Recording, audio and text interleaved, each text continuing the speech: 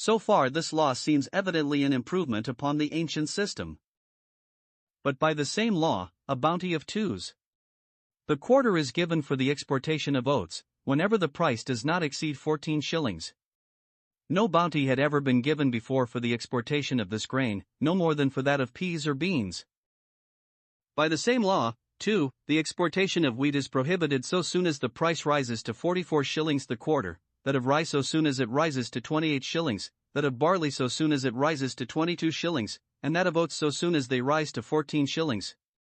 Those several prices seem all of them a good deal too low, and there seems to be an impropriety, besides, in prohibiting exportation altogether at those precise prices at which that bounty, which was given in order to force it, is withdrawn. The bounty ought certainly either to have been withdrawn at a much lower price, or exportation ought to have been allowed at a much higher. So far, therefore, this law seems to be inferior to the ancient system.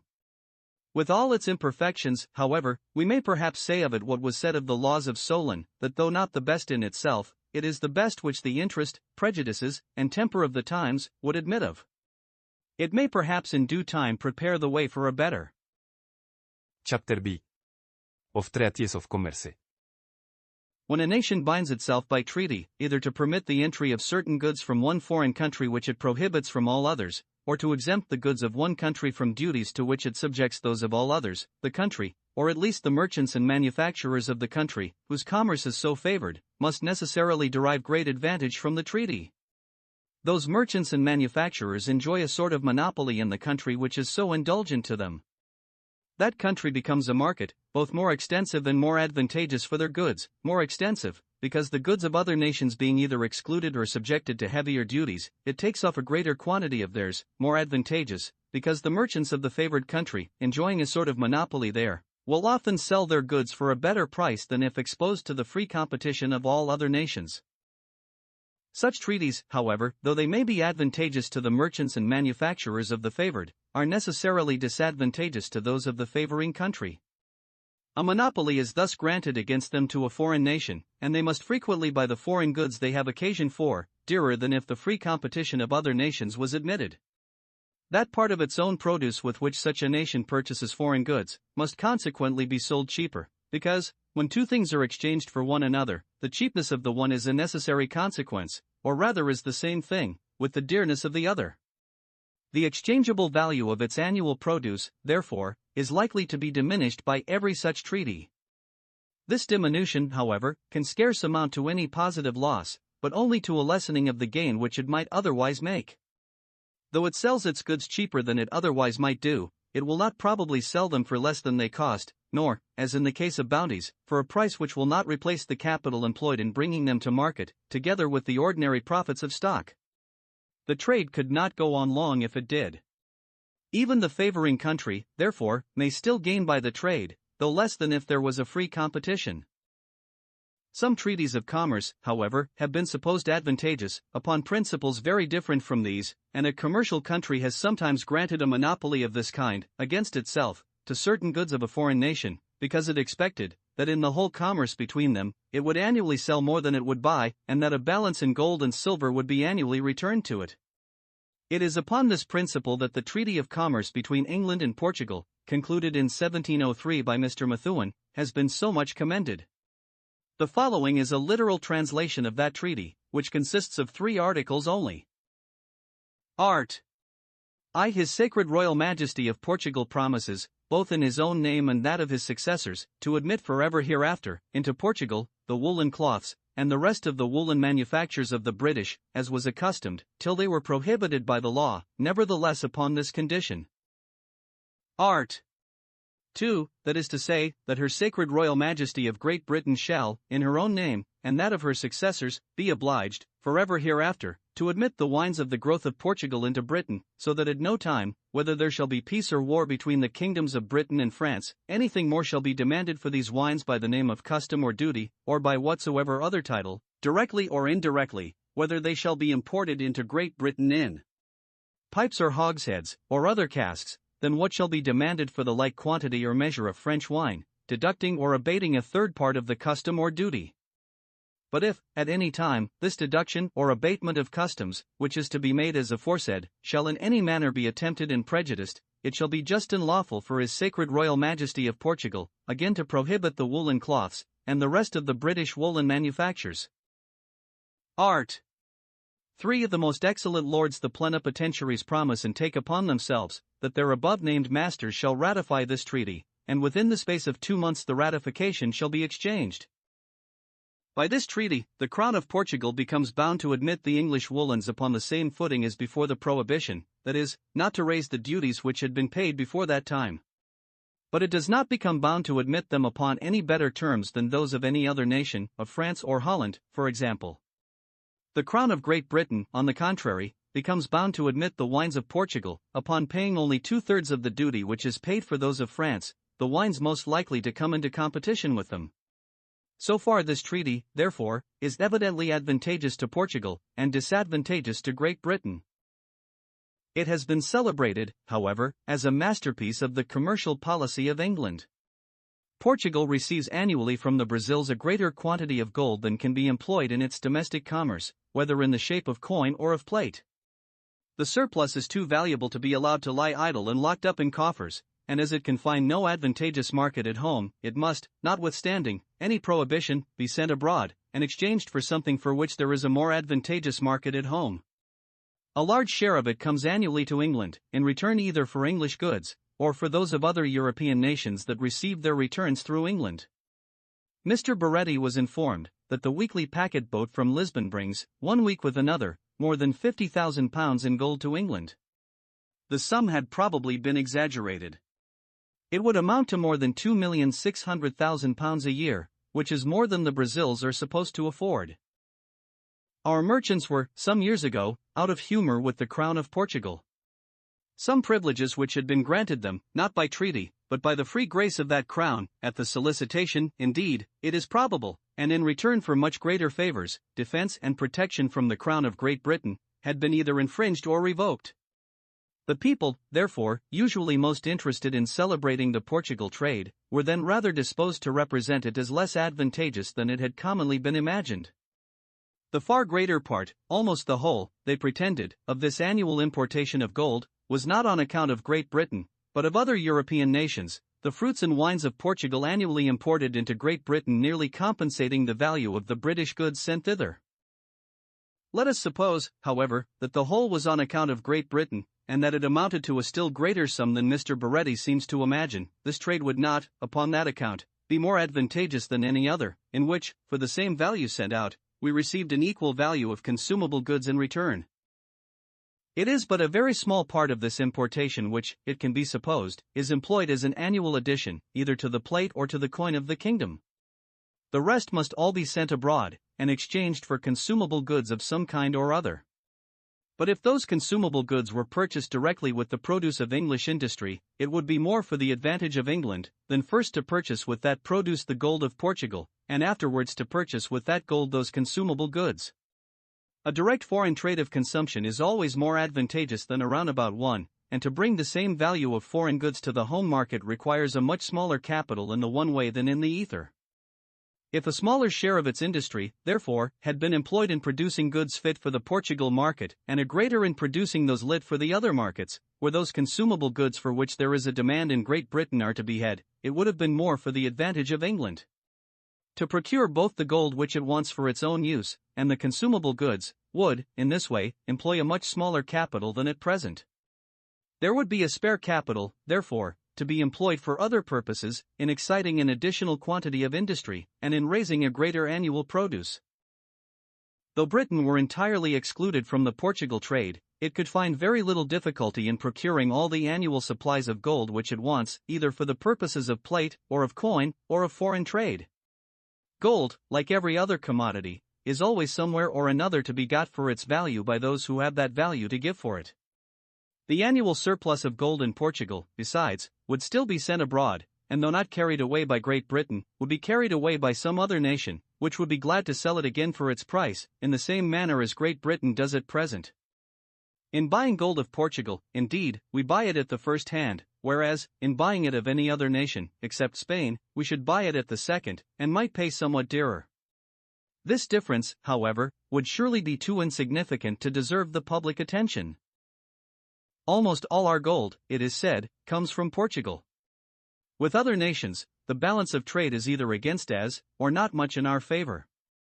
But we should remember that the more gold we import from one country, the less we must necessarily import from all others. The effectual demand for gold, like that for every other commodity, is in every country limited to a certain quantity. If 9/10 of this quantity are imported from one country, there remains a tenth only to be imported from all others.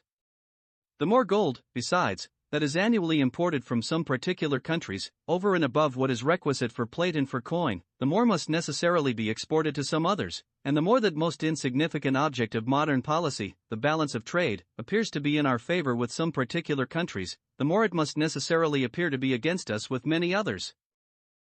It was upon this silly notion, however, that England could not subsist without the Portugal trade, that, towards the end of the late war, France and Spain, without pretending either offence or provocation, required the King of Portugal to exclude all British ships from his ports, and, for the security of this exclusion, to receive into them French or Spanish garrisons.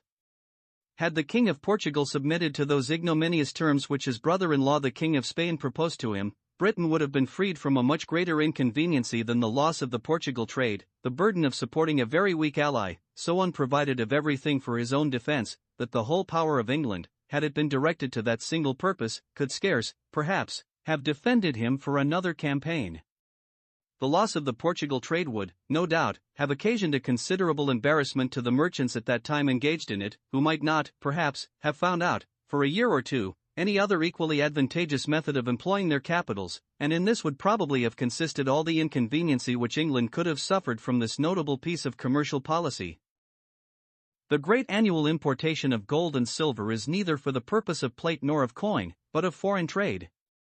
A roundabout foreign trade of consumption can be carried on more advantageously by means of these metals than of almost any other goods. As they are the universal instruments of commerce, they are more readily received in return for all commodities than any other goods, and, on account of their small bulk and great value, it costs less to transport them backward and forward from one place to another than almost any other sort of merchandise, and they lose less of their value by being so transported.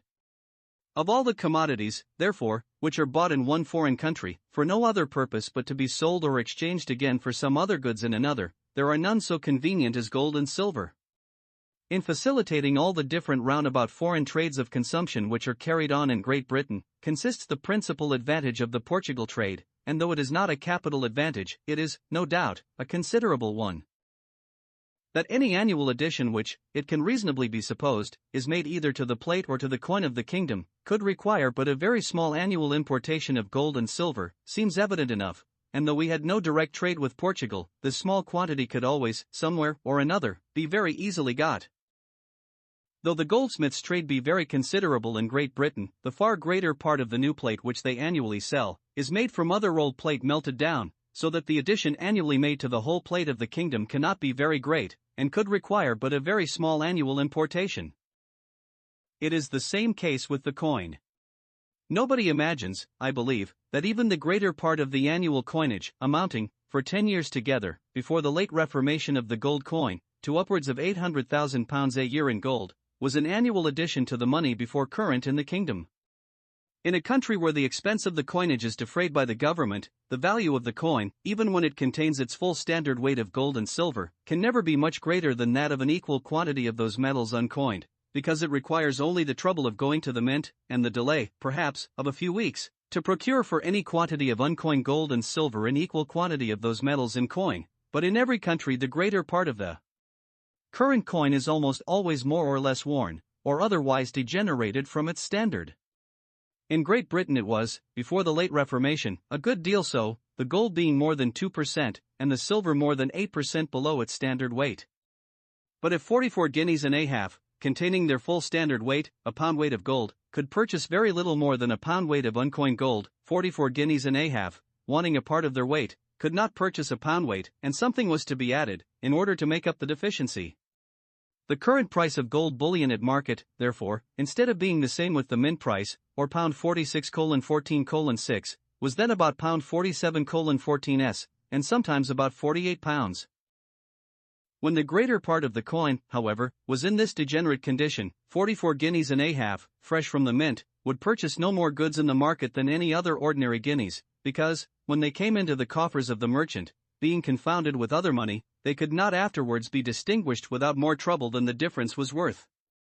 Like other guineas, they were worth no more than pound 46:14:6.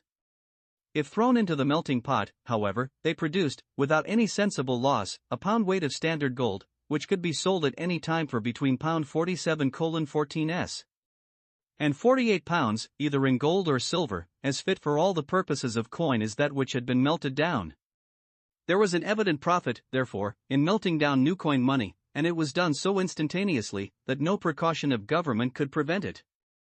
The operations of the mint were, upon this account, somewhat like the web of Penelope. The work that was done in the day was undone in the night.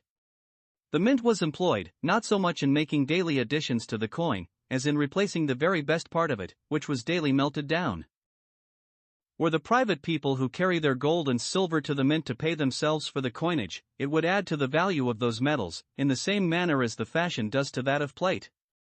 Coined gold and silver would be more valuable than uncoined. The seigniorage, if it was not exorbitant, would add to the bullion the whole value of the duty, because, the government having everywhere the exclusive privilege of coining, no coin can come to market cheaper than they think proper to afford it. If the duty was exorbitant, indeed, that is, if it was very much above the real value of the labor and expense requisite for coinage, false coiners, both at home and abroad, might be encouraged, by the great difference between the value of bullion and that of coin, to pour in so great a quantity of counterfeit money as might reduce the value of the government money. In France, however, though the seigniorage is 8%, no sensible inconveniency of this kind is found to arise from it. The dangers to which a false coiner is everywhere exposed, if he lives in the country of which he counterfeits the coin, and to which his agents or correspondents are exposed, if he lives in a foreign country, are by far too great to be incurred for the sake of a profit of 6 or 7%. The seigniorage in France raises the value of the coin higher than in proportion to the quantity of pure gold which it contains. Thus, by the edict of January 1726, the mint price of fine gold of 24 carats was fixed at 740 livres 9 sous and 1 denier 1/11 the mark of 8 parasounces. See Dictionnaire de Monnois, tom. 2, article seigniorage, page 439, par 81. Abbot de Basingen, Consigliere Commissaire en la Cour de Monnois à Paris. The gold coin of France, making an allowance for the remedy of the mint, contains 21 carats and 3/4 of fine gold, and 2 carats 1/4 of alloy. The mark of standard gold, therefore, is worth no more than about 671 livres 10 deniers. But in France this mark of standard gold is coined into 30 louis d'ors of 24 livres each, or into 720 livres. The coinage, therefore, increases the value of a mark of standard gold bullion, by the difference between 671 livres 10 deniers and 720 livres, or by 48 livres 19 sous and 2 deniers. A seigniorage will, in many cases, take away altogether, and will in all cases diminish, the profit of melting down the new coin. This profit always arises from the difference between the quantity of bullion which the common currency ought to contain and that which it actually does contain. If this difference is less than the seigniorage, there will be loss instead of profit. If it is equal to the seigniorage, there will be neither profit nor loss. If it is greater than the seigniorage, there will, indeed, be some profit, but less than if there was no seigniorage. If, before the late reformation of the gold coin, for example, there had been a seigniorage of 5% upon the coinage, there would have been a loss of 3% upon the melting down of the gold coin. If the seigniorage had been 2%, there would have been neither profit nor loss. If the seigniorage had been 1%, there would have been a profit but of 1% only, instead of 2% wherever money is received by tale, therefore, and not by weight, a seigniorage is the most effectual preventive of the melting down of the coin, and, for the same reason, of its exportation. It is the best and heaviest pieces that are commonly either melted down or exported, because it is upon such that the largest profits are made. The law for the encouragement of the coinage, by rendering it duty-free, was first enacted during the reign of Charles II. For a limited time, and afterwards continued, by different prolongations, till 1769, when it was rendered perpetual. The Bank of England, in order to replenish their coffers with money, are frequently obliged to carry bullion to the mint, and it was more for their interest, they probably imagined, that the coinage should be at the expense of the government than at their own. It was probably out of complaisance to this great company that the government agreed to render this law perpetual. Should the custom of weighing gold, however, come to be disused, as it is very likely to be on account of its inconveniency, should the gold coin of England come to be received by tale, as it was before the late recoinage, this great company may, perhaps, find that they have, upon this, as upon some other occasions, mistaken their own interest not a little. Before the late recoinage, when the gold currency of England was 2% below its standard weight, as there was no seigniorage, it was 2% below the value of that quantity of standard gold bullion which it ought to have contained. When this great company, therefore, bought gold bullion in order to have it coined, they were obliged to pay for it 2% more than it was worth after the coinage. But if there had been a seigniorage of 2% upon the coinage, the common gold currency, though 2% below its standard weight, would, notwithstanding, have been equal in value to the quantity of standard gold which it ought to have contained, the value of the fashion compensating in this case the diminution of the weight. They would, indeed, have had the seigniorage to pay, which being 2%, their loss upon the whole transaction would have been 2%, exactly the same, but no greater than it actually was. If the seigniorage had been 5% and the gold currency only 2% below its standard weight, the bank would, in this case, have gained 3% upon the price of the bullion, but as they would have had a seigniorage of 5% to pay upon the coinage, their loss upon the whole transaction would, in the same manner, have been exactly 2%. If the seigniorage had been only 1% and the gold currency 2% below its standard weight, the bank would, in this case, have lost only 1% upon the price of the bullion, but as they would likewise have had a seigniorage of 1% to pay, their loss upon the whole transaction would have been exactly 2%, in the same manner as in all other cases. If there was a reasonable seigniorage, while at the same time the coin contained its full standard weight, as it has done very nearly since the late recoinage, whatever the bank might lose by the seigniorage, they would gain upon the price of the bullion, and whatever they might gain upon the price of the bullion, they would lose by the seigniorage. They would neither lose nor gain, therefore, upon the whole transaction, and they would in this, as in all the foregoing cases, be exactly in the same situation as if there was no seigniorage. When the tax upon a commodity is so moderate as not to encourage smuggling, the merchant who deals in it, though he advances, does not properly pay the tax, as he gets it back in the price of the commodity. The tax is finally paid by the last purchaser or consumer. But money is a commodity, with regard to which every man is a merchant. Nobody buys it but in order to sell it again, and with regard to it there is, in ordinary cases, no last purchaser or consumer.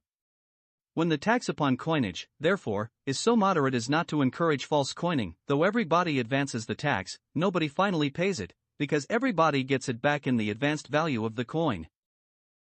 A moderate seigniorage, therefore, would not, in any case, augment the expense of the bank, or of any other private persons who carry their bullion to the mint in order to be coined, and the want of a moderate seigniorage does not in any case diminish it. Whether there is or is not a seigniorage, if the currency contains its full standard weight, the coinage costs nothing to anybody, and if it is short of that weight, the coinage must always cost the difference between the quantity of bullion which ought to be contained in it, and that which actually is contained in it.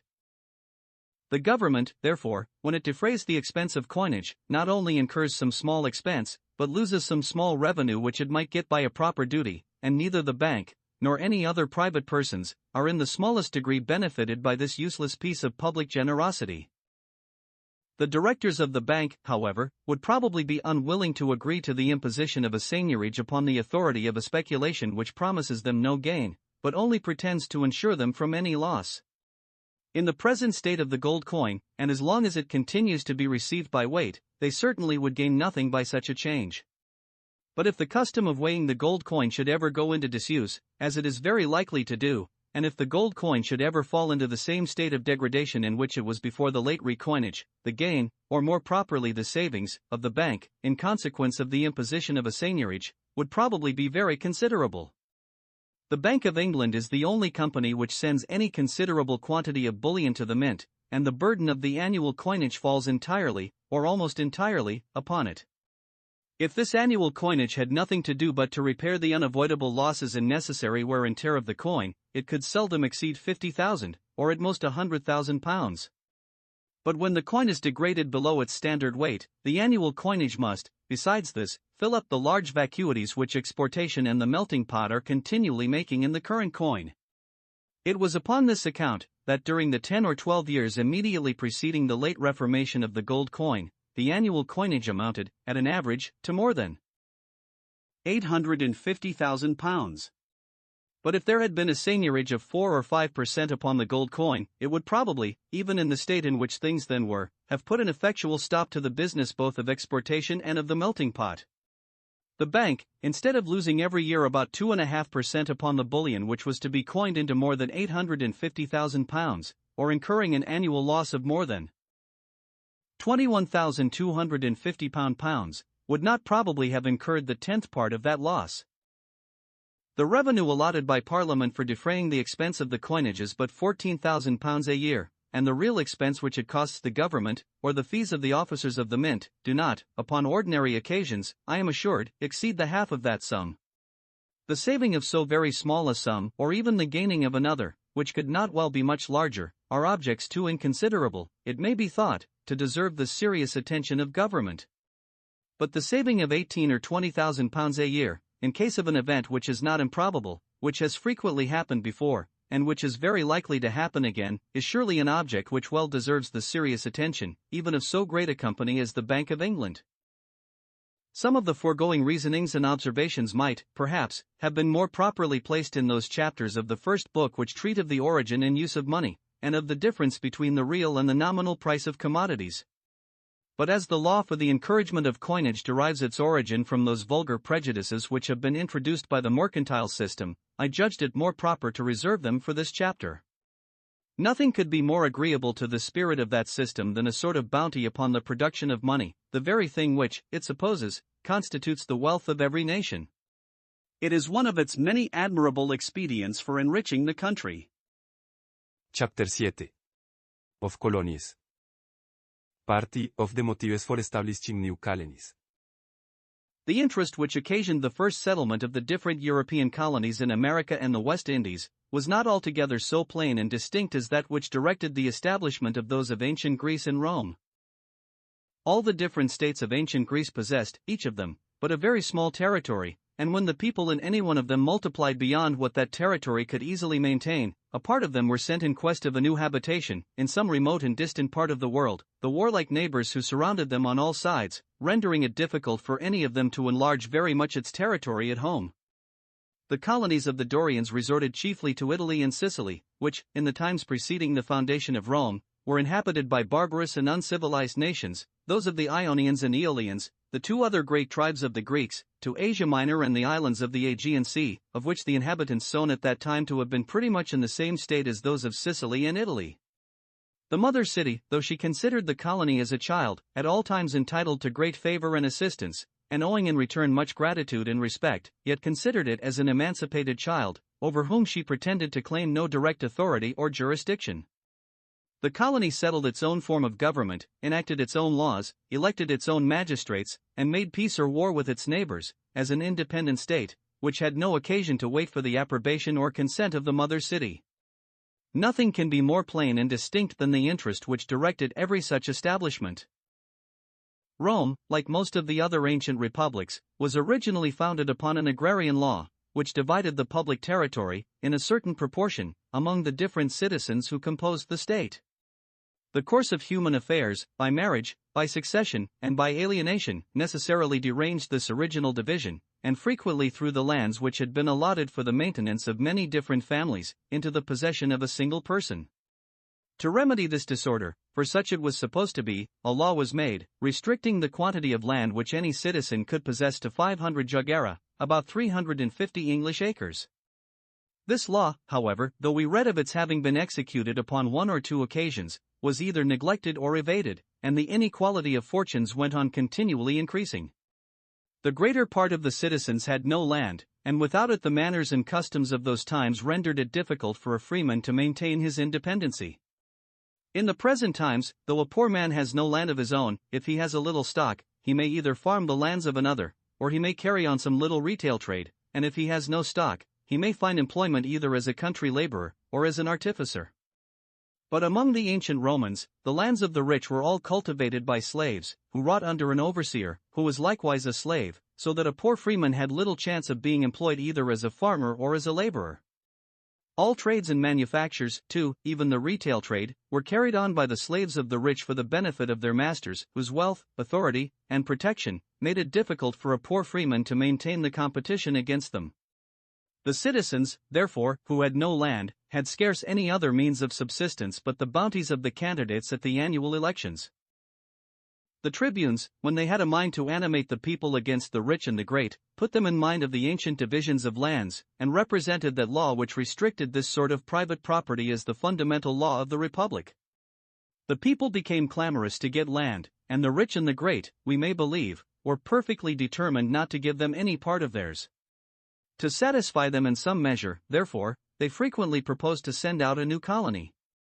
But conquering Rome was, even upon such occasions, under no necessity of turning out her citizens to seek their fortune, if one may so, through the wide world, without knowing where they were to settle. She assigned them lands generally in the conquered provinces of Italy, where, being within the dominions of the Republic, they could never form any independent state, but were at best but a sort of corporation, which, though it had the power of enacting bylaws for its own government, was at all times subject to the correction, jurisdiction, and legislative authority of the mother city. The sending out a colony of this kind not only gave some satisfaction to the people, but often established a sort of garrison, too, in a newly conquered province, of which the obedience might otherwise have been doubtful. A Roman colony, therefore, whether we consider the nature of the establishment itself, or the motives for making it, was altogether different from a Greek one. The words, accordingly, which in the original languages denote those different establishments, have very different meanings. The Latin word, colonia, signifies simply a plantation. The Greek word, apoixia, on the contrary, signifies a separation of dwelling, a departure from home, a going out of the house. But though the Roman colonies were, in many respects, different from the Greek ones, the interest which prompted to establish them was equally plain and distinct. Both institutions derived their origin, either from irresistible necessity, or from clear and evident utility. The establishment of the European colonies in America and the West Indies arose from no necessity, and though the utility which has resulted from them has been very great, it is not altogether so clear and evident. It was not understood at their first establishment, and was not the motive, either of that establishment, or of the discoveries which gave occasion to it, and the nature, extent, and limits of that utility, are not, perhaps, well understood at this day. The Venetians, during the 14th and 15th centuries, carried on a very advantageous commerce in spiceries and other East India goods, which they distributed among the other nations of Europe. They purchased them chiefly in Egypt, at that time under the dominion of the Mamelukes, the enemies of the Turks, of whom the Venetians were the enemies, and this union of interest, assisted by the money of Venice, formed such a connection as gave the Venetians almost a monopoly of the trade. The great profits of the Venetians tempted the avidity of the Portuguese. They had been endeavoring, during the course of the 15th century, to find out by sea a way to the countries from which the Moors brought them ivory and gold dust across the desert. They discovered the Madeiras, the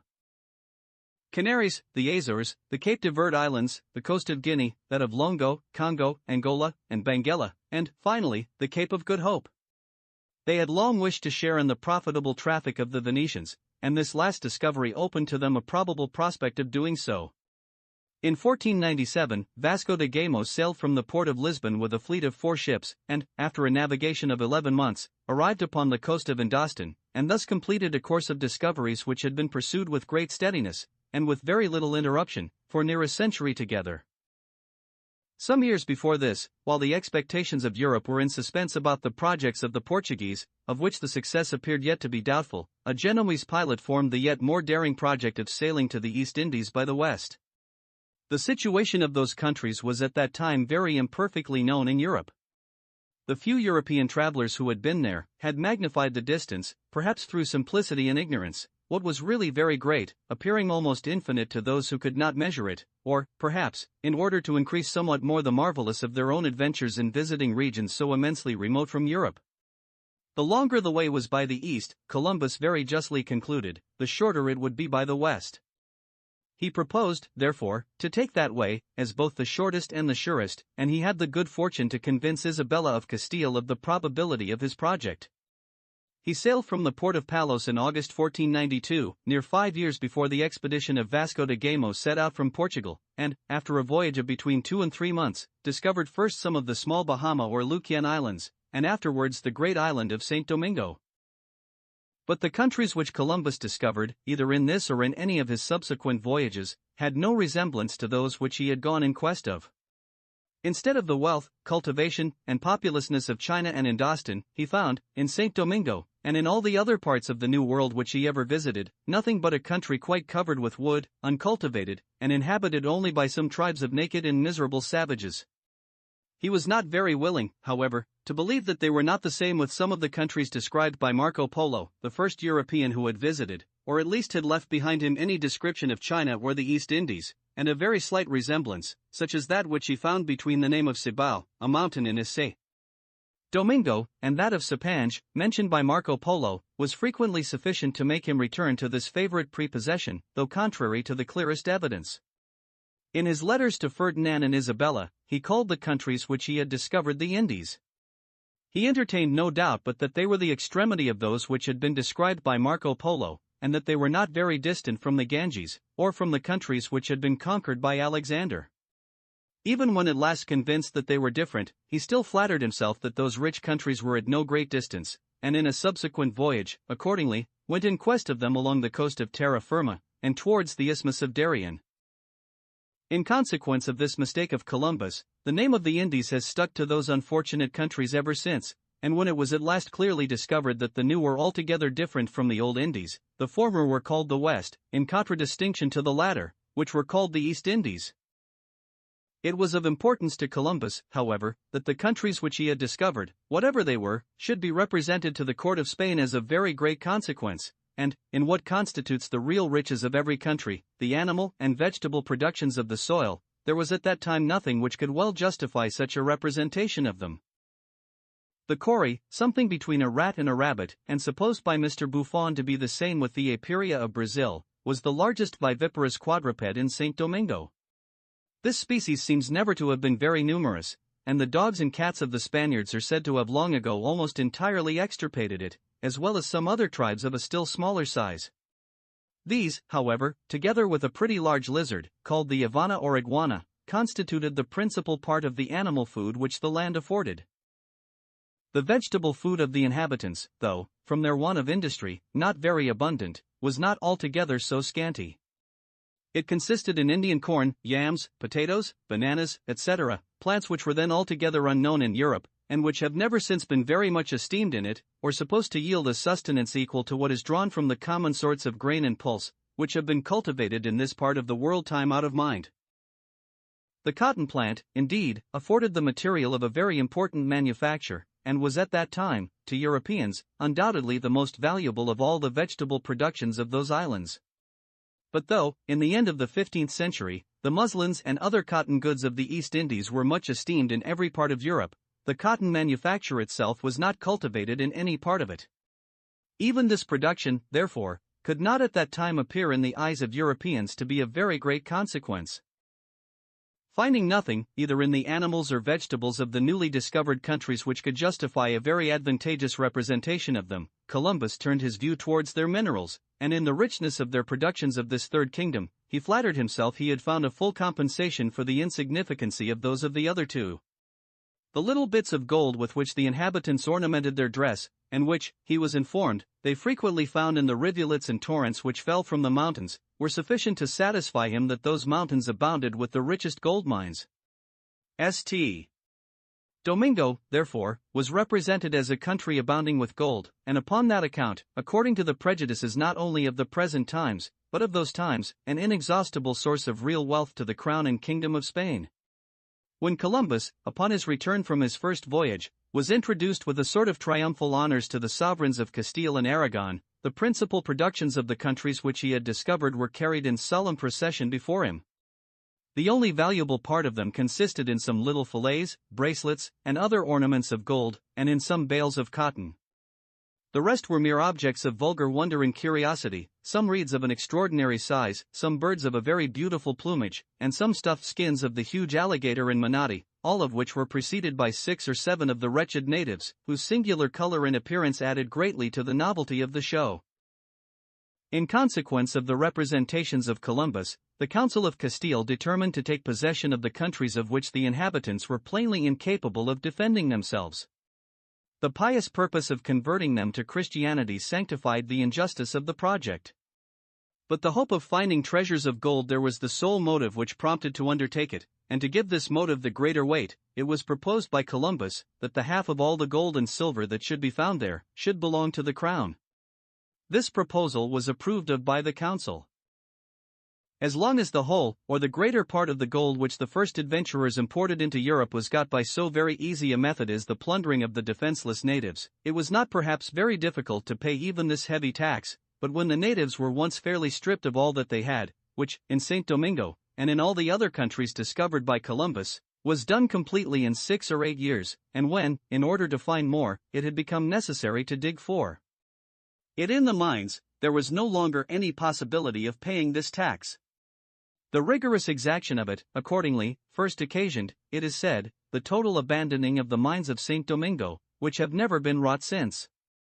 It was soon reduced, therefore, to 1/3, then to 1/5, afterwards to 1/10, and at last to 1/20th part of the gross produce of the gold mines. The tax upon silver continued for a long time to be 1/5 of the gross produce. It was reduced to 1/10 only in the course of the present century. But the first adventurers do not appear to have been much interested about silver. Nothing less precious than gold seemed worthy of their attention.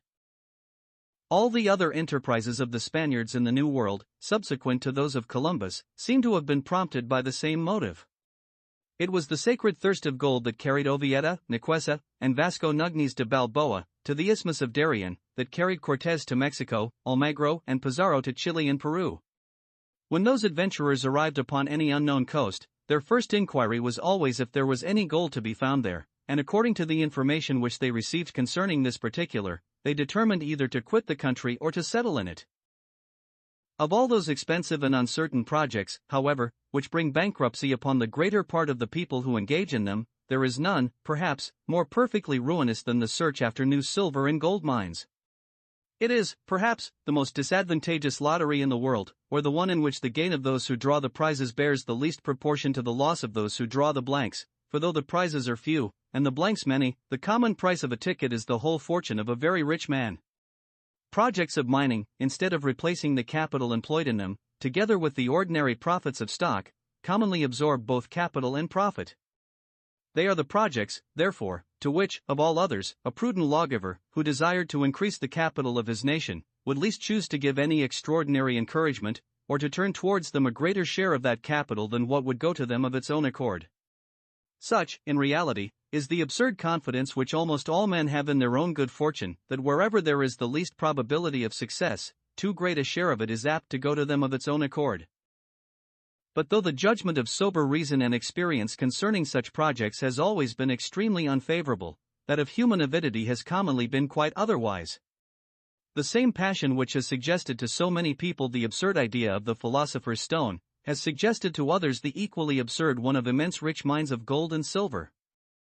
They did not consider that the value of those metals has, in all ages and nations, arisen chiefly from their scarcity, and that their scarcity has arisen from the very small quantities of them which nature has anywhere deposited in one place, from the hard and intractable substances with which she has almost everywhere surrounded those small quantities, and consequently from the labor and expense which are everywhere necessary in order to penetrate and get at them.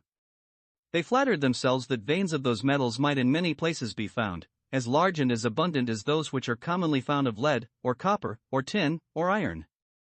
The dream of Sir Walter Raleigh, concerning the golden city and country of El Dorado, may satisfy us, that even wise men are not always exempt from such strange delusions. More than 100 years after the death of that great man, the Jesuit Gumala was still convinced of the reality of that wonderful country, and expressed, with great warmth, and, I dare say, with great sincerity, how happy he should be to carry the light of the gospel to a people who could so well reward the pious labors of their missionary. In the countries first discovered by the Spaniards, no gold and silver mines are at present known which are supposed to be worth the working. The quantities of those metals which the first adventurers are said to have found there, had probably been very much magnified, as well as the fertility of the mines which were wrought immediately after the first discovery. What those adventurers were reported to have found, however, was sufficient to inflame the avidity of all their countrymen. Every Spaniard who sailed to America expected to find an El Dorado.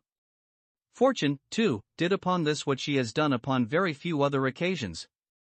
She realized in some measure the extravagant hopes of her votaries, and in the discovery and conquest of Mexico and Peru, of which the one happened about 30, and the other about 40, years after the first expedition of Columbus, she presented them with something not very unlike that profusion of the precious metals which they sought for. A project of commerce to the East Indies, therefore, gave occasion to the first discovery of the West. A project of conquest gave occasion to all the establishments of the Spaniards in those newly discovered countries. The motive which excited them to this conquest was a project of gold and silver mines, and a course of accidents which no human wisdom could foresee, rendered this project much more successful than the undertakers had any reasonable grounds for expecting. The first adventurers of all the other nations of Europe who attempted to make settlements in America were animated by the like chimerical views, but they were not equally successful. It was more than 100 years after the first settlement of the Brazils, before any silver, gold, or diamond mines were discovered there. In the English, French, Dutch, and Danish colonies, none have ever yet been discovered, at least none that are at present supposed to be worth the working. The first English settlers in North America, however, offered a fifth of all the gold and silver which should be found there to the king, as a motive for granting them their patents. In the patents of Sir Waiter Raleigh, to the London and Plymouth companies, to the Council of Plymouth, etc., this fifth was accordingly reserved to the Crown. To the expectation of finding gold and silver mines, those first settlers, too, joined that of discovering a northwest passage to the East Indies. They have hitherto been disappointed in both. Part 2. Causes of the prosperity of new colonies. The colony of a civilized nation which takes possession either of a waste country, or of one so thinly inhabited that the natives easily give place to the new settlers, advances more rapidly to wealth and greatness than any other human society. The colonies carry out with them a knowledge of agriculture and of other useful arts, superior to what can grow up of its own accord, in the course of many centuries, among savage and barbarous nations. They carry out with them, too, the habit of subordination, some notion of the regular government which takes place in their own country, of the system of laws which support it, and of a regular administration of justice, and they naturally establish something of the same kind in the new settlement. But among savage and barbarous nations, the natural progress of law and government is still slower than the natural progress of arts, after law and government have been so far established as is necessary for their protection. Every colonist gets more land than he can possibly cultivate. He has no rent, and scarce any taxes, to pay. No landlord shares with him in its produce, and the share of the sovereign is commonly but a trifle. He has every motive to render as great as possible a produce which is thus to be almost entirely his own. But his land is commonly so extensive, that, with all his own industry, and with all the industry of other people whom he can get to employ, he can seldom make it produce the 10th part of what it is capable of producing.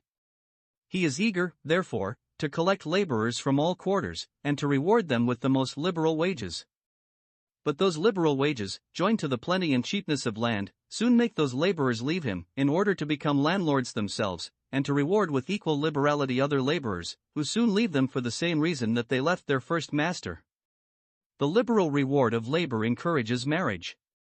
The children, during the tender years of infancy, are well fed and properly taken care of, and when they are grown up, the value of their labor greatly overpays their maintenance. When arrived at maturity, the high price of labor and the low price of land enable them to establish themselves in the same manner as their fathers did before them. In other countries, rent and profit eat up wages, and the two superior orders of people oppress the inferior one, but in new colonies, the interest of the two superior orders obliges them to treat the inferior one with more generosity and humanity, at least where that inferior one is not in a state of slavery. Waste lands, of the greatest natural fertility, are to be had for a trifle. The increase of revenue which the proprietor, who is always the undertaker, expects from their improvement, constitutes his profit, which, in these circumstances, is commonly very great, but this great profit cannot be made, without employing the labor of other people in clearing and cultivating the land, and the disproportion between the great extent of the land and the small number of the people, which commonly takes place in new colonies, makes it difficult for him to get this labor. He does not, therefore, dispute about wages, but is willing to employ labor at any price. The high wages of labor encourage population. The cheapness and plenty of good land encourage improvement, and enable the proprietor to pay those high wages. In those wages consists almost the whole price of the land, and though they are high, considered as the wages of labor, they are low, considered as the price of what is so very valuable. What encourages the progress of population and improvement, encourages that of real wealth and greatness. The progress of many of the ancient Greek colonies towards wealth and greatness seems accordingly to have been very rapid. In the course of a century or two, several of them appear to have rivaled, and even to have surpassed, their mother cities. Syracuse and Agrigentum in Sicily, Tarentum and Locri in Italy, Ephesus and Miletus in Lesser Asia, appear, by all accounts, to have been at least equal to any of the cities of ancient Greece. Though posterior in their establishment, yet all the arts of refinement, philosophy, poetry, and eloquence seem to have been cultivated as early, and to have been improved as highly in them as in any part of the mother country. The schools of the two oldest Greek philosophers, those of Thales and Pythagoras, were established, it is remarkable, not in ancient Greece, but the one in an Asiatic, the other in an Italian colony. All those colonies had established themselves in countries inhabited by savage and barbarous nations, who easily gave place to the new settlers. They had plenty of good land, and as they were altogether independent of the mother city, they were at liberty to manage their own affairs in the way that they judged was most suitable to their own interest. The history of the Roman colonies is by no means so brilliant.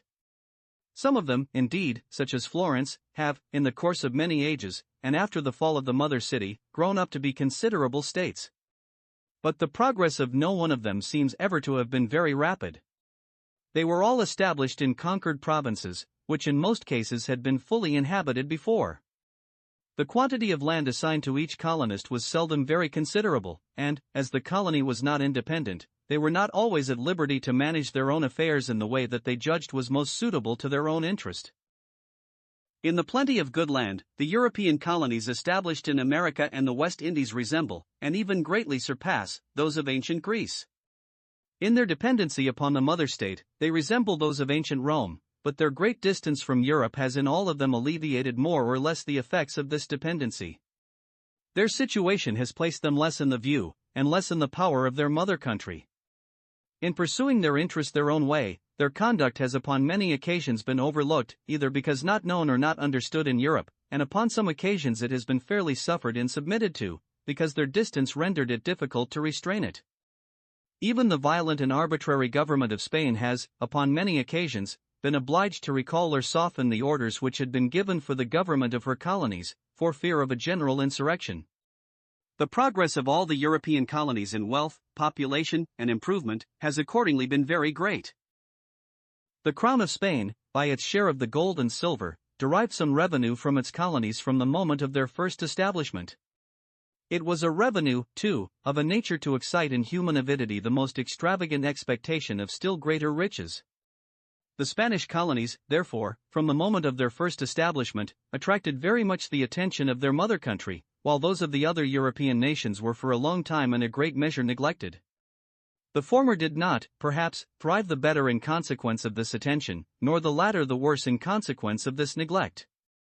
In proportion to the extent of the country which they in some measure possess, the Spanish colonies are considered as less populous and thriving than those of almost any other European nation. The progress even of the Spanish colonies, however, in population and improvement, has certainly been very rapid and very great. The city of Lima, founded since the conquest, is represented by Aloha as containing 50,000 inhabitants near 30 years ago. Quito, which had been but a miserable hamlet of Indians, is represented by the same author as in his time equally populous. Gemelli Carreri, a pretended traveler, it is said, indeed, but who seems everywhere to have written upon extreme good information, represents the city of Mexico as containing 100,000 inhabitants, a number which, in spite of all the exaggerations of the Spanish writers, is probably more than 5 times greater than what it contained in the time of Montezuma. These numbers exceed greatly those of Boston, New York, and Philadelphia, the 3 greatest cities of the English colonies. Before the conquest of the Spaniards, there were no cattle fit for draft, either in Mexico or Peru. The llama was their only beast of burden, and its strength seems to have been a good deal inferior to that of a common ass. The plough was unknown among them. They were ignorant of the use of iron. They had no coined money, nor any established instrument of commerce of any kind. Their commerce was carried on by barter. A sort of wooden spade was their principal instrument of agriculture. Sharp stones served them for knives and hatchets to cut with, fish bones, and the hard sinews of certain animals served them with needles to sew with, and these seem to have been their principal instruments of trade. In this state of things, it seems impossible that either of those empires could have been so much improved or so well cultivated as at present, when they are plentifully furnished with all sorts of European cattle, and when the use of iron, of the plough, and of many of the arts of Europe, have been introduced among them. But the populousness of every country must be in proportion to the degree of its improvement and cultivation. In spite of the cruel destruction of the natives which followed the conquest, these two great empires are probably more populous now than they ever were before, and the people are surely very different, for we must acknowledge, I apprehend, that the Spanish Creoles are in many respects superior to the ancient Indians. After the settlements of the Spaniards, that of the Portuguese in Brazil is the oldest of any European nation in America. But as for a long time after the first discovery neither gold nor silver mines were found in it, and as it afforded upon that account little or no revenue to the crown, it was for a long time in a great measure neglected, and during this state of neglect, it grew up to be a great and powerful colony. While Portugal was under the dominion of Spain, Brazil was attacked by the Dutch, who got possession of 7 of the 14 provinces into which it is divided. They expected soon to conquer the other 7, when Portugal recovered its independency by the elevation of the family of Braganza to the throne. The Dutch, then, as enemies to the Spaniards, became friends to the Portuguese, who were likewise the enemies of the Spaniards. They agreed, therefore, to leave that part of Brazil which they had not conquered to the King of Portugal, who agreed to leave that part which they had conquered to them, as a matter not worth disputing about, with such good allies. But the Dutch government soon began to oppress the Portuguese colonists, who, instead of amusing themselves with complaints, took arms against their new masters, and by their own valor and resolution, with the connivance, indeed, but without any avowed assistance from the mother country, drove them out of Brazil. The Dutch, therefore, finding it impossible to keep any part of the country to themselves, were contented that it should be entirely restored to the crown of Portugal. In this colony there are said to be more than 600,000 people, either Portuguese or descended from Portuguese, Creoles, mulattoes, and a mixed race between Portuguese and Brazilians. No one colony in America is supposed to contain so great a number of people of European extraction. Towards the end of the 15th, and during the greater part of the 16th century, Spain and Portugal were the two great naval powers upon the ocean, for though the commerce of Venice extended to every part of Europe, its fleet had scarce ever sailed beyond the Mediterranean. The Spaniards, in virtue of the first discovery, claimed all America as their own, and though they could not hinder so great a naval power as that of Portugal from settling in Brazil, such was at that time the terror of their name, that the greater part of the other nations of Europe were afraid to establish themselves in any other part of that great continent. The French, who attempted to settle in Florida, were all murdered by the Spaniards. But the declension of the naval power of this latter nation, in consequence of the defeat or miscarriage of what they called their invincible armada, which happened towards the end of the 16th century, put it out of their power to obstruct any longer the settlements of the other European nations. In the course of the 17th century, therefore, the English, French, Dutch, Danes, and Swedes, all the great nations who had any ports upon the ocean, attempted to make some settlements in the New World. The Swedes established themselves in New Jersey, and the number of Swedish families still to be found there sufficiently demonstrates that this colony was very likely to prosper, had it been protected by the mother country. But being neglected by Sweden, it was soon swallowed up by the Dutch colony of New York, which again, in 1674, fell under the dominion of the English. The small islands of St. Thomas and Santa Cruz are the only countries in the New World that have ever been possessed by the Danes. These little settlements, too, were under the government of an exclusive company, which had the sole right, both of purchasing the surplus produce of the colonies, and of supplying them with such goods of other countries as they wanted, and which, therefore, both in its purchases and sales, had not only the power of oppressing them, but the greatest temptation to do so. The government of an exclusive company of merchants is, perhaps, the worst of all governments for any country whatever. It was not, however, able to stop altogether the progress of these colonies, though it rendered it more slow and languid. The late King of Denmark dissolved this company, and since that time the prosperity of these colonies has been very great. The Dutch settlements in the West, as well as those in the East Indies, were originally put under the government of an exclusive company. The progress of some of them, therefore, though it has been considerable in comparison with that of almost any country that has been long peopled and established, has been languid and slow in comparison with that of the greater part of new colonies. The colony of Suriname, though very considerable, is still inferior to the greater part of the sugar colonies of the other European nations. The colony of Nova Belgia, now divided into the two provinces of New York and New Jersey, would probably have soon become considerable too, even though it had remained under the government of the Dutch. The plenty and cheapness of good land are such powerful causes of prosperity, that the very worst government is scarce capable of checking altogether the efficacy of their operation. The great distance, too, from the mother country, would enable the colonists to evade more or less, by smuggling, the monopoly which the company enjoyed against them. At present, the company allows all Dutch ships to trade to Suriname, upon paying 2.5% upon the value of their cargo for a license, and only reserves to itself exclusively the direct trade from Africa to America, which consists almost entirely in the slave trade. This relaxation in the exclusive privileges of the company is probably the principal cause of that degree of prosperity which that colony at present enjoys. Curaçao and Eustatia, the two principal islands belonging to the Dutch, are free ports, open to the ships of all nations, and this freedom, in the midst of better colonies, whose ports are open to those of one nation only, has been the great cause of the prosperity of those two barren islands. The French colony of Canada was, during the greater part of the last century, and some part of the present, under the government of an exclusive company. Under so unfavorable an administration, its progress was necessarily very slow, in comparison with that of other new colonies, but it became much more rapid when this company was dissolved, after the fall of what is called the Mississippi Scheme.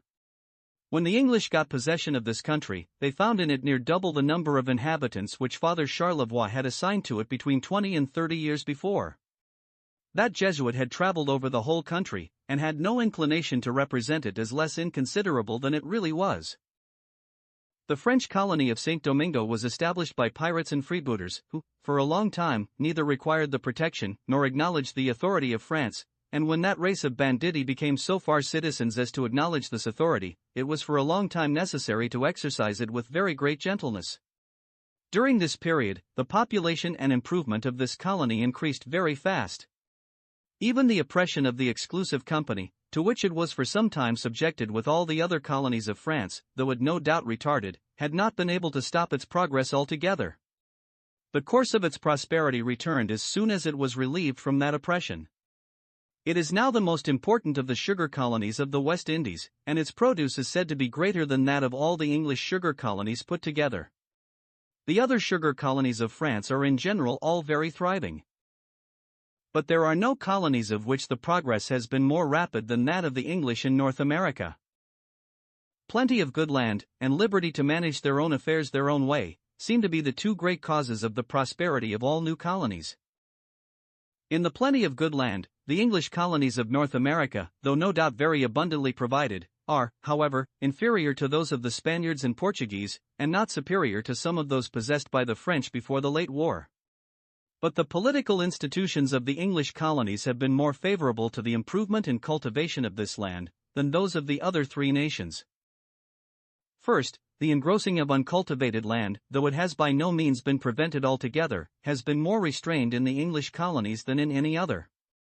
The colony law, which imposes upon every proprietor the obligation of improving and cultivating, within a limited time, a certain proportion of his lands, and which, in case of failure, declares those neglected lands granteeable to any other person, though it has not perhaps been very strictly executed, has, however, had some effect.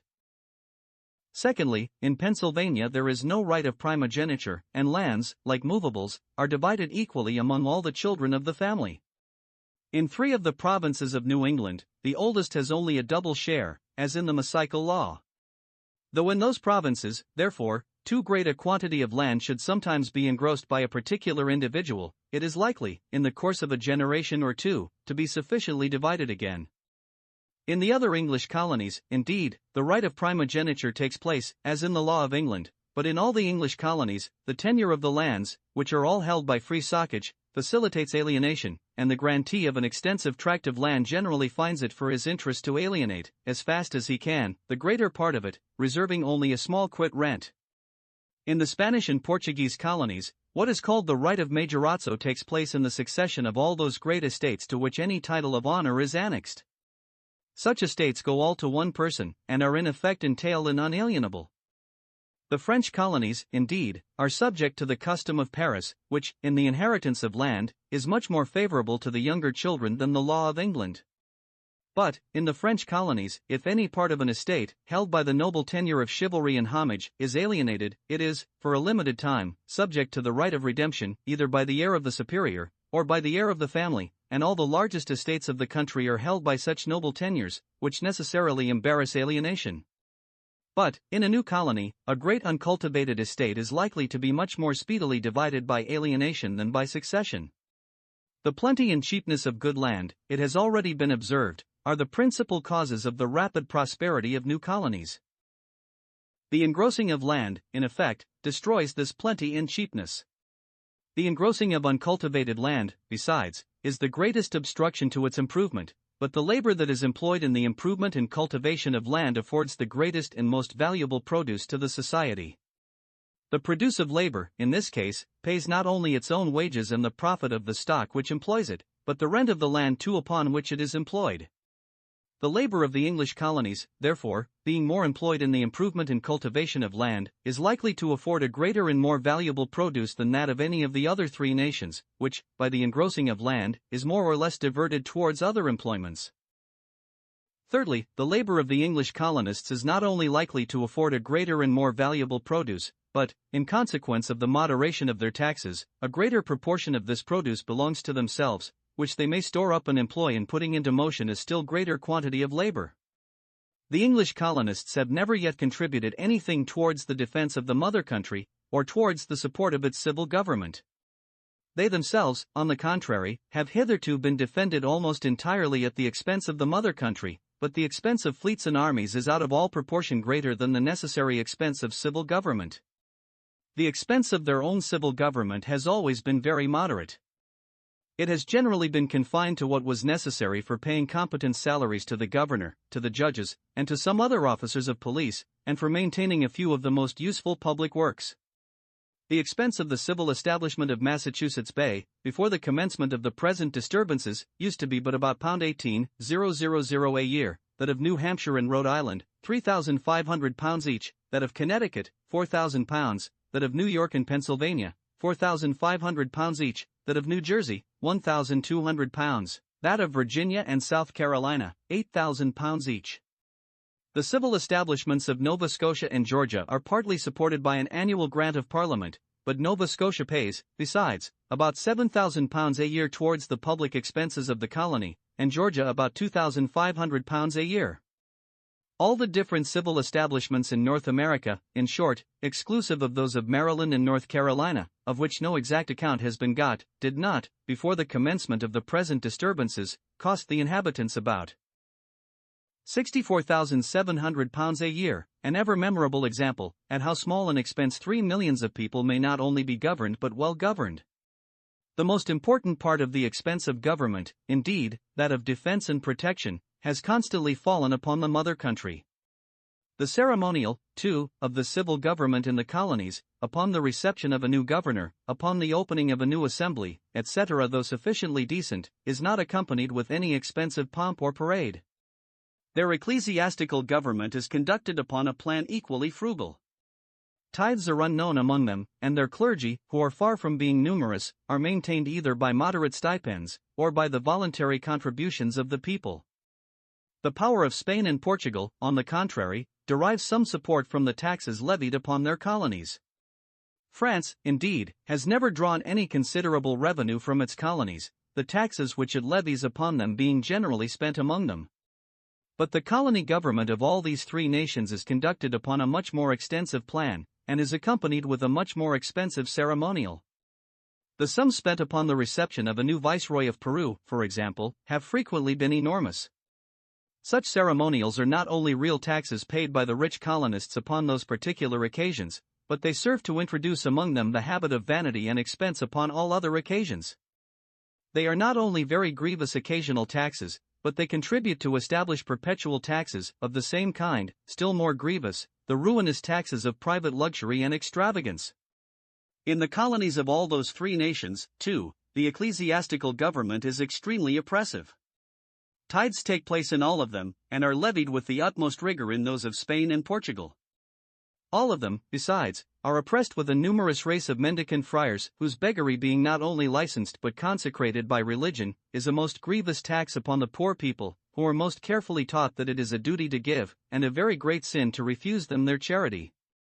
Over and above all this, the clergy are, in all of them, the greatest engrossers of land. Fourthly, in the disposal of their surplus produce, or of what is over and above their own consumption, the English colonies have been more favored, and have been allowed a more extensive market, than those of any other European nation. Every European nation has endeavored, more or less, to monopolize to itself the commerce of its colonies, and, upon that account, has prohibited the ships of foreign nations from trading to them, and has prohibited them from importing European goods from any foreign nation. But the manner in which this monopoly has been exercised in different nations has been very different. Some nations have given up the whole commerce of their colonies to an exclusive company, of whom the colonists were obliged to buy all such European goods as they wanted, and to whom they were obliged to sell the whole of their surplus produce. It was the interest of the company, therefore, not only to sell the former as dear, and to buy the latter as cheap as possible, but to buy no more of the latter, even at this low price, than what they could dispose of for a very high price in Europe. It was their interest not only to degrade in all cases the value of the surplus produce of the colony, but in many cases to discourage and keep down the natural increase of its quantity. Of all the expedients that can well be contrived to stunt the natural growth of a new colony, that of an exclusive company is undoubtedly the most effectual. This, however, has been the policy of Holland, though their company, in the course of the present century, has given up in many respects the exertion of their exclusive privilege. This, too, was the policy of Denmark, till the reign of the late king. It has occasionally been the policy of France, and of late, since 1755, after it had been abandoned by all other nations on account of its absurdity, it has become the policy of Portugal, with regard at least to two of the principal provinces of Brazil, Pernambuco and Maranhão. Other nations, without establishing an exclusive company, have confined the whole commerce of their colonies to a particular port of the mother country, from whence no ship was allowed to sail, but either in a fleet and at a particular season, or, if single, in consequence of a particular license, which in most cases was very well paid for. This policy opened, indeed, the trade of the colonies to all the natives of the mother country, provided they traded from the proper port, at the proper season, and in the proper vessels. But as all the different merchants, who joined their stocks in order to fit out those licensed vessels, would find it for their interest to act in concert, the trade which was carried on in this manner would necessarily be conducted very nearly upon the same principles as that of an exclusive company. The profit of those merchants would be almost equally exorbitant and oppressive. The colonies would be ill supplied, and would be obliged both to buy very dear, and to sell very cheap. This, however, till within these few years, had always been the policy of Spain, and the price of all European goods, accordingly, is said to have been enormous in the Spanish West Indies. At Quito, we are told by Aloa, a pound of iron sold for about 4s6d, and a pound of steel for about 6s9d. Sterling. But it is chiefly in order to purchase European goods that the colonies part with their own produce. The more, therefore, they pay for the one, the less they really get for the other, and the dearness of the one is the same thing with the cheapness of the other. The policy of Portugal is, in this respect, the same as the ancient policy of Spain, with regard to all its colonies, except Pernambuco and Maranhão, and with regard to these it has lately adopted a still worse. Other nations leave the trade of their colonies free to all their subjects, who may carry it on from all the different ports of the mother country, and who have occasion for no other license than the common dispatches of the custom house. In this case, the number and dispersed situation of the different traders renders it impossible for them to enter into any general combination, and their competition is sufficient to hinder them from making very exorbitant profits. Under so liberal a policy, the colonies are enabled both to sell their own produce, and to buy the goods of Europe at a reasonable price, but since the dissolution of the Plymouth Company, when our colonies were but in their infancy, this has always been the policy of England. It has generally, too, been that of France, and has been uniformly so since the dissolution of what in England is commonly called their Mississippi Company. The profits of the trade, therefore, which France and England carry on with their colonies, though no doubt somewhat higher than if the competition were free to all other nations, are, however, by no means exorbitant, and the price of European goods, accordingly, is not extravagantly high in the greater part of the colonies of either of those nations. In the exportation of their own surplus produce, too, it is only with regard to certain commodities that the colonies of Great Britain are confined to the market of the mother country. These commodities, having been enumerated in the Act of Navigation, and in some other subsequent acts, have upon that account been called enumerated commodities. The rest are called non-enumerated, and may be exported directly to other countries, provided it is in British or plantation ships, of which the owners and 3/4 of the mariners are British subjects. Among the non-enumerated commodities are some of the most important productions of America and the West Indies: grain of all sorts, lumber, salt provisions, fish, sugar, and rum. Grain is naturally the first and principal object of the culture of all new colonies. By allowing them a very extensive market for it, the law encourages them to extend this culture much beyond the consumption of a thinly inhabited country, and thus to provide beforehand an ample subsistence for a continually increasing population. In a country quite covered with wood, where timber consequently is of little or no value, the expense of clearing the ground is the principal obstacle to improvement. By allowing the colonies a very extensive market for their lumber, the law endeavors to facilitate improvement by raising the price of a commodity which would otherwise be of little value, and thereby enabling them to make some profit of what would otherwise be mere expense. In a country neither half-peopled nor half-cultivated, cattle naturally multiply beyond the consumption of the inhabitants, and are often, upon that account, of little or no value. But it is necessary, it has already been shown, that the price of cattle should bear a certain proportion to that of corn, before the greater part of the lands of any country can be improved.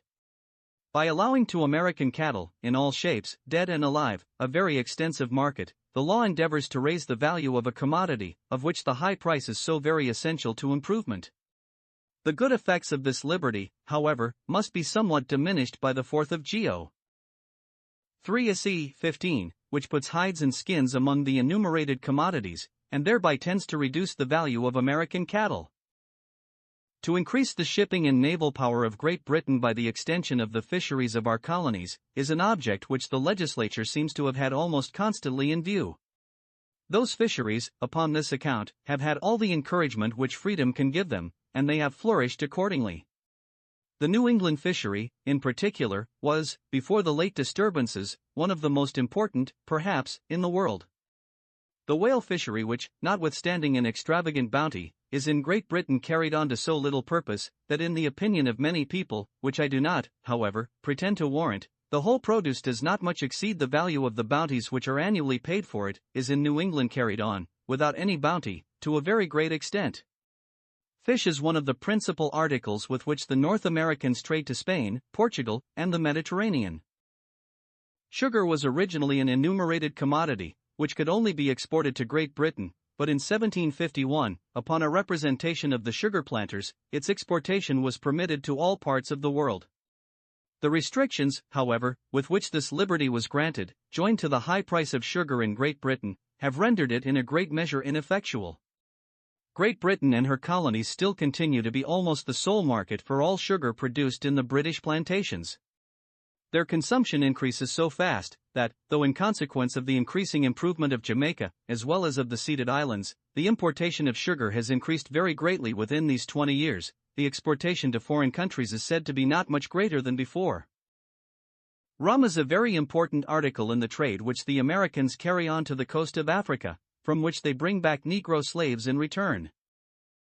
If the whole surplus produce of America, in grain of all sorts, in salt provisions, and in fish, had been put into the enumeration, and thereby forced into the market of Great Britain, it would have interfered too much with the produce of the industry of our own people.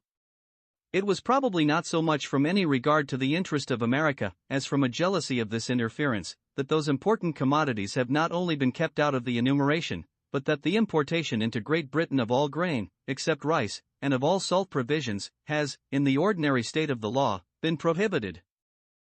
The non-enumerated commodities could originally be exported to all parts of the world. Lumber and rice, having been once put into the enumeration, when they were afterwards taken out of it, were confined, as to the European market, to the countries that lie south of Cape Finisterre. By the 6th of George III. c. 52, all non-enumerated commodities were subjected to the like restriction. The parts of Europe which lie south of Cape Finisterre are not manufacturing countries, and we are less jealous of the colony ships carrying home from them any manufactures which could interfere with our own. The enumerated commodities are of two sorts: first, such as are either the peculiar produce of America, or as cannot be produced, or at least are not produced in the mother country. Of this kind are molasses, coffee, cocoa nuts, tobacco, pimento, ginger, whale fins, raw silk, cotton, wool, beaver, and other peltry of America, indigo, fustic, and other dyeing woods. Secondly, such as are not the peculiar produce of America, but which are, and may be produced in the mother country, though not in such quantities as to supply the greater part of her demand, which is principally supplied from foreign countries. Of this kind are all naval stores, masts, yards, and bowsprits, tar, pitch, and turpentine, pig and bar iron, copper ore, hides and skins, pot and pearl ashes. The largest importation of commodities of the first kind could not discourage the growth, or interfere with the sale, of any part of the produce of the mother country. By confining them to the home market, our merchants, it was expected, would not only be enabled to buy them cheaper in the plantations, and consequently to sell them with a better profit at home, but to establish between the plantations and foreign countries an advantageous carrying trade, of which Great Britain was necessarily to be the center or emporium, as the European country into which those commodities were first to be imported. The importation of commodities of the second kind might be so managed too, it was supposed, as to interfere, not with the sale of those of the same kind which were produced at home, but with that of those which were imported from foreign countries, because, by means of proper duties, they might be rendered always somewhat dearer than the former, and yet a good deal cheaper than the latter. By confining such commodities to the home market, therefore, it was proposed to discourage the produce, not of Great Britain, but of some foreign countries with which the balance of trade was believed to be unfavorable to Great Britain. The prohibition of exporting from the colonies to any other country but Great Britain masts, yards, and bowsprits, tar, pitch, and turpentine, naturally tended to lower the price of timber in the colonies, and consequently to increase the expense of clearing their lands, the principal obstacle to their improvement. But about the beginning of the present century, in 1703, the Pitch and Tar Company of Sweden endeavored to raise the price of their commodities to Great Britain, by prohibiting their exportation, except in their own ships, at their own price, and in such quantities as they thought proper. In order to counteract this notable piece of mercantile policy, and to render herself as much as possible independent, not only of Sweden, but of all the other northern powers, Great Britain gave a bounty upon the importation of naval stores from America, and the effect of this bounty was to raise the price of timber in America much more than the confinement to the home market could lower it, and as both regulations were enacted at the same time, their joint effect was rather to encourage than to discourage the clearing of land in America. Though pig and bar iron, too, have been put among the enumerated commodities, yet as, when imported from America, they are exempted from considerable duties to which they are subject when imported from any other country, the one part of the regulation contributes more to encourage the erection of furnaces in America than the other to discourage it. There is no manufacture which occasions so great a consumption of wood as a furnace, or which can contribute so much to the clearing of a country overgrown with it. The tendency of some of these regulations to raise the value of timber in America, and thereby to facilitate the clearing of the land, was neither, perhaps, intended nor understood by the legislature. Though their beneficial effects, however, have been in this respect accidental, they have not upon that account been less real. The most perfect freedom of trade is permitted between the British colonies of America and the West Indies, both in the enumerated and in the non-enumerated commodities. Those colonies are now become so populous and thriving, that each of them finds in some of the others a great and extensive market for every part of its produce. All of them taken together, they make a great internal market for the produce of one another. The liberality of England, however, towards the trade of her colonies, has been confined chiefly to what concerns the market for their produce, either in its rude state, or in what may be called the very first stage of manufacture. The more advanced or more refined manufactures, even of the colony produce, the merchants and manufacturers of Great Britain chose to reserve to themselves, and have prevailed upon the legislature to prevent their establishment in the colonies, sometimes by high duties, and sometimes by absolute prohibitions. While, for example, Muscovado sugars from the British plantations pay, upon importation, only 6s. 4d. The hundredweight, white sugars pay pound 1:1:1, and refined, either double or single, in loaves, pound 4:2:5/8/20s. When those high duties were imposed, Great Britain was the sole, and she still continues to be, the principal market, to which the sugars of the British colonies could be exported.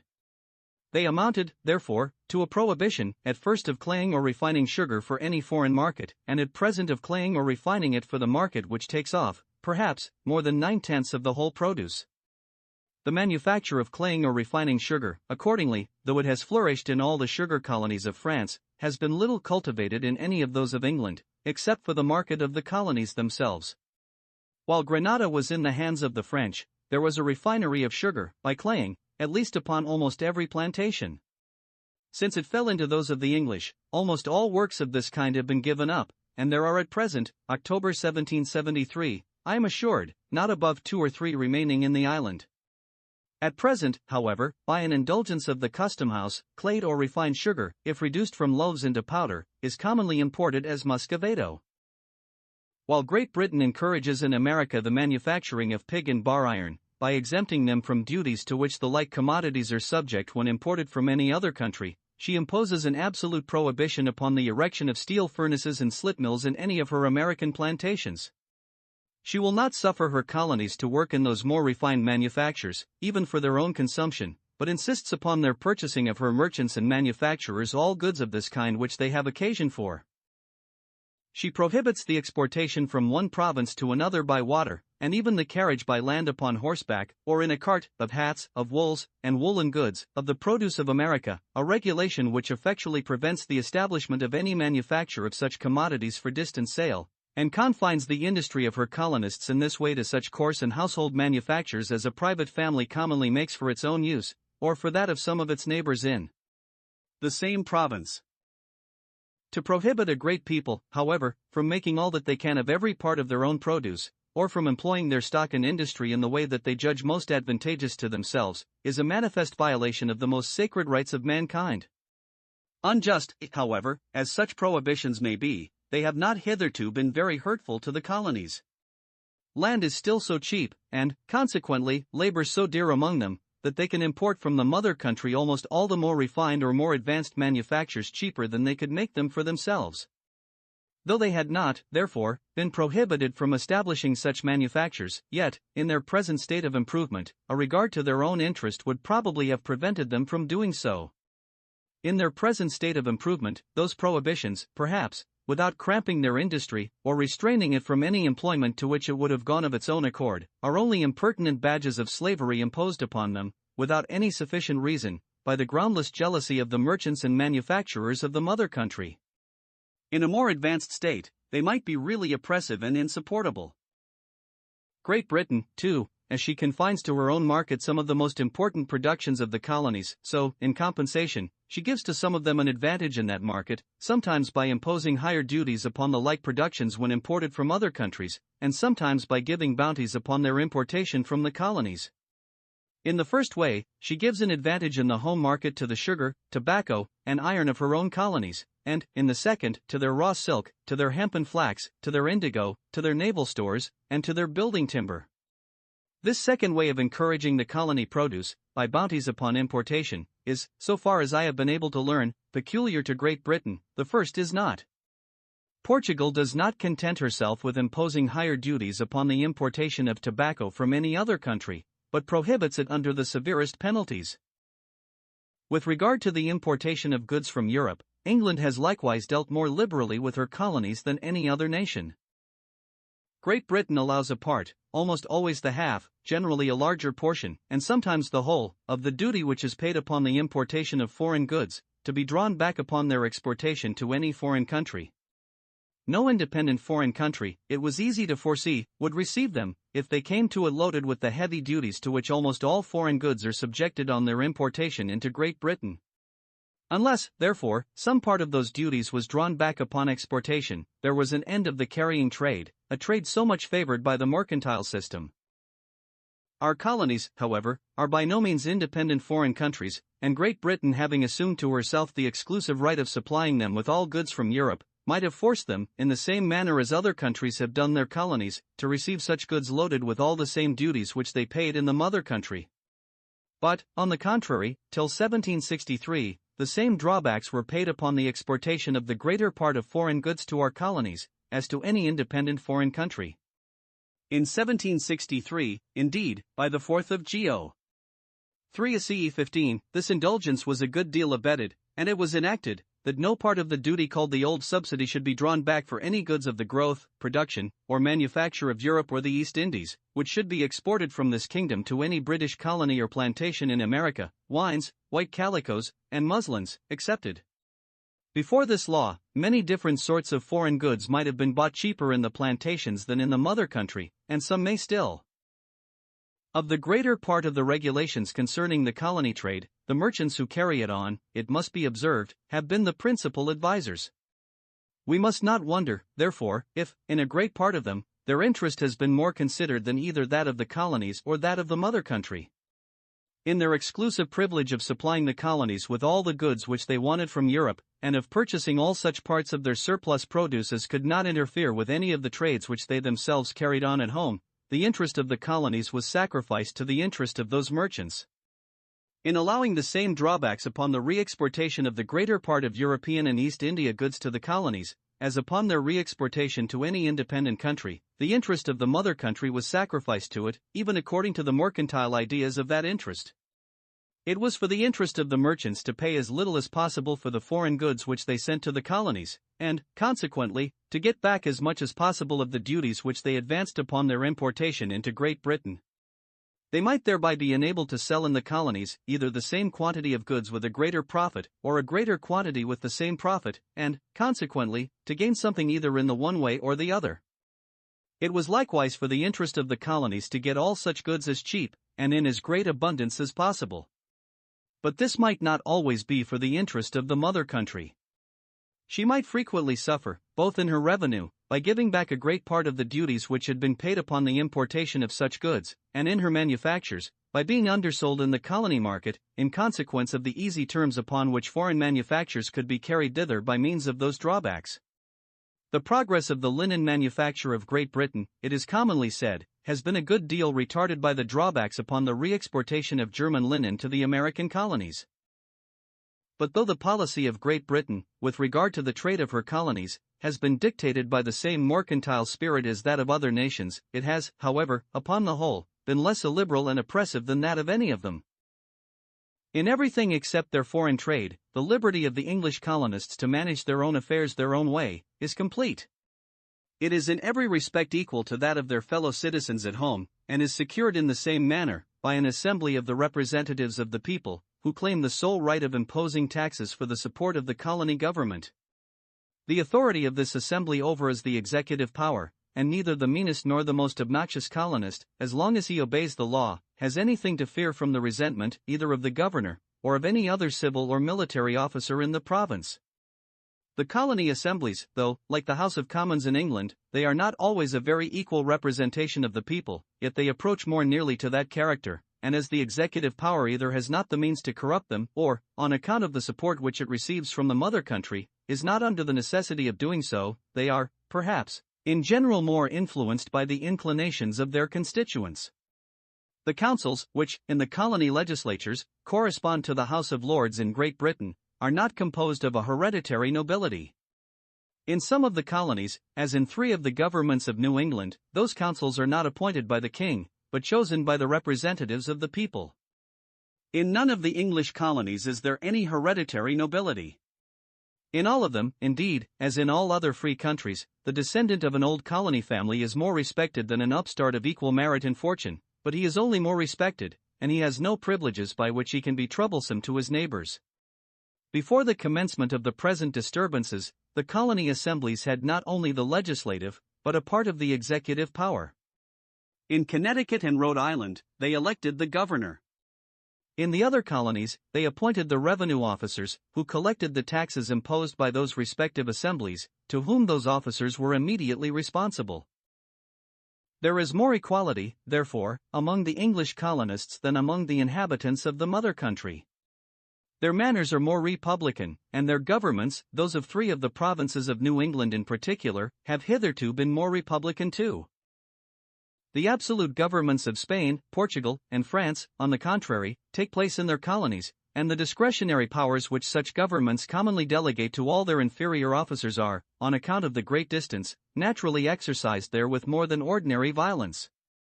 Under all absolute governments, there is more liberty in the capital than in any other part of the country. The sovereign himself can never have either interest or inclination to pervert the order of justice, or to oppress the great body of the people. In the capital, his presence overawes, more or less, all his inferior officers, who, in the remoter provinces, from whence the complaints of the people are less likely to reach him, can exercise their tyranny with much more safety. But the European colonies in America are more remote than the most distant provinces of the greatest empires which had ever been known before. The government of the English colonies is, perhaps, the only one which, since the world began, could give perfect security to the inhabitants of so very distant a province. The administration of the French colonies, however, has always been conducted with much more gentleness and moderation than that of the Spanish and Portuguese. This superiority of conduct is suitable both to the character of the French nation, and to what forms the character of every nation, the nature of their government, which, though arbitrary and violent in comparison with that of Great Britain, is legal and free in comparison with those of Spain and Portugal. It is in the progress of the North American colonies, however, that the superiority of the English policy chiefly appears. The progress of the sugar colonies of France has been at least equal, perhaps superior, to that of the greater part of those of England, and yet the sugar colonies of England enjoy a free government, nearly of the same kind with that which takes place in her colonies of North America. But the sugar colonies of France are not discouraged, like those of England, from refining their own sugar, and what is still of greater importance, the genius of their government naturally introduces a better management of their Negro slaves. In all European colonies, the culture of the sugarcane is carried on by Negro slaves. The constitution of those who have been born in the temperate climate of Europe could not, it is supposed, support the labor of digging the ground under the burning sun of the West Indies, and the culture of the sugarcane, as it is managed at present, is all hand labor, though, in the opinion of many, the drill plough might be introduced into it with great advantage. But, as the profit and success of the cultivation which is carried on by means of cattle, depend very much upon the good management of those cattle, so the profit and success of that which is carried on by slaves must depend equally upon the good management of those slaves, and in the good management of their slaves the French planters, I think it is generally allowed, are superior to the English. The law, so far as it gives some weak protection to the slave against the violence of his master, is likely to be better executed in a colony where the government is in a great measure arbitrary, than in one where it is altogether free.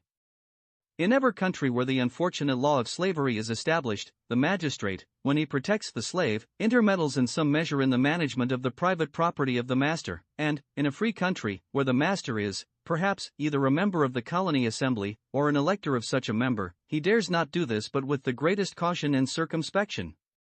The respect which he is obliged to pay to the master, renders it more difficult for him to protect the slave. But in a country where the government is in a great measure arbitrary, where it is usual for the magistrate to intermeddle even in the management of the private property of individuals, and to send them, perhaps, a lettre de cachet, if they do not manage it according to his liking, it is much easier for him to give some protection to the slave, and common humanity naturally disposes him to do so. The protection of the magistrate renders the slave less contemptible in the eyes of his master, who is thereby induced to consider him with more regard, and to treat him with more gentleness. Gentle usage renders the slave not only more faithful, but more intelligent, and, therefore, upon a double account, more useful. He approaches more to the condition of a free servant, and may possess some degree of integrity and attachment to his master's interest, virtues which frequently belong to free servants, but which never can belong to a slave, who is treated as slaves commonly are in countries where the master is perfectly free and secure. That the condition of a slave is better under an arbitrary than under a free government, is, I believe, supported by the history of all ages and nations. In the Roman history, the first time we read of the magistrate interposing to protect the slave from the violence of his master, is under the emperors. When Vitius Pollio, in the presence of Augustus, ordered one of his slaves, who had committed a slight fault, to be cut into pieces and thrown into his fish pond, in order to feed his fishes, the emperor commanded him, with indignation, to emancipate immediately, not only that slave, but all the others that belonged to him. Under the Republic no magistrate could have had authority enough to protect the slave, much less to punish the master. The stock, it is to be observed, which has improved the sugar colonies of France, particularly the great colony of St. Domingo, has been raised almost entirely from the gradual improvement in cultivation of those colonies. It has been almost altogether the produce of the soil and of the industry of the colonists, or, what comes to the same thing, the price of that produce, gradually accumulated by good management and employed in raising a still greater produce. But the stock which has improved and cultivated the sugar colonies of England has, a great part of it, been sent out from England, and has by no means been altogether the produce of the soil and industry of the colonists. The prosperity of the English sugar colonies has been in a great measure owing to the great riches of England, of which a part has overflowed, if one may say so, upon these colonies. But the prosperity of the sugar colonies of France has been entirely owing to the good conduct of the colonists, which must therefore have had some superiority over that of the English, and this superiority has been remarked in nothing so much as in the good management of their slaves. Such have been the general outlines of the policy of the different European nations with regard to their colonies. The policy of Europe, therefore, has very little to boast of, either in the original establishment, or, so far as concerns their internal government, in the subsequent prosperity of the colonies of America.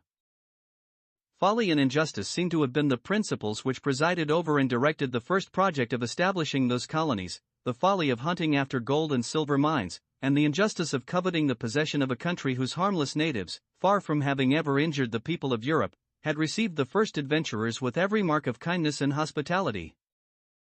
The adventurers, indeed, who formed some of the latter establishments, joined to the chimerical project of finding gold and silver mines, other motives more reasonable and more laudable, but even these motives do very little honor to the policy of Europe. The English Puritans, restrained at home, fled for freedom to America, and established there the four governments of New England. The English Catholics, treated with much greater injustice, established that of Maryland, the Quakers, that of Pennsylvania. The Portuguese Jews, persecuted by the Inquisition, stripped of their fortunes, and banished to Brazil, introduced, by their example, some sort of order and industry among the transported felons and strumpets by whom that colony was originally peopled, and taught them the culture of the sugar cane. Upon all these different occasions, it was not the wisdom and policy, but the disorder and injustice of the European governments, which peopled and cultivated America. In effectuation some of the most important of these establishments, the different governments of Europe had as little merit as in projecting them. The conquest of Mexico was the project, not of the Council of Spain, but of a governor of Cuba, and it was effectuated by the spirit of the bold adventurer to whom it was entrusted, in spite of everything which that governor, who soon repented of having trusted such a person, could do to thwart it. The conquerors of Chile and Peru, and of almost all the other Spanish settlements upon the continent of America, carried out with them no other public encouragement, but a general permission to make settlements and conquests in the name of the King of Spain. Those adventures were all at the private risk and expense of the adventurers. The government of Spain contributed scarce anything to any of them.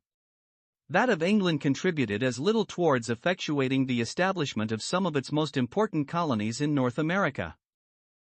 When those establishments were effectuated, and had become so considerable as to attract the attention of the mother country, the first regulations which she made with regard to them, had always in view to secure to herself the monopoly of their commerce, to confine their market, and to enlarge her own at their expense, and, consequently, rather to dampen and discourage, than to quicken and forward the course of their prosperity. In the different ways in which this monopoly has been exercised, consists one of the most essential differences in the policy of the different European nations with regard to their colonies. The best of them all, that of England, is only somewhat less illiberal and oppressive than that of any of the rest. In what way, therefore, has the policy of Europe contributed either to the first establishment, or to the present grandeur of the colonies of America? In one way, and in one way only, it has contributed a good deal. Magna virum mater. It bred and formed the men who were capable of achieving such great actions, and of laying the foundation of so great an empire, and there is no other quarter of the world, of which the policy is capable of forming, or has ever actually, and in fact, formed such men. The colonies owe to the policy of Europe the education and great views of their active and enterprising founders, and some of the greatest and most important of them, so far as concerns their internal government, owe to it scarce anything else. Part 3. Of the advantages which Europe has derived from the discovery of America, and from that of a passage to the East Indies by the Cape of Good Hope. Such are the advantages which the colonies of America have derived from the policy of Europe. What are those which Europe has derived from the discovery and colonization of America? Those advantages may be divided, first, into the general advantages which Europe, considered as one great country, has derived from those great events, and, secondly, into the particular advantages which each colonizing country has derived from the colonies which particularly belong to it, in consequence of the authority or dominion which it exercises over them. The general advantages which Europe, considered as one great country, has derived from the discovery and colonization of America, consist, first, in the increase of its enjoyments, and, secondly, in the augmentation of its industry. The surplus produce of America imported into Europe furnishes the inhabitants of this great continent with a variety of commodities which they could not otherwise have possessed, some for conveniency and use, some for pleasure, and some for ornament, and thereby contributes to increase their enjoyments. The discovery and colonization of America, it will readily be allowed, have contributed to augment the industry, first, of all the countries which trade to it directly, such as Spain, Portugal, France, and England, and, secondly, of all those which, without trading to it directly, send, through the medium of other countries, goods to it of their own produce, such as Austria and Flanders, and some provinces of Germany, which, through the medium of the countries before mentioned, send to it a considerable quantity of linen and other goods. All such countries have evidently gained a more extensive market for their surplus produce, and must consequently have been encouraged to increase its quantity. But that those great events should likewise have contributed to encourage the industry of countries such as Hungary and Poland, which may never, perhaps, have sent a single commodity of their own produce to America, is not, perhaps, altogether so evident. That those events have done so, however, cannot be doubted. Some part of the produce of America is consumed in Hungary and Poland, and there is some demand there for the sugar, chocolate, and tobacco of that new quarter of the world. But those commodities must be purchased with something which is either the produce of the industry of Hungary and Poland, or with something which had been purchased with some part of that produce. Those commodities of America are new values, new equivalents, introduced into Hungary and Poland, to be exchanged there for the surplus produce of these countries. By being carried thither, they create a new and more extensive market for that surplus produce. They raise its value, and thereby contribute to encourage its increase. Though no part of it may ever be carried to America, it may be carried to other countries, which purchase it with a part of their share of the surplus produce of America, and it may find a market by means of the circulation of that trade which was originally put into motion by the surplus produce of America. Those great events may even have contributed to increase the enjoyments, and to augment the industry, of countries which not only never sent any commodities to America, but never received any from it. Even such countries may have received a greater abundance of other commodities from countries, of which the surplus produce had been augmented by means of the American trade. This greater abundance, as it must necessarily have increased their enjoyments, so it must likewise have augmented their industry. A greater number of new equivalents, of some kind or other, must have been presented to them to be exchanged for the surplus produce of that industry. A more extensive market must have been created for that surplus produce, so as to raise its value, and thereby encourage its increase. The mass of commodities annually thrown into the great circle of European commerce, and by its various revolutions annually distributed among all the different nations comprehended within it, must have been augmented by the whole surplus produce of America. A greater share of this greater mass, therefore, is likely to have fallen to each of those nations, to have increased their enjoyments, and augmented their industry. The exclusive trade of the mother countries tends to diminish, or at least to keep down below what they would otherwise rise to, both the enjoyments and industry of all those nations in general, and of the American colonies in particular. It is a dead weight upon the action of one of the great springs which puts into motion a great part of the business of mankind. By rendering the colony produce dearer in all other countries, it lessens its consumption, and thereby cramps the industry of the colonies, and both the enjoyments and the industry of all other countries, which both enjoy less when they pay more for what they enjoy, and produce less when they get less for what they produce. By rendering the produce of all other countries dearer in the colonies, it cramps in the same manner the industry of all other colonies, and both the enjoyments and the industry of the colonies. It is a clog which, for the supposed benefit of some particular countries, embarrasses the pleasures and encumbers the industry of all other countries, but of the colonies more than of any other. It not only excludes as much as possible all other countries from one particular market, but it confines as much as possible the colonies to one particular market, and the difference is very great between being excluded from one particular market when all others are open, and being confined to one particular market when all others are shut up. The surplus produce of the colonies, however, is the original source of all that increase of enjoyments and industry which Europe derives from the discovery and colonization of America, and the exclusive trade of the mother countries tends to render this source much less abundant than it otherwise would be. The particular advantages which each colonizing country derives from the colonies which particularly belong to it are of two different kinds. First, those common advantages which every empire derives from the provinces subject to its dominion, and, secondly, those peculiar advantages which are supposed to result from provinces of so very peculiar a nature as the European colonies of America. The common advantages which every empire derives from the provinces subject to its dominion consist, first, in the military force which they furnish for its defense, and, secondly, in the revenue which they furnish for the support of its civil government. The Roman colonies furnished occasionally both the one and the other. The Greek colonies sometimes furnished a military force, but seldom any revenue. They seldom acknowledged themselves subject to the dominion of the mother city. They were generally her allies in war, but very seldom her subjects in peace. The European colonies of America have never yet furnished any military force for the defense of the mother country. The military force has never yet been sufficient for their own defense, and in the different wars in which the mother countries have been engaged, the defense of their colonies has generally occasioned a very considerable distraction of the military force of those countries. In this respect, therefore, all the European colonies have, without exception, been a cause rather of weakness than of strength to their respective mother countries. The colonies of Spain and Portugal only have contributed any revenue towards the defense of the mother country, or the support of her civil government. The taxes which have been levied upon those of other European nations, upon those of England in particular, have seldom been equal to the expense laid out upon them in time of peace, and never sufficient to defray that which they occasioned in time of war. Such colonies, therefore, have been a source of expense, and not of revenue, to their respective mother countries. The advantages of such colonies to their respective mother countries consist altogether in those peculiar advantages which are supposed to result from provinces of so very peculiar a nature as the European colonies of America, and the exclusive trade, it is acknowledged, is the sole source of all those peculiar advantages.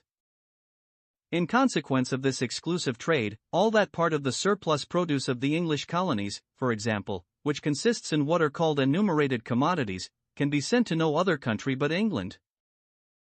Other countries must afterwards buy it of her. It must be cheaper, therefore, in England than it can be in any other country, and must contribute more to increase the enjoyments of England than those of any other country. It must likewise contribute more to encourage her industry.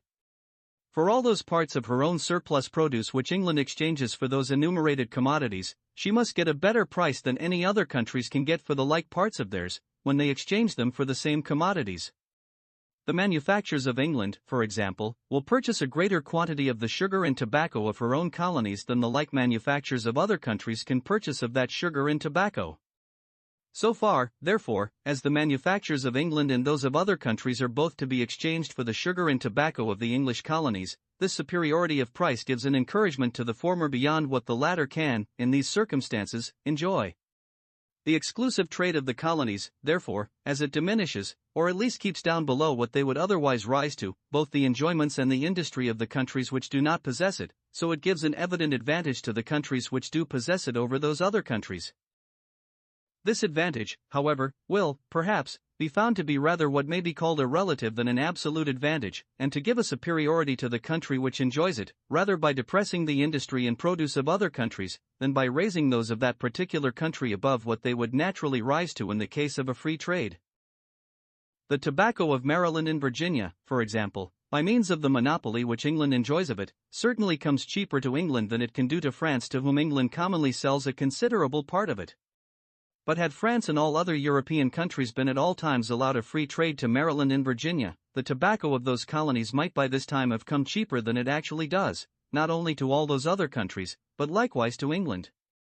The produce of tobacco, in consequence of a market so much more extensive than any which it has hitherto enjoyed, might, and probably would, by this time have been so much increased as to reduce the profits of a tobacco plantation to their natural level with those of a corn plantation, which it is supposed they are still somewhat above. The price of tobacco might, and probably would, by this time have fallen somewhat lower than it is at present.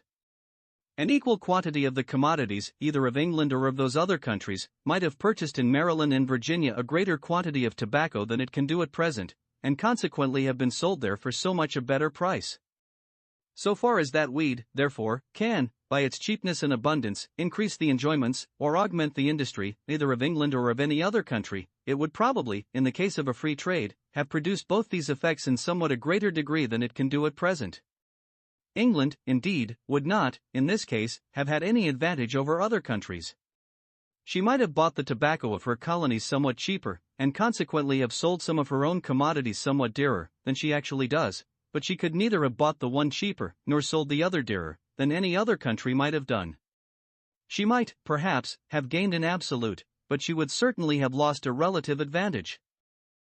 In order, however, to obtain this relative advantage in the colony trade, in order to execute the invidious and malignant project of excluding, as much as possible, other nations from any share in it, England, there are very probable reasons for believing, has not only sacrificed a part of the absolute advantage which she, as well as every other nation, might have derived from that trade, but has subjected herself both to an absolute and to a relative disadvantage in almost every other branch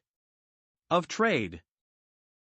When, by the act of navigation, England assumed to herself the monopoly of the colony trade, the foreign capitals which had before been employed in it, were necessarily withdrawn from it. The English capital, which had before carried on but a part of it, was now to carry on the whole. The capital which had before supplied the colonies with but a part of the goods which they wanted from Europe, was now all that was employed to supply them with the whole. But it could not supply them with the whole, and the goods with which it did supply them were necessarily sold very dear. The capital which had before bought but a part of the surplus produce of the colonies, was now all that was employed to buy the whole. But it could not buy the whole at anything near the old price, and therefore, whatever it did buy, it necessarily bought very cheap. But in an employment of capital, in which the merchant sold very dear, and bought very cheap, the profit must have been very great, and much above the ordinary level of profit in other branches of trade. This superiority of profit in the colony trade could not fail to draw from other branches of trade a part of the capital which had before been employed in them. But this revulsion of capital, as it must have gradually increased the competition of capitals in the colony trade, so it must have gradually diminished that competition in all those other branches of trade, as it must have gradually lowered the profits of the one, so it must have gradually raised those of the other, till the profits of all came to a new level, different from, and somewhat higher, than that at which they had been before. This double effect of drawing capital from all other trades, and of raising the rate of profit somewhat higher than it otherwise would have been in all trades, was not only produced by this monopoly upon its first establishment, but has continued to be produced by it ever since. First, this monopoly has been continually drawing capital from all other trades, to be employed in that of the colonies. Though the wealth of Great Britain has increased very much since the establishment of the Act of Navigation, it certainly has not increased in the same proportion as that or the colonies. But the foreign trade of every country naturally increases in proportion to its wealth, its surplus produce in proportion to its whole produce, and Great Britain having engrossed to herself almost the whole of what may be called the foreign trade of the colonies, and her capital not having increased in the same proportion as the extent of that trade, she could not carry it on without continually withdrawing from other branches of trade some part of the capital which had before been employed in them, as well as withholding from them a great deal more which would otherwise have gone to them. Since the establishment of the Act of Navigation, accordingly, the colony trade has been continually increasing, while many other branches of foreign trade, particularly of that to other parts of Europe, have been continually decaying. Our manufactures for foreign sale, instead of being suited, as before the Act of Navigation, to the neighboring market of Europe, or to the more distant one of the countries which lie round the Mediterranean Sea, have the greater part of them been accommodated to the still more distant one of the colonies, to the market in which they have the monopoly, rather than to that in which they have many competitors. The causes of decay in other branches of foreign trade, which, by Sir Matthew Decker and other writers, have been sought for in the excess and improper mode of taxation, in the high price of labor, in the increase of luxury, etc., may all be found in the overgrowth of the colony trade. The mercantile capital of Great Britain, though very great, yet not being infinite, and though greatly increased since the Act of Navigation, yet not being increased in the same proportion as the colony trade, that trade could not possibly be carried on without withdrawing some part of that capital from other branches of trade, nor consequently without some decay of those other branches. England, it must be observed, was a great trading country, her mercantile capital was very great, and likely to become still greater and greater every day, not only before the Act of Navigation had established the monopoly of the corn trade, but before that trade was very considerable. In the Dutch War, during the government of Cromwell, her navy was superior to that of Holland, and in that which broke out in the beginning of the reign of Charles II, it was at least equal, perhaps superior to the united navies of France and Holland. Its superiority, perhaps, would scarce appear greater in the present times, at least if the Dutch navy were to bear the same proportion to the Dutch commerce now which it did then. But this great naval power could not, in either of those wars, be owing to the act of navigation. During the first of them, the plan of that act had been but just formed, and though, before the breaking out of the second, it had been fully enacted by legal authority, yet no part of it could have had time to produce any considerable effect, and least of all that part which established the exclusive trade to the colonies. Both the colonies and their trade were inconsiderable then, in comparison of what they are now. The island of Jamaica was an unwholesome desert, little inhabited, and less cultivated. New York and New Jersey were in the possession of the Dutch, the half of St. Christopher's in that of the French. The island of Antigua, the two Carolinas, Pennsylvania, Georgia, and Nova Scotia, were not planted. Virginia, Maryland, and New England were planted, and though they were very thriving colonies, yet there was not perhaps at that time, either in Europe or America, a single person who foresaw, or even suspected, the rapid progress which they have since made in wealth, population, and improvement. The island of Barbados, in short, was the only British colony of any consequence, of which the condition at that time bore any resemblance to what it is at present. The trade of the colonies, of which England, even for some time after the Act of Navigation, enjoyed but a part, for the Act of Navigation was not very strictly executed till several years after it was enacted, could not at that time be the cause of the great trade of England, nor of the great naval power which was supported by that trade. The trade which at that time supported that great naval power was the trade of Europe, and of the countries which lie round the Mediterranean Sea. But the share which Great Britain at present enjoys of that trade could not support any such great naval power. Had the growing trade of the colonies been left free to all nations, whatever share of it might have fallen to Great Britain, and a very considerable share would probably have fallen to her, must have been all in addition to this great trade of which she was before in possession. In consequence of the monopoly, the increase of the colony trade has not so much occasioned an addition to the trade which Great Britain had before, as a total change in its direction. Secondly, this monopoly has necessarily contributed to keep up the rate of profit, in all the different branches of British trade, higher than it naturally would have been, had all nations been allowed a free trade to the British colonies. The monopoly of the colony trade, as it necessarily drew towards the trade a greater proportion of the capital of Great Britain than what would have gone to it of its own accord, so, by the expulsion of all foreign capitals, it necessarily reduced the whole quantity of capital employed in that trade below what it naturally would have been in the case of a free trade. But, by lessening the competition of capitals in that branch of trade, it necessarily raised the rate of profit in that branch. By lessening, too, the competition of British capitals in all other branches of trade, it necessarily raised the rate of British profit in all those other branches. Whatever may have been, at any particular period since the establishment of the Act of Navigation, the state or extent of the mercantile capital of Great Britain, the monopoly of the colony trade must, during the continuance of that state, have raised the ordinary rate of British profit higher than it otherwise would have been, both in that and in all the other branches of British trade. If, since the establishment of the Act of Navigation, the ordinary rate of British profit has fallen considerably, as it certainly has, it must have fallen still lower, had not the monopoly established by that Act contributed to keep it up. But whatever raises, in any country, the ordinary rate of profit higher than it otherwise would be, necessarily subjects that country both to an absolute, and to a relative disadvantage in every branch of trade of which she has not the monopoly. It subjects her to an absolute disadvantage, because, in such branches of trade, her merchants cannot get this greater profit without selling dearer than they otherwise would do, both the goods of foreign countries which they import into their own, and the goods of their own country which they export to foreign countries. Their own country must both buy dearer and sell dearer, must both buy less, and sell less, must both enjoy less and produce less, than she otherwise would do. It subjects her to a relative disadvantage, because, in such branches of trade, it sets other countries, which are not subject to the same absolute disadvantage, either more above her or less below her, than they otherwise would be. It enables them both to enjoy more and to produce more, in proportion to what she enjoys and produces. It renders their superiority greater, or their inferiority less, than it otherwise would be. By raising the price of her produce above what it otherwise would be, it enables the merchants of other countries to undersell her in foreign markets, and thereby to justle her out of almost all those branches of trade, of which she has not the monopoly. Our merchants frequently complain of the high wages of British labor, as the cause of their manufactures being undersold in foreign markets, but they are silent about the high profits of stock. They complain of the extravagant gain of other people, but they say nothing of their own. The high profits of British stock, however, may contribute towards raising the price of British manufactures, in many cases, as much, and in some perhaps more, than the high wages of British labor. It is in this manner that the capital of Great Britain, one may justly say, has partly been drawn and partly been driven from the greater part of the different branches of trade of which she has not the monopoly, from the trade of Europe, in particular, and from that of the countries which lie round the Mediterranean Sea.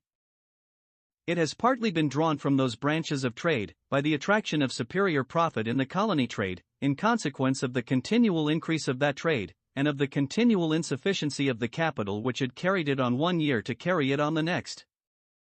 It has partly been driven from them, by the advantage which the high rate of profit established in Great Britain gives to other countries, in all the different branches of trade of which Great Britain has not the monopoly.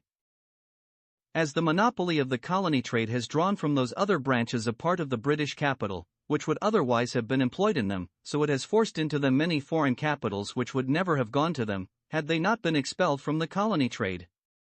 In those other branches of trade, it has diminished the competition of British capitals, and thereby raised the rate of British profit higher than it otherwise would have been.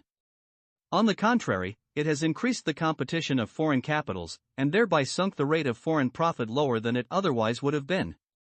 Both in the one way and in the other, it must evidently have subjected Great Britain to a relative disadvantage in all those other branches of trade. The colony trade, however, it may perhaps be said, is more advantageous to Great Britain than any other, and the monopoly, by forcing into that trade a greater proportion of the capital of Great Britain than what would otherwise have gone to it, has turned that capital into an employment, more advantageous to the country than any other which it could have found. The most advantageous employment of any capital to the country to which it belongs, is that which maintains there the greatest quantity of productive labor, and increases the most the annual produce of the land and labor of that country. But the quantity of productive labor which any capital employed in the foreign trade of consumption can maintain, is exactly in proportion, it has been shown in the second book, to the frequency of its returns. A capital of £1,000, for example, employed in a foreign trade of consumption, of which the returns are made regularly once in the year, can keep in constant employment, in the country to which it belongs, a quantity of productive labor, equal to what £1,000 can maintain there for a year. If the returns are made twice or thrice in the year, it can keep in constant employment a quantity of productive labor, equal to what £2,000 or £3,000 can maintain there for a year. A foreign trade of consumption carried on with a neighboring, is, upon that account, in general, more advantageous than one carried on with a distant country, and, for the same reason, a direct foreign trade of consumption, as it has likewise been shown in the second book, is in general more advantageous than a roundabout one. But the monopoly of the colony trade, so far as it has operated upon the employment of the capital of Great Britain, has, in all cases, forced some part of it from a foreign trade of consumption carried on with a neighboring, to one carried on with a more distant country, and in many cases from a direct foreign trade of consumption to a roundabout one. First, the monopoly of the colony trade has, in all cases, forced some part of the capital of Great Britain from a foreign trade of consumption carried on with a neighboring, to one carried on with a more distant country. It has, in all cases, forced some part of that capital from the trade with Europe, and with the countries which lie round the Mediterranean Sea, to that with the more distant regions of America and the West Indies, from which the returns are necessarily less frequent, not only on account of the greater distance, but on account of the peculiar circumstances of those countries. New colonies, it has already been observed, are always understocked. Their capital is always much less than what they could employ with great profit and advantage in the improvement and cultivation of their land. They have a constant demand, therefore, for more capital than they have of their own, and, in order to supply the deficiency of their own, they endeavor to borrow as much as they can of the mother country, to whom they are, therefore, always in debt. The most common way in which the colonies contract this debt is not by borrowing upon bond of the rich people of the mother country, though they sometimes do this too, but by running as much in arrear to their correspondents, who supply them with goods from Europe, as those correspondents will allow them. Their annual returns frequently do not amount to more than a third, and sometimes not to so great a proportion of what they owe. The whole capital, therefore, which which their correspondents advance to them, is seldom returned to Britain in less than 3, and sometimes not in less than 4 or 5 years. But a British capital of £1,000, for example, which is returned to Great Britain only once in 5 years, can keep in constant employment only 1/5 part of the British industry which it could maintain, if the whole was returned once in the year, and, instead of the quantity of industry which £1,000 could maintain for a year, can keep in constant employment the quantity only which £200 can maintain for a year. The planter, no doubt, by the high price which he pays for the goods from Europe, by the interest upon the bills which he grants at distant dates, and by the commission upon the renewal of those which he grants at near dates, makes up, and probably more than makes up, all the loss which his correspondent can sustain by this delay. But, though he make up the loss of his correspondent, he cannot make up that of Great Britain. In a trade of which the returns are very distant, the profit of the merchant may be as great or greater than in one in which they are very frequent and near, but the advantage of the country in which he resides, the quantity of productive labor constantly maintained there, the annual produce of the land and labor, must always be much less. That the returns of the trade to America, and still more those of that to the West Indies, are, in general, not only more distant, but more irregular and more uncertain, too, than those of the trade to any part of Europe, or even of the countries which lie round the Mediterranean Sea, will readily be allowed, I imagine, by everybody who has any experience of those different branches of trade. Secondly, the monopoly of the colony trade has, in many cases, forced some part of the capital of Great Britain from a direct foreign trade of consumption into a roundabout one. Among the enumerated commodities which can be sent to no other market but Great Britain, there are several of which the quantity exceeds very much the consumption of Great Britain, and of which, a part, therefore, must be exported to other countries. But this cannot be done without forcing some part of the capital of Great Britain into a roundabout foreign trade of consumption. Maryland and Virginia, for example, send annually to Great Britain upwards of 96,000 hogsheads of tobacco, and the consumption of Great Britain is said not to exceed 14,000. Upwards of 82,000 hogsheads, therefore, must be exported to other countries, to France, to Holland, and to the countries which lie round the Baltic and Mediterranean seas. But that part of the capital of Great Britain which brings those 82,000 hogsheads to Great Britain, which re-exports them from thence to those other countries, and which brings back from those other countries to Great Britain either goods or money in return, is employed in a roundabout foreign trade of consumption, and is necessarily forced into this employment, in order to dispose of this great surplus.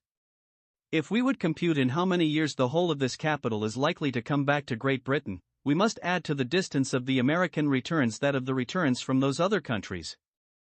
If, in the direct foreign trade of consumption which we carry on with America, the whole capital employed frequently does not come back in less than 3 or 4 years, the whole capital employed in this roundabout one is not likely to come back in less than 4 or 5.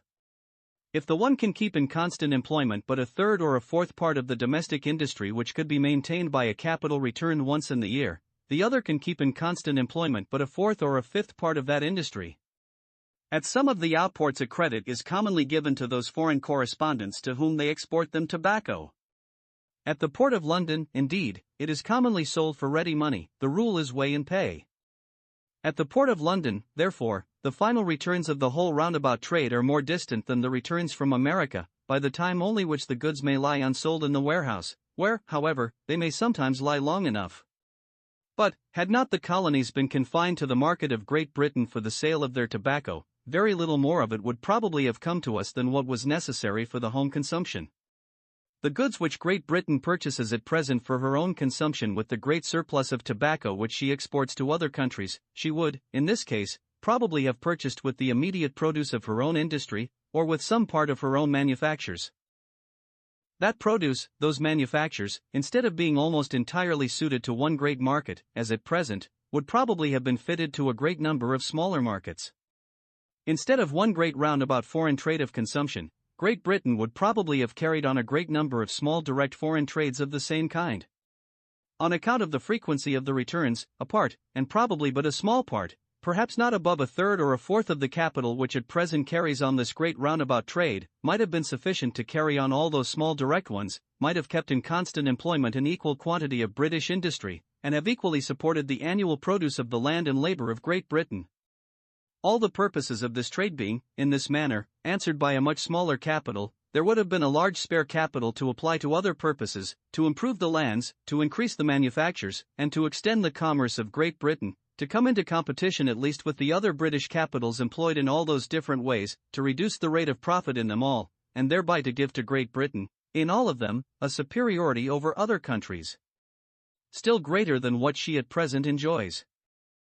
The monopoly of the colony trade, too, has forced some part of the capital of Great Britain from all foreign trade of consumption to a carrying trade, and, consequently from supporting more or less the industry of Great Britain, to be employed altogether in supporting partly that of the colonies, and partly that of some other countries. The goods, for example, which are annually purchased with the great surplus of 82,000 hogsheads of tobacco annually re-exported from Great Britain, are not all consumed in Great Britain. Part of them, linen from Germany and Holland, for example, is returned to the colonies for their particular consumption. But that part of the capital of Great Britain which buys the tobacco with which this linen is afterwards bought, is necessarily withdrawn from supporting the industry of Great Britain, to be employed altogether in supporting, partly that of the colonies, and partly that of the particular countries who pay for this tobacco with the produce of their own industry.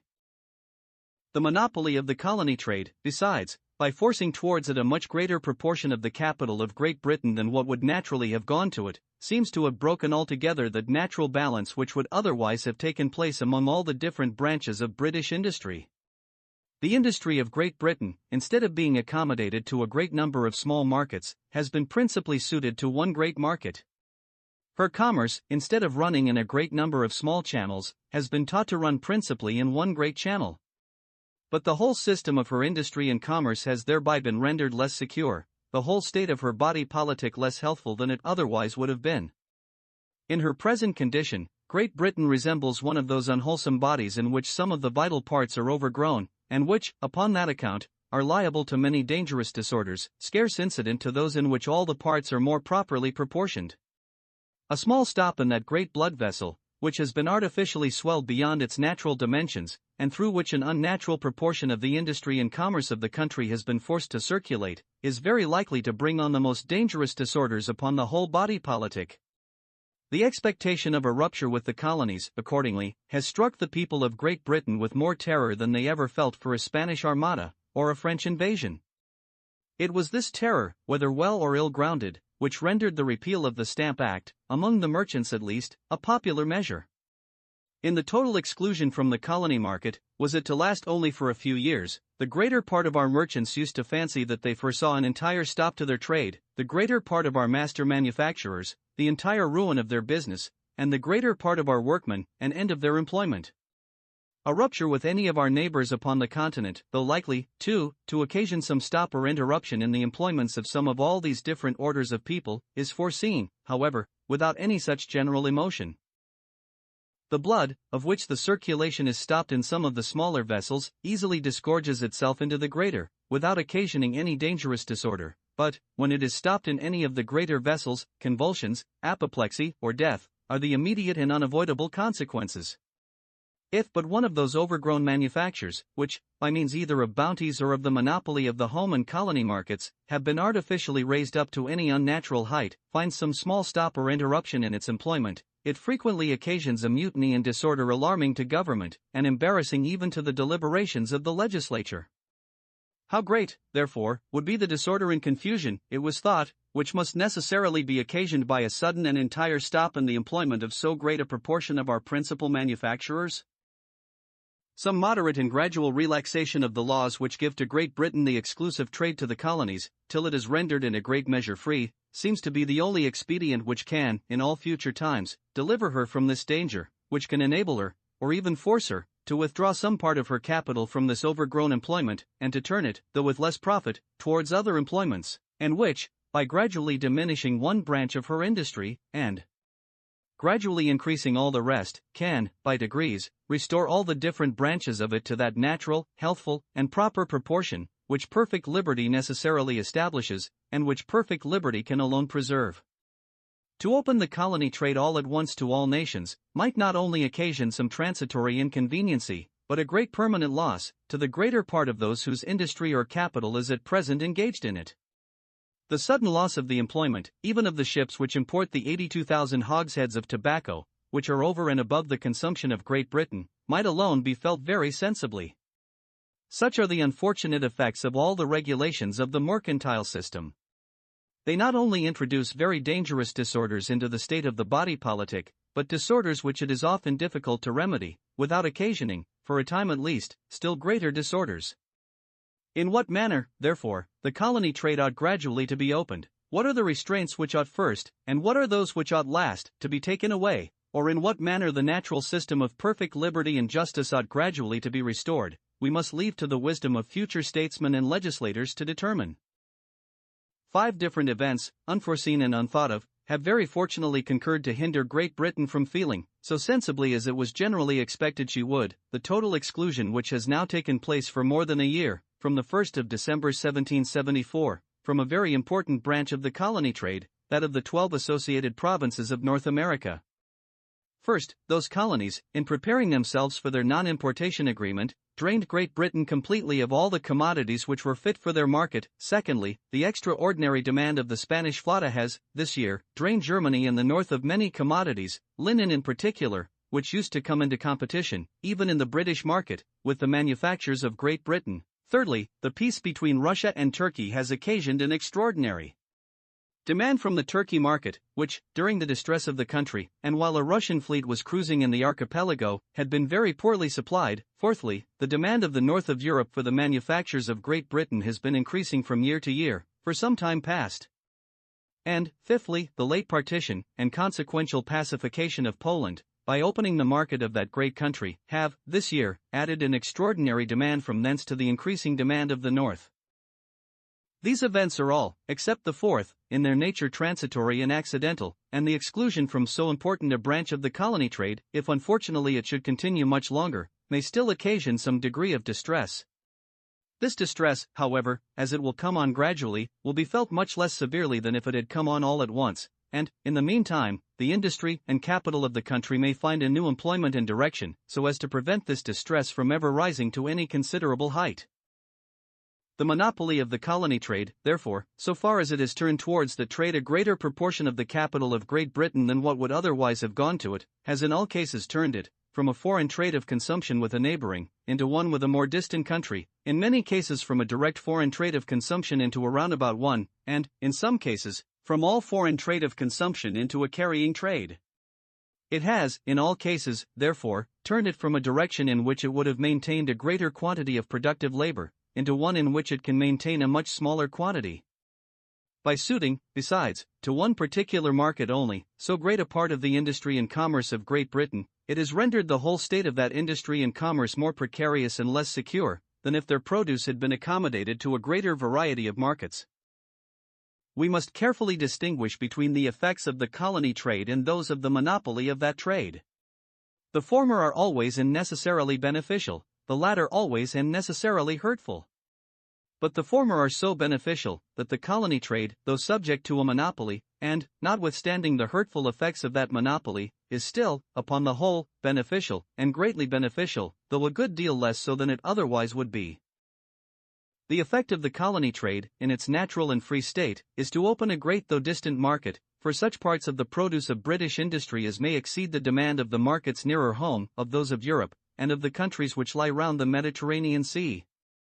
In its natural and free state, the colony trade, without drawing from those markets any part of the produce which had ever been sent to them, encourages Great Britain to increase the surplus continually, by continually presenting new equivalents to be exchanged for it. In its natural and free state, the colony trade tends to increase the quantity of productive labor in Great Britain, but without altering in any respect the direction of that which had been employed there before. In the natural and free state of the colony trade, the competition of all other nations would hinder the rate of profit from rising above the common level, either in the new market or in the new employment.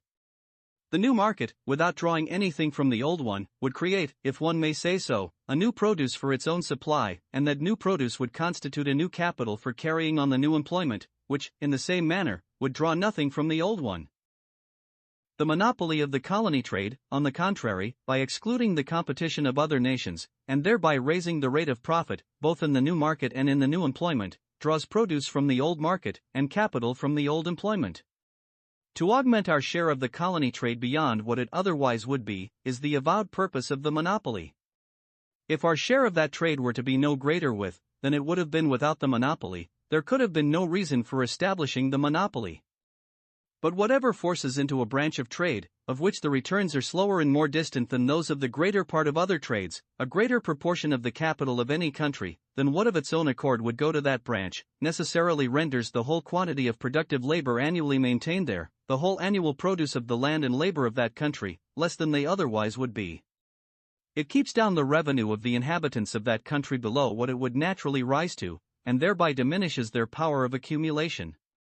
It not only hinders, at all times, their capital from maintaining so great a quantity of productive labor as it would otherwise maintain, but it hinders it from increasing so fast as it would otherwise increase, and, consequently, from maintaining a still greater quantity of productive labor. The natural good effects of the colony trade, however, more than counterbalance to Great Britain the bad effects of the monopoly, so that, monopoly and altogether, that trade, even as it is carried on at present, is not only advantageous, but greatly advantageous. The new market and the new employment which are opened by the colony trade are of much greater extent than that portion of the old market and of the old employment which is lost by the monopoly. The new produce and the new capital which has been created, if one may say so, by the colony trade, maintain in Great Britain a greater quantity of productive labor than what can have been thrown out of employment by the revulsion of capital from other trades of which the returns are more frequent. If the colony trade, however, even as it is carried on at present, is advantageous to Great Britain, it is not by means of the monopoly, but in spite of the monopoly. It is rather for the manufactured than for the rude produce of Europe that the colony trade opens a new market. Agriculture is the proper business of all new colonies, a business which the cheapness of land renders more advantageous than any other. They abound, therefore, in the rude produce of land, and instead of importing it from other countries, they have generally a large surplus to export. In new colonies, agriculture either draws hands from all other employments, or keeps them from going to any other employment. There are few hands to spare for the necessary, and none for the ornamental manufactures. The greater part of the manufactures of both kinds they find it cheaper to purchase of other countries than to make for themselves. It is chiefly by encouraging the manufactures of Europe that the colony trade indirectly encourages its agriculture. The manufacturers of Europe, to whom the trade gives employment, constitute a new market for the produce of the land, and the most advantageous of all markets, the home market for the corn and cattle, for the bread and butcher's meat of Europe, is thus greatly extended by means of the trade to America. But that the monopoly of the trade of populous and thriving colonies is not alone sufficient to establish, or even to maintain, manufactures in any country, the examples of Spain and Portugal sufficiently demonstrate. Spain and Portugal were manufacturing countries before they had any considerable colonies. Since they had the richest and most fertile in the world, they have both ceased to be so. In Spain and Portugal, the bad effects of the monopoly, aggravated by other causes, have, perhaps, nearly overbalanced the natural good effects of the colony trade. These causes seem to be other monopolies of different kinds: the degradation of the value of gold and silver below what it is in most other countries, the exclusion from foreign markets by improper taxes upon exportation, and the narrowing of the home market by still more improper taxes upon the transportation of goods from one part of the country to another, but above all, that irregular and partial administration of justice which often protects the rich and powerful debtor from the pursuit of his injured creditor, and which makes the industrious part of the nation afraid to prepare goods for the consumption of those haughty and great men, to whom they dare not refuse to sell upon credit, and from whom they are altogether uncertain of repayment. In England, on the contrary, the natural good effects of the colony trade, assisted by other causes, have in a great measure conquered the bad effects of the monopoly. These causes seem to be the general liberty of trade, which, notwithstanding some restraints, is at least equal, perhaps superior, to what it is in any other country; the liberty of exporting, duty-free, almost all sorts of goods which are the produce of domestic industry, to almost any foreign country; and what, perhaps, is of still greater importance, the unbounded liberty of transporting them from one part of our own country to any other, without being obliged to give any account to any public office, without being liable to question or examination of any kind, but, above all, that equal and impartial administration of justice, which renders the rights of the meanest British subject respectable to the greatest, and which, by securing to every man the fruits of his own industry, gives the greatest and most effectual encouragement to every sort of industry. If the manufactures of Great Britain, however, have been advanced, as they certainly have, by the colony trade, it has not been by means of the monopoly of that trade, but in spite of the monopoly. The effect of the monopoly has been, not to augment the quantity, but to alter the quality and shape of a part of the manufactures of Great Britain, and to accommodate to a market, from which the returns are slow and distant, what would otherwise have been accommodated to one from which the returns are frequent and near. Its effect has consequently been, to turn a part of the capital of Great Britain from an employment in which it would have maintained a greater quantity of manufacturing industry, to one in which it maintains a much smaller, and thereby to diminish, instead of increasing, the whole quantity of manufacturing industry maintained in Great Britain. The monopoly of the colony trade, therefore, like all the other mean and malignant expedients of the mercantile system, depresses the industry of all other countries, but chiefly that of the colonies, without in the least increasing, but on the contrary diminishing, that of the country in whose favor it is established. The monopoly hinders the capital of that country, whatever may, at any particular time, be the extent of that capital, from maintaining so great a quantity of productive labor as it would otherwise maintain, and from affording so great a revenue to the industrious inhabitants as it would otherwise afford. But as capital can be increased only by savings from revenue, the monopoly, by hindering it from affording so great a revenue as it would otherwise afford, necessarily hinders it from increasing so fast as it would otherwise increase, and consequently from maintaining a still greater quantity of productive labor, and affording a still greater revenue to the industrious inhabitants of that country. One great original source of revenue, therefore, the wages of labor, the monopoly must necessarily have rendered, at all times, less abundant than it otherwise would have been. By raising the rate of mercantile profit, the monopoly discourages the improvement of land. The profit of improvement depends upon the difference between what the land actually produces, and what, by the application of a certain capital, it can be made to produce. If this difference affords a greater profit than what can be drawn from an equal capital in any mercantile employment, the improvement of land will draw capital from all mercantile employments. If the profit is less, mercantile employments will draw capital from the improvement of land. Whatever, therefore, raises the rate of mercantile profit either lessens the superiority or increases the inferiority of the profit of improvement, and, in the one case, hinders capital from going to improvement, and in the other draws capital from it, but by discouraging improvement, the monopoly necessarily retards the natural increase of another great original source of revenue, the rent of land. By raising the rate of profit, too, the monopoly necessarily keeps up the market rate of interest higher than it otherwise would be. But the price of land, in proportion to the rent which it affords, the number of years' purchase which is commonly paid for it, necessarily falls as the rate of interest rises, and rises as the rate of interest falls. The monopoly, therefore, hurts the interest of the landlord two different ways, by retarding the natural increase, first, of his rent, and, secondly, of the price which he would get for his land, in proportion to the rent which it affords. The monopoly, indeed, raises the rate of mercantile profit and thereby augments somewhat the gain of our merchants.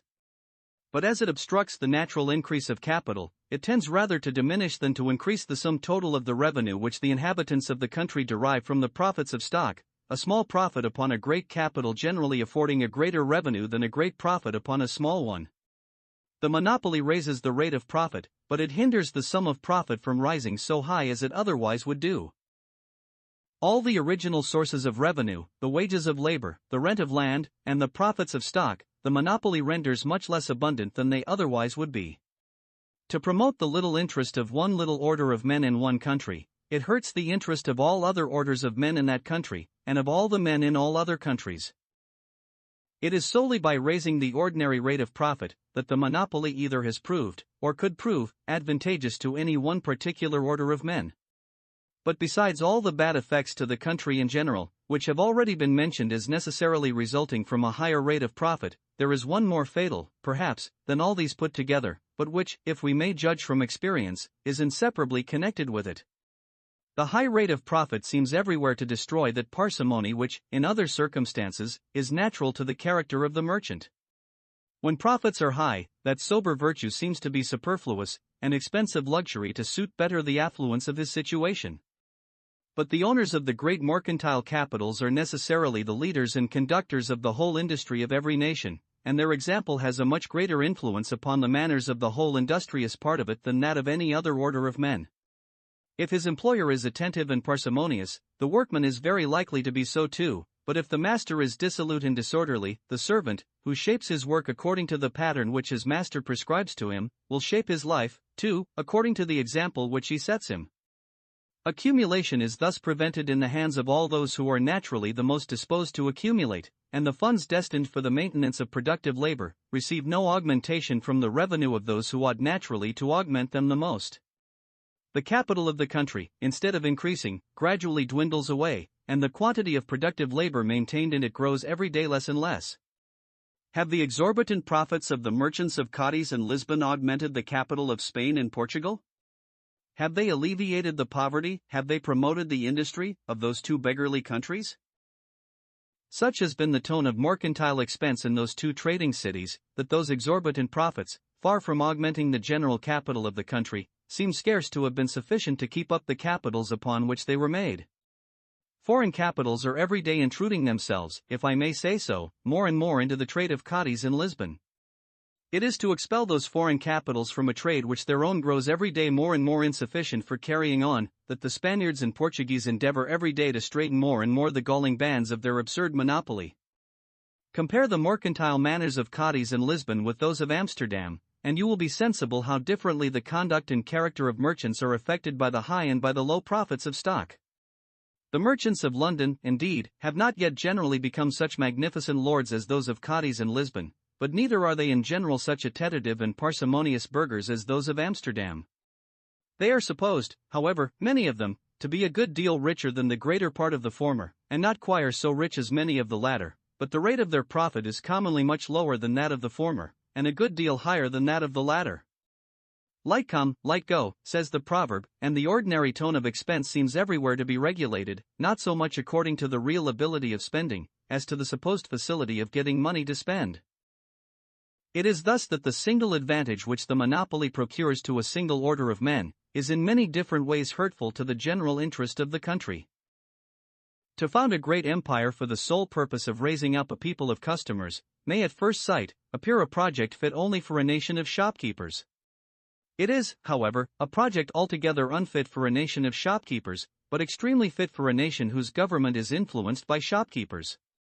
Such statesmen, and such statesmen only, are capable of fancying that they will find some advantage in employing the blood and treasure of their fellow citizens, to found and maintain such an empire. Say to a shopkeeper, "Buy me a good estate, and I shall always buy my clothes at your shop, even though I should pay somewhat dearer than what I can have them for at other shops," and you will not find him very forward to embrace your proposal. But should any other person buy you such an estate, the shopkeeper will be much obliged to your benefactor if he would enjoin you to buy all your clothes at his shop. England purchased for some of her subjects, who found themselves uneasy at home, a great estate in a distant country. The price, indeed, was very small, and instead of 30 years' purchase, the ordinary price of land in the present times, it amounted to little more than the expense of the different equipments which made the first discovery, reconnoitered the coast, and took a fictitious possession of the country. The land was good, and of great extent, and the cultivators having plenty of good ground to work upon, and being for some time at liberty to sell their produce where they pleased, became, in the course of little more than 30 or 40 years, between 1620 and 1660, so numerous and thriving a people, that the shopkeepers and other traders of England wished to secure to themselves the monopoly of their custom. Without pretending, therefore, that they had paid any part, either of the original purchase money, or of the subsequent expense of improvement, they petitioned the Parliament, that the cultivators of America might for the future be confined to their shop, first, for buying all the goods which they wanted from Europe, and, secondly, for selling all such parts of their own produce as those traders might find it convenient to buy. For they did not find it convenient to buy every part of it. Some parts of it imported into England might have interfered with some of the trades which they themselves carried on at home. Those particular parts of it, therefore, they were willing that the colonists should sell where they could, the farther off the better, and upon that account proposed that their market should be confined to the countries south of Cape Finisterre. A clause in the famous Act of Navigation established this truly shopkeeper proposal into a law. The maintenance of this monopoly has hitherto been the principal, or more properly, perhaps, the sole end and purpose of the dominion which Great Britain assumes over her colonies. In the exclusive trade, it is supposed, consists the great advantage of provinces, which have never yet afforded either revenue or military force for the support of the civil government, or the defense of the mother country. The monopoly is the principal badge of their dependency, and it is the sole fruit which has hitherto been gathered from that dependency. Whatever expense Great Britain has hitherto laid out in maintaining this dependency, has really been laid out in order to support this monopoly. The expense of the ordinary peace establishment of the colonies amounted, before the commencement of the present disturbances, to the pay of 20 regiments of foot, to the expense of the artillery, stores, and extraordinary provisions, with which it was necessary to supply them, and to the expense of a very considerable naval force, which was constantly kept up, in order to guard from the smuggling vessels of other nations, the immense coast of North America, and that of our West Indian islands. The whole expense of this peace establishment was a charge upon the revenue of Great Britain, and was, at the same time, the smallest part of what the dominion of the colonies has cost the mother country. If we would know the amount of the whole, we must add to the annual expense of this peace establishment the interest of the sums which, in consequence of their considering her colonies as provinces subject to her dominion, Great Britain has, upon different occasions, laid out upon their defense. We must add to it, in particular, the whole expense of the late war, and a great part of that of the war which preceded it. The late war was altogether a colony quarrel, and the whole expense of it, in whatever part of the world it might have been laid out, whether in Germany or the East Indies, ought justly to be stated to the account of the colonies. It amounted to more than 90 millions sterling, including not only the new debt which was contracted, but the 2 shillings in the pound additional land tax, and the sums which were every year borrowed from the sinking fund. The Spanish War, which began in 1739, was principally a colony quarrel. Its principal object was to prevent the search of the colony ships, which carried on a contraband trade with the Spanish Main. This whole expense is, in reality, a bounty which has been given in order to support a monopoly. The pretended purpose of it was to encourage the manufactures, and to increase the commerce of Great Britain. But its real effect has been to raise the rate of mercantile profit, and to enable our merchants to turn into a branch of trade, of which the returns are more slow and distant than those of the greater part of other trades, a greater proportion of their capital than they otherwise would have done, 2 events which, if a bounty could have prevented, it might perhaps have been very well worthwhile to give such a bounty. Under the present system of management, therefore, Great Britain derives nothing but loss from the dominion which she assumes over her colonies. To propose that Great Britain should voluntarily give up all authority over her colonies, and leave them to elect their own magistrates, to enact their own laws, and to make peace and war, as they might think proper, would be to propose such a measure as never was, and never will be, adopted by any nation in the world. No nation ever voluntarily gave up the dominion of any province, how troublesome soever it might be to govern it, and how small soever the revenue which it afforded might be in proportion to the expense which it occasioned. Such sacrifices, though they might frequently be agreeable to the interest, are always mortifying to the pride of every nation, and, what is perhaps of still greater consequence, they are always contrary to the private interest of the governing part of it, who would thereby be deprived of the disposal of many places of trust and profit, of many opportunities of acquiring wealth and distinction, which the possession of the most turbulent, and, to the great body of the people, the most and profitable province, seldom fails to afford. The most visionary enthusiasts would scarce be capable of proposing such a measure, with any serious hopes at least of its ever being adopted. If it was adopted, however, Great Britain would not only be immediately freed from the whole annual expense of the peace establishment of the colonies, but might settle with them such a treaty of commerce as would effectually secure to her a free trade, more advantageous to the great body of the people, though less so to the merchants, than the monopoly which she at present enjoys. By thus parting good friends, the natural affection of the colonies to the mother country, which, perhaps, our late dissensions have well nigh extinguished, would quickly revive. It might dispose them not only to respect, for whole centuries together, that treaty of commerce which they had concluded with us at parting, but to favor us in war as well as in trade, and instead of turbulent and factious subjects, to become our most faithful, affectionate, and generous allies, and the same sort of parental affection on the one side, and filial respect on the other, might revive between Great Britain and her colonies, which used to subsist between those of ancient Greece and the mother city from which they descended. In order to render any province advantageous to the empire to which it belongs, it ought to afford, in time of peace, a revenue to the public, sufficient not only for defraying the whole expense of its own peace establishment, but for contributing its proportion to the support of the general government of the empire. Every province necessarily contributes, more or less, to increase the expense of that general government. If any particular province, therefore, does not contribute its share towards defraying this expense, an unequal burden must be thrown upon some other part of the empire. The extraordinary revenue, too, which every province affords to the public in time of war, ought, from parity of reason, to bear the same proportion to the extraordinary revenue of the whole empire, which its ordinary revenue does in time of peace. That neither the ordinary nor extraordinary revenue which Great Britain derives from her colonies bears this proportion to the whole revenue of the British Empire, will readily be allowed. The monopoly, it has been supposed, indeed, by increasing the private revenue of the people of Great Britain, and thereby enabling them to pay greater taxes, compensates the deficiency of the public revenue of the colonies. But this monopoly, I have endeavored to show, though a very grievous tax upon the colonies, and though it may increase the revenue of a particular order of men in Great Britain, diminishes, instead of increasing, that of the great body of the people, and consequently diminishes, instead of increasing, the ability of the great body of the people to pay taxes. The men, too, whose revenue the monopoly increases, constitute a particular order, which it is both absolutely impossible to tax beyond the proportion of other orders, and extremely impolitic even to attempt to tax beyond that proportion, as I shall endeavor to show in the following book. No particular resource, therefore, can be drawn from this particular order. The colonies may be taxed either by their own assemblies, or by the Parliament of Great Britain. That the colony assemblies can never be so managed as to levy upon their constituents a public revenue, sufficient, not only to maintain at all times their own civil and military establishment, but to pay their proper proportion of the expense of the general government of the British Empire, seems not very probable. It was a long time before even the Parliament of England, though placed immediately under the eye of the sovereign, could be brought under such a system of management, or could be rendered sufficiently liberal in their grants for supporting the civil and military establishments even of their own country. It was only by distributing among the particular members of Parliament a great part either of the offices, or of the disposal of the offices arising from this civil and military establishment, that such a system of management could be established, even with regard to the Parliament of England.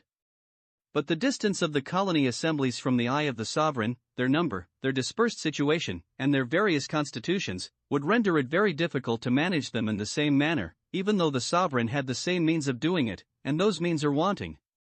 It would be absolutely impossible to distribute among all the leading members of all the colony assemblies such a share, either of the offices, or of the disposal of the offices, arising from the general government of the British Empire, as to dispose them to give up their popularity at home, and to tax their constituents for the support of that general government, of which almost the whole emoluments were to be divided among people who were strangers to them. The unavoidable ignorance of administration, besides, concerning the relative importance of the different members of those different assemblies, the offences which must frequently be given, the blunders which must constantly be committed, in attempting to manage them in this manner, seems to render such a system of management altogether impracticable with regard to them. The colony assemblies, besides, cannot be supposed the proper judges of what is necessary for the defense and support of the whole empire. The care of that defense and support is not entrusted to them. It is not their business, and they have no regular means of information concerning it. The assembly of a province, like the vestry of a parish, may judge very properly concerning the affairs of its own particular district, but can have no proper means of judging concerning those of the whole empire. It cannot even judge properly concerning the proportion which its own province bears to the whole empire, or concerning the relative degree of its wealth and importance, compared with the other provinces, because those other provinces are not under the inspection and superintendency of the assembly of a particular province.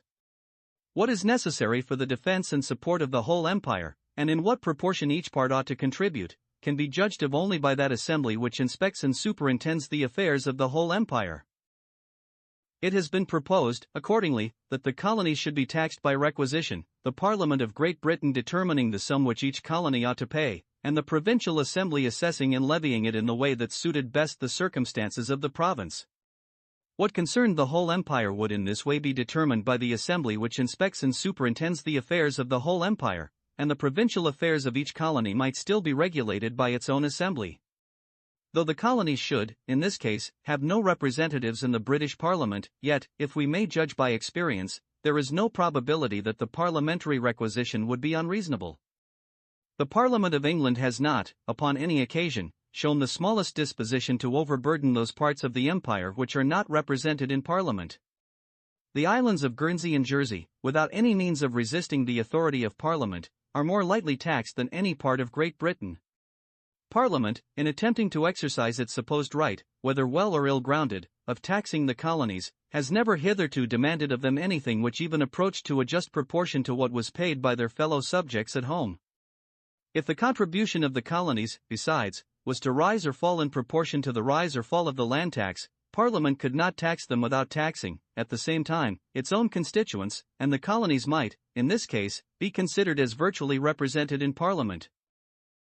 Examples are not wanting of empires in which all the different provinces are not taxed, if I may be allowed the expression, in one mass, but in which the sovereign regulates the sum which each province ought to pay, and in some provinces assesses and levies it as he thinks proper, while in others he leaves it to be assessed and levied as the respective states of each province shall determine. In some provinces of France, the king not only imposes what taxes he thinks proper, but assesses and levies them in the way he thinks proper. From others he demands a certain sum, but leaves it to the states of each province to assess and levy that sum as they think proper. According to the scheme of taxing by requisition, the Parliament of Great Britain would stand nearly in the same situation towards the colony assemblies, as the King of France does towards the states of those provinces which still enjoy the privilege of having states of their own, the provinces of France which are supposed to be the best governed. But though, according to this scheme, the colonies could have no just reason to fear that their share of the public burdens should ever exceed the proper proportion to that of their fellow citizens at home, Great Britain might have just reason to fear that it never would amount to that proper proportion. The Parliament of Great Britain has not, for some time past, had the same established authority in the colonies, which the French king has in those provinces of France which still enjoy the privilege of having states of their own. The colony assemblies, if they were not very favorably disposed, and unless more skillfully managed than they ever have been hitherto, they are not very likely to be so, might still find many pretenses for evading or rejecting the most reasonable requisitions of Parliament. A French war breaks out, we shall suppose, 10 millions must immediately be raised, in order to defend the seat of the empire. This sum must be borrowed upon the credit of some parliamentary fund mortgaged for paying the interest. Part of this fund Parliament proposes to raise by a tax to be levied in Great Britain, and part of it by a requisition to all the different colony assemblies of America and the West Indies. Would people readily advance their money upon the credit of a fund which partly depended upon the good humor of all those assemblies, far distant from the seat of the war, and sometimes, perhaps, thinking themselves not much concerned in the event of it? Upon such a fund, no more money would probably be advanced than what the tax to be levied in Great Britain might be supposed to answer for. The whole burden of the debt contracted on account of the war would in this manner fall, as it always has done hitherto, upon Great Britain, upon a part of the empire, and not upon the whole empire. Great Britain is, perhaps, since the world began, the only state which, as it has extended its empire, has only increased its expense, without once augmenting its resources. Other states have generally disburdened themselves, upon their subject and subordinate provinces, of the most considerable part of the expense of defending the empire. Great Britain has hitherto suffered her subject and subordinate provinces to disburden themselves upon her of almost this whole expense. In order to put Great Britain upon a footing of equality with her own colonies, which the law has hitherto supposed to be subject and subordinate, it seems necessary, upon the scheme of taxing them by parliamentary requisition, that Parliament should have some means of rendering its requisitions immediately effectual, in case the colony assemblies should attempt to evade or reject them, and what those means are, it is not very easy to conceive, and it has not yet been explained. Should the Parliament of Great Britain, at the same time, be ever fully established in the right of taxing the colonies, even independent of the consent of their own assemblies, the importance of those assemblies would, from that moment, be at an end, and with it, that of all the leading men of British America. Men desire to have some share in the management of public affairs, chiefly on account of the importance which it gives them. Upon the power which the greater part of the leading men, the natural aristocracy of every country, have of preserving or defending their respective importance, depends the stability and duration of every system of free government. In the attacks which those leading men are continually making upon the importance of one another, and in the defense of their own, consists the whole play of domestic faction and ambition. The leading men of America, like those of all other countries, desire to preserve their own importance. They feel, or imagine, that if their assemblies, which they are fond of calling parliaments, and of considering as equal in authority to the Parliament of Great Britain, should be so far degraded as to become the humble ministers and executive officers of that Parliament, the greater part of their own importance would be at an end. They have rejected, therefore, the proposal of being taxed by parliamentary requisition, and, like other ambitious and high-spirited men, have rather chosen to draw the sword in defense of their own importance. Towards the declension of the Roman Republic, the allies of Rome, who had borne the principal burden of defending the state and extending the empire, demanded to be admitted to all the privileges of Roman citizens. Upon being refused, the social war broke out. During the course of that war, Rome granted those privileges to the greater part of them, one by one, and in proportion as they detached themselves from the general confederacy. The Parliament of Great Britain insists upon taxing the colonies, and they refuse to be taxed by a parliament in which they are not represented. If to each colony which should detach itself from the general confederacy, Great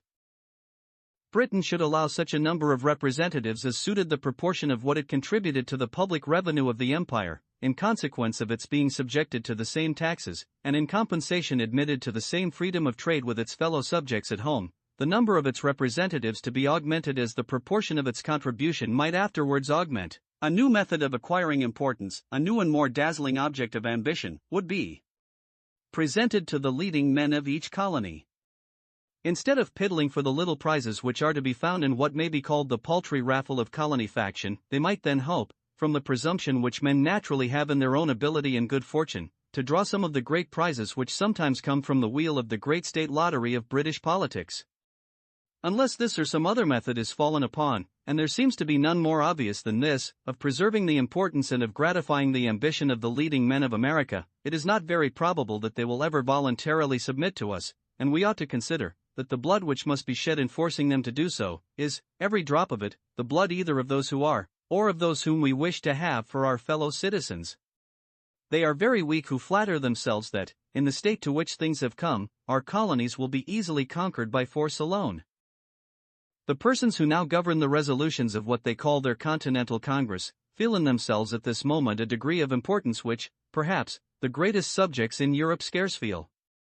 From shopkeepers, tradesmen, and attorneys, they are become statesmen and legislators, and are employed in contriving a new form of government for an extensive empire, which, they flatter themselves, will become, and which, indeed, seems very likely to become, one of the greatest and most formidable that ever was in the world.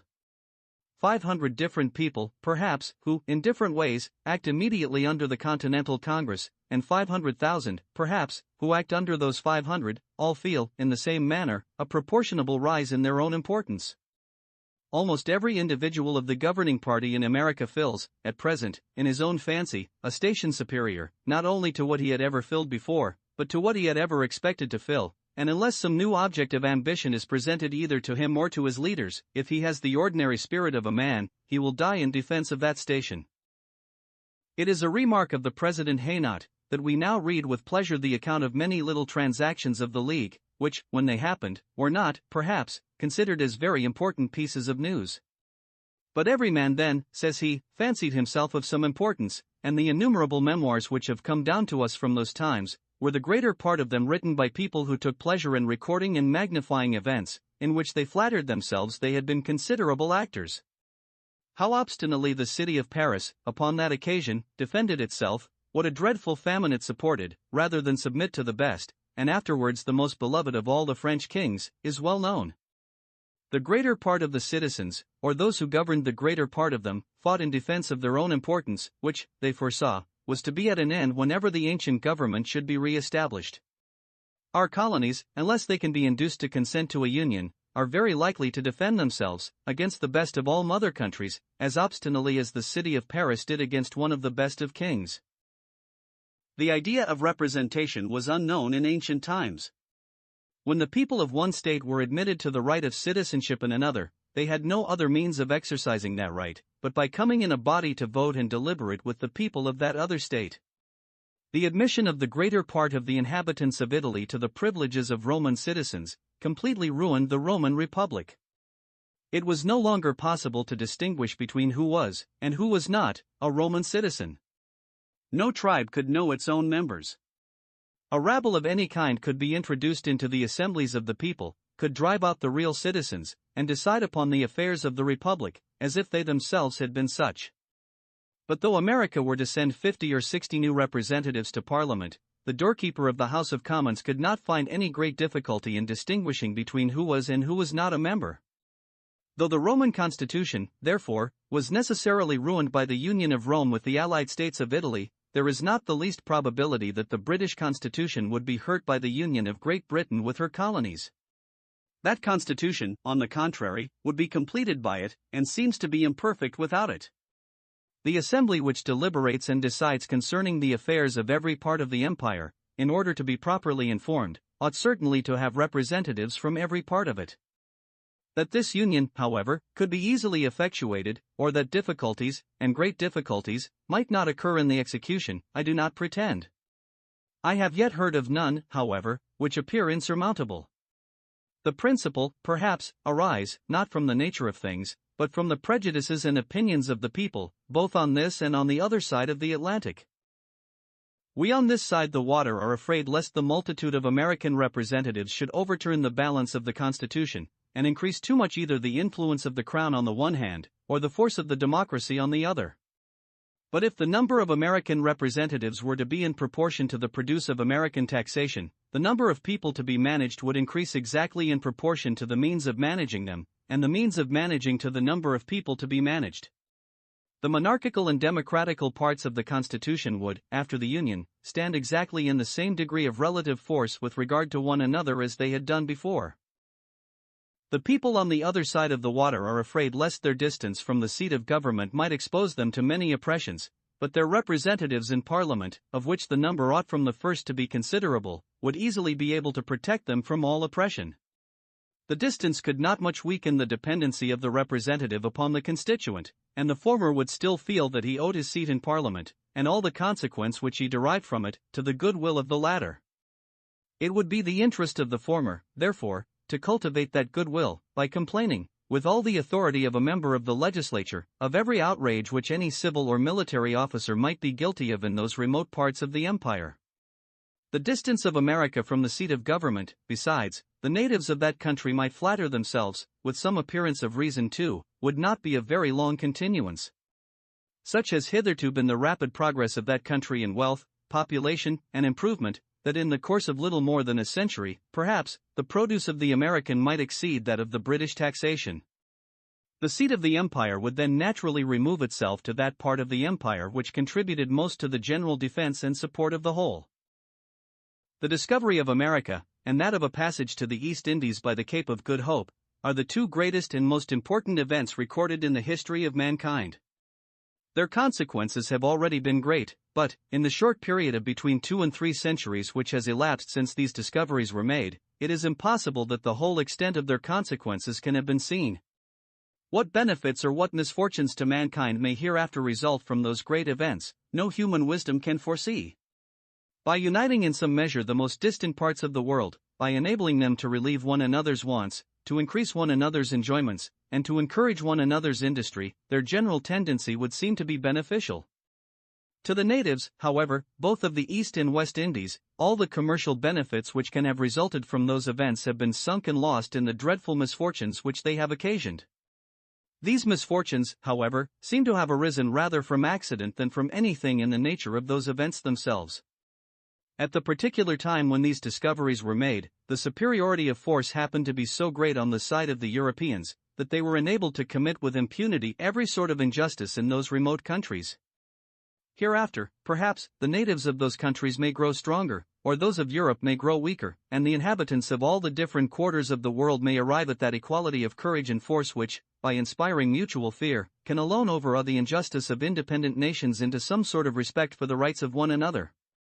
But nothing seems more likely to establish this equality of force than that mutual communication of knowledge and of all sorts of improvements, which an extensive commerce from all countries to all countries naturally, or rather necessarily, carries along with it.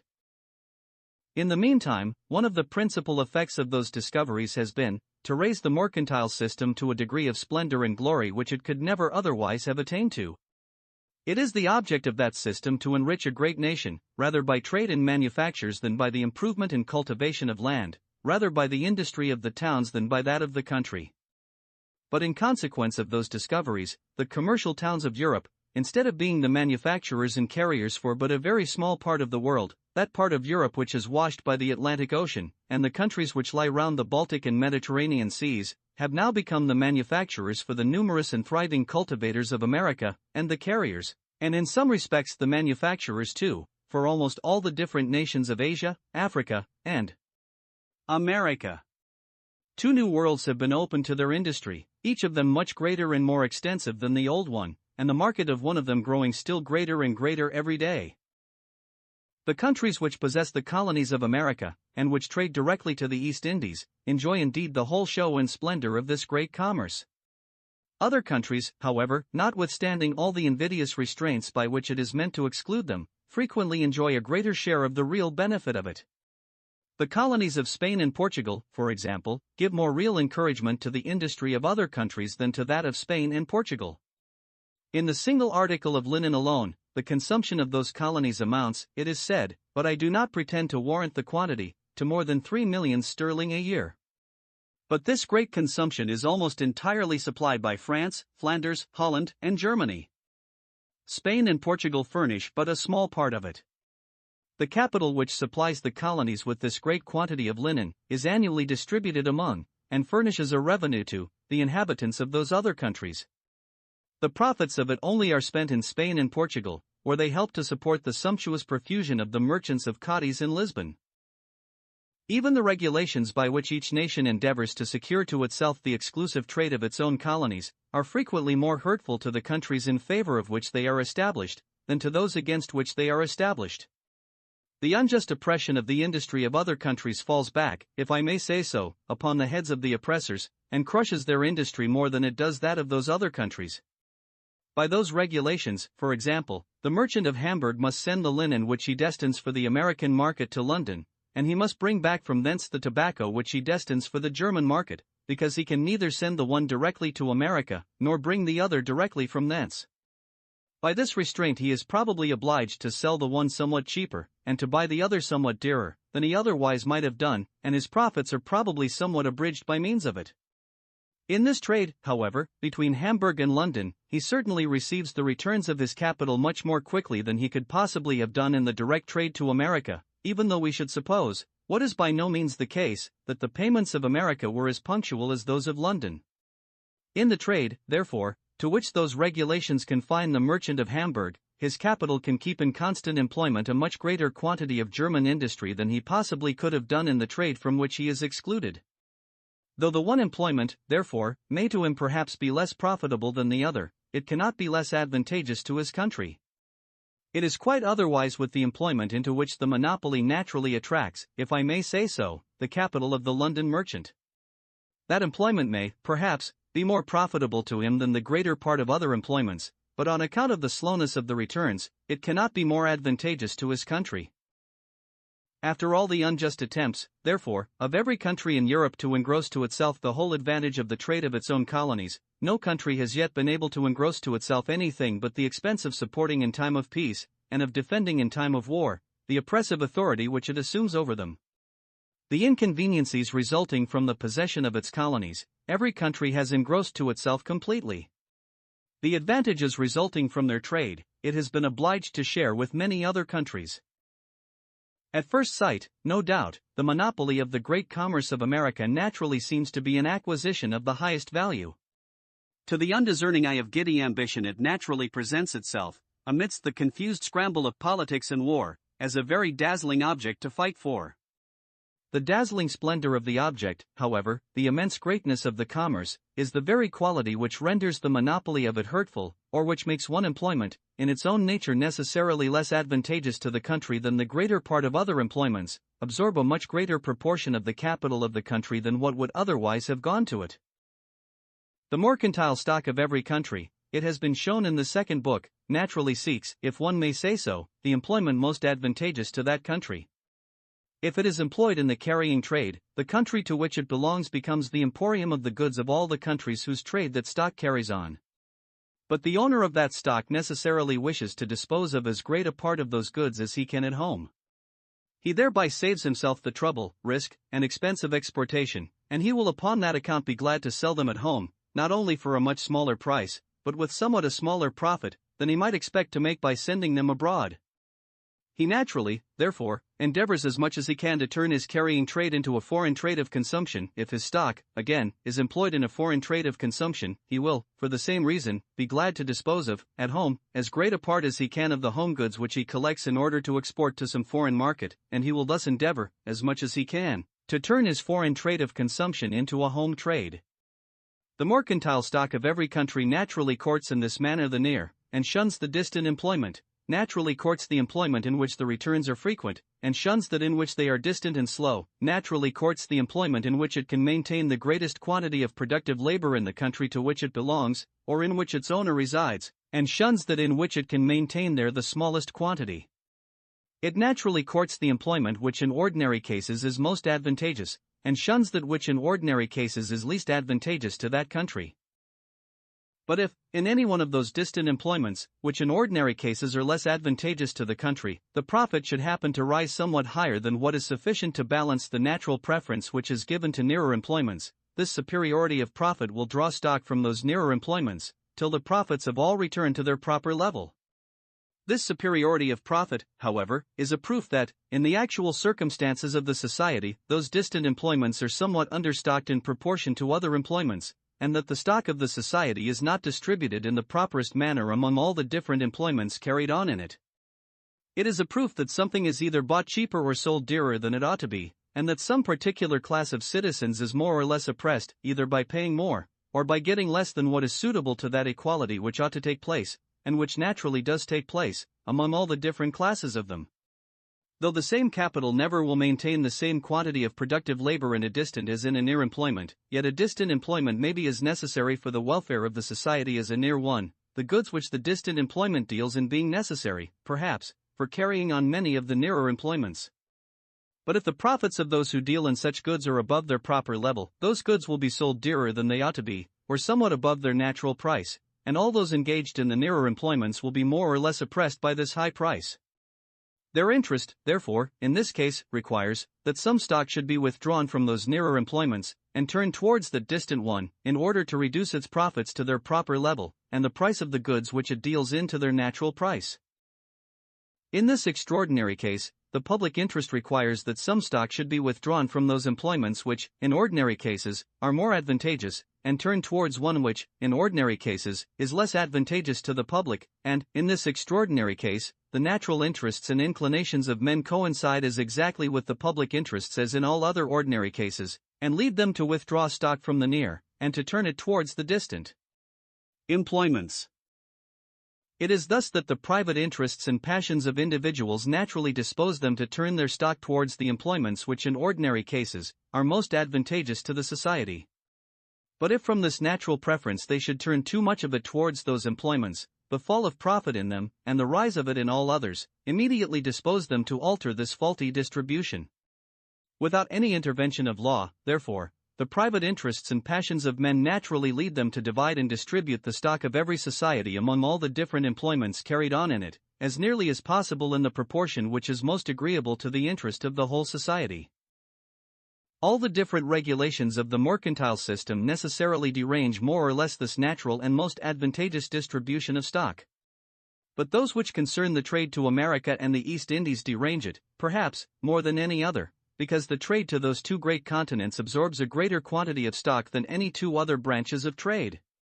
The regulations, however, by which this derangement is effected in those two different branches of trade, are not altogether the same. Monopoly is the great engine of both, but it is a different sort of monopoly. Monopoly of one kind or another, indeed, seems to be the sole engine of the mercantile system. In the trade to America, every nation endeavors to engross as much as possible the whole market of its own colonies, by fairly excluding all other nations from any direct trade to them. During the greater part of the 16th century, the Portuguese endeavored to manage the trade to the East Indies in the same manner, by claiming the sole right of sailing in the Indian seas, on account of the merit of having first found out the road to them. The Dutch still continue to exclude all other European nations from any direct trade to their Spice Islands. Monopolies of this kind are evidently established against all other European nations, who are thereby not only excluded from a trade to which it might be convenient for them to turn some part of their stock, but are obliged to buy the goods which that trade deals in, somewhat dearer than if they could import them themselves directly from the countries which produce them. But since the fall of the power of Portugal, no European nation has claimed the exclusive right of sailing in the Indian seas, of which the principal ports are now open to the ships of all European nations. Except in Portugal, however, and within these few years in France, the trade to the East Indies has, in every European country, been subjected to an exclusive company. Monopolies of this kind are properly established against the very nation which erects them. The greater part of that nation are thereby not only excluded from a trade to which it might be convenient for them to turn some part of their stock, but are obliged to buy the goods which that trade deals in somewhat dearer than if it was open and free to all their countrymen. Since the establishment of the English East India Company, for example, the other inhabitants of England, over and above being excluded from the trade, must have paid, in the price of the East India goods which they have consumed, not only for all the extraordinary profits which the company may have made upon those goods in consequence of their monopoly, but for all the extraordinary waste which the fraud and abuse inseparable from the management of the affairs of so great a company must necessarily have occasioned. The absurdity of this second kind of monopoly, therefore, is much more manifest than that of the first. Both these kinds of monopolies derange more or less the natural distribution of the stock of the society, but they do not always derange it in the same way. Monopolies of the first kind always attract to the particular trade in which they are established a greater proportion of the stock of the society than what would go to that trade of its own accord. Monopolies of the second kind may sometimes attract stock towards the particular trade in which they are established, and sometimes repel it from that trade, according to different circumstances. In poor countries, they naturally attract towards the trade more stock than would otherwise go to it. In rich countries, they naturally repel from it a good deal of stock which would otherwise go to it. Such poor countries as Sweden and Denmark, for example, would probably have never sent a single ship to the East Indies, had not the trade been subjected to an exclusive company. The establishment of such a company necessarily encourages adventurers. Their monopoly secures them against all competitors in the home market, and they have the same chance for foreign markets with the traders of other nations. Their monopoly shows them the certainty of a great profit upon a considerable quantity of goods, and the chance of a considerable profit upon a great quantity. Without such extraordinary encouragement, the poor traders of such poor countries would probably never have thought of hazarding their small capitals in so very distant and uncertain an adventure as the trade to the East Indies must naturally have appeared to them. Such a rich country as Holland, on the contrary, would probably, in the case of a free trade, send many more ships to the East Indies than it actually does. The limited stock of the Dutch East India Company probably repels from that trade many great mercantile capitals which would otherwise go to it. The mercantile capital of Holland is so great that it is, as it were, continually overflowing, sometimes into the public funds of foreign countries, sometimes into loans to private traders and adventurers of foreign countries, sometimes into the most roundabout foreign trades of consumption, and sometimes into the carrying trade.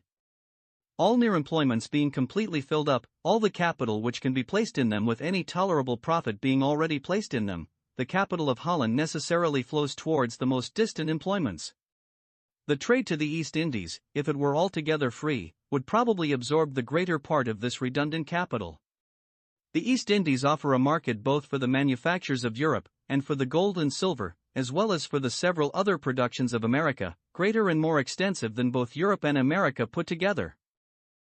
Every derangement of the natural distribution of stock is necessarily hurtful to the society in which it takes place, whether it be by repelling from a particular trade the stock which would otherwise go to it, or by attracting towards a particular trade that which would not otherwise come to it. If, without any exclusive company, the trade of Holland to the East Indies would be greater than it actually is, that country must suffer a considerable loss, by part of its capital being excluded from the employment most convenient for that port. And, in the same manner, if, without an exclusive company, the trade of Sweden and Denmark to the East Indies would be less than it actually is, or, what perhaps is more probable, would not exist at all, those two countries must likewise suffer a considerable loss, by part of their capital being drawn into an employment which must be more or less unsuitable to their present circumstances. Better for them, perhaps, in the present circumstances, to buy East India goods of other nations, even though they should pay somewhat dearer, than to turn so great a part of their small capital to so very distant a trade, in which the returns are so very slow, in which that capital can maintain so small a quantity of productive labor at home, where productive labor is so much wanted, where so little is done, and where so much is to do. Though without an exclusive company, therefore, a particular country should not be able to carry on any direct trade to the East Indies, it will not from thence follow that such a company ought to be established there, but only that such a country ought not, in these circumstances, to trade directly to the East Indies. That such companies are not in general necessary for carrying on the East India trade is sufficiently demonstrated by the experience of the Portuguese, who enjoyed almost the whole of it for more than a century together, without any exclusive company. No private merchant, it has been said, could well have capital sufficient to maintain factors and agents in the different ports of the East Indies, in order to provide goods for the ships which he might occasionally send thither, and yet, unless he was able to do this, the difficulty of finding a cargo might frequently make his ships lose the season for returning, and the expense of so long a delay would not only eat up the whole profit of the adventure, but frequently occasion a very considerable loss. This argument, however, if it proved anything at all, would prove that no one great branch of trade could be carried on without an exclusive company, which is contrary to the experience of all nations. There is no great branch of trade in which the capital of any one private merchant is sufficient for carrying on all the subordinate branches which must be carried on, in order to carry on the principal one. But when a nation is ripe for any great branch of trade, some merchants naturally turn their capitals towards the principal, and some towards the subordinate branches of it, and though all the different branches of it are in this manner carried on, yet it very seldom happens that they are all carried on by the capital of one private merchant. If a nation, therefore, is ripe for the East India trade, a certain portion of its capital will naturally divide itself among all the different branches of that trade. Some of its merchants will find it for their interest to reside in the East Indies, and to employ their capitals there in providing goods for the ships which are to be sent out by other merchants who reside in Europe. The settlements which different European nations have obtained in the East Indies, if they were taken from the exclusive companies to which they at present belong, and put under the immediate protection of the sovereign, would render this residence both safe and easy, at least to the merchants of the particular nations to whom those settlements belong. If, at any particular time, that part of the capital of any country which of its own accord tended and inclined, if I may say so, towards the East India trade, was not sufficient for carrying on all those different branches of it, it would be a proof that, at that particular time, that country was not ripe for that trade, and that it would do better to buy for some time, even at a higher price, from other European nations, the East India goods it had occasion for, than to import them itself directly from the East Indies. What it might lose by the high price of those goods could seldom be equal to the loss which it would sustain by the distraction of a large portion of its capital from other employments more necessary, or more useful, or more suitable to its circumstances and situation, than a direct trade to the East Indies. Though the Europeans possess many considerable settlements both upon the coast of Africa and in the East Indies, they have not yet established, in either of those countries, such numerous and thriving colonies as those in the islands and continent of America. Africa, however, as well as several of the countries comprehended under the general name of the East Indies, is inhabited by barbarous nations. But those nations were by no means so weak and defenseless as the miserable and helpless Americans, and in proportion to the natural fertility of the countries which they inhabited, they were, besides, much more populous. The most barbarous nations either of Africa or of the East Indies were shepherds, even the Hottentots were so. But the natives of every part of America, except Mexico and Peru, were only hunters, and the difference is very great between the number of shepherds and that of hunters whom the same extent of equally fertile territory can maintain. In Africa and the East Indies, therefore, it was more difficult to displace the natives, and to extend the European plantations over the greater part of the lands of the original inhabitants. The genius of exclusive companies, besides, is unfavorable, it has already been observed, to the growth of new colonies, and has probably been the principal cause of the little progress which they have made in the East Indies. The Portuguese carried on the trade both to Africa and the East Indies, without any exclusive companies, and their settlements at Congo, Angola, and Benguela, on the coast of Africa, and at Goa in the East Indies, though much depressed by superstition and every sort of bad government, yet bear some resemblance to the colonies of America, and are partly inhabited by Portuguese who have been established there for several generations. The Dutch settlements at the Cape of Good Hope and at Batavia are at present the most considerable colonies which the Europeans have established either in Africa or in the East Indies, and both those settlements are peculiarly fortunate in their situation. The Cape of Good Hope was inhabited by a race of people almost as barbarous, and quite as incapable of defending themselves, as the natives of America. It is, besides, the halfway house, if one may say so, between Europe and the East Indies, at which almost every European ship makes some stay, both in going and returning. The supplying of those ships with every sort of fresh provisions, with fruit, and sometimes with wine, affords alone a very extensive market for the surplus produce of the colonies. What the Cape of Good Hope is between Europe and every part of the East Indies, Batavia is between the principal countries of the East Indies. It lies upon the most frequented road from Indostan to China and Japan, and is nearly about midway upon that road. Almost all the ships, too, that sail between Europe and China, touch at Batavia, and it is, over and above all this, the center and principal mart of what is called the country trade of the East Indies, not only of that part of it which is carried on by Europeans, but of that which is carried on by the native Indians, and vessels navigated by the inhabitants of China and Japan, of Tonquin, Malacca, Cochin China, and the island of Celebes, are frequently to be seen in its port. Such advantageous situations have enabled those two colonies to surmount all the obstacles which the oppressive genius of an exclusive company may have occasionally opposed to their growth. They have enabled Batavia to surmount the additional disadvantage of perhaps the most unwholesome climate in the world. The English and Dutch companies, though they have established no considerable colonies, except the two above mentioned, have both made considerable conquests in the East Indies. But in the manner in which they both govern their new subjects, the natural genius of an exclusive company has shown itself most distinctly. In the Spice Islands, the Dutch are said to burn all the spiceries which a fertile season produces, beyond what they expect to dispose of in Europe with such a profit as they think sufficient. In the islands where they have no settlements, they give a premium to those who collect the young blossoms and green leaves of the clove and nutmeg trees, which naturally grow there, but which this savage policy has now, it is said, almost completely extirpated. Even in the islands where they have settlements, they have very much reduced, it is said, the number of those trees. If the produce even of their own islands was much greater than what suited their market, the natives, they suspect, might find means to convey some part of it to other nations, and the best way, they imagine, to secure their own monopoly, is to take care that no more shall grow than what they themselves carry to market.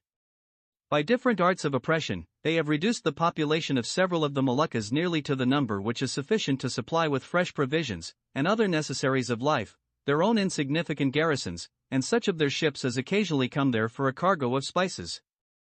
Under the government even of the Portuguese, however, those islands are said to have been tolerably well inhabited.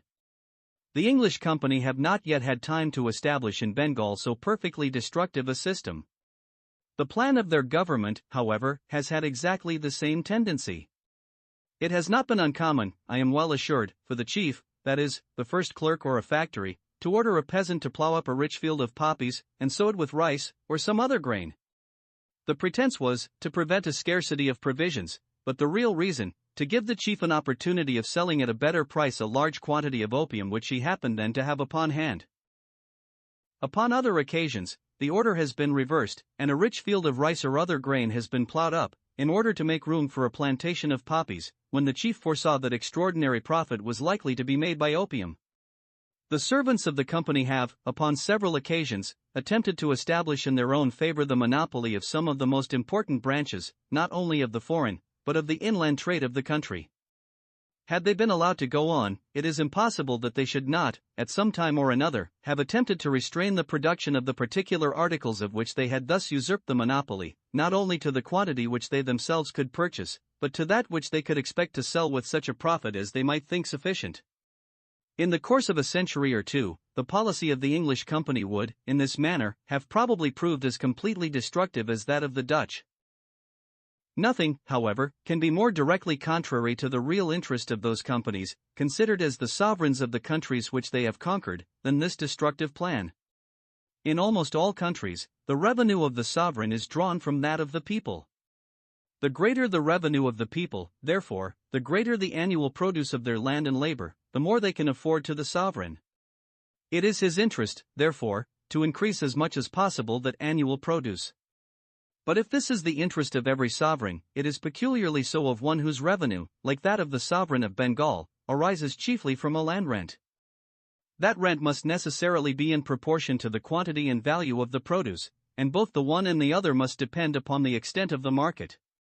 The quantity will always be suited, with more or less exactness, to the consumption of those who can afford to pay for it, and the price which they will pay will always be in proportion to the eagerness of their competition.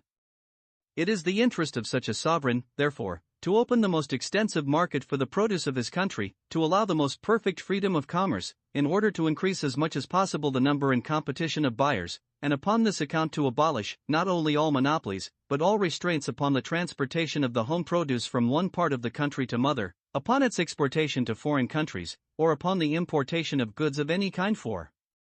which it can be exchanged. He is in this manner most likely to increase both the quantity and value of that produce, and consequently of his own share of it, or of his own revenue. But a company of merchants are, it seems, incapable of considering themselves as sovereigns, even after they have become such. Trade, or buying in order to sell again, they still consider as their principal business, and by a strange absurdity, regard the character of the sovereign as but an appendix to that of the merchant, as something which ought to be made subservient to it, or by means of which they may be enabled to buy cheaper in India, and thereby to sell with a better profit in Europe. They endeavor, for this purpose, to keep out as much as possible all competitors from the market of the countries which are subject to their government, and consequently to reduce, at least, some part of the surplus produce of those countries to what is barely sufficient for supplying their own demand, or to what they can expect to sell in Europe, with such a profit as they may think reasonable. Their mercantile habits draw them in this manner, almost necessarily, though perhaps insensibly, to prefer, upon all ordinary occasions, the little and transitory profit of the monopolist to the great and permanent revenue of the sovereign, and would gradually lead them to treat the countries subject to their government nearly as the Dutch treat the Moluccas. It is the interest of the East India Company, considered as sovereigns, that the European goods which are carried to their Indian dominions should be sold there as cheap as possible, and that the Indian goods which are brought from thence should bring there as good a price, or should be sold there as dear as possible. But the reverse of this is their interest as merchants. As sovereigns, their interest is exactly the same with that of the country which they govern. As merchants, their interest is directly opposite to that interest. But if the genius of such a government, even as to what concerns its direction in Europe, is in this manner essentially, and perhaps incurably faulty, that of its administration in India is still more so. That administration is necessarily composed of a council of merchants, a profession no doubt extremely respectable, but which in no country in the world carries along with it that sort of authority which naturally overawes the people, and without force commands their willing obedience. Such a council can command obedience only by the military force with which they are accompanied, and their government is, therefore, necessarily military and despotical. Their proper business, however, is that of merchants. It is to sell, upon their master's account, the European goods consigned to them, and to buy, in return, Indian goods for the European market. It is to sell the one as dear, and to buy the other as cheap as possible, and consequently to exclude, as much as possible, all rivals from the particular market where they keep their shop. The genius of the administration, therefore, so far as concerns the trade of the company, is the same as that of the direction. It tends to make government subservient to the interest of monopoly, and consequently to stunt the natural growth of some parts, at least, of the surplus produce of the country, to what is barely sufficient for answering the demand of the company. All the members of the administration besides, trade more or less upon their own account, and it is in vain to prohibit them from doing so. Nothing can be more completely foolish than to expect that the clerk of a great counting house, at 10,000 miles distance, and consequently almost quite out of sight, should, upon a simple order from their master, give up at once doing any sort of business upon their own account, abandon forever all hopes of making a fortune, of which they have the means in their hands, and content themselves with the moderate salaries which those masters allow them, and which, moderate as they are, can seldom be augmented, being commonly as large as the real profits of the company trade can afford. In such circumstances, to prohibit the servants of the company from trading upon their own account, can have scarce any other effect than to enable its superior servants, under pretense of executing their master's order, to oppress such of the inferior ones as have had the misfortune to fall under their displeasure. The servants naturally endeavor to establish the same monopoly in favor of their own private trade as of the public trade of the company. If they are suffered to act as they could wish, they will establish this monopoly openly and directly, by fairly prohibiting all other people from trading in the articles in which they choose to deal, and this, perhaps, is the best and least oppressive way of establishing it. But if, by an order from Europe, they are prohibited from doing this, they will, notwithstanding, endeavor to establish a monopoly of the same kind secretly and indirectly, in a way that is much more destructive to the country.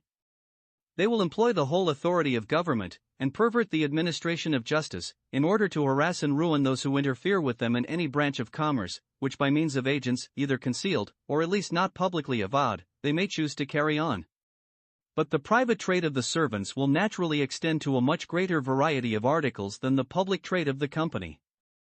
The public trade of the company extends no further than the trade with Europe, and comprehends a part only of the foreign trade of the country. But the private trade of the servants may extend to all the different branches both of its inland and foreign trade. The monopoly of the company can tend only to stunt the natural growth of that part of the surplus produce which, in the case of a free trade, would be exported to Europe.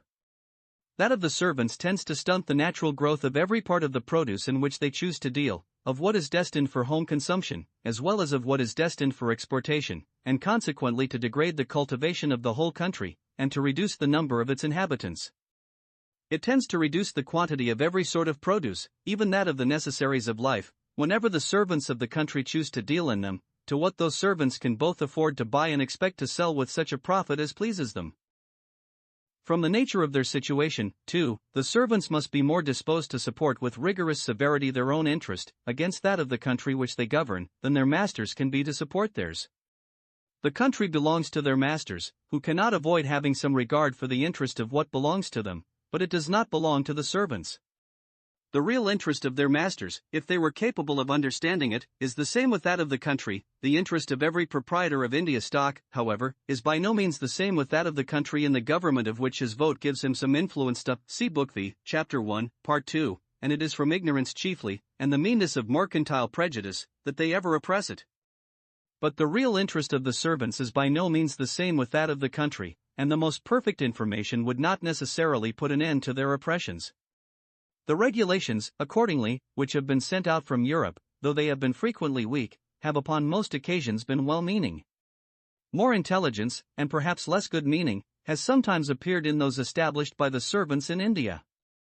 It is a very singular government in which every member of the administration wishes to get out of the country, and consequently to have done with the government, as soon as he can, and to whose interest, the day after he has left it, and carried his whole fortune with him, it is perfectly indifferent though the whole country was swallowed up by an earthquake. I mean not, however, by anything which I have here said, to throw any odious imputation upon the general character of the servants of the East India Company, and touch less upon that of any particular persons. It is the system of government, the situation in which they are placed, that I mean to censure, not the character of those who have acted in it. They acted as their situation naturally directed, and they who have clamored the loudest against them would probably not have acted better themselves. In war and negotiation, the councils of Madras and Calcutta have upon several occasions conducted themselves with a resolution and decisive wisdom, which would have done honor to the Senate of Rome in the best days of that republic. The members of those councils, however, had been bred to professions very different from war and politics. But their situation alone, without education, experience, or even example, seems to have formed in them all at once the great qualities which it required, and to have inspired them both with abilities and virtues which they themselves could not well know that they possessed. If upon some occasions, therefore, it has animated them to actions of magnanimity which could not well have been expected from them, we should not wonder if, upon others, it has prompted them to exploits of somewhat a different nature. Such exclusive companies, therefore, are nuisances in every respect, always more or less inconvenient to the countries in which they are established, and destructive to those which have the misfortune to fall under their government. Chapter 8. Conclusion of the mercantile system. Though the encouragement of exportation, and the discouragement of importation, are the two great engines by which the mercantile system proposes to enrich every country, yet, with regard to some particular commodities, it seems to follow an opposite plan, to discourage exportation, and to encourage importation. Its ultimate object, however, it pretends, is always the same, to enrich the country by an advantageous balance of trade. It discourages the exportation of the materials of manufacture, and of the instruments of trade, in order to give our own workmen an advantage, and to enable them to undersell those of other nations in all foreign markets, and by restraining, in this manner, the exportation of a few commodities, of no great price, it proposes to occasion a much greater and more valuable exportation of others.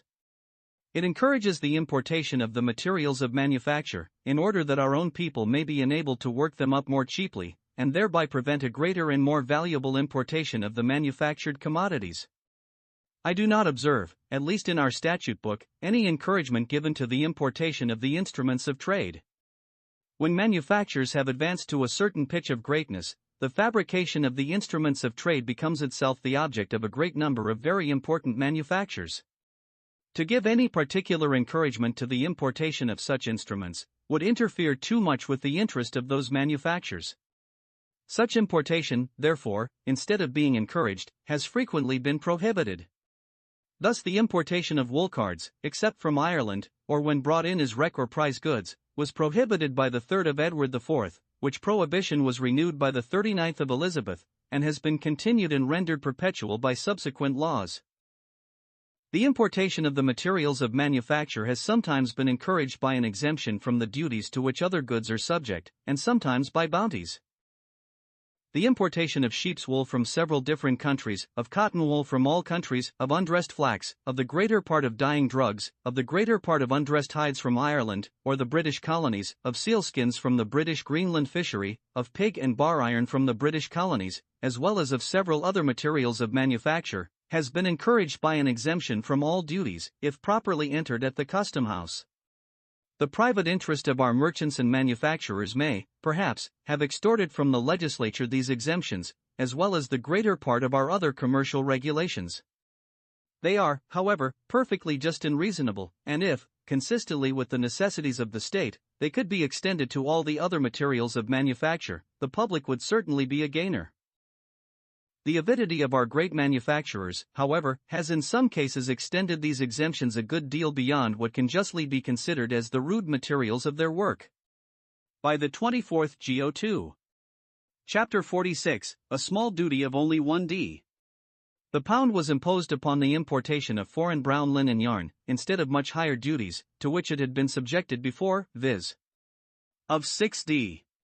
The pound upon sail yarn, of 1s. The pound upon all French and Dutch yarn, and of pound 2:13:4 upon the hundredweight of all spruce or Muscovia yarn. But our manufacturers were not long satisfied with this reduction. By the 29th of the same king, chapter 15, the same law which gave a bounty upon the exportation of British and Irish linen, of which the price did not exceed 18d. The yard, even this small duty upon the importation of brown linen yarn was taken away.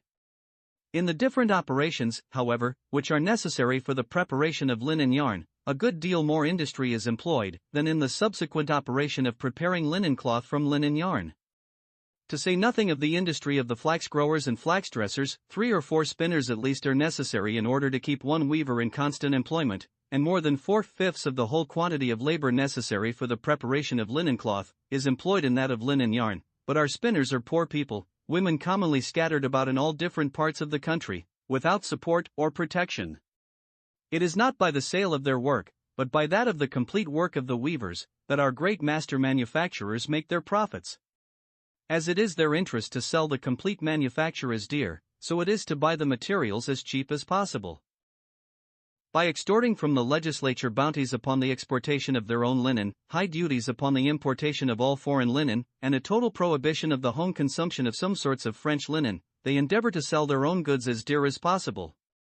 By encouraging the importation of foreign linen yarn, and thereby bringing it into competition with that which is made by our own people, they endeavor to buy the work of the poor spinners as cheap as possible.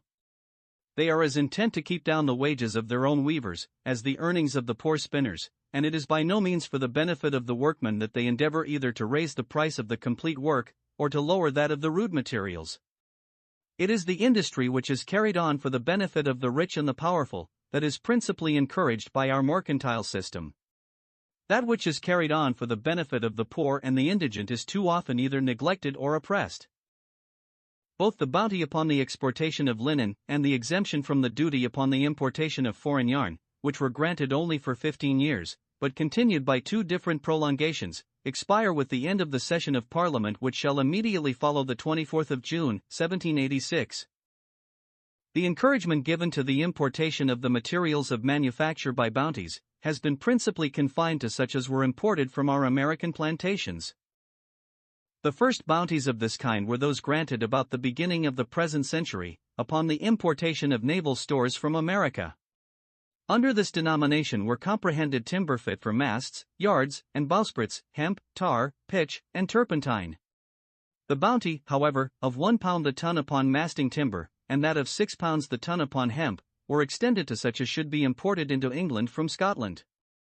Both these bounties continued, without any variation, at the same rate, till they were severally allowed to expire, that upon hemp on the 1st of January, 1741, and that upon masting timber at the end of the session of Parliament immediately following the June 24, 1781.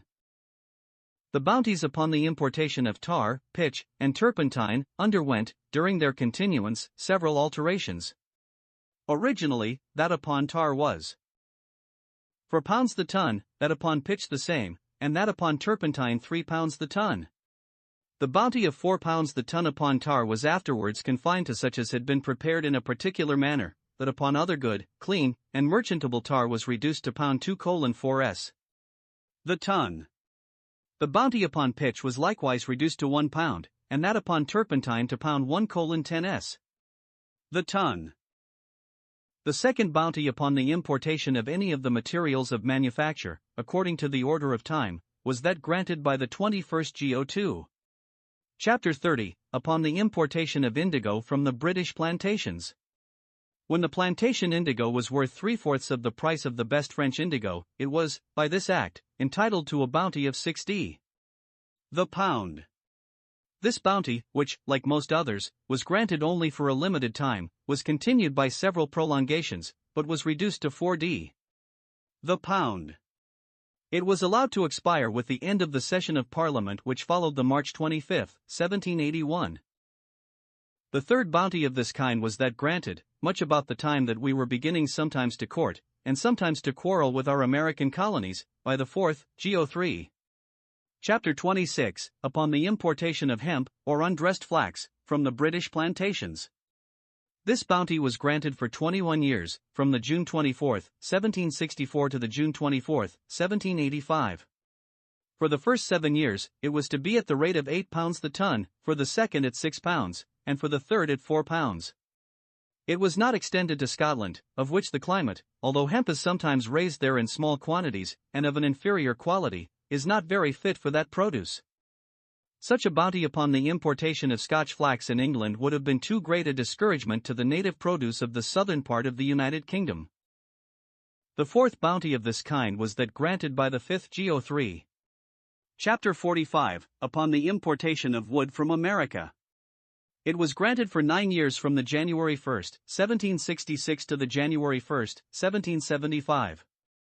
During the first 3 years, it was to be for every 120 good deals, at the rate of £1, and for every load containing 50 cubic feet of other square timber, at the rate of 12s. For the second 3 years, it was for deals, to be at the rate of 15s, and for other squared timber at the rate of 8s, and for the third 3 years, it was for deals, to be at the rate of 10s, and for every other squared timber at the rate of 5s. The fifth bounty of this kind was that granted by the 9th Go. Chapter 38, upon the importation of raw silk from the British plantations. It was granted for 21 years, from the January 1, 1770, to the January 1, 1791. For the first 7 years, it was to be at the rate of £25 for every £100 value, for the second, at £20, and for the third, at £15. The management of the silkworm, and the preparation of silk, requires so much hand labor, and labor is so very dear in America, that even this great bounty, I have been informed, was not likely to produce any considerable effect. The sixth bounty of this kind was that granted by 11th Go. Chapter 50, for the importation of pipe, hogshead, and barrel staves and leading from the British plantations.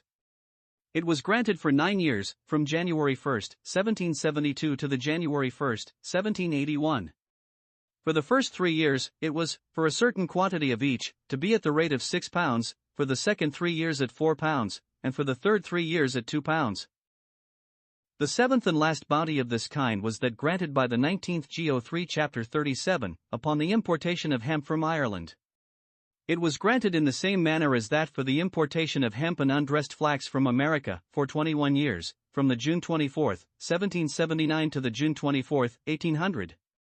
The term is divided likewise into 3 periods, of 7 years each, and in each of those periods, the rate of the Irish bounty is the same with that of the American. It does not, however, like the American bounty, extend to the importation of undressed flax. It would have been too great a discouragement to the cultivation of that plant in Great Britain. When this last bounty was granted, the British and Irish legislatures were not in much better humor with one another than the British and American had been before. But this boon to Ireland, it is to be hoped, has been granted under more fortunate auspices than all those to America. The same commodities, upon which we thus gave bounties, when imported from America, were subjected to considerable duties when imported from any other country. The interest of our American colonies was regarded as the same with that of the mother country. Their wealth was considered as our wealth. Whatever money was sent out to them, it was said, came all back to us by the balance of trade, and we could never become a farthing the poorer by any expense which we could lay out upon them. They were our own in every respect, and it was an expense laid out upon the improvement of our own property, and for the profitable employment of our own people.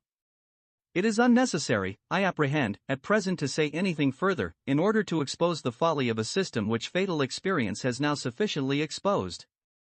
Had our American colonies really been a part of Great Britain, those bounties might have been considered as bounties upon production, and would still have been liable to all the objections to which such bounties are liable, but to no other. The exportation of the materials of manufacture is sometimes discouraged by absolute prohibitions, and sometimes by high duties. Our woolen manufacturers have been more successful than any other class of workmen in persuading the legislature that the prosperity of the nation depended upon the success and extension of their particular business. They have not only obtained a monopoly against the consumers by an absolute prohibition of importing woolen cloths from any foreign country, but they have likewise obtained another monopoly against the sheep farmers and growers of wool by a similar prohibition of the exportation of live sheep and wool. The severity of many of the laws which have been enacted for the security of the revenue is very justly complained of, as imposing heavy penalties upon actions which, antecedent to the statutes that declared them to be crimes, had always been understood to be innocent. But the cruelest of our revenue laws, I will venture to affirm, are mild and gentle, in comparison to some of those which the clamor of our merchants and manufacturers has extorted from the legislature, for the support of their own absurd and oppressive monopolies. Like the laws of Draco, these laws may be said to be all written in blood. By the 8th of Elizabeth, chapter 3, the exporter of sheep, lambs, or rams, was for the first offense, to forfeit all his goods forever, to suffer a year's imprisonment, and then to have his left hand cut off in a market town, upon a market day, to be there nailed up, and for the second offense, to be adjudged a felon, and to suffer death accordingly. To prevent the breed of our sheep from being propagated in foreign countries, seems to have been the object of this law. By the 13th and 14th of Charles II. Chapter 18, the exportation of wool was made felony, and the exporter subjected to the same penalties and forfeitures as a felon. For the honor of the national humanity, it is to be hoped that neither of these statutes was ever executed. The first of them, however, so far as I know, has never been directly repealed, and Sergeant Hawkins seems to consider it as still in force. It may, however, perhaps be considered as virtually repealed by the 12th of Charles II. Chapter 32, Sect. 3, which, without expressly taking away the penalties imposed by former statutes, imposes a new penalty, viz. that of 20s. For every sheep exported, or attempted to be exported, together with the forfeiture of the sheep, and of the owner's share of the sheep. The second of them was expressly repealed by the 7th and 8th of William III. Chapter 28, Sect. 4, by which it is declared that whereas the statute of the 13th and 14th of King Charles II, made against the exportation of wool, among other things in the said act mentioned, doth enact the same to be deemed felony, by the severity of which penalty the prosecution of offenders hath not been so effectually put in execution, be it therefore enacted, by the authority aforesaid, that so much of the said act, which relates to the making the said offense felony, be repealed and made void. The penalties, however, which are either imposed by this milder statute, or which, though imposed by former statutes, are not repealed by this one, are still sufficiently severe. Besides the forfeiture of the goods, the exporter incurs the penalty of 3s.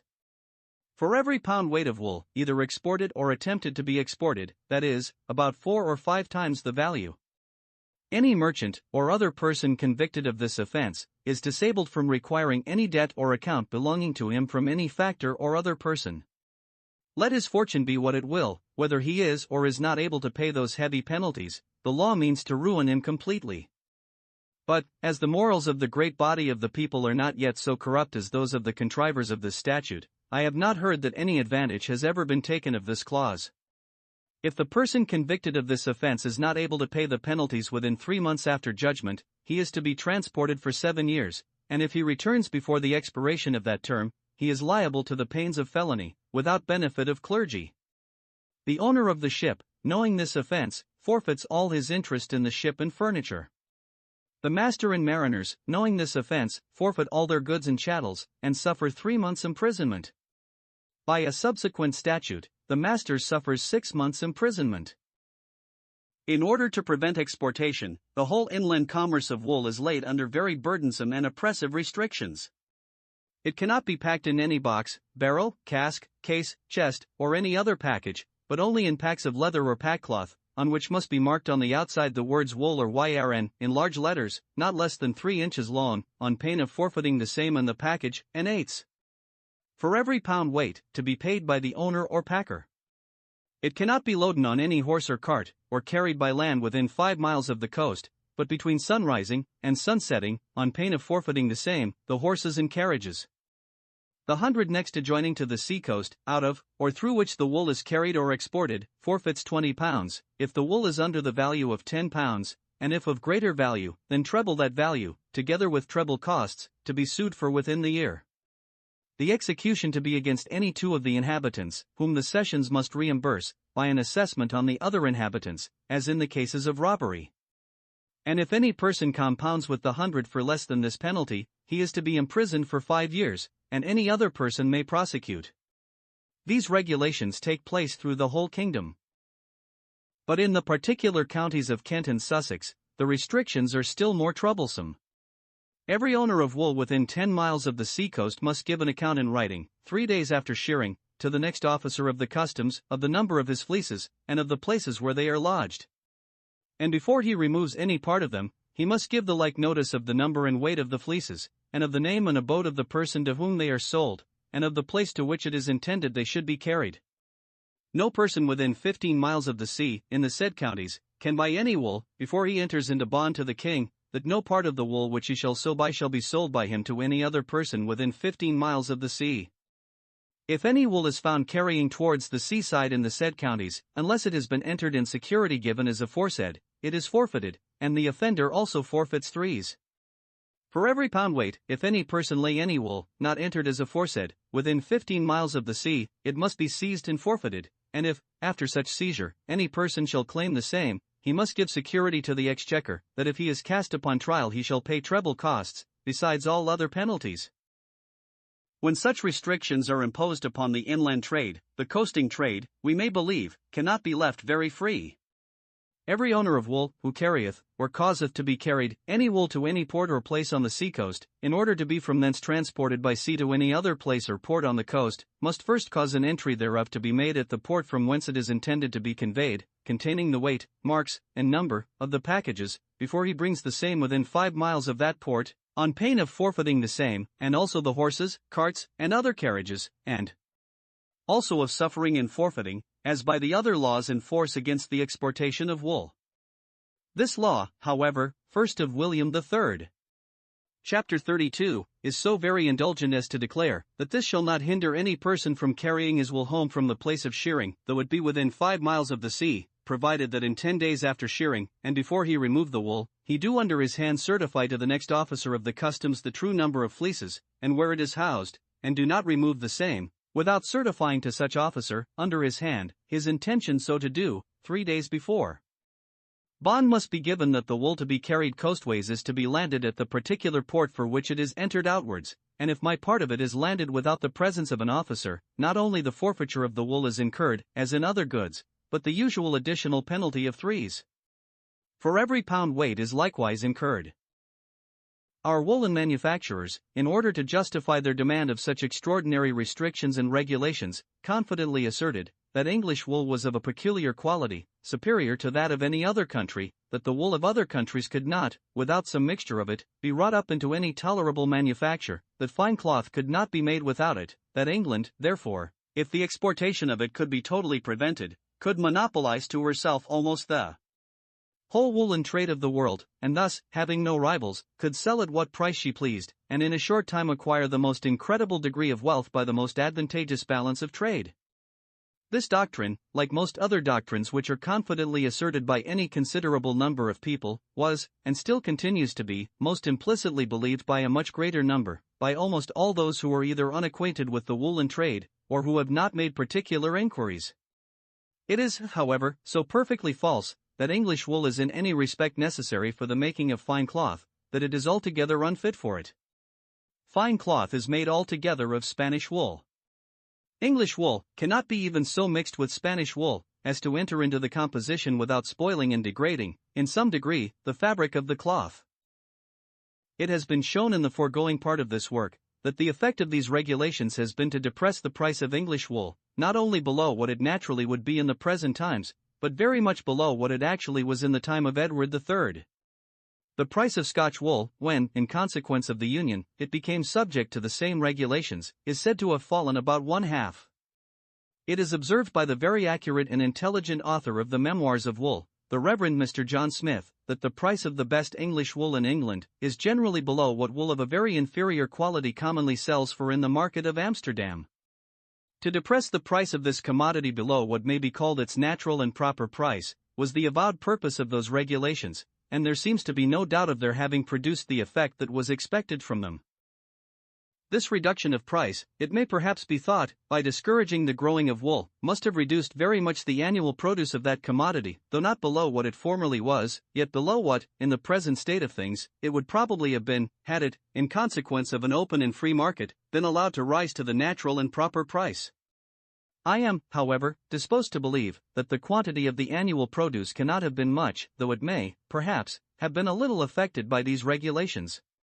The growing of wool is not the chief purpose for which the sheep farmer employs his industry and stock. He expects his profit, not so much from the price of the fleece, as from that of the carcass, and the average or ordinary price of the latter must even, in many cases, make up to him whatever deficiency there may be in the average or ordinary price of the former. It has been observed, in the foregoing part of this work, that whatever regulations tend to sink the price, either of wool or of raw hides, below what it naturally would be, must, in an improved and cultivated country, have some tendency to raise the price of butcher's meat.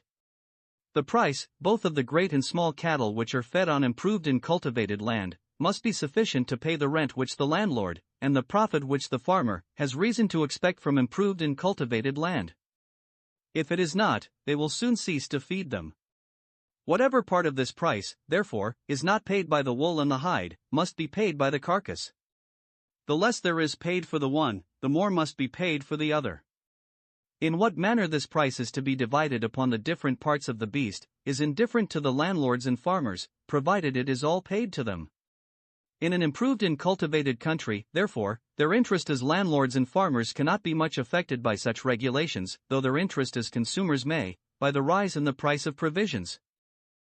According to this reasoning, therefore, this degradation in the price of wool is not likely, in an improved and cultivated country, to occasion any diminution in the annual produce of that commodity, except so far as, by raising the price of mutton, it may somewhat diminish the demand for, and consequently the production of, that particular species of butcher's meat. Its effect, however, even in this way, it is probable, is not very considerable. But though its effect upon the quantity of the annual produce may not have been very considerable, its effect upon the quality, it may perhaps be thought, must necessarily have been very great. The degradation in the quality of English wool, if not below what it was in former times, yet below what it naturally would have been in the present state of improvement and cultivation, must have been, it may perhaps be supposed, very nearly in proportion to the degradation of price. As the quality depends upon the breed, upon the pasture, and upon the management and cleanliness of the sheep, during the whole progress of the growth of the fleece, the attention to these circumstances, it may naturally enough be imagined, can never be greater than in proportion to the recompense which the price of the fleece is likely to make for the labor and expense which that attention requires. It happens, however, that the goodness of the fleece depends, in a great measure, upon the health, growth, and bulk of the animal. The same attention which is necessary for the improvement of the carcass is, in some respect, sufficient for that of the fleece. Notwithstanding the degradation of price, English wool is said to have been improved considerably during the course even of the present century. The improvement might, perhaps, have been greater if the price had been better, but the lowness of price, though it may have obstructed, yet certainly it has not altogether prevented that improvement. The violence of these regulations, therefore, seems to have affected neither the quantity nor the quality of the annual produce of wool, so much as it might have been expected to do, though I think it probable that it may have affected the latter a good deal more than the former, and the interest of the growers of wool, though it must have been hurt in some degree, seems upon the whole to have been much less hurt than could well have been imagined. These considerations, however, will not justify the absolute prohibition of the exportation of wool, but they will fully justify the imposition of a considerable tax upon that exportation. To hurt, in any degree, the interest of any one order of citizens, for no other purpose but to promote that of some other, is evidently contrary to that justice and equality of treatment which the sovereign owes to all the different orders of his subjects. But the prohibition certainly hurts, in some degree, the interest of the growers of wool, for no other purpose but to promote that of the manufacturers. Every different order of citizens is bound to contribute to the support of the sovereign or commonwealth. A tax of 5, or even of 10 shillings, upon the exportation of every tot of wool, would produce a very considerable revenue to the sovereign. It would hurt the interest of the growers somewhat less than the prohibition, because it would not probably lower the price of wool quite so much. It would afford a sufficient advantage to the manufacturer, because, though he might not buy his wool altogether so cheap as under the prohibition, he would still buy it at least 5 or 10 shillings cheaper than any foreign manufacturer could buy it, besides saving the freight and insurance which the other would be obliged to pay. It is scarce possible to devise a tax which could produce any considerable revenue to the sovereign, and at the same time occasion so little inconveniency to anybody. The prohibition, notwithstanding all the penalties which guard it, does not prevent the exportation of wool. It is exported, it is well known, in great quantities. The great difference between the price in the home and that in the foreign market presents such a temptation to smuggling that all the rigor of the law cannot prevent it. This illegal exportation is advantageous to nobody but the smuggler. A legal exportation, subject to a tax, by affording a revenue to the sovereign, and thereby saving the imposition of some other, perhaps more burdensome and inconvenient taxes, might prove advantageous to all the different subjects of the state. The exportation of fuller's earth, or fuller's clay, supposed to be necessary for preparing and cleansing the woolen manufactures, has been subjected to nearly the same penalties as the exportation of wool. Even tobacco pipe clay, though acknowledged to be different from fuller's clay, yet, on account of their resemblance, and because fuller's clay might sometimes be exported as tobacco pipe clay, has been laid under the same prohibitions and penalties. By the 13th and 14th of Charles II. Chap. 7. The exportation, not only of raw hides, but of tan leather, except in the shape of boots, shoes, or slippers, was prohibited, and the law gave a monopoly to our bootmakers and shoemakers, not only against our graziers, but against our tanners. By subsequent statutes, our tanners have got themselves exempted from this monopoly, upon paying a small tax of only 1 shilling on the hundredweight of tan leather, weighing 112 pounds.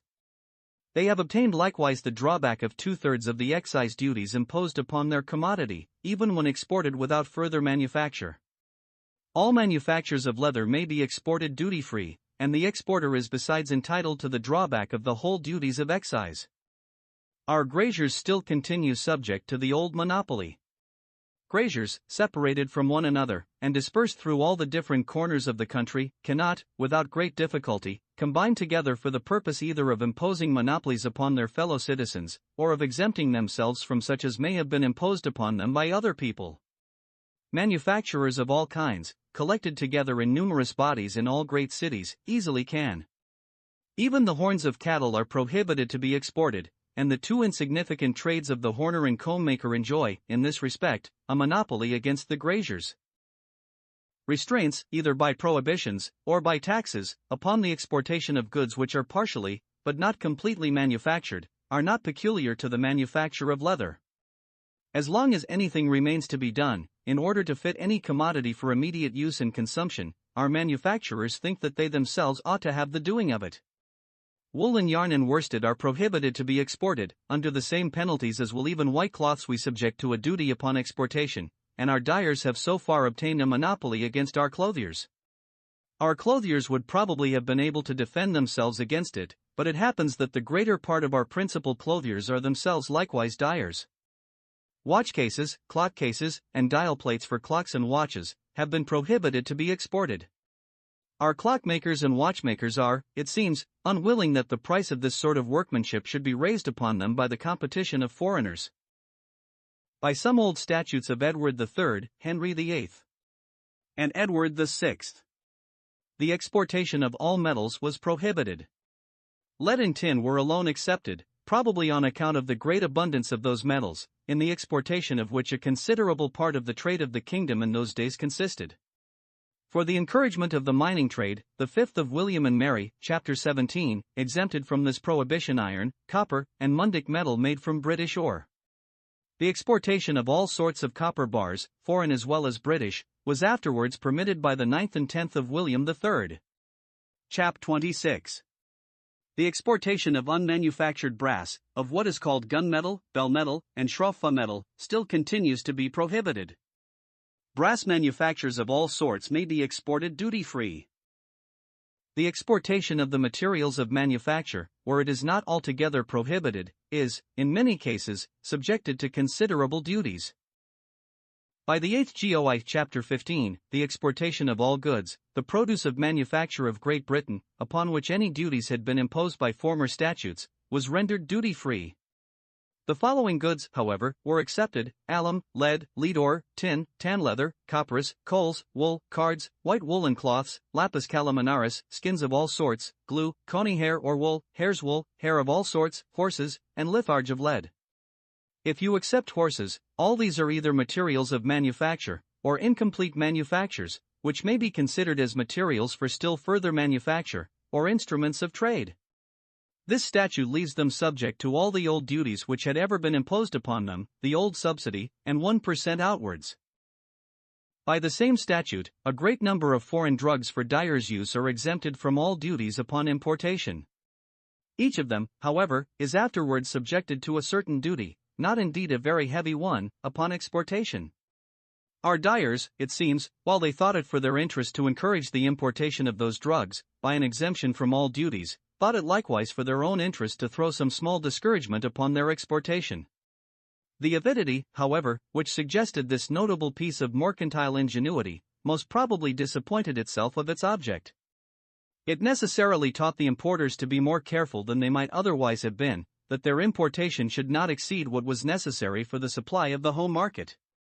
The home market was at all times likely to be more scantily supplied. The commodities were at all times likely to be somewhat dearer there than they would have been, had the exportation been rendered as free as the importation. By the above-mentioned statute, gum Senegal, or gum Arabic, being among the enumerated dyeing drugs, might be imported duty-free. They were subjected, indeed, to a small poundage duty, amounting only to 3d in the hundredweight, upon their re-exportation. France enjoyed, at that time, an exclusive trade to the country most productive of those drugs, that which lies in the neighborhood of the Senegal, and the British market could not be easily supplied by the immediate importation of them from the place of growth. By the 25th GO2. Therefore, gum Senegal was allowed to be imported, contrary to the general dispositions of the Act of Navigation, from any part of Europe. As the law, however, did not mean to encourage this species of trade, so contrary to the general principles of the mercantile policy of England, it imposed a duty of 10 shillings the hundredweight upon such importation, and no part of this duty was to be afterwards drawn back upon its exportation. The successful war which began in 1755 gave Great Britain the same exclusive trade to those countries which France had enjoyed before. Our manufacturers, as soon as the peace was made, endeavored to avail themselves of this advantage, and to establish a monopoly in their own favor both against the growers and against the importers of this commodity. By the 5th of Geo. 3 therefore, chapter 37, the exportation of gum Senegal, from His Majesty's dominions in Africa, was confined to Great Britain, and was subjected to all the same restrictions, regulations, forfeitures, and penalties, as that of the enumerated commodities of the British colonies in America and the West Indies. Its importation, indeed, was subjected to a small duty of 6d the hundredweight, but its re-exportation was subjected to the enormous duty of £1 10 shillings the hundredweight. It was the intention of our manufacturers that the whole produce of those countries should be imported into Great Britain, and in order that they themselves might be enabled to buy it at their own price, that no part of it should be exported again, but at such an expense as would sufficiently discourage that exportation. Their avidity, however, upon this, as well as upon many other occasions, disappointed itself of its object. This enormous duty presented such a temptation to smuggling, that great quantities of this commodity were clandestinely exported, probably to all the manufacturing countries of Europe, but particularly to Holland, not only from Great Britain, but from Africa. Upon this account, by the 14th Geo. 3 Chapter 10, this duty upon exportation was reduced to 5 shillings the hundredweight. In the Book of Rates, according to which the old subsidy was levied, beaver skins were estimated at 6 shillings and 8 pence apiece, and the different subsidies and imposts which, before the year 1722, had been laid upon their importation, amounted to 1/5 part of the rate, or to 16 pence upon each skin, all of which, except half the old subsidy, amounting only to 2d, was drawn back upon exportation. This duty, upon the importation of so important a material of manufacture, had been thought too high, and, in the year 1722, the rate was reduced to 2 shillings and 6 pence, which reduced the duty upon importation to 6 pence, and of this only 1/2 was to be drawn back upon exportation. The same successful war put the country most productive of beaver under the dominion of Great Britain, and beaver skins being among the enumerated commodities, the exportation from America was consequently confined to the market of Great Britain. Our manufacturers soon bethought themselves of the advantage which they might make of this circumstance, and in the year 1764, the duty upon the importation of beaver skin was reduced to 1 penny, but the duty upon exportation was raised to 7 pence each skin, without any drawback of the duty upon importation.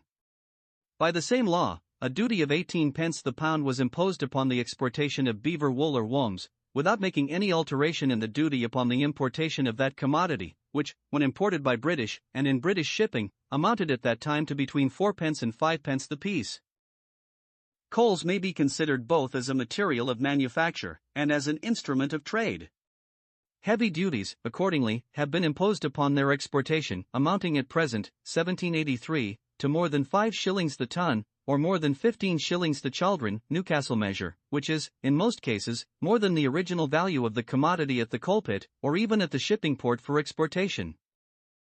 The exportation, however, of the instruments of trade, properly so called, is commonly restrained, not by high duties, but by absolute prohibitions. Thus, by the 7th and 8th of William III Chapter 20, Sect. 8, the exportation of frames or engines for knitting gloves or stockings, is prohibited, under the penalty, not only of the forfeiture of such frames or engines, so exported, or attempted to be exported, but of £40, 1/2 to the king, the other to the person who shall inform or sue for the same. In the same manner, by the 14th Geo. 3 Chapter 71, the exportation to foreign parts, of any utensils made use of in the cotton, linen, woolen, and silk manufactures, is prohibited under the penalty, not only of the forfeiture of such utensils, but of £200, to be paid by the person who shall offend in this manner, and likewise of £200, to be paid by the master of the ship, who shall knowingly suffer such utensils to be loaded on board his ship. When such heavy penalties were imposed upon the exportation of the dead instruments of trade, it could not well be expected that the living instrument, the artificer, should be allowed to go free. Accordingly, by the 5th Geo. Chapter 27, the person who shall be convicted of enticing any artificer, of or in any of the manufactures of Great Britain, to go into any foreign parts, in order to practice or teach his trade, is liable, for the first offence, to be fined in any sum not exceeding £100, and to 3 months' imprisonment, and until the fine shall be paid, and for the second offence, to be fined in any sum, at the discretion of the court, and to imprisonment for 12 months, and until the fine shall be paid. By the 23 Geo. 2 Chapter 13, this penalty is increased, for the first offence, to £500 for every artificer so enticed, and to 12 months' imprisonment, and until the fine shall be paid, and for the second offence, to £1,000, and to 2 years' imprisonment, and until the fine shall be paid. By the former of these two statutes, upon proof that any person has been enticing any artificer, or that any artificer has promised or contracted to go into foreign parts, for the purposes aforesaid, such artificer may be obliged to give security, at the discretion of the court, that he shall not go beyond the seas, and may be committed to prison until he give such security. If any artificer has gone beyond the seas, and is exercising or teaching his trade in any foreign country, upon warning being given to him by any of His Majesty's ministers or consuls abroad, or by one of His Majesty's secretaries of state, for the time being, if he does not, within 6 months after such warning, return into this realm, and from henceforth abide and inhabit continually within the same, He is from thenceforth declared incapable of taking any legacy devised to him within this kingdom, or of being executor or administrator to any person, or of taking any lands within this kingdom, by descent, devise, or purchase. He likewise forfeits to the king all his lands, goods, and chattels, is declared an alien in every respect, and is put out of the king's protection. It is unnecessary, I imagine, to observe how contrary such regulations are to the boasted liberty of the subject, of which we affect to be so very jealous, but which, in this case, is so plainly sacrificed to the feudal interests of our merchants and manufacturers. The laudable motive of all these regulations is to extend our own manufactures, not by their own improvement, but by the depression of those of all our neighbors, and by putting an end, as much as possible, to the troublesome competition of such odious and disagreeable rivals. Our master manufacturers think it reasonable that they themselves should have the monopoly of the ingenuity of all their countrymen. Though by restraining, in some trades, the number of apprentices which can be employed at one time, and by imposing the necessity of a long apprenticeship in all trades, they endeavor, all of them, to confine the knowledge of their respective employments to as small a number as possible, they are unwilling, however, that any part of this small number should go abroad to instruct foreigners. Consumption is the sole end and purpose of all production, and the interest of the producer ought to be attended to, only so far as it may be necessary for promoting that of the consumer. The maxim is so perfectly self-evident, that it would be absurd to attempt to prove it. But in the mercantile system, the interest of the consumer is almost constantly sacrificed to that of the producer, and it seems to consider production, and not consumption, as the ultimate end and object of all industry and commerce. In the restraints upon the importation of all foreign commodities which can come into competition with those of our own growth or manufacture, the interest of the home consumer is evidently sacrificed to that of the producer. It is altogether for the benefit of the latter, that the former is obliged to pay that enhancement of price which this monopoly almost always occasions. It is altogether for the benefit of the producer, that bounties are granted upon the exportation of some of his productions. The home consumer is obliged to pay, first the tax which is necessary for paying the bounty, and, secondly, the still greater tax which necessarily arises from the enhancement of the price of the commodity in the home market. By the famous Treaty of Commerce with Portugal, the consumer is prevented by duties from purchasing of a neighboring country, a commodity which our own climate does not produce, but is obliged to purchase it of a distant country, though it is acknowledged that the commodity of the distant country is of a worse quality than that of the near one. The home consumer is obliged to submit to this inconvenience, in order that the producer may import into the distant country some of his productions, upon more advantageous terms than he otherwise would have been allowed to do. The consumer, too, is obliged to pay whatever enhancement in the price of those very productions this forced exportation may occasion in the home market. But in the system of laws which has been established for the management of our American and West Indian colonies, the interest of the home consumer has been sacrificed to that of the producer, with a more extravagant profusion than in all our other commercial regulations. A great empire has been established for the sole purpose of raising up a nation of customers, who should be obliged to buy, from the shops of our different producers, all the goods with which these could supply them. For the sake of that little enhancement of price which this monopoly might afford our producers, the home consumers have been burdened with the whole expense of maintaining and defending that empire. For this purpose, and for this purpose only, in the two last wars, more than 200 millions have been spent, and a new debt of more than 170 millions has been contracted, over and above all that had been expended for the same purpose in former wars. The interest of this debt alone is not only greater than the whole extraordinary profit which, it never could be pretended, was made by the monopoly of the colony trade, but than the whole value of that trade, or than the whole value of the goods which, at an average, have been annually exported to the colonies. It cannot be very difficult to determine who have been the contrivers of this whole mercantile system, not the consumers, we may believe, whose interest has been entirely neglected, but the producers, whose interest has been so carefully attended to, and among this latter class, our merchants and manufacturers have been by far the principal architects. In the mercantile regulations which have been taken notice of in this chapter, the interest of our manufacturers has been most peculiarly attended to, and the interest, not so much of the consumers, as that of some other sets of producers, has been sacrificed to it. Chapter 9. Of the agricultural systems, or of those systems of political economy which represent the produce of land, as either the sole or the principal source of the revenue and wealth of every country. The agricultural systems of political economy will not require so long an explanation as that which I have thought it necessary to bestow upon the mercantile or commercial system.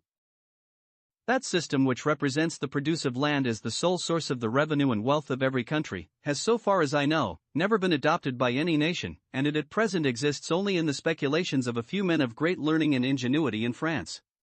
It would not, surely, be worthwhile to examine at great length the errors of a system which never has done, and probably never will do, any harm in any part of the world.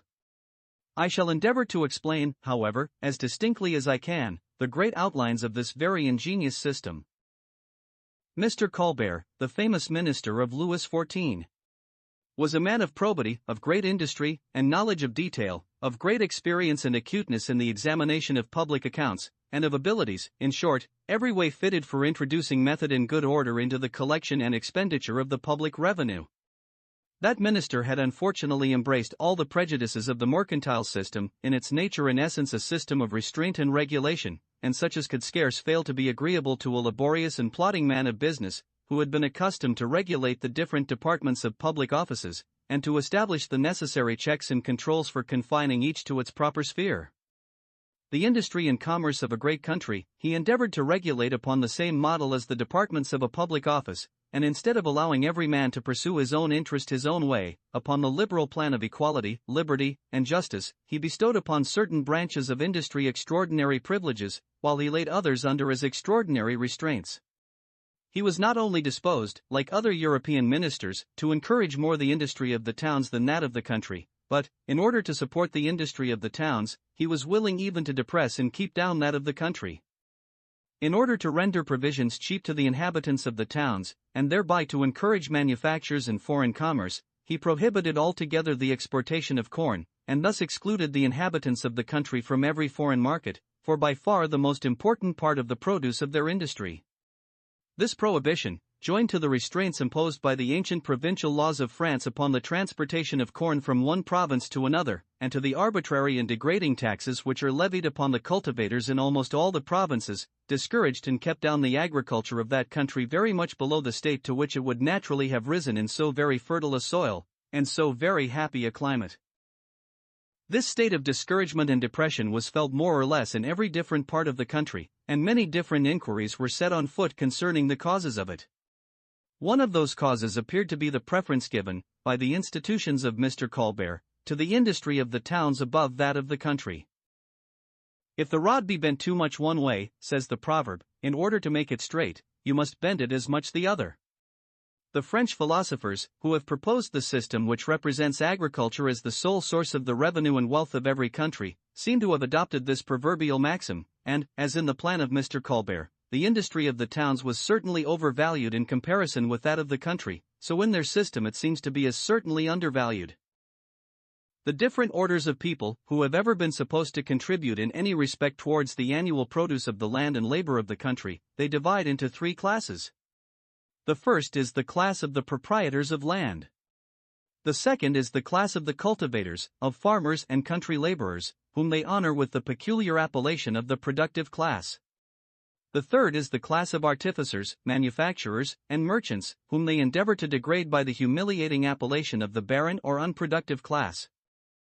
The class of proprietors contributes to the annual produce, by the expense which they may occasionally lay out upon the improvement of the land, upon the buildings, drains, enclosures, and other ameliorations, which they may either make or maintain upon it, and by means of which the cultivators are enabled, with the same capital, to raise a greater produce, and consequently to pay a greater rent.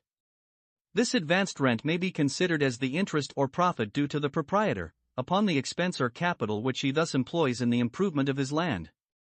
Such expenses are in this system called ground expenses, dépenses foncières.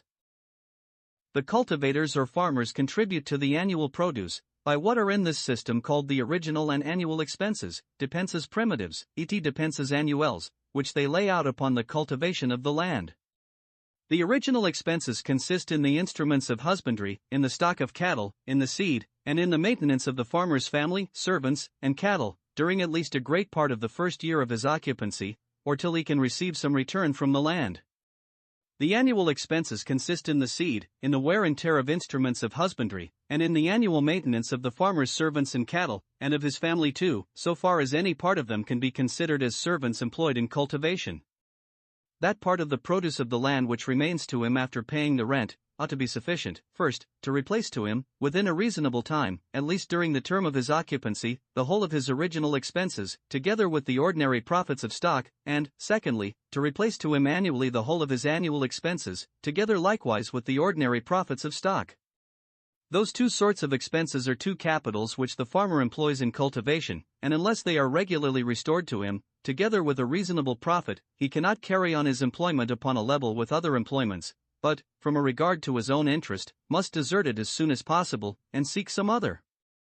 That part of the produce of the land which is thus necessary for enabling the farmer to continue his business, ought to be considered as a fund sacred to cultivation, which, if the landlord violates, he necessarily reduces the produce of his own land, and, in a few years, not only disables the farmer from paying this racked rent, but from paying the reasonable rent which he might otherwise have got for his land. The rent which properly belongs to the landlord is no more than the neat produce which remains after paying, in the completest manner, all the necessary expenses which must be previously laid out, in order to raise the gross or the whole produce. It is because the labor of the cultivators, over and above paying completely all those necessary expenses, affords a neat produce of this kind, that this class of people are in this system peculiarly distinguished by the honorable appellation of the productive class.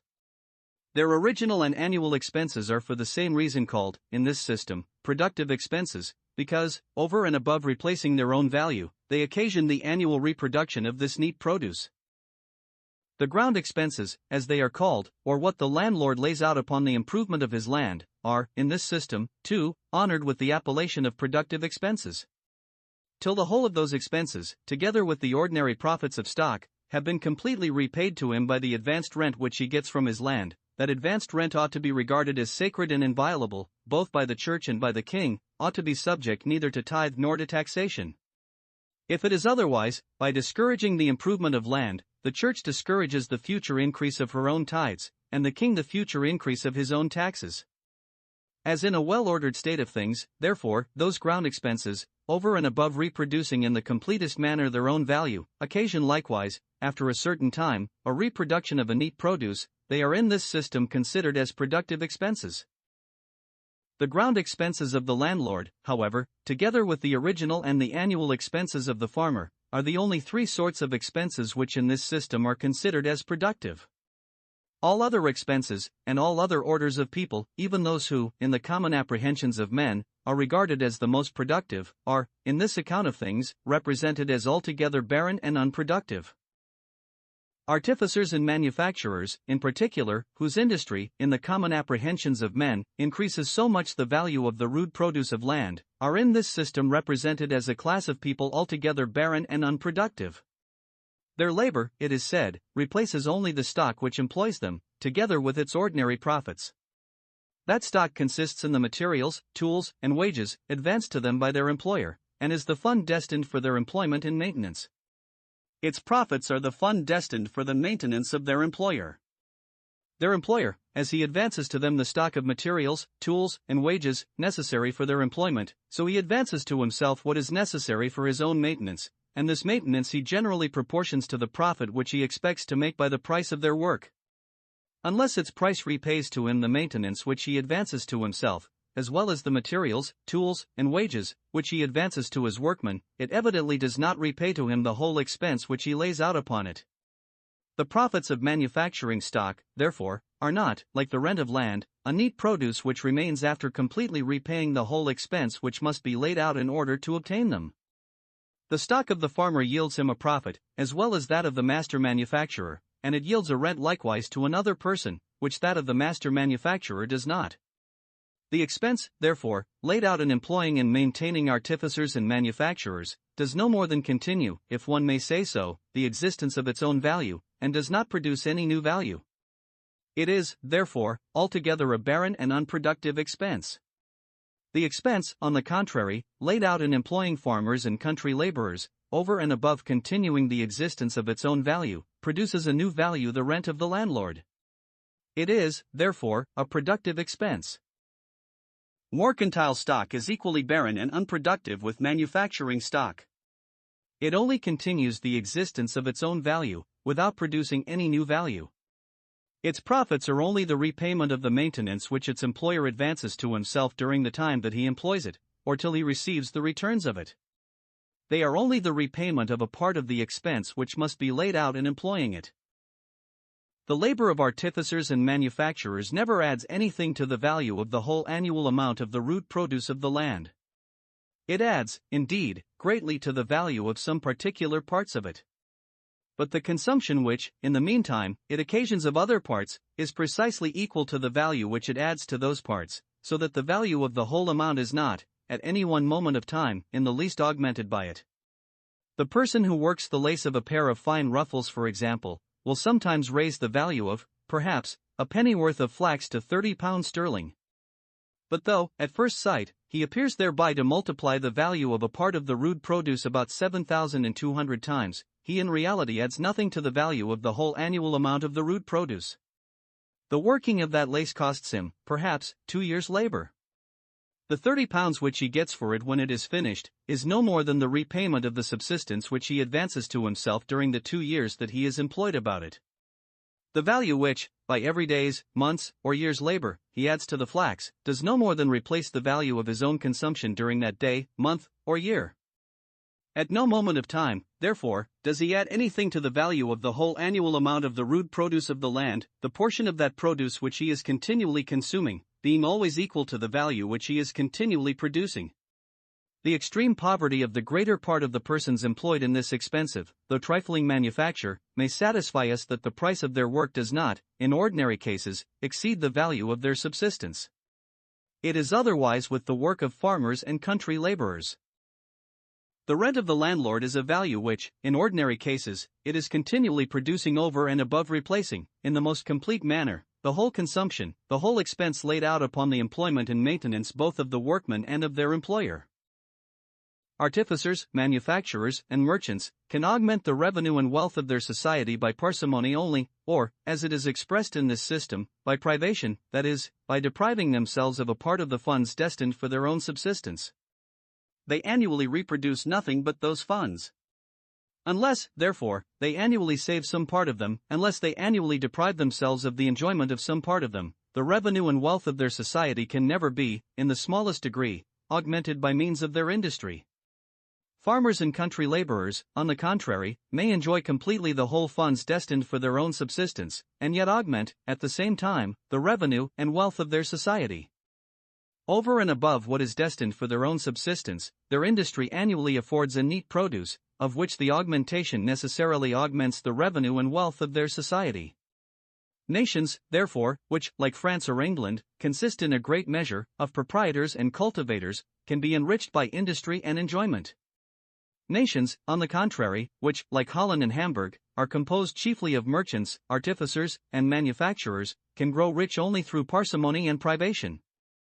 As the interest of nations so differently circumstanced is very different, so is likewise the common character of the people. In those of the former kind, liberality, frankness, and good fellowship naturally make a part of their common character, in the latter, narrowness, meanness, and a selfish disposition, averse to all social pleasure and enjoyment. The unproductive class, that of merchants, artificers, and manufacturers, is maintained and employed altogether at the expense of the two other classes, of that of proprietors, and of that of cultivators. They furnish it both with the materials of its work, and with the fund of its subsistence, with the corn and cattle which it consumes while it is employed about that work. The proprietors and cultivators finally pay both the wages of all the workmen of the unproductive class, and the profits of all their employers. Those workmen and their employers are properly the servants of the proprietors and cultivators. They are only servants who work without doors, as menial servants work within. Both the one and the other, however, are equally maintained at the expense of the same masters. The labor of both is equally unproductive. It adds nothing to the value of the sum total of the rude produce of the land. Instead of increasing the value of that sum total, it is a charge and expense which must be paid out of it. The unproductive class, however, is not only useful, but greatly useful, to the other two classes. By means of the industry of merchants, artificers, and manufacturers, the proprietors and cultivators can purchase both the foreign goods and the manufactured produce of their own country, which they have occasion for, with the produce of a much smaller quantity of their own labor than what they would be obliged to employ if they were to attempt, in an awkward and unskillful manner, either to import the one, or to make the other, for their own use. By means of the unproductive class, the cultivators are delivered from many cares, which would otherwise distract their attention from the cultivation of land. The superiority of produce, which in consequence of this undivided attention they are enabled to raise, is fully sufficient to pay the whole expense which the maintenance and employment of the unproductive class costs either the proprietors or themselves. The industry of merchants, artificers, and manufacturers, though in its own nature altogether unproductive, yet contributes in this manner indirectly to increase the produce of the land. It increases the productive powers of productive labor, by leaving it at liberty to confine itself to its proper employment, the cultivation of land, and the plough goes frequently the easier and the better, by means of the labor of the man whose business is most remote from the plough. It can never be the interest of the proprietors and cultivators to restrain or to discourage, in any respect, the industry of merchants, artificers, and manufacturers. The greater the liberty which this unproductive class enjoys, the greater will be the competition in all the different trades which compose it, and the cheaper will the other two classes be supplied, both with foreign goods and with the manufactured produce of their own country. It can never be the interest of the unproductive class to oppress the other two classes. It is the surplus produce of the land, or what remains after deducting the maintenance, first of the cultivators, and afterwards of the proprietors, that maintains and employs the unproductive class. The greater this surplus, the greater must likewise be the maintenance and employment of that class. The establishment of perfect justice, of perfect liberty, and of perfect equality, is the very simple secret which most effectually secures the highest degree of prosperity to all the three classes. The merchants, artificers, and manufacturers of those mercantile states, which, like Holland and Hamburg, consist chiefly of this unproductive class, are in the same manner maintained and employed altogether at the expense of the proprietors and cultivators of land. The only difference is, that those proprietors and cultivators are, the greater part of them, placed at a most inconvenient distance from the merchants, artificers, and manufacturers, whom they supply with the materials of their work and the fund of their subsistence, are the inhabitants of other countries, and the subjects of other governments. Such mercantile states, however, are not only useful, but greatly useful, to the inhabitants of those other countries. They fill up, in some measure, a very important void, and supply the place of the merchants, artificers, and manufacturers, whom the inhabitants of those countries ought to find at home, but whom, from some defect in their policy, they do not find at home. It can never be the interest of those landed nations, if I may call them so, to discourage or distress the industry of such mercantile states, by imposing high duties upon their trade, or upon the commodities which they furnish. Such duties, by rendering those commodities dearer, could serve only to sink the real value of the surplus produce of their own land, with which, or, what comes to the same thing, with the price of which those commodities are purchased. Such duties could only serve to discourage the increase of that surplus produce, and consequently the improvement and cultivation of their own land. The most effectual expedient, on the contrary, for raising the value of that surplus produce, for encouraging its increase, and consequently the improvement and cultivation of their own land, would be to allow the most perfect freedom to the trade of all such mercantile nations. This perfect freedom of trade would even be the most effectual expedient for supplying them, in due time, with all the artificers, manufacturers, and merchants whom they wanted at home, and for filling up, in the properest and most advantageous manner, that very important void which they felt there. The continual increase of the surplus produce of their land would, in due time, create a greater capital than what would be employed with the ordinary rate of profit in the improvement and cultivation of land, and the surplus part of it would naturally turn itself to the employment of artificers and manufacturers, at home. But these artificers and manufacturers, finding at home both the materials of their work and the fund of their subsistence, might immediately, even with much less art and skill, be able to work as cheap as the little artificers and manufacturers of such mercantile states, who had both to bring from a greater distance. Even though, from want of art and skill, they might not for some time be able to work as cheap, yet, finding a market at home, they might be able to sell their work there as cheap as that of the artificers and manufacturers of such mercantile states, which could not be brought to that market but from so great a distance, and as their art and skill improved, they would soon be able to sell it cheaper. The artificers and manufacturers of such mercantile states, therefore, would immediately be rivaled in the market of those landed nations, and soon after undersold and just let out of it altogether. The cheapness of the manufactures of those landed nations, in consequence of the gradual improvements of art and skill, would, in due time, extend their sale beyond the home market, and carry them to many foreign markets, from which they would, in the same manner, gradually justle out many of the manufacturers of such mercantile nations. This continual increase, both of the rude and manufactured produce of those landed nations, would, in due time, create a greater capital than could, with the ordinary rate of profit, be employed either in agriculture or in manufactures.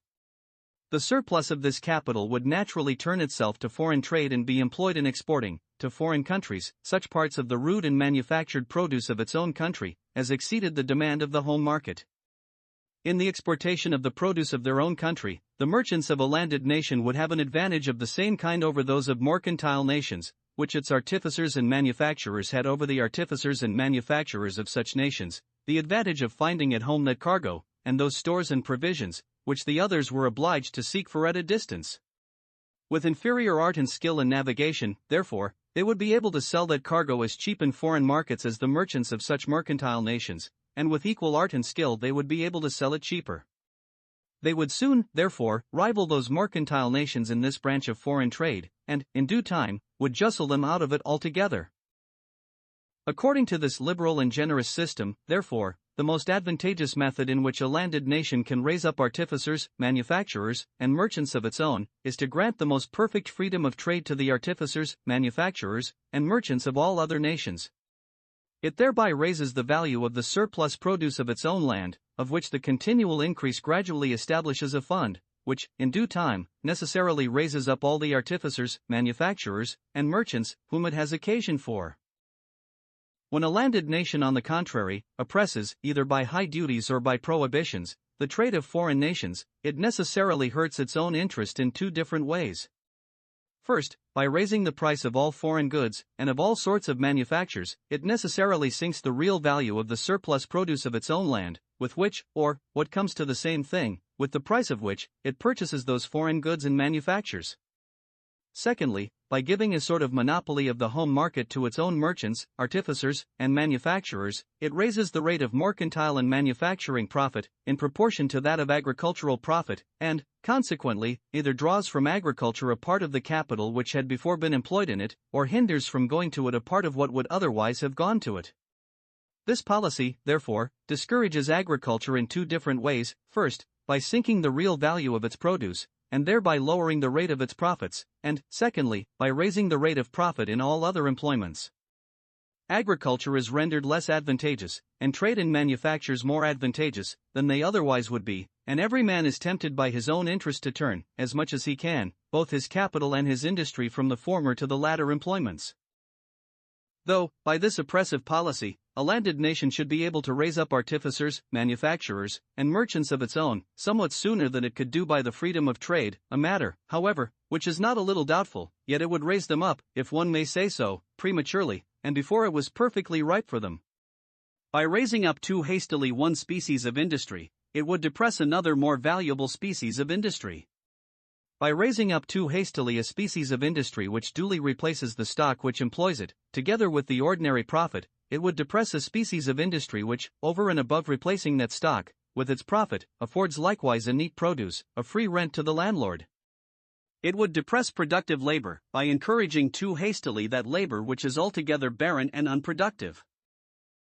In what manner, according to this system, the sum total of the annual produce of the land is distributed among the three classes above mentioned, and in what manner the labor of the unproductive class does no more than replace the value of its own consumption, without increasing in any respect the value of that sum total, is represented by Mr. Quesnay, the very ingenious and profound author of this system, in some arithmetical formularies.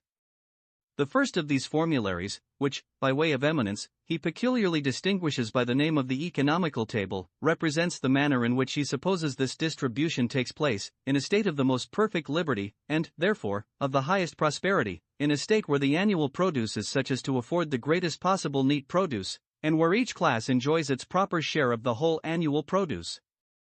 Some subsequent formularies represent the manner in which he supposes this distribution is made in different states of restraint and regulation, in which either the class of proprietors, or the barren and unproductive class, is more favored than the class of cultivators, and in which either the one or the other encroaches, more or less, upon the share which ought properly to belong to this productive class. Every such encroachment, every violation of that natural distribution, which the most perfect liberty would establish, must, according to this system, necessarily degrade, more or less, from one year to another, the value and sum total of the annual produce, and must necessarily occasion a gradual declension in the real wealth and revenue of the society, a declension, of which the progress must be quicker or slower, according to the degree of this encroachment, according as that natural distribution, which the most perfect liberty would establish, is more or less violated. Those subsequent formularies represent the different degrees of declension which, according to this system, correspond to the different degrees in which this natural distribution of things is violated. Some speculative physicians seem to have imagined that the health of the human body could be preserved only by a certain precise regimen of diet and exercise, of which the smallest violation, necessarily occasions some degree of disease or disorder proportionate to the degree of the violation. Experience, however, would seem to shew that the human body frequently preserves, to all appearance at least, the most perfect state of health under a vast variety of different regimens, even under some which are generally believed to be very far from being perfectly wholesome. But the healthful state of the human body, it would seem, contains in itself some unknown principle of preservation, capable either of preventing or of correcting, in many respects, the bad effects even of a very faulty regimen. Mr. Quesnay, who was himself a physician, and a very speculative physician, seems to have entertained a notion of the same kind concerning the political body, and to have imagined that it would thrive and prosper only under a certain precise regimen, the exact regimen of perfect liberty and perfect justice.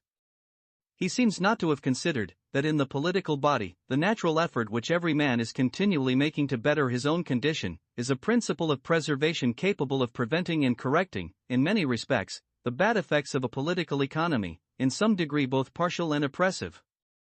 Such a political economy, though it no doubt retards more or less, is not always capable of stopping altogether the natural progress of a nation towards wealth and prosperity, and still less of making it go backwards. If a nation could not prosper without the enjoyment of perfect liberty and perfect justice, there is not in the world a nation which could ever have prospered. In the political body, however, the wisdom of nature has fortunately made ample provision for remedying many of the bad effects of the folly and injustice of man, in the same manner as it has done in the natural body, for remedying those of his sloth and intemperance. The capital error of this system, however, seems to lie in its representing the class of artificers, manufacturers, and merchants, as altogether barren and unproductive. The following observations may serve to shew the impropriety of this representation. First, this class, it is acknowledged, reproduces annually the value of its own annual consumption, and continues, at least, the existence of the stock or capital which maintains and employs it. But, upon this account alone, the denomination of barren or unproductive should seem to be very improperly applied to it. We should not call a marriage barren or unproductive, though it produced only a son and a daughter, to replace the father and mother, and though it did not increase the number of the human species, but only continued it as it was before. Farmers and country laborers, indeed, over and above the stock which maintains and employs them, reproduce annually a neat produce, a free rent to the landlord. As a marriage which affords 3 children is certainly more productive than one which affords only 2, so the labor of farmers and country laborers is certainly more productive than that of merchants, artificers, and manufacturers. The superior produce of the one class, however, does not render the other barren or unproductive. Secondly, it seems, on this account, altogether improper to consider artificers, manufacturers, and merchants in the same light as menial servants. The labor of menial servants does not continue the existence of the fund which maintains and employs them. Their maintenance and employment is altogether at the expense of their masters, and the work which they perform is not of a nature to repay that expense. That work consists in services which perish generally in the very instant of their performance, and does not fix or realize itself in any vendible commodity, which can replace the value of their wages and maintenance. The labor, on the contrary, of artificers, manufacturers, and merchants, naturally does fix and realize itself in some such vendible commodity. It is upon this account that, in the chapter in which I treat of productive and unproductive labor, I have classed artificers, manufacturers, and merchants among the productive laborers, and menial servants among the barren or unproductive. Thirdly, it seems, upon every supposition, improper to say that the labor of artificers, manufacturers, and merchants does not increase the real revenue of the society. Though we should suppose, for example, as it seems to be supposed in this system, that the value of the daily, monthly, and yearly consumption of this class was exactly equal to that of its daily, monthly, and yearly production, yet it would not from thence follow that its labor added nothing to the real revenue, to the real value of the annual produce of the land and labor of the society. An artificer, for example, who, in the first 6 months after harvest, executes £10 worth of work, though he should, in the same time, consume £10 worth of corn and other necessaries, yet really adds the value of £10 to the annual produce of the land and labor of the society. While he has been consuming a half-yearly revenue of £10 worth of corn and other necessaries, he has produced an equal value of work, capable of purchasing, either to himself, or to some other person, an equal half-yearly revenue. The value, therefore, of what has been consumed and produced during these 6 months is equal, not to 10, but to £20. It is possible, indeed, that no more than £10 worth of this value may ever have existed at any one moment of time. But if the £10 worth of corn and other necessaries which were consumed by the artificer had been consumed by a soldier, or by a menial servant, the value of that part of the annual produce which existed at the end of the 6 months would have been £10 less than it actually is in consequence of the labor of the artificer. Though the value of what the artificer produces, therefore, should not, at any one moment of time, be supposed greater than the value he consumes, yet, at every moment of time, the actually existing value of goods in the market is, in consequence of what he produces, greater than it otherwise would be. When the patrons of this system assert that the consumption of artificers, manufacturers, and merchants is equal to the value of what they produce, they probably mean no more than that their revenue, or the fund destined for their consumption, is equal to it. But if they had expressed themselves more accurately, and only asserted that the revenue of this class was equal to the value of what they produced, it might readily have occurred to the reader that what would naturally be saved out of this revenue must necessarily increase more or less the real wealth of the society. In order, therefore, to make out something like an argument, it was necessary that they should express themselves as they have done, and this argument, even supposing things actually were as it seems to presume them to be, turns out to be a very inconclusive one. Fourthly, farmers and country laborers can no more augment, without parsimony, the real revenue, the annual produce of the land and labor of their society, than artificers, manufacturers, and merchants. The annual produce of the land and labor of any society can be augmented only in 2 ways, either, first, by some improvement in the productive powers of the useful labor actually maintained within it, or, secondly, by some increase in the quantity of that labor. The improvement in the productive powers of useful labor depends, first, upon the improvement in the ability of the workman, and, secondly, upon that of the machinery with which he works. But the labor of artificers and manufacturers, as it is capable of being more subdivided, and the labor of each workman reduced to a greater simplicity of operation than that of farmers and country laborers, so it is likewise capable of both these sorts of improvement in a much higher degree. See Book I Chapter 1. In this respect, therefore, the class of cultivators can have no sort of advantage over that of artificers and manufacturers. The increase in the quantity of useful labor actually employed within any society must depend altogether upon the increase of the capital which employs it, and the increase of that capital, again, must be exactly equal to the amount of the savings from the revenue, either of the particular persons who manage and direct the employment of that capital, or of some other persons who lend it to them. If merchants, artificers, and manufacturers are, as this system seems to suppose, naturally more inclined to parsimony and saving than proprietors and cultivators, they are, so far, more likely to augment the quantity of useful labor employed within their society, and consequently to increase its real revenue, the annual produce of its land and labor. Fifthly and lastly, though the revenue of the inhabitants of every country was supposed to consist altogether, as this system seems to suppose, in the quantity of subsistence which their industry could procure to them, yet, even upon this supposition, the revenue of a trading and manufacturing country must, other things being equal, always be much greater than that of one without trade or manufactures. By means of trade and manufactures, a greater quantity of subsistence can be annually imported into a particular country than what its own lands, in the actual state of their cultivation, could afford. The inhabitants of a town, though they frequently possess no lands of their own, yet draw to themselves, by their industry, such a quantity of the rude produce of the lands of other people, as supplies them, not only with the materials of their work, but with the fund of their subsistence. What a town always is with regard to the country in its neighborhood, one independent state or country may frequently be with regard to other independent states or countries. It is thus that Holland draws a great part of its subsistence from other countries, live cattle from Holstein and Jutland, and corn from almost all the different countries of Europe. A small quantity of manufactured produce purchases a great quantity of rude produce. A trading and manufacturing country, therefore, naturally purchases, with a small part of its manufactured produce, a great part of the rude produce of other countries, while, on the contrary, a country without trade and manufactures is generally obliged to purchase, at the expense of a great part of its rude produce, a very small part of the manufactured produce of other countries. The one exports what can subsist and accommodate but a very few, and imports the subsistence and accommodation of a great number. The other exports the accommodation and subsistence of a great number, and imports that of a very few only. The inhabitants of the one must always enjoy a much greater quantity of subsistence than what their own lands, in the actual state of their cultivation, could afford. The inhabitants of the other must always enjoy a much smaller quantity. This system, however, with all its imperfections, is perhaps the nearest approximation to the truth that has yet been published upon the subject of political economy, and is upon that account well worth the consideration of every man who wishes to examine with attention the principles of that very important science. Though in representing the labor which is employed upon land as the only productive labor, the notions which it inculcates are, perhaps, too narrow and confined, yet in representing the wealth of nations as consisting, not in the unconsumable riches of money, but in the consumable goods annually reproduced by the labor of the society, and in representing perfect liberty as the only effectual expedient for rendering this annual reproduction the greatest possible, its doctrine seems to be in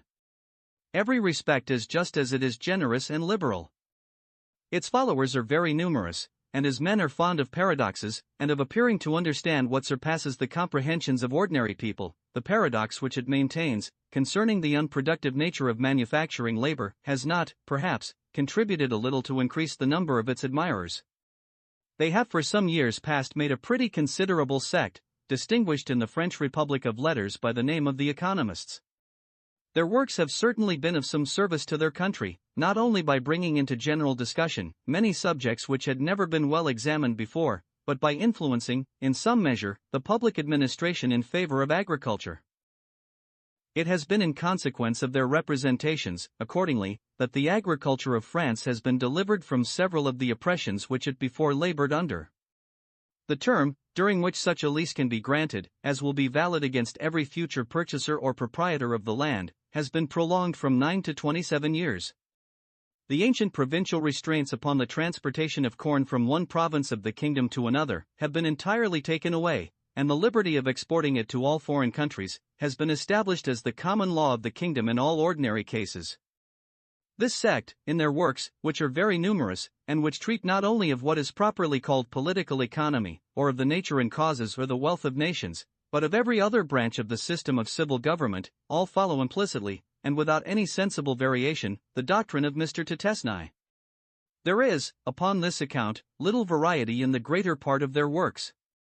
The most distinct and best connected account of this doctrine is to be found in a little book written by Mr. Mercier de la Rivière, sometime intendant of Martinico, entitled, The Natural and Essential Order of Political Societies. The admiration of this whole sect for their master, who was himself a man of the greatest modesty and simplicity, is not inferior to that of any of the ancient philosophers for the founders of their respective systems. There have been since the world began, says a very diligent and respectable author, the Marquis de Mirabeau, 3 great inventions which have principally given stability to political societies, independent of many other inventions which have enriched and adorned them. The first is the invention of writing, which alone gives human nature the power of transmitting, without alteration, its laws, its contracts, its annals, and its discoveries. The second is the invention of money, which binds together all the relations between civilized societies. The third is the economical table, the result of the other two, which completes them both by perfecting their object, the great discovery of our age, but of which our posterity will reap the benefit. As the political economy of the nations of modern Europe has been more favorable to manufactures and foreign trade, the industry of the towns, than to agriculture, the industry of the country, so that of other nations has followed a different plan, and has been more favorable to agriculture than to manufactures and foreign trade. The policy of China favors agriculture more than all other employments. In China, the condition of a laborer is said to be as much superior to that of an artificer, as in most parts of Europe that of an artificer is to that of a laborer. In China, the great ambition of every man is to get possession of a little bit of land, either in property or in lease, and leases are there said to be granted upon very moderate terms, and to be sufficiently secured to the lessees. The Chinese have little respect for foreign trade. Your beggarly commerce was the language in which the mandarins of Peking used to talk to Mr. De Lang, the Russian envoy. Concerning it, see the Journal of Mr. De Lang, in Bell's Travels, Volume 2. Page 258, 276, 293. Except with Japan, the Chinese carry on, themselves, and in their own bottoms, little or no foreign trade, and it is only into 1 or 2 ports of their kingdom that they even admit the ships of foreign nations. Foreign trade, therefore, is, in China, every way confined within a much narrower circle than that to which it would naturally extend itself, if more freedom was allowed to it, either in their own ships, or in those of foreign nations. Manufactures, as in a small bulk they frequently contain a great value, and can upon that account be transported at less expense from one country to another than most parts of rude produce, are, in almost all countries, the principal support of foreign trade. In countries, besides, less extensive, and less favorably circumstanced for inferior commerce than China, they generally require the support of foreign trade. Without an extensive foreign market, they could not well flourish, either in countries so moderately extensive as to afford but a narrow home market, or in countries where the communication between one province and another was so difficult, as to render it impossible for the goods of any particular place to enjoy the whole of that home market which the country could afford. The perfection of manufacturing industry, it must be remembered, depends altogether upon the division of labor, and the degree to which the division of labor can be introduced into any manufacture is necessarily regulated, it has already been shown, by the extent of the market. But the great extent of the Empire of China, the vast multitude of its inhabitants, the variety of climate, and consequently of productions in its different provinces, and the easy communication by means of water carriage between the greater part of them, render the home market of that country of so great extent as to be alone sufficient to support very great manufactures, and to admit of very considerable subdivisions of labor. The home market of China is, perhaps, in extent, not much inferior to the market of all the different countries of Europe put together. A more extensive foreign trade, however, which to this great home market added the foreign market of all the rest of the world, especially if any considerable part of this trade was carried on in Chinese ships, could scarce fail to increase very much the manufactures of China, and to improve very much the productive powers of its manufacturing industry. By a more extensive navigation, the Chinese would naturally learn the art of using and constructing, themselves, all the different machines made use of in other countries, as well as the other improvements of art and industry which are practiced in all the different parts of the world. Upon their present plan, they have little opportunity of improving themselves by the example of any other nation, except that of the Japanese. The policy of ancient Egypt, too, and that of the Genta government of Indostan, seem to have favored agriculture more than all other employments. Both in ancient Egypt and Indostan, the whole body of the people was divided into different castes or tribes, each of which was confined, from father to son, to a particular employment, or class of employments. The son of a priest was necessarily a priest, the son of a soldier, the son of a laborer, the son of a weaver, the son of a tailor, etc. In both countries, the caste of the priests holds the highest rank, and that of the soldiers the next, and in both countries the caste of the farmers and laborers was superior to the castes of merchants and manufacturers. The government of both countries was particularly attentive to the interest of agriculture. The works constructed by the ancient sovereigns of Egypt, for the proper distribution of the waters of the Nile, were famous in antiquity, and the ruined remains of some of them are still the admiration of travelers. Those of the same kind which were constructed by the ancient sovereigns of Indostan, for the proper distribution of the waters of the Ganges, as well as of many other rivers, though they have been less celebrated, seem to have been equally great. Both countries, accordingly, though subject occasionally to dearths, have been famous for their great fertility. Though both were extremely populous, yet, in years of moderate plenty, they were both able to export great quantities of grain to their neighbors. The ancient Egyptians had a superstitious aversion to the sea, and as the Genta religion does not permit its followers to light a fire, nor consequently to dress any victuals upon the water, it, in effect, prohibits them from all distant sea voyages. Both the Egyptians and Indians must have depended almost altogether upon the navigation of other nations for the exportation of their surplus produce, and this dependency, as it must have confined the market, so it must have discouraged the increase of this surplus produce.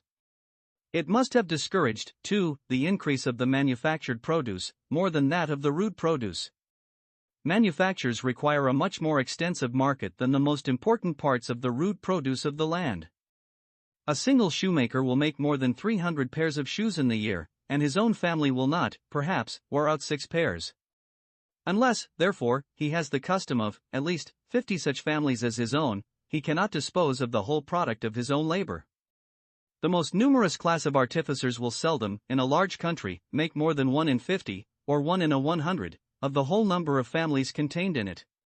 But in such large countries, as France and England, the number of people employed in agriculture has, by some authors, been computed at a half, by others at a third, and by no author that I know of, at less than a fifth of the whole inhabitants of the country.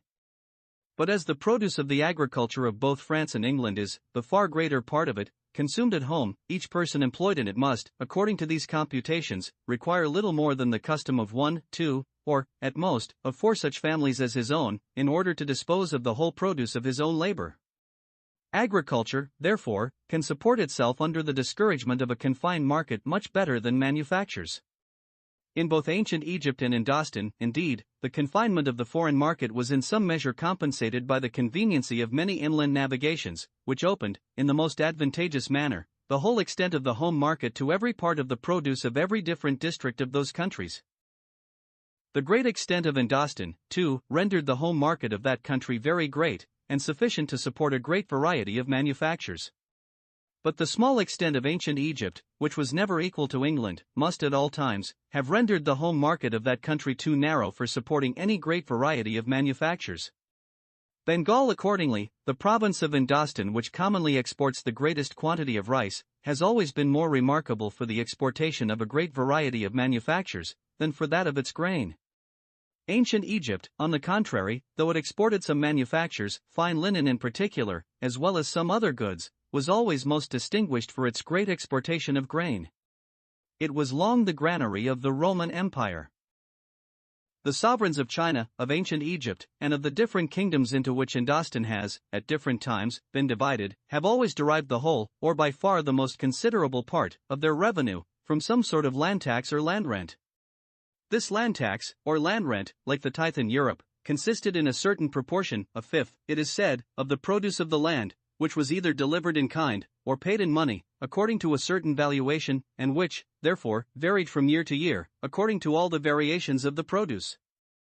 It was natural, therefore, that the sovereigns of those countries should be particularly attentive to the interests of agriculture, upon the prosperity or declension of which immediately depended the yearly increase or diminution of their own revenue. The policy of the ancient republics of Greece, and that of Rome, though it honored agriculture more than manufactures or foreign trade, yet seems rather to have discouraged the latter employments, than to have given any direct or intentional encouragement to the former. In several of the ancient states of Greece, foreign trade was prohibited altogether, and in several others, the employments of artificers and manufacturers were considered as hurtful to the strength and agility of the human body, as rendering it incapable of those habits which their military and gymnastic exercises endeavored to form in it, and as thereby disqualifying it, more or less, for undergoing the fatigues and encountering the dangers of war. Such occupations were considered as fit only for slaves, and the free citizens of the states were prohibited from exercising them. Even in those states where no such prohibition took place, as in Rome and Athens, the great body of the people were in effect excluded from all the trades which are now commonly exercised by the lower sort of the inhabitants of towns. Such trades were, at Athens and Rome, all occupied by the slaves of the rich, who exercised them for the benefit of their masters, whose wealth, power, and protection made it almost impossible for a poor freeman to find a market for his work, when it came into competition with that of the slaves of the rich. Slaves, however, are very seldom inventive, and all the most important improvements, either in machinery, or in the arrangement and distribution of work, which facilitate and abridge labor have been the discoveries of freemen. Should a slave propose any improvement of this kind, his master would be very apt to consider the proposal as the suggestion of laziness, and of a desire to save his own labor at the master's expense. The poor slave, instead of reward, would probably meet with much abuse, perhaps with some punishment. In the manufactures carried on by slaves, therefore, more labor must generally have been employed to execute the same quantity of work, than in those carried on by freemen. The work of the farmer must, upon that account, generally have been dearer than that of the latter. The Hungarian mines, it is remarked by Mr. Montesquieu, though not richer, have always been wrought with less expense, and therefore with more profit, than the Turkish mines in their neighborhood. The Turkish mines are wrought by slaves, and the arms of those slaves are the only machines which the Turks have ever thought of employing. The Hungarian mines are wrought by freemen, who employ a great deal of machinery, by which they facilitate and abridge their own labor.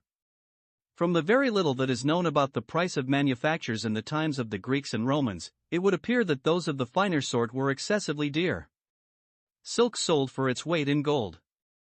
It was not, indeed, in those times in European manufacture, and as it was all brought from the East Indies, the distance of the carriage may in some measure account for the greatness of the price.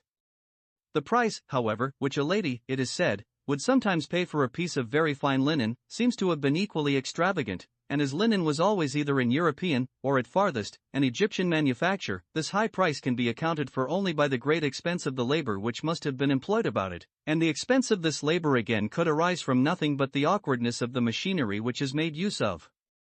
The price of fine woolens, too, though not quite so extravagant, seems, however, to have been much above that of the present times. Some cloths, we are told by Pliny, Plin. 1, 9.c.39, dyed in a particular manner, cost 100 denarii, or pound 3:6 8d. The pound weight. Others, dyed in another manner, cost 1,000 denarii the pound weight, or pound 33:6 8d. The Roman pound, it must be remembered, contained only 12 of our avoirdupois ounces. This high price, indeed, seems to have been principally owing to the dye. But had not the cloths themselves been much dearer than any which are made in the present times, so very expensive a dye would not probably have been bestowed upon them. The disproportion would have been too great between the value of the accessory and that of the principal. The price mentioned by the same author, Plin. 1, 8.c.48, of some triclinaria, a sort of woolen pillows or cushions made use of to lean upon as they reclined upon their couches at table, passes all credibility, some of them being said to have cost more than £30,000, others more than £300,000. This high price, too, is not said to have arisen from the dye. In the dress of the people of fashion of both sexes, there seems to have been much less variety, it is observed by Dr. Arbuthnot, in ancient than in modern times, and the very little variety which we find in that of the ancient statues, confirms his observation. He infers from this, that their dress must, upon the whole, have been cheaper than ours, but the conclusion does not seem to follow. When the expense of fashionable dress is very great, the variety must be very small. But when, by the improvements in the productive powers of manufacturing art and industry, the expense of any one dress comes to be very moderate, the variety will naturally be very great. The rich, not being able to distinguish themselves by the expense of any one dress, will naturally endeavor to do so by the multitude and variety of their dresses. The greatest and most important branch of the commerce of every nation, it has already been observed, is that which is carried on between the inhabitants of the town and those of the country. The inhabitants of the town draw from the country the rude produce, which constitutes both the materials of their work and the fund of their subsistence, and they pay for this rude produce, by sending back to the country a certain portion of it manufactured and prepared for immediate use. The trade which is carried on between these two different sets of people, consists ultimately in a certain quantity of rude produce exchanged for a certain quantity of manufactured produce. The dearer the latter, therefore, the cheaper the former, and whatever tends in any country to raise the price of manufactured produce, tends to lower that of the rude produce of the land, and thereby to discourage agriculture. The smaller the quantity of manufactured produce, which any given quantity of rude produce, or, what comes to the same thing, which the price of any given quantity of rude produce is capable of purchasing, the smaller the exchangeable value of that given quantity of rude produce, the smaller the encouragement which either the landlord has to increase its quantity by improving, or the farmer by cultivating the land. Whatever, besides, tends to diminish in any country the number of artificers and manufacturers, tends to diminish the home market, the most important of all markets, for the root produce of the land, and thereby still further to discourage agriculture. Those systems, therefore, which preferring agriculture to all other employments, in order to promote it, impose restraints upon manufactures and foreign trade, act contrary to the very end which they propose, and indirectly discourage that very species of industry which they mean to promote. They are so far, perhaps, more inconsistent than even the mercantile system. That system, by encouraging manufactures and foreign trade more than agriculture, turns a certain portion of the capital of the society, from supporting a more advantageous, to support a less advantageous species of industry. But still it really, and in the end, encourages that species of industry which it means to promote. Those agricultural systems, on the contrary, really, and in the end, discourage their own favorite species of industry. It is thus that every system which endeavors, either, by extraordinary encouragements to draw towards a particular species of industry a greater share of the capital of the society than what would naturally go to it, or, by extraordinary restraints, to force from a particular species of industry some share of the capital which would otherwise be employed in it, is, in reality, subversive of the great purpose which it means to promote. It retards, instead of accelerating the progress of the society towards real wealth and greatness, and diminishes, instead of increasing, the real value of the annual produce of its land and labor. All systems, either of preference or of restraint, therefore, being thus completely taken away, the obvious and simple system of natural liberty establishes itself of its own accord. Every man, as long as he does not violate the laws of justice, is left perfectly free to pursue his own interest his own way, and to bring both his industry and capital into competition with those of any other man, or order of men. The sovereign is completely discharged from a duty, in the attempting to perform which he must always be exposed to innumerable delusions, and for the proper performance of which no human wisdom or knowledge could ever be sufficient, the duty of superintending the industry of private people, and of directing it towards the employments most suitable to the interests of the society. According to the system of natural liberty, the sovereign has only 3 duties to attend to, 3 duties of great importance, indeed, but plain and intelligible to common understandings. First, the duty of protecting the society from the violence and invasion of other independent societies. Secondly, the duty of protecting, as far as possible, every member of the society from the injustice or oppression of every other member of it, or the duty of establishing an exact administration of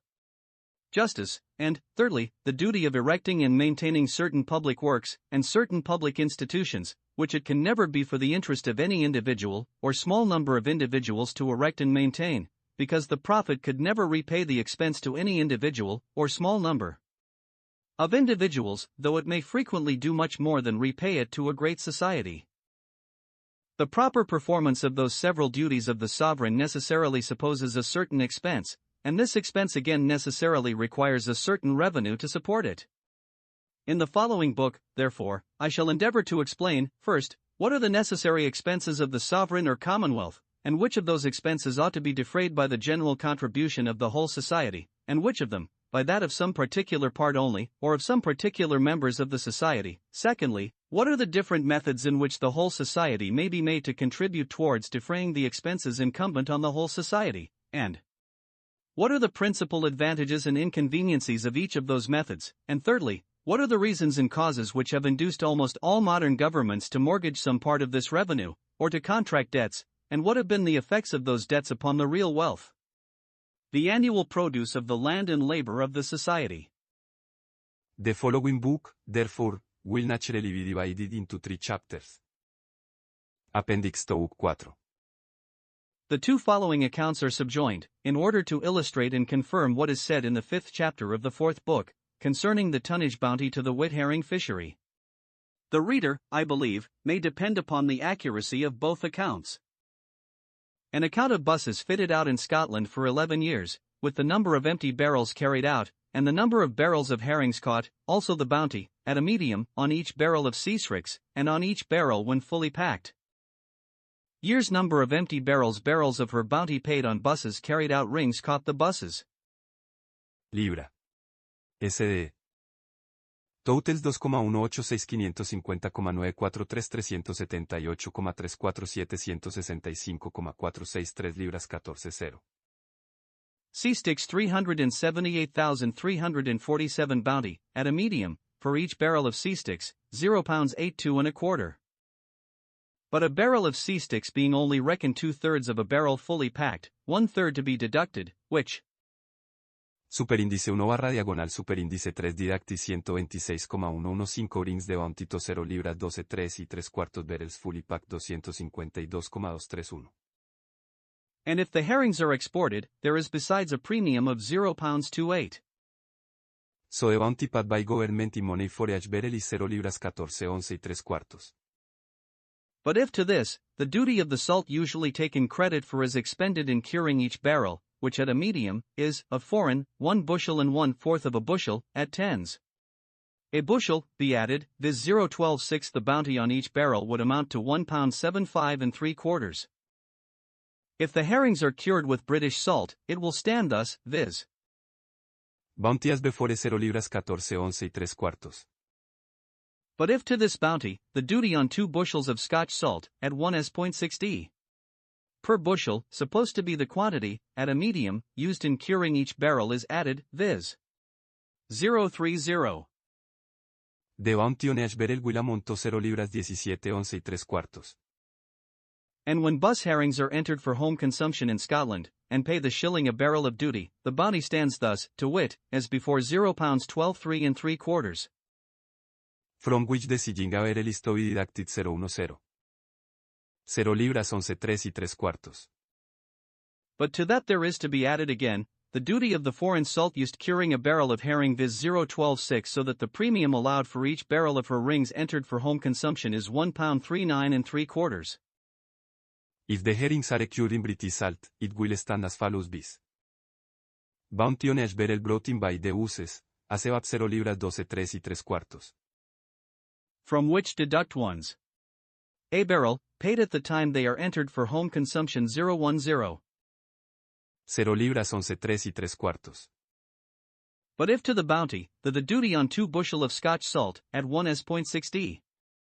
per bushel supposed to be the quantity, at a medium, used in curing each barrel, is added, viz. 0.30 the premium for each barrel entered for home consumption will be £1.14 3 3/4. Though the loss of duties upon herrings exported cannot, perhaps, properly be considered as bounty, that upon herrings entered for home consumption certainly may. An account of the quantity of foreign salt imported into Scotland, and of Scotch salt delivered duty-free from the works there, for the fishery, from the 5th of April 1771 to the 5th of April 1782 with the medium of both for 1 year. Foreign salt Scotch salt delivered period imported from the works. Bushels. From Quinto. April 1771 to. Quinto April 1782 936,974 468,226. Medium for 1 year 85, 159 un medio 15,293 un cuarto. It is to be observed that the bushel of foreign salt weighs 48 pounds, that of British weighs 56 pounds only. Book UE of the Revenue of the Sovereign Commonwealth. Chapter E of the Expenses of the Sovereign Commonwealth. Party of the Expense of Defense. The first duty of the sovereign, that of protecting the society from the violence and invasion of other independent societies, can be performed only by means of a military force. But the expense both of preparing this military force in time of peace, and of employing it in time of war, is very different in the different states of society, in the different periods of improvement. Among nations of hunters, the lowest and rudest state of society, such as we find it among the native tribes of North America, every man is a warrior, as well as a hunter. When he goes to war, either to defend his society, or to revenge the injuries which have been done to it by other societies, he maintains himself by his own labor, in the same manner as when he lives at home. His society, for in this state of things there is properly neither sovereign nor commonwealth, is at no sort of expense, either to prepare him for the field, or to maintain him while he is in it. Among nations of shepherds, a more advanced state of society, such as we find it among the Tartars and Arabs, every man is, in the same manner, a warrior. Such nations have commonly no fixed habitation, but live either in tents, or in a sort of covered wagons, which are easily transported from place to place. The whole tribe, or nation, changes its situation according to the different seasons of the year, as well as according to other accidents. When its herds and flocks have consumed the forage of one part of the country, it removes to another, and from that to a third. In the dry season, it comes down to the banks of the rivers; in the wet season, it retires to the upper country. When such a nation goes to war, the warriors will not trust their herds and flocks to the feeble defense of their old men, their women and children, and their old men, their women and children, will not be left behind without defense, and without subsistence. The whole nation, besides, being accustomed to a wandering life, even in time of peace, easily takes the field in time of war. Whether it marches as an army, or moves about as a company of herdsmen, the way of life is nearly the same, though the object proposed by it be very different.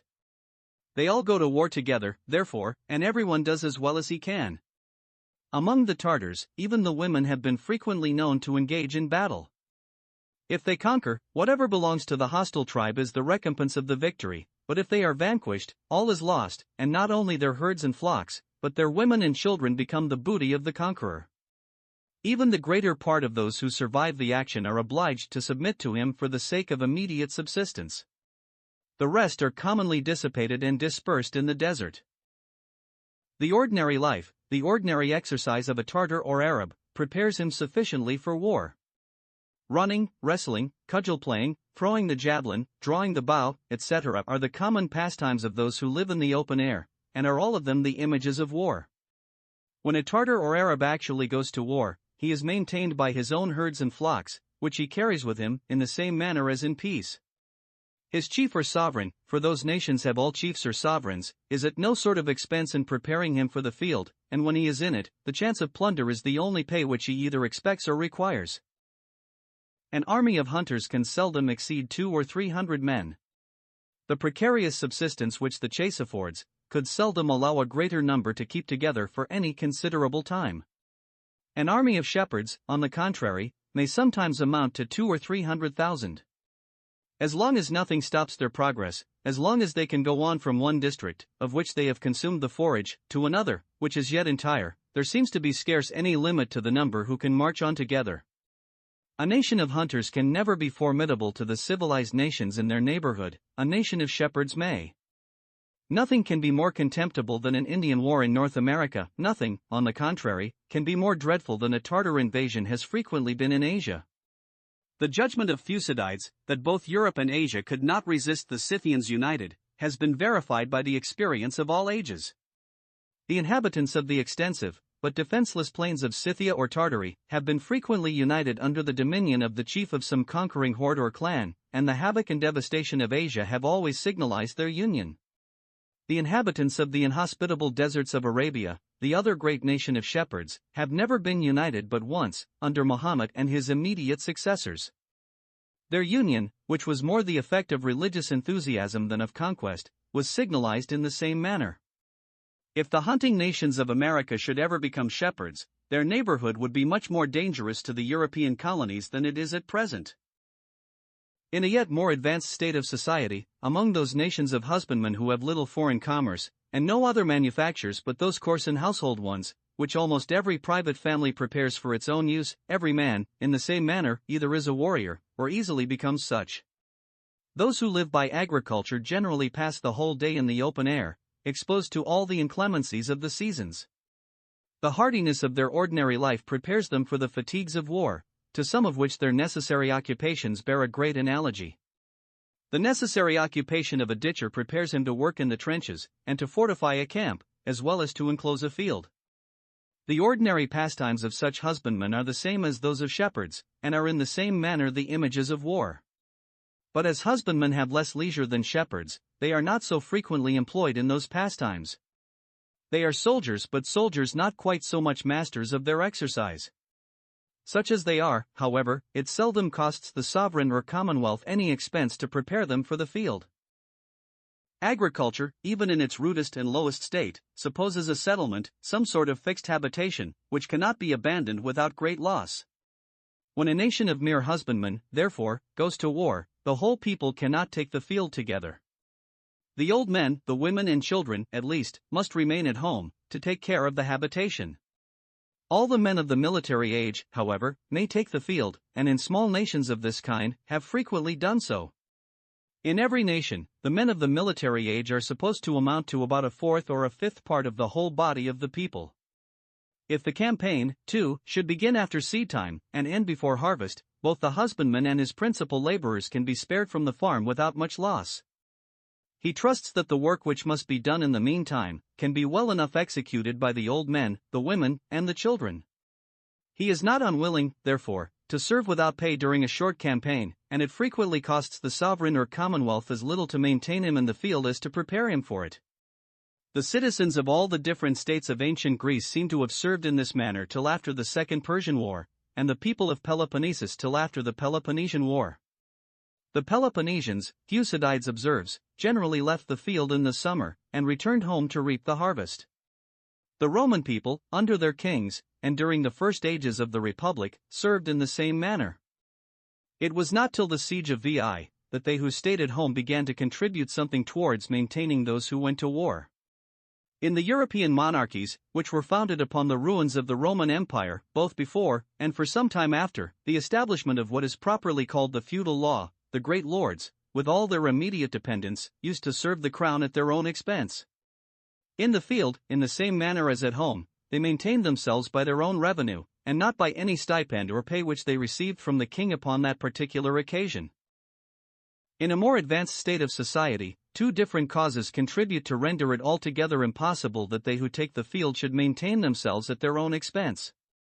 Those two causes are the progress of manufactures and the improvement in the art of war. Though a husbandman should be employed in an expedition, provided it begins after seed time and ends before harvest, the interruption of his business will not always occasion any considerable diminution of his revenue. Without the intervention of his labor, nature does herself the greater part of the work which remains to be done. But the moment that an artificer, a smith, a carpenter, or a weaver, for example, quits his workhouse, the sole source of his revenue is completely dried up. Nature does nothing for him, he does all for himself. When he takes the field, therefore, in defense of the public, as he has no revenue to maintain himself, he must necessarily be maintained by the public. But in a country, of which a great part of the inhabitants are artificers and manufacturers, a great part of the people who go to war must be drawn from those classes, and must, therefore, be maintained by the public as long as they are employed in its service. When the art of war, too, has gradually grown up to be a very intricate and complicated science, when the event of war ceases to be determined, as in the first ages of society, by a single irregular skirmish or battle, but when the contest is generally spun out through several different campaigns, each of which lasts during the greater part of the year, it becomes universally necessary that the public should maintain those who serve the public in war, at least while they are employed in that service. Whatever, in time of peace, might be the ordinary occupation of those who go to war, so very tedious and expensive a service would otherwise be by far too heavy a burden upon them. After the Second Persian War, accordingly, the armies of Athens seem to have been generally composed of mercenary troops, consisting, indeed, partly of citizens, but partly, too, of foreigners, and all of them equally hired and paid at the expense of the state. From the time of the siege of Veii, the armies of Rome received pay for their service during the time which they remained in the field. Under the feudal governments, the military service, both of the great lords and of their immediate dependents, was, after a certain period, universally exchanged for a payment in money, which was employed to maintain those who served in their stead. The number of those who can go to war, in proportion to the whole number of the people, is necessarily much smaller in a civilized than in a rude state of society. In a civilized society, as the soldiers are maintained altogether by the labor of those who are not soldiers, the number of the former can never exceed what the latter can maintain, over and above maintaining, in a manner suitable to their respective stations, both themselves and the other officers of government and law, whom they are obliged to maintain. In the little agrarian states of ancient Greece, a fourth or a fifth part of the whole body of the people considered themselves as soldiers, and would sometimes, it is said, take the field. Among the civilized nations of modern Europe, it is commonly computed that not more than the 100th part of the inhabitants of any country can be employed as soldiers, without ruin to the country which pays the expense of their service. The expense of preparing the army for the field seems not to have become considerable in any nation, till long after that of maintaining it in the field had devolved entirely upon the sovereign or commonwealth. In all the different republics of ancient Greece, to learn his military exercises was a necessary part of education imposed by the state upon every free citizen. In every city there seems to have been a public field, in which, under the protection of the public magistrate, the young people were taught their different exercises by different masters. In this very simple institution consisted the whole expense which any Grecian state seems ever to have been at, in preparing its citizens for war. In ancient Rome, the exercises of the Campus Martius answered the same purpose with those of the gymnasium in ancient Greece. Under the feudal governments, the many public ordinances, that the citizens of every district should practice archery, as well as several other military exercises, were intended for promoting the same purpose, but do not seem to have promoted it so well. Either from want of interest in the officers entrusted with the execution of those ordinances, or from some other cause, they appear to have been universally neglected, and in the progress of all those governments, military exercises seem to have gone gradually into disuse among the great body of the people. In the republics of ancient Greece and Rome, during the whole period of their existence, and under the feudal governments, for a considerable time after their first establishment, the trade of a soldier was not a separate, distinct trade, which constituted the sole or principal occupation of a particular class of citizens. Every subject of the state, whatever might be the ordinary trade or occupation by which he gained his livelihood, considered himself, upon all ordinary occasions, as fit likewise to exercise the trade of a soldier, and, upon many extraordinary occasions, as bound to exercise it. The art of war, however, as it is certainly the noblest of all arts, so, in the progress of improvement, it necessarily becomes one of the most complicated among them. The state of the mechanical, as well as some other arts, with which it is necessarily connected, determines the degree of perfection to which it is capable of being carried at any particular time. But in order to carry it to this degree of perfection, it is necessary that it should become the sole or principal occupation of a particular class of citizens, and the division of labor is as necessary for the improvement of this, as of every other art. Into other arts, the division of labor is naturally introduced by the prudence of individuals, who find that they promote their private interest better by confining themselves to a particular trade, than by exercising a great number. But it is the wisdom of the state only, which can render the trade of a soldier a particular trade, separate and distinct from all others. A private citizen, who, in time of profound peace, and without any particular encouragement from the public, should spend the greater part of his time in military exercises, might, no doubt, both improve himself very much in them, and amuse himself very well, but he certainly would not promote his own interest. It is the wisdom of the state only, which can render it for his interest to give up the greater part of his time to this peculiar occupation, and states have not always had this wisdom, even when their circumstances had become such, that the preservation of their existence required that they should have it. A shepherd has a great deal of leisure, a husbandman, in the rude state of husbandry, has some, an artificer or manufacturer has none at all. The first may, without any loss, employ a great deal of his time in martial exercises, the second may employ some part of it, but the last cannot employ a single hour in them without some loss, and his attention to his own interests naturally leads him to neglect them altogether. Those improvements in husbandry, too, which the progress of arts and manufactures necessarily introduces, leave the husbandman as little leisure as the artificer. Military exercises come to be as much neglected by the inhabitants of the country as by those of the town, and the great body of the people becomes altogether unwarlike. That wealth, at the same time, which always follows the improvements of agriculture and manufactures, and which, in reality, is no more than the accumulated produce of those improvements, provokes the invasion of all their neighbors. An industrious, and, upon that account, a wealthy nation, is of all nations the most likely to be attacked, and unless the state takes some new measure for the public defense, the natural habits of the people render them altogether incapable of defending themselves. In these circumstances, there seem to be but two methods by which the state can make any tolerable provision for the public defense.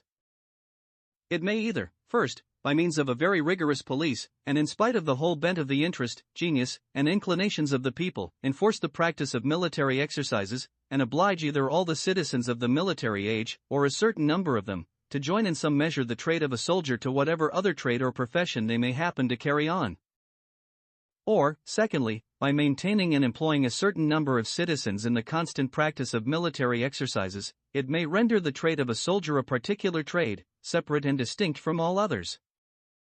If the state has recourse to the first of those two expedients, its military force is said to consist in a militia; if to the second, it is said to consist in a standing army. The practice of military exercises is the sole or principal occupation of the soldiers of a standing army, and the maintenance or pay which the state affords them is the principal and ordinary fund of their subsistence.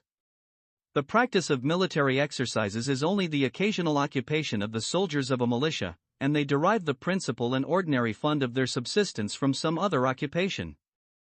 In a militia, the character of the laborer, artificer, or tradesman predominates over that of the soldier. In a standing army, that of the soldier predominates over every other character, and in this distinction seems to consist the essential difference between those two different species of military force. Militias have been of several different kinds. In some countries, the citizens destined for defending the state seem to have been exercised only, without being, if I may say so, regimented, that is, without being divided into separate and distinct bodies of troops, each of which performed its exercises under its own proper and permanent officers. In the republics of ancient Greece and Rome, each citizen, as long as he remained at home, seems to have practiced his exercises either separately and independently, or with such of his equals as he liked best, and not to have been attached to any particular body of troops, till he was actually called upon to take the field. In other countries, the militia has not only been exercised, but regimented. In England, in Switzerland, and, I believe, in every other country of modern Europe, where any imperfect military force of this kind has been established, every militiaman is, even in time of peace, attached to a particular body of troops, which performs its exercises under its own proper and permanent officers. Before the invention of firearms, that army was superior in which the soldiers had, each individually, the greatest skill and dexterity in the use of their arms. Strength and agility of body were of the highest consequence, and commonly determined the fate of battles. But this skill and dexterity in the use of their arms could be acquired only, in the same manner as fencing is at present, by practicing, not in great bodies, but each man separately, in a particular school, under a particular master, or with his own particular equals and companions. Since the invention of firearms, strength and agility of body, or even extraordinary dexterity and skill in the use of arms, though they are far from being of no consequence, are, however, of less consequence. The nature of the weapon, though it by no means puts the awkward upon a level with the skillful, puts him more nearly so than he ever was before. All the dexterity and skill, it is supposed, which are necessary for using it, can be well enough acquired by practicing in great bodies. Regularity, order, and prompt obedience to command are qualities which, in modern armies, are of more importance towards determining the fate of battles than the dexterity and skill of the soldiers in the use of their arms. But the noise of firearms, the smoke, and the invisible death to which every man feels himself every moment exposed, as soon as he comes within cannon shot, and frequently a long time before the battle can be well said to be engaged, must render it very difficult to maintain any considerable degree of this regularity, order, and prompt obedience, even in the beginning of a modern battle. In an ancient battle, there was no noise but what arose from the human voice, there was no smoke, there was no invisible cause of wounds or death. Every man, till some mortal weapon actually did approach him, saw clearly that no such weapon was near him. In these circumstances, and among troops who had some confidence in their own skill and dexterity in the use of their arms, it must have been a good deal less difficult to preserve some degree of regularity and order, not only in the beginning, but through the whole progress of an ancient battle, until one of the two armies was fairly defeated. But the habits of regularity, order, and prompt obedience to command can be acquired only by troops which are exercised in great bodies. A militia, however, in whatever manner it may be either disciplined or exercised, must always be much inferior to a well-disciplined and well-exercised standing army. The soldiers who are exercised only once a week, or once a month, can never be so expert in the use of their arms as those who are exercised every day, or every other day, and though this circumstance may not be of so much consequence in modern, as it was in ancient times, yet the acknowledged superiority of the Prussian troops, owing, it is said, very much to their superior expertness in their exercise, may satisfy us that it is, even at this day, of very considerable consequence. The soldiers, who are bound to obey their officer only once a week, or once a month, and who are at all other times at liberty to manage their own affairs their own way, without being, in any respect, accountable to him, can never be under the same awe in his presence, can never have the same disposition to ready obedience, with those whose whole life and conduct are every day directed by him, and who every day even rise and go to bed, or at least retire to their quarters, according to his orders. In what is called discipline, or in the habit of ready obedience, a militia must always be still more inferior to a standing army than it may sometimes be in what is called the manual exercise, or in the management and use of its arms. But, in modern war, the habit of ready and instant obedience is of much greater consequence than a considerable superiority in the management of arms. Those militias which, like the Tartar or Arab militia, go to war under the same chieftains whom they are accustomed to obey in peace, are by far the best. In respect for their officers, in the habit of ready obedience, they approach nearest to standing armies. The Highland militia, when it served under its own chieftains, had some advantage of the same kind.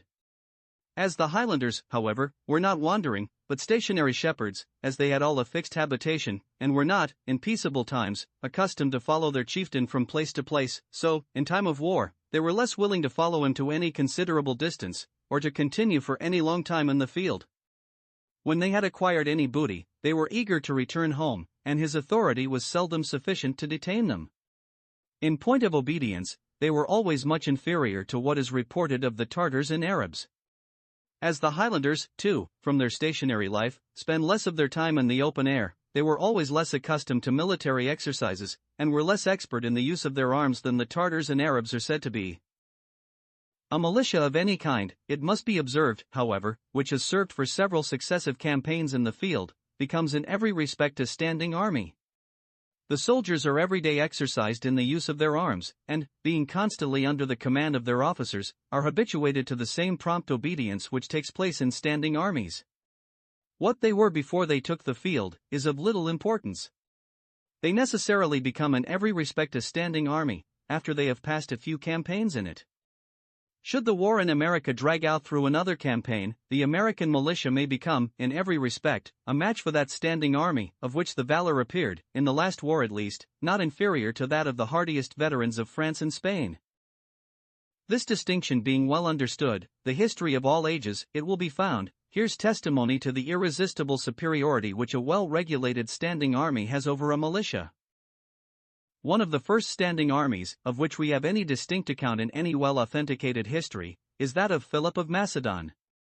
His frequent wars with the Thracians, Illyrians, Thessalians, and some of the Greek cities in the neighborhood of Macedon, gradually formed his troops, which in the beginning were probably militia, to the exact discipline of a standing army. When he was at peace, which he was very seldom, and never for any long time together, he was careful not to disband that army. It vanquished and subdued, after a long and violent struggle, indeed, the gallant and well-exercised militias of the principal republics of ancient Greece, and afterwards, with very little struggle, the effeminate and ill-exercised militia of the great Persian Empire. The fall of the Greek republics, and of the Persian Empire was the effect of the irresistible superiority which a standing arm has over every other sort of militia. It is the first great revolution in the affairs of mankind of which history has preserved any distinct and circumstantial account. The fall of Carthage, and the consequent elevation of Rome, is the second. All the varieties in the fortune of those two famous republics may very well be accounted for from the same cause. From the end of the first to the beginning of the Second Carthaginian War, the armies of Carthage were continually in the field, and employed under three great generals, who succeeded one another in the command: Amilcar, his son-in-law Asdrubal, and his son Annibal, first in chastising their own rebellious slaves, afterwards in subduing the revolted nations of Africa, and lastly, in conquering the great kingdom of Spain. The army which Annibal led from Spain into Italy must necessarily, in those different wars, have been gradually formed to the exact discipline of a standing army. The Romans, in the meantime, though they had not been altogether at peace, yet they had not, during this period, been engaged in any war of very great consequence, and their military discipline, it is generally said, was a good deal relaxed. The Roman armies which Annibal encountered at Trebi, Thrasymene, and Cannae, were militia opposed to a standing army. This circumstance, it is probable, contributed more than any other to determine the fate of those battles. The standing army which Annibal left behind him in Spain had the like superiority over the militia which the Romans sent to oppose it, and, in a few years, under the command of his brother, the younger Asdrubal, expelled them almost entirely from that country. Annibal was ill supplied from home. The Roman militia, being continually in the field, became, in the progress of the war, a well-disciplined and well-exercised standing army, and the superiority of Annibal grew every day less and less. Asdrubal judged it necessary to lead the whole, or almost the whole, of the standing army which he commanded in Spain, to the assistance of his brother in Italy. In this march, he is said to have been misled by his guides, and in a country which he did not know, was surprised and attacked by another standing army, in every respect equal or superior to his own, and was entirely defeated. When Asdrubal had left Spain, the great Scipio found nothing to oppose him but a militia inferior to his own. He conquered and subdued that militia, and, in the course of the war, his own militia necessarily became a well-disciplined and well-exercised standing army. That standing army was afterwards carried to Africa, where it found nothing but a militia to oppose it. In order to defend Carthage, it became necessary to recall the standing army of Hannibal. The disheartened and frequently defeated African militia joined it, and, at the Battle of Zama, composed the greater part of the troops of Hannibal. The event of that day determined the fate of the two rival republics. From the end of the Second Carthaginian War till the fall of the Roman Republic, the armies of Rome were in every respect standing armies. The standing army of Macedon made some resistance to their arms. In the height of their grandeur, it cost them 2 great wars and 3 great battles to subdue that little kingdom, of which the conquest would probably have been still more difficult, had it not been for the cowardice of its last king. The militias of all the civilized nations of the ancient world, of Greece, of Syria, and of Egypt, made but a feeble resistance to the standing armies of Rome. The militias of some barbarous nations defended themselves much better. The Scythian or Tartar militia, which Mithridates drew from the countries north of the Euxine and Caspian seas, were the most formidable enemies whom the Romans had to encounter after the Second Carthaginian War. The Parthian and German militias, too, were always respectable, and upon several occasions, gained very considerable advantages over the Roman armies. In general, however, and when the Roman armies were well commanded, they appear to have been very much superior, and if the Romans did not pursue the final conquest either of Parthia or Germany, it was probably because they judged that it was not worthwhile to add those 2 barbarous countries to an empire which was already too large. The ancient Parthians appear to have been a nation of Scythian or Tartar extraction, and to have always retained a good deal of the manners of their ancestors.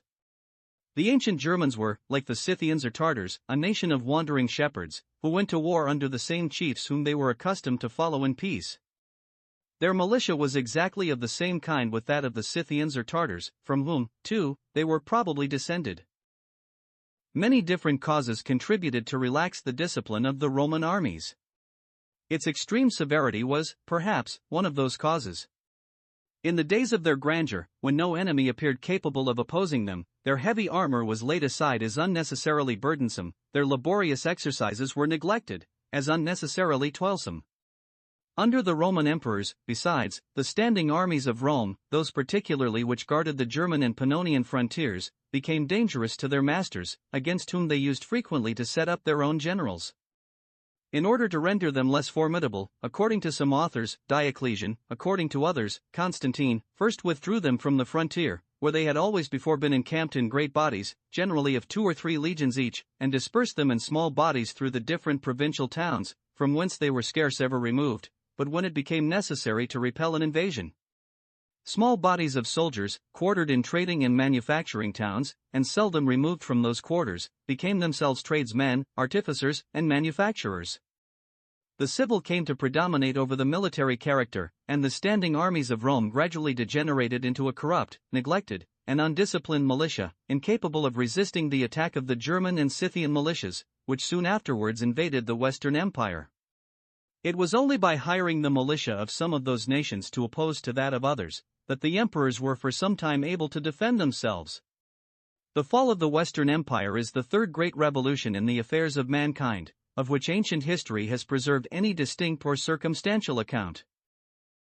It was brought about by the irresistible superiority which the militia of a barbarous has over that of a civilized nation, which the militia of a nation of shepherds has over that of a nation of husbandmen, artificers, and manufacturers. The victories which have been gained by militias have generally been, not over standing armies, but over other militias, in exercise and discipline inferior to themselves. Such were the victories which the Greek militia gained over that of the Persian Empire, and such, too, were those which, in later times, the Swiss militia gained over that of the Austrians and Burgundians. The military force of the German and Scythian nations, who established themselves upon ruins of the Western Empire, continued for some time to be of the same kind in their new settlements, as it had been in their original country. It was a militia of shepherds and husbandmen, which, in time of war, took the field under the command of the same chieftains whom it was accustomed to obey in peace. It was, therefore, tolerably well exercised, and tolerably well disciplined. As arts and industry advanced, however, the authority of the chieftains gradually decayed, and the great body of the people had less time to spare for military exercises. Both the discipline and the exercise of the feudal militia, therefore, went gradually to ruin, and standing armies were gradually introduced to supply the place of it. When the expedient of a standing army, besides, had once been adopted by one civilized nation, it became necessary that all its neighbors should follow the example. They soon found that their safety depended upon their doing so, and that their own militia was altogether incapable of resisting the attack of such an army. The soldiers of a standing army, though they may never have seen an enemy, yet have frequently appeared to possess all the courage of veteran troops, and, the very moment that they took the field, to have been fit to face the hardiest and most experienced veterans. In 1756, when the Russian army marched into Poland, the valor of the Russian soldiers did not appear inferior to that of the Prussians, at that time supposed to be the hardiest and most experienced veterans in Europe. The Russian Empire, however, had enjoyed a profound peace for near 20 years before, and could at that time have very few soldiers who had ever seen an enemy.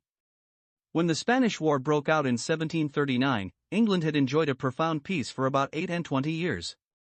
The valor of her soldiers, however, far from being corrupted by that long peace, was never more distinguished than in the attempt upon Carthagena, the first unfortunate exploit of that unfortunate war. In a long peace, the generals, perhaps, may sometimes forget their skill, but where a well-regulated standing army has been kept up, the soldiers seem never to forget their valor. When a civilized nation depends for its defense upon a militia, it is at all times exposed to be conquered by any barbarous nation which happens to be in its neighborhood. The frequent conquests of all the civilized countries in Asia by the Tartars sufficiently demonstrates the natural superiority which the militia of a barbarous has over that of a civilized nation. A well-regulated standing army is superior to every militia. Such an army, as it can best be maintained by an opulent and civilized nation, so it can alone defend such a nation against the invasion of a poor and barbarous neighbor. It is only by means of a standing army, therefore, that the civilization of any country can be perpetuated, or even preserved, for any considerable time. As it is only by means of a well-regulated standing army that a civilized country can be defended, so it is only by means of it that a barbarous country can be suddenly and tolerably civilized.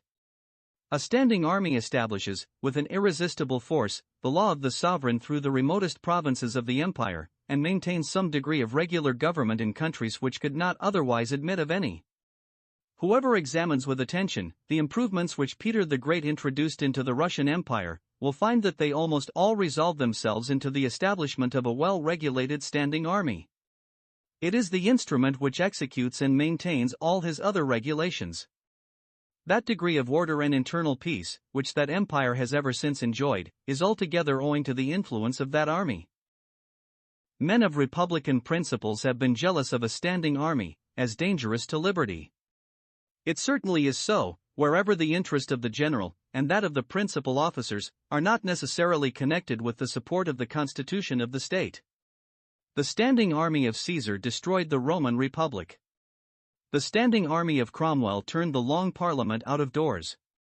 But where the sovereign is himself the general, and the principal nobility and gentry of the country the chief officers of the army, where the military force is placed under the command of those who have the greatest interest in the support of the civil authority, because they have themselves the greatest share of that authority, a standing army can never be dangerous to liberty. On the contrary, it may, in some cases, be favorable to liberty. The security which it gives to the sovereign renders unnecessary that troublesome jealousy, which, in some modern republics, seems to watch over the minutest actions, and to be at all times ready to disturb the peace of every citizen. Where the security of the magistrate, though supported by the principal people of the country, is endangered by every popular discontent, where a small tumult is capable of bringing about in a few hours a great revolution, the whole authority of government must be employed to suppress and punish every murmur and complaint against it. To a sovereign, on the contrary, who feels himself supported, not only by the natural aristocracy of the country, but by a well-regulated standing army, the rudest, the most groundless, and the most licentious remonstrances can give little disturbance. He can safely pardon or neglect them, and his consciousness of his own superiority naturally disposes him to do so. That degree of liberty which approaches to licentiousness can be tolerated only in countries where the sovereign is secured by a well-regulated standing army.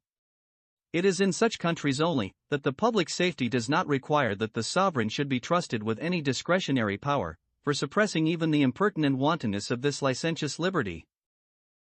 The first duty of the sovereign, therefore, that of defending the society from the violence and injustice of other independent societies, grows gradually more and more expensive as the society advances in civilization.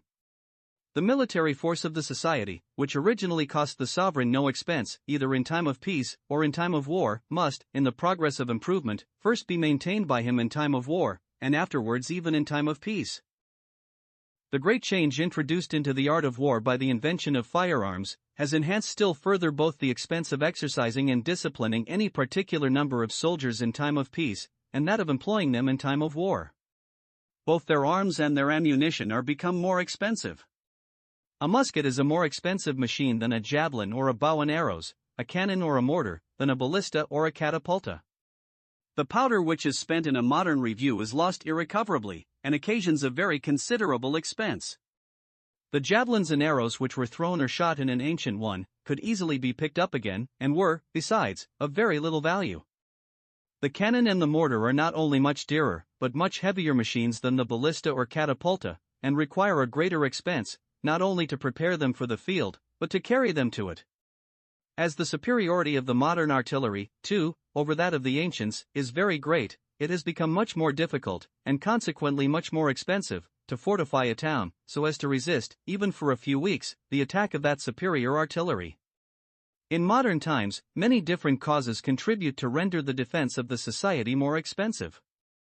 The unavoidable effects of the natural progress of improvement have, in this respect, been a good deal enhanced by a great revolution in the art of war, to which a mere accident, the invention of gunpowder, seems to have given occasion.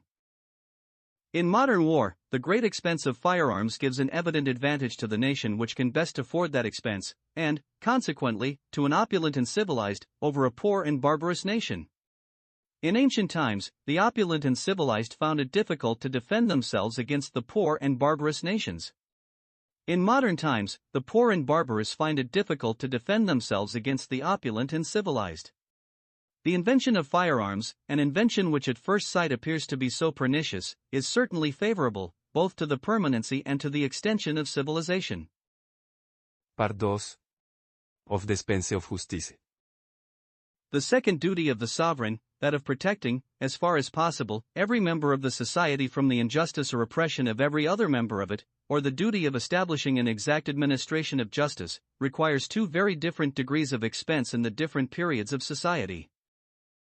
Among nations of hunters, as there is scarce any property, or at least none that exceeds the value of 2 or 3 days' labor, so there is seldom any established magistrate, or any regular administration of justice. Men who have no property can injure one another only in their persons or reputations.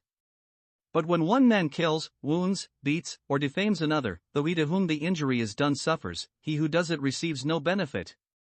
It is otherwise with the injuries to property. The benefit of the person who does the injury is often equal to the loss of him who suffers it. Envy, malice, or resentment are the only passions which can prompt one man to injure another in his person or reputation.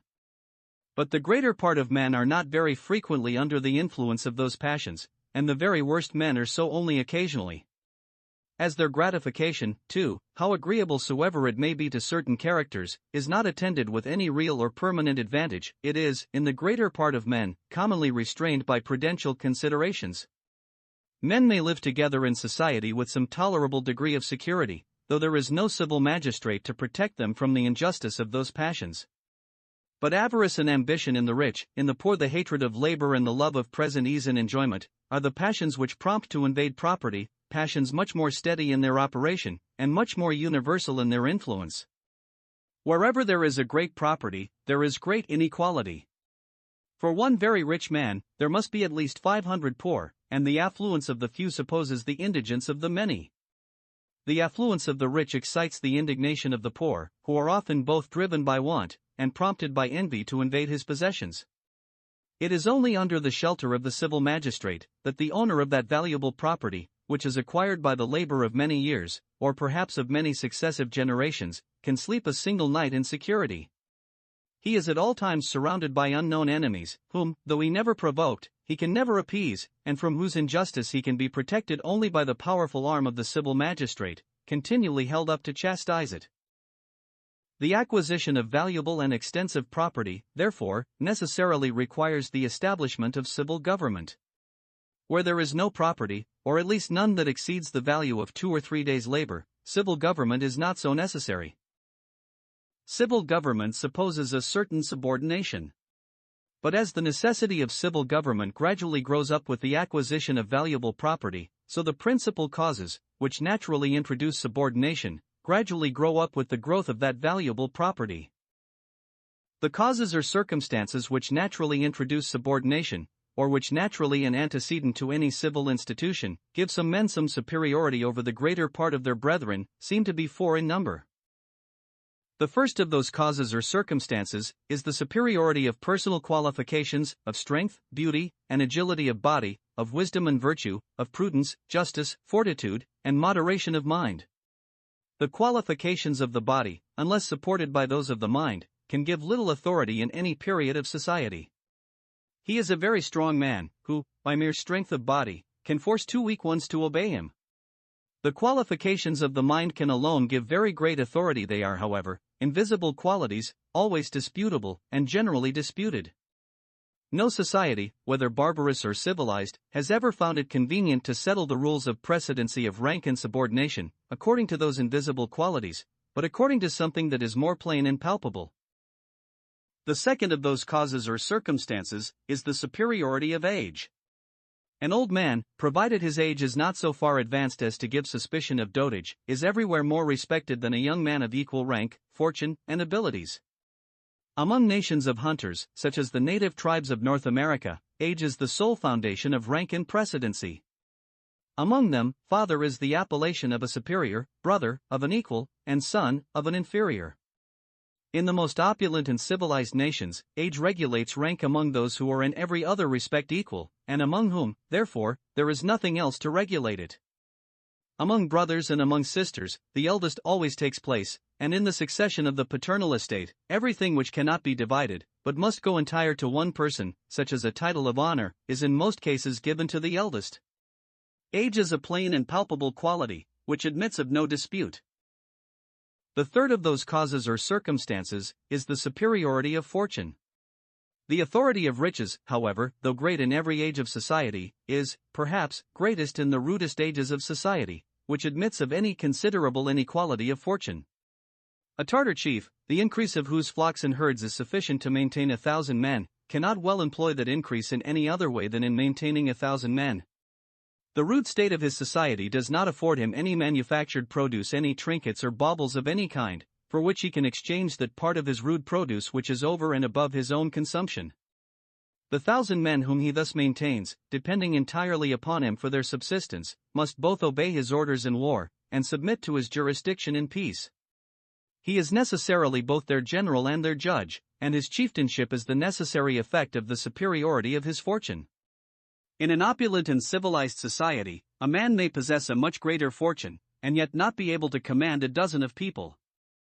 Though the produce of his estate may be sufficient to maintain, and may, perhaps, actually maintain, more than 1,000 people, yet, as those people pay for everything which they get from him, as he gives scarce anything to anybody but in exchange for an equivalent, there is scarce anybody who considers himself as entirely dependent upon him, and his authority extends only over a few menial servants. The authority of fortune, however, is very great, even in an opulent and civilized society. That it is much greater than that either of age or of personal qualities, has been the constant complaint of every period of society which admitted of any considerable inequality of fortune. The first period of society, that of hunters, admits of no such inequality. Universal poverty establishes their universal equality, and the superiority, either of age or of personal qualities, are the feeble, but the sole foundations of authority and subordination. There is, therefore, little or no authority or subordination in this period of society. The second period of society, that of shepherds, admits of very great inequalities of fortune, and there is no period in which the superiority of fortune gives so great authority to those who possess it. There is no period, accordingly, in which authority and subordination are more perfectly established. The authority of an Arabian Sharif is very great, that of a Tartar Khan altogether despotical. The fourth of those causes or circumstances is the superiority of birth. Superiority of birth supposes an ancient superiority of fortune in the family of the person who claims it. All families are equally ancient, and the ancestors of the prince, though they may be better known, cannot well be more numerous than those of the beggar. Antiquity of family means everywhere the antiquity either of wealth, or of that greatness which is commonly either founded upon wealth, or accompanied with it. Upstart greatness is everywhere less respected than ancient greatness. The hatred of usurpers, the love of the family of an ancient monarch, are in a great measure founded upon the contempt which men naturally have for the former, and upon their veneration for the latter.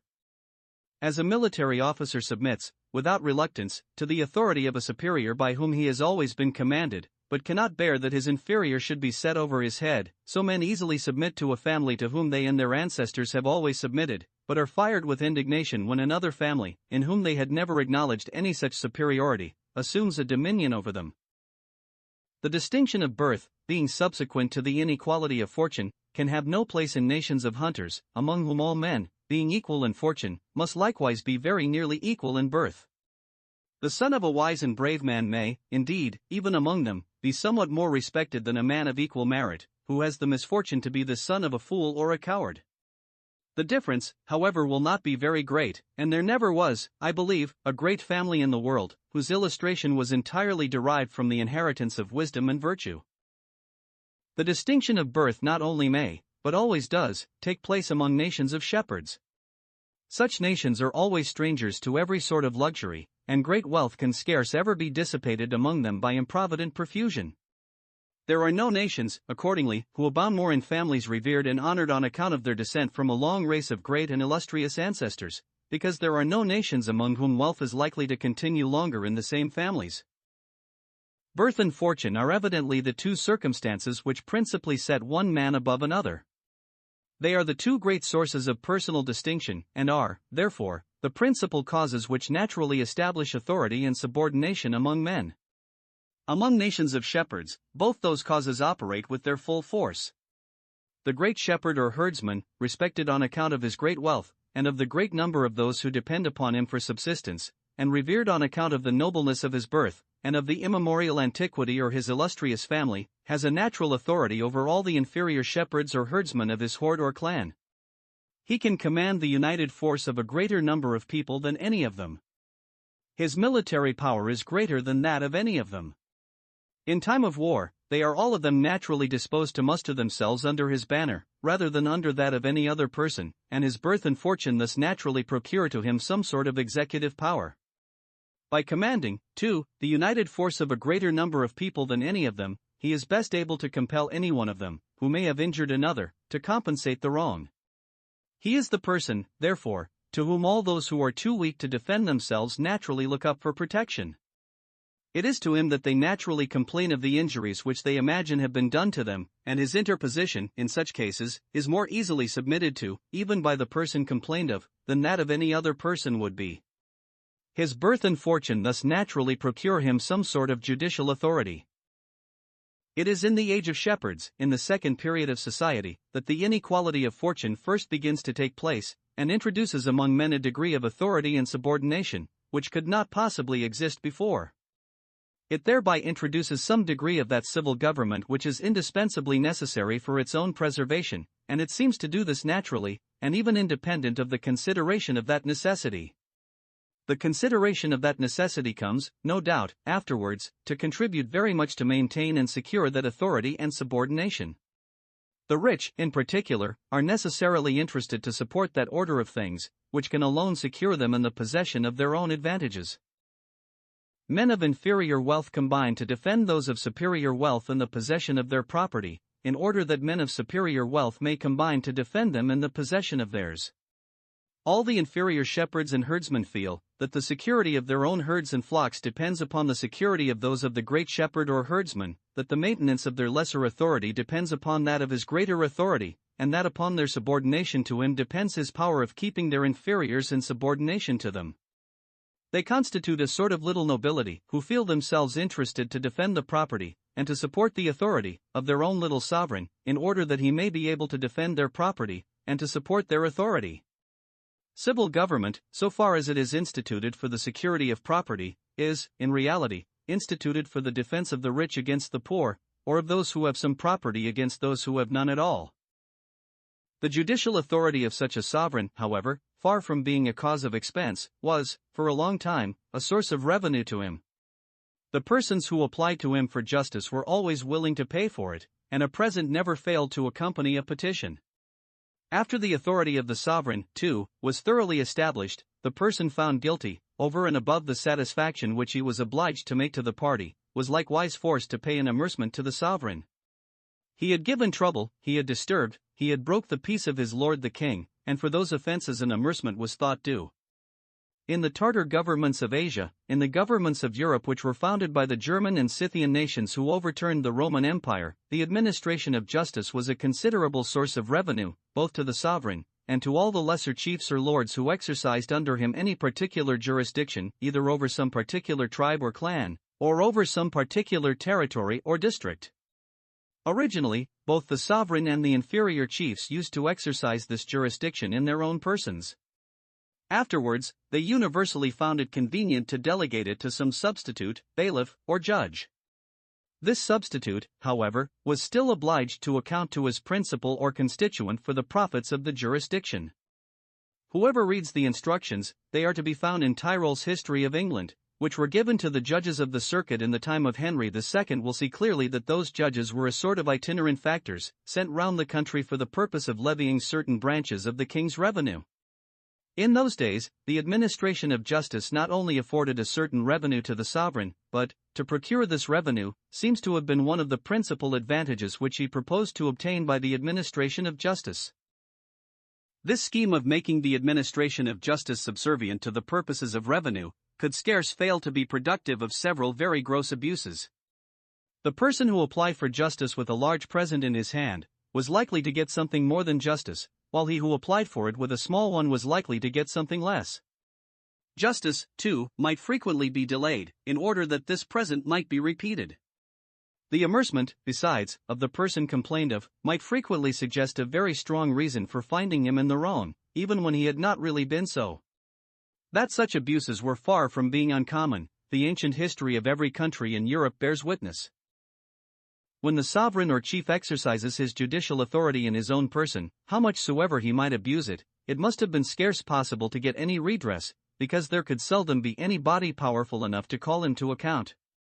When he exercised it by a bailiff, indeed, redress might sometimes be had.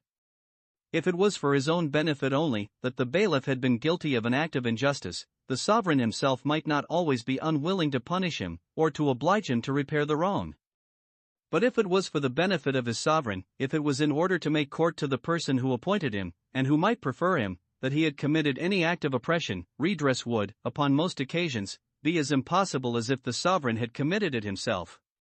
In all barbarous governments, accordingly, in all those ancient governments of Europe in particular, which were founded upon the ruins of the Roman Empire, the administration of justice appears for a long time to have been extremely corrupt, far from being quite equal and impartial, even under the best monarchs, and altogether profligate under the worst.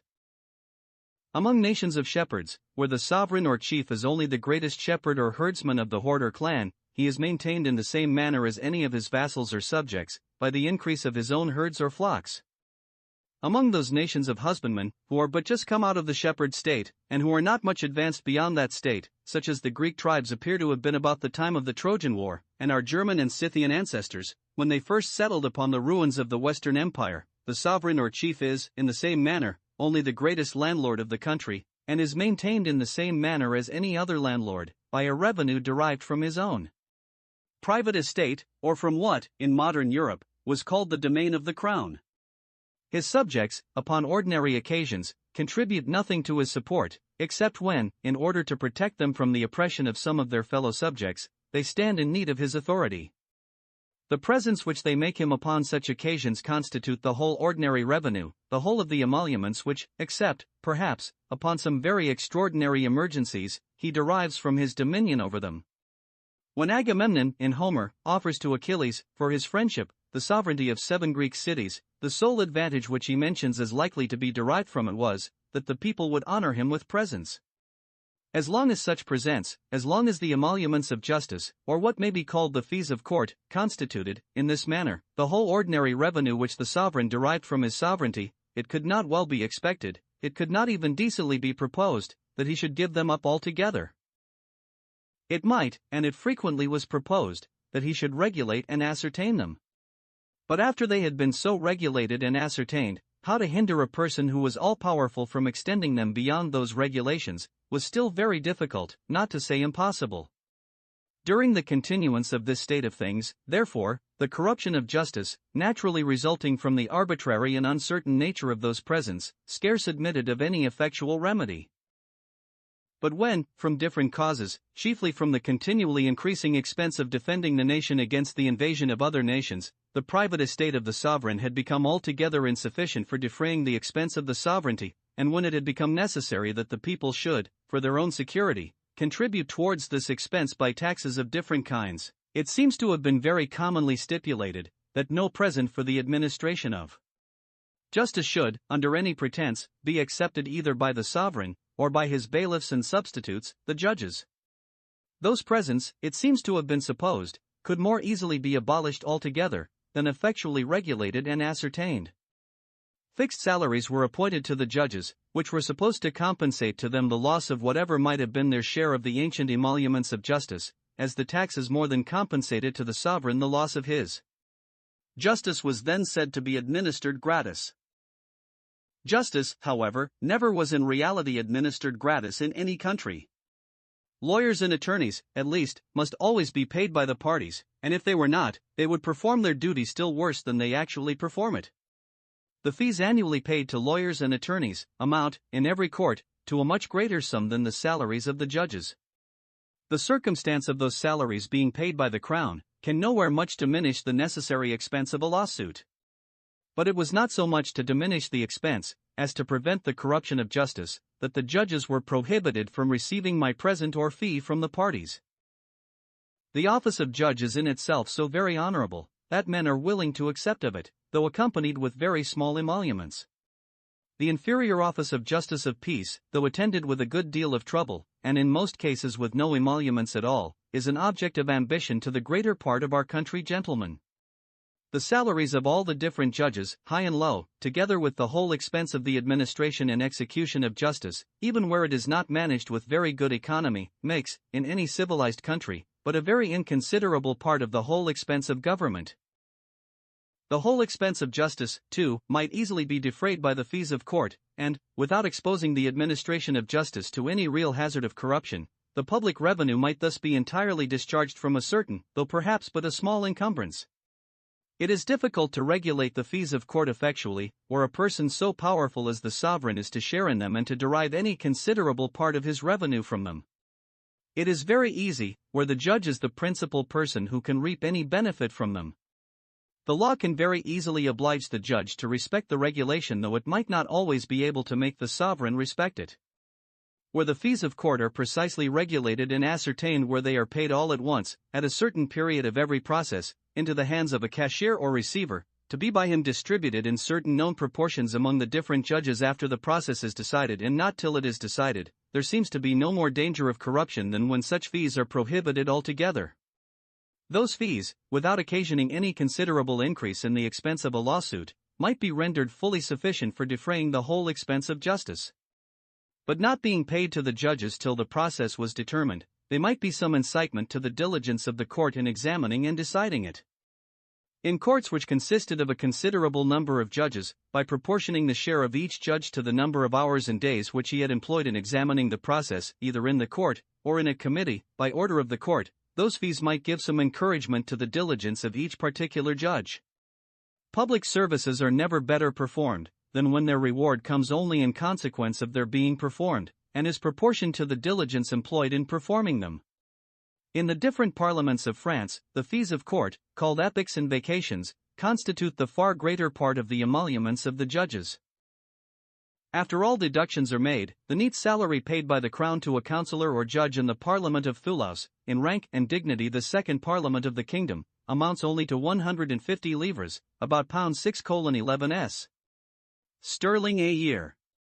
About 7 years ago, that sum was in the same place the ordinary yearly wages of a common footman.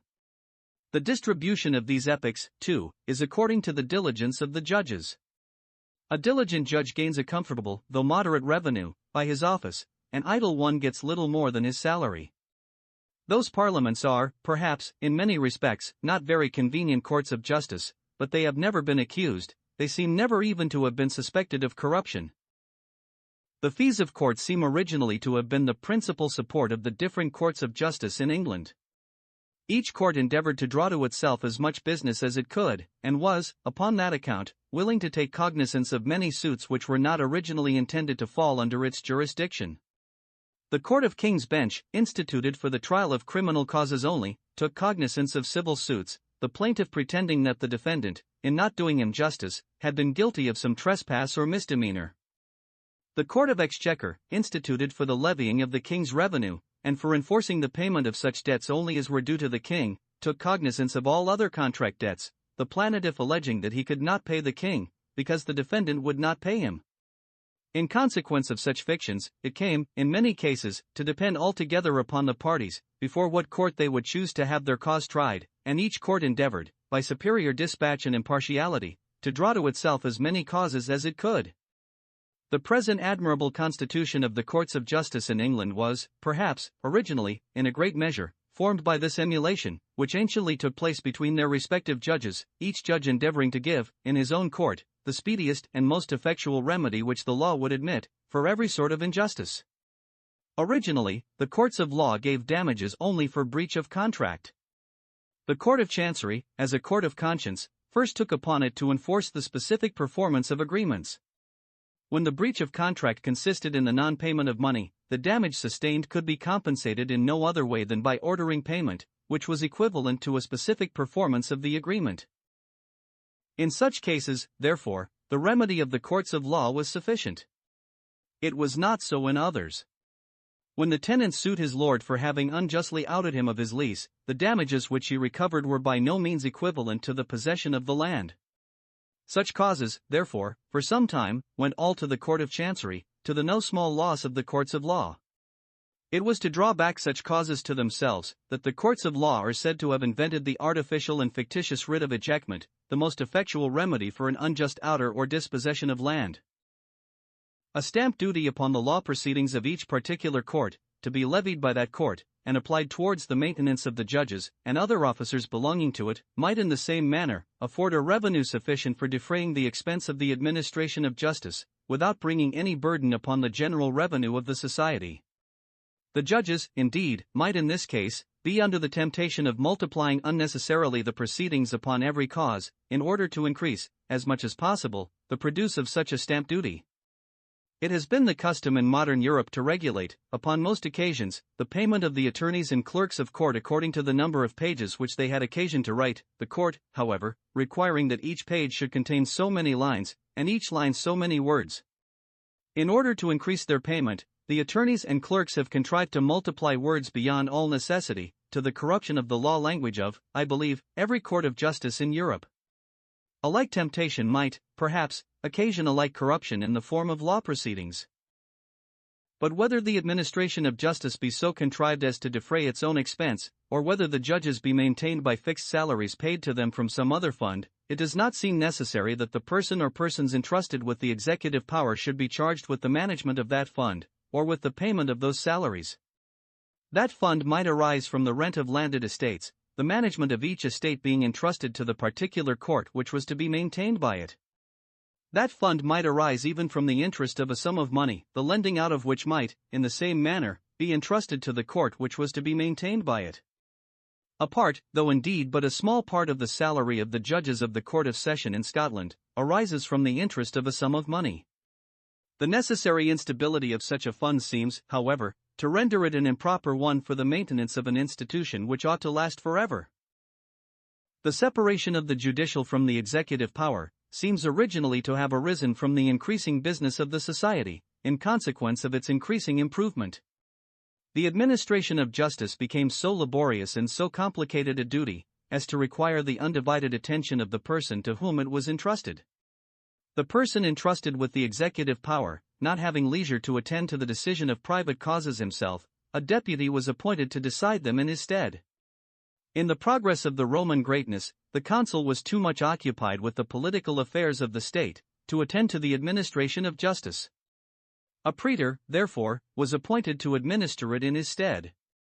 In the progress of the European monarchies, which were founded upon the ruins of the Roman Empire, the sovereigns and the great lords came universally to consider the administration of justice as an office both too laborious and too ignoble for them to execute in their own persons.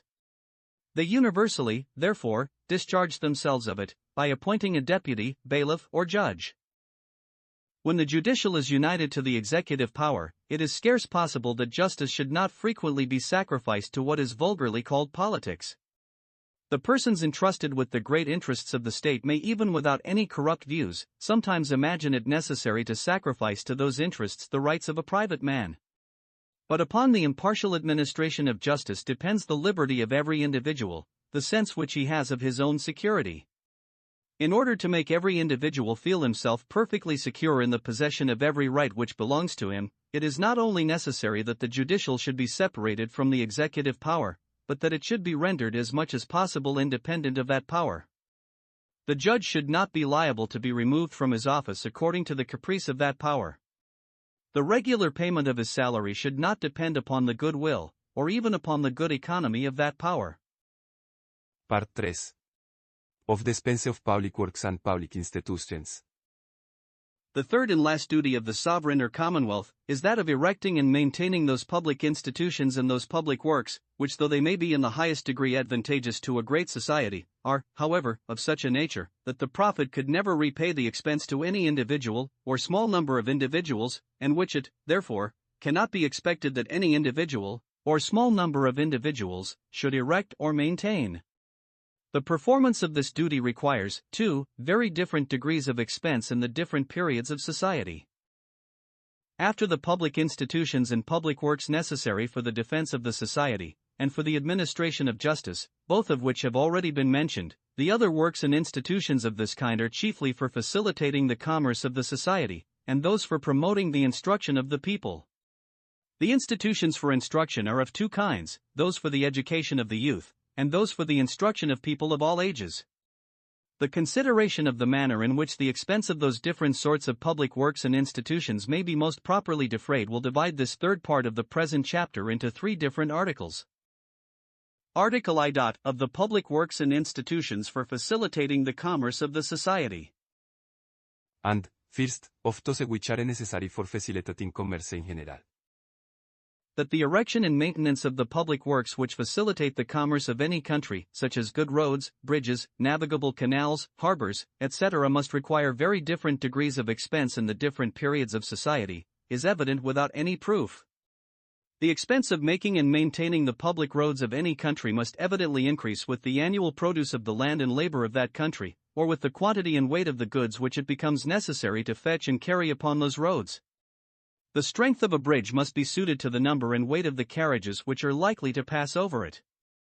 The depth and the supply of water for a navigable canal must be proportioned to the number and tonnage of the lighters which are likely to carry goods upon it, the extent of a harbor, to the number of the shipping which are likely to take shelter in it.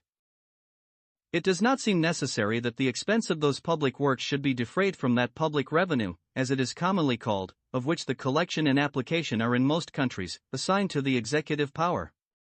The greater part of such public works may easily be so managed as to afford a particular revenue, sufficient for defraying their own expense without bringing any burden upon the general revenue of the society. A highway, a bridge, a navigable canal, for example, may, in most cases, be both made and maintained by a small toll upon the carriages which make use of them, a harbor, by a moderate port duty upon the tonnage of the shipping which load or unload in it. The coinage, another institution for facilitating commerce, in many countries, not only defrays its own expense, but affords a small revenue or a seigniorage to the sovereign.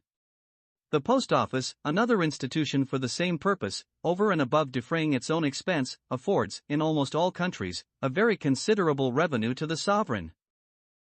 When the carriages which pass over a highway or a bridge, and the lighters which sail upon a navigable canal, pay toll in proportion to their weight or their tonnage, they pay for the maintenance of those public works exactly in proportion to the wear and tear which they occasion of them. It seems scarce possible to invent a more equitable way of maintaining such works.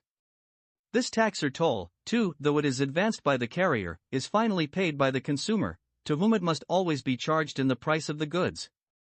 As the expense of carriage, however, is very much reduced by means of such public works, the goods, notwithstanding the toll, come cheaper to the consumer than they could otherwise have done, their price not being so much raised by the toll, as it is lowered by the cheapness of the carriage. The person who finally pays this tax, therefore, gains by the application more than he loses by the payment of it. His payment is exactly in proportion to his gain. It is, in reality, no more than a part of that gain which he is obliged to give up, in order to get the rest. It seems impossible to imagine a more equitable method of raising a tax. When the toll upon carriages of luxury, upon coaches, postchaises, etc., is made somewhat higher in proportion to their weight, than upon carriages of necessary use, such as carts, wagons, etc., the indolence and vanity of the rich is made to contribute, in a very easy manner, to the relief of the poor, by rendering cheaper the transportation of heavy goods to all the different parts of the country. When highroads, bridges, canals, etc., are in this manner made and supported by the commerce which is carried on by means of them, they can be made only where that commerce requires them, and, consequently, where it is proper to make them. Their expense, too, their grandeur and magnificence, must be suited to what that commerce can afford to pay. They must be made, consequently, as it is proper to make them. A magnificent high road cannot be made through a desert country, where there is little or no commerce, or merely because it happens to lead to the country villa of the intendant of the province, or to that of some great lord, to whom the intendant finds it convenient to make his court. A great bridge cannot be thrown over a river at a place where nobody passes, or merely to embellish the view from the windows of a neighboring palace, things which sometimes happen in countries, where works of this kind are carried on by any other revenue than that which they themselves are capable of affording. In several different parts of Europe, the toll or lot duty upon a canal is the property of private persons, whose private interest obliges them to keep up the canal. If it is not kept in tolerable order, the navigation necessarily ceases altogether, and, along with it, the whole profit which they can make by the tolls. If those tolls were put under the management of commissioners, who had themselves no interest in them, they might be less attentive to the maintenance of the works which produce them. The canal of Languedoc cost the King of France and the province upwards of 13 millions of livres, which, at 28 livres the mark of silver, the value of French money in the end of the last century, amounted to upwards of 900,000 pounds sterling. When that great work was finished, the most likely method, it was found, of keeping it in constant repair, was to make a present of the tolls to Riquet, the engineer who planned and conducted the work. Those tolls constitute, at present, a very large estate to the different branches of the family of that gentleman, who have, therefore, a great interest to keep the work in constant repair. But had those tolls been put under the management of commissioners, who had no such interest, they might perhaps have been dissipated in ornamental and unnecessary expenses, while the most essential parts of the works were allowed to go to ruin. The tolls for the maintenance of a highroad cannot, with any safety, be made the property of private persons. A highroad, though entirely neglected, does not become altogether impassable, though a canal does. The proprietors of the tolls upon a highroad, therefore, might neglect altogether the repair of the road, and yet continue to levy very nearly the same tolls. It is proper, therefore, that the tolls for the maintenance of such a work should be put under the management of commissioners or trustees. In Great Britain, the abuses which the trustees have committed in the management of those tolls have, in many cases, been very justly complained of. At many turnpikes, it has been said, the money levied is more than double of what is necessary for executing, in the completest manner, the work, which is often executed in a very slovenly manner, and sometimes not executed at all. The system of repairing the highroads by tolls of this kind, it must be observed, is not of very long standing. We should not wonder, therefore, if it has not yet been brought to that degree of perfection of which it seems capable. If mean and improper persons are frequently appointed trustees, and if proper courts of inspection and account have not yet been established for controlling their conduct, and for reducing the tolls to what is barely sufficient for executing the work to be done by them, the recency of the institution both accounts and apologizes for those defects, of which, by the wisdom of Parliament, the greater part may, in due time, be gradually remedied. The money levied at the different turnpikes in Great Britain is supposed to exceed so much what is necessary for repairing the roads, that the savings which, with proper economy, might be made from it, have been considered, even by some ministers, as a very great resource, which might, at some time or another, be applied to the exigencies of the state. Government, it has been said, by taking the management of the turnpikes into its own hands, and by employing the soldiers, who would work for a very small addition to their pay, could keep the roads in good order, at a much less expense than it can be done by trustees, who have no other workmen to employ, but such as derive their whole subsistence from their wages.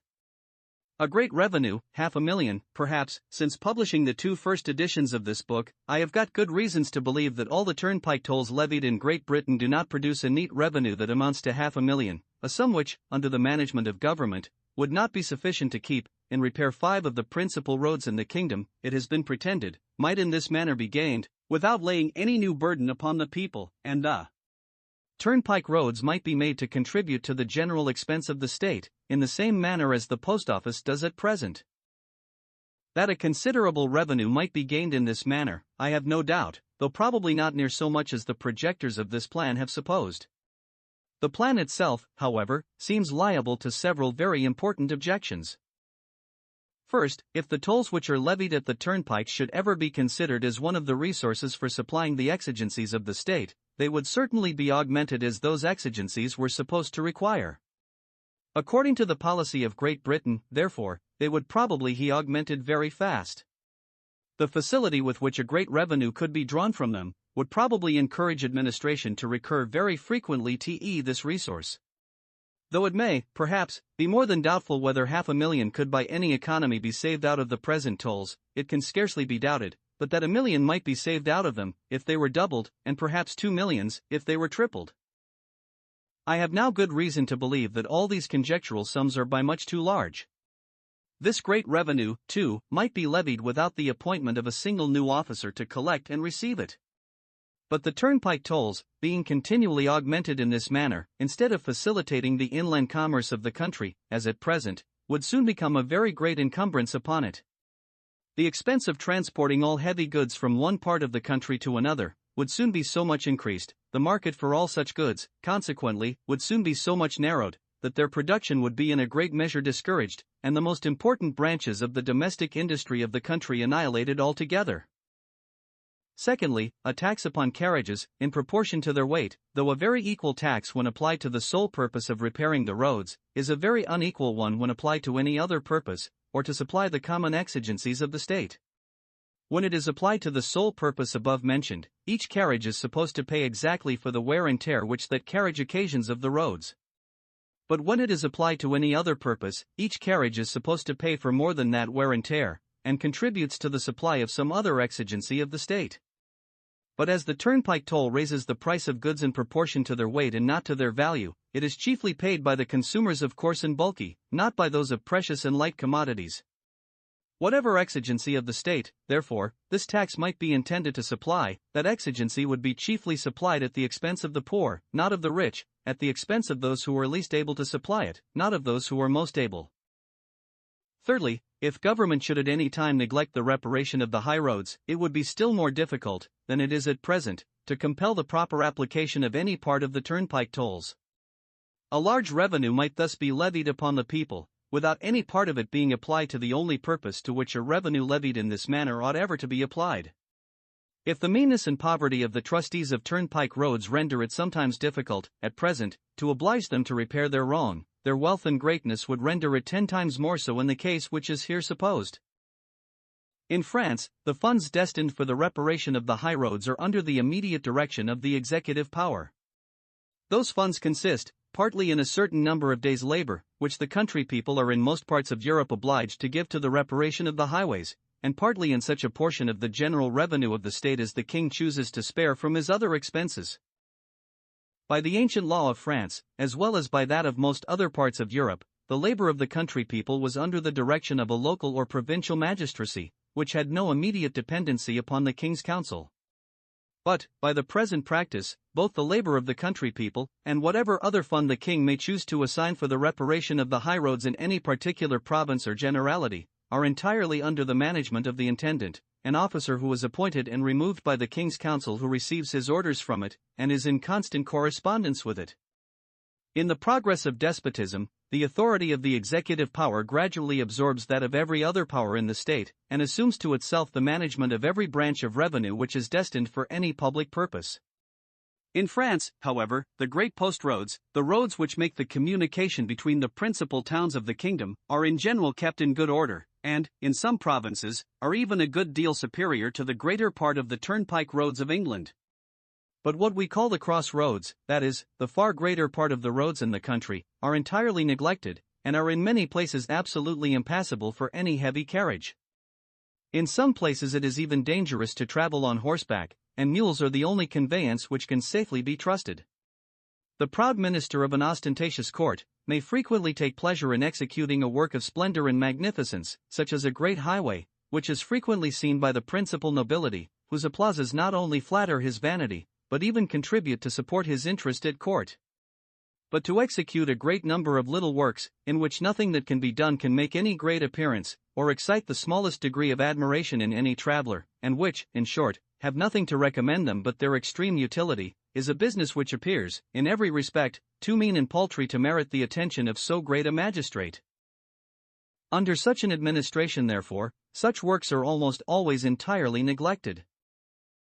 In China, and in several other governments of Asia, the executive power charges itself both with the reparation of the highroads, and with the maintenance of the navigable canals. In the instructions which are given to the governor of each province, those objects, it is said, are constantly recommended to him, and the judgment which the court forms of his conduct is very much regulated by the attention which he appears to have paid to this part of his instructions. This branch of public police, accordingly, is said to be very much attended to in all those countries, but particularly in China, where the highroads, and still more the navigable canals, it is pretended, exceed very much everything of the same kind which is known in Europe. The accounts of those works, however, which have been transmitted to Europe, have generally been drawn up by weak and wandering travelers, frequently by stupid and lying missionaries. If they had been examined by more intelligent eyes, and if the accounts of them had been reported by more faithful witnesses, they would not, perhaps, appear to be so wonderful. The account which Bernier gives of some works of this kind in Indostan falls very short of what had been reported of them by other travelers, more disposed to the marvelous than he was. It may too, perhaps, be in those countries, as it is in France, where the great roads, the great communications, which are likely to be the subjects of conversation at the court and in the capital, are attended to, and all the rest neglected.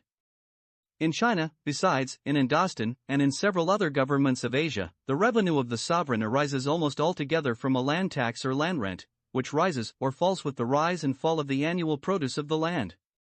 The great interest of the sovereign, therefore, his revenue, is in such countries necessarily and immediately connected with the cultivation of the land, with the greatness of its produce, and with the value of its produce. But in order to render that produce both as great and as valuable as possible, it is necessary to procure to it as extensive a market as possible, and consequently to establish the freest, the easiest, and the least expensive communication between all the different parts of the country, which can be done only by means of the best roads and the best navigable canals. But the revenue of the sovereign does not, in any part of Europe, arise chiefly from a land tax or land rent. In all the great kingdoms of Europe, perhaps, the greater part of it may ultimately depend upon the produce of the land, but that dependency is neither so immediate nor so evident. In Europe, therefore, the sovereign does not feel himself so directly called upon to promote the increase, both in quantity and value of the produce of the land, or, by maintaining good roads and canals, to provide the most extensive market for that produce.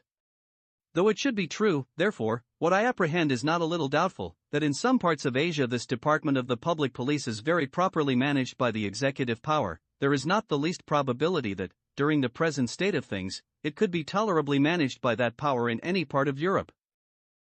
Even those public works, which are of such a nature that they cannot afford any revenue for maintaining themselves, but of which the conveniency is nearly confined to some particular place or district, are always better maintained by a local or provincial revenue, under the management of a local and provincial administration, than by the general revenue of the state, of which the executive power must always have the management.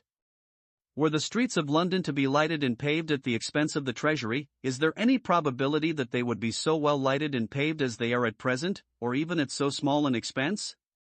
The expense, besides, instead of being raised by a local tax upon the inhabitants of each particular street, parish, or district in London, would, in this case, be defrayed out of the general revenue of the state, and would consequently be raised by a tax upon all the inhabitants of the kingdom, of whom the greater part derived no sort of benefit from the lighting and paving of the streets of London. The abuses which sometimes creep into the local and provincial administration of a local and provincial revenue, how enormous soever they may appear, are in reality, however, almost always very trifling in comparison of those which commonly take place in the administration and expenditure of the revenue of a great empire. They are, besides, much more easily corrected.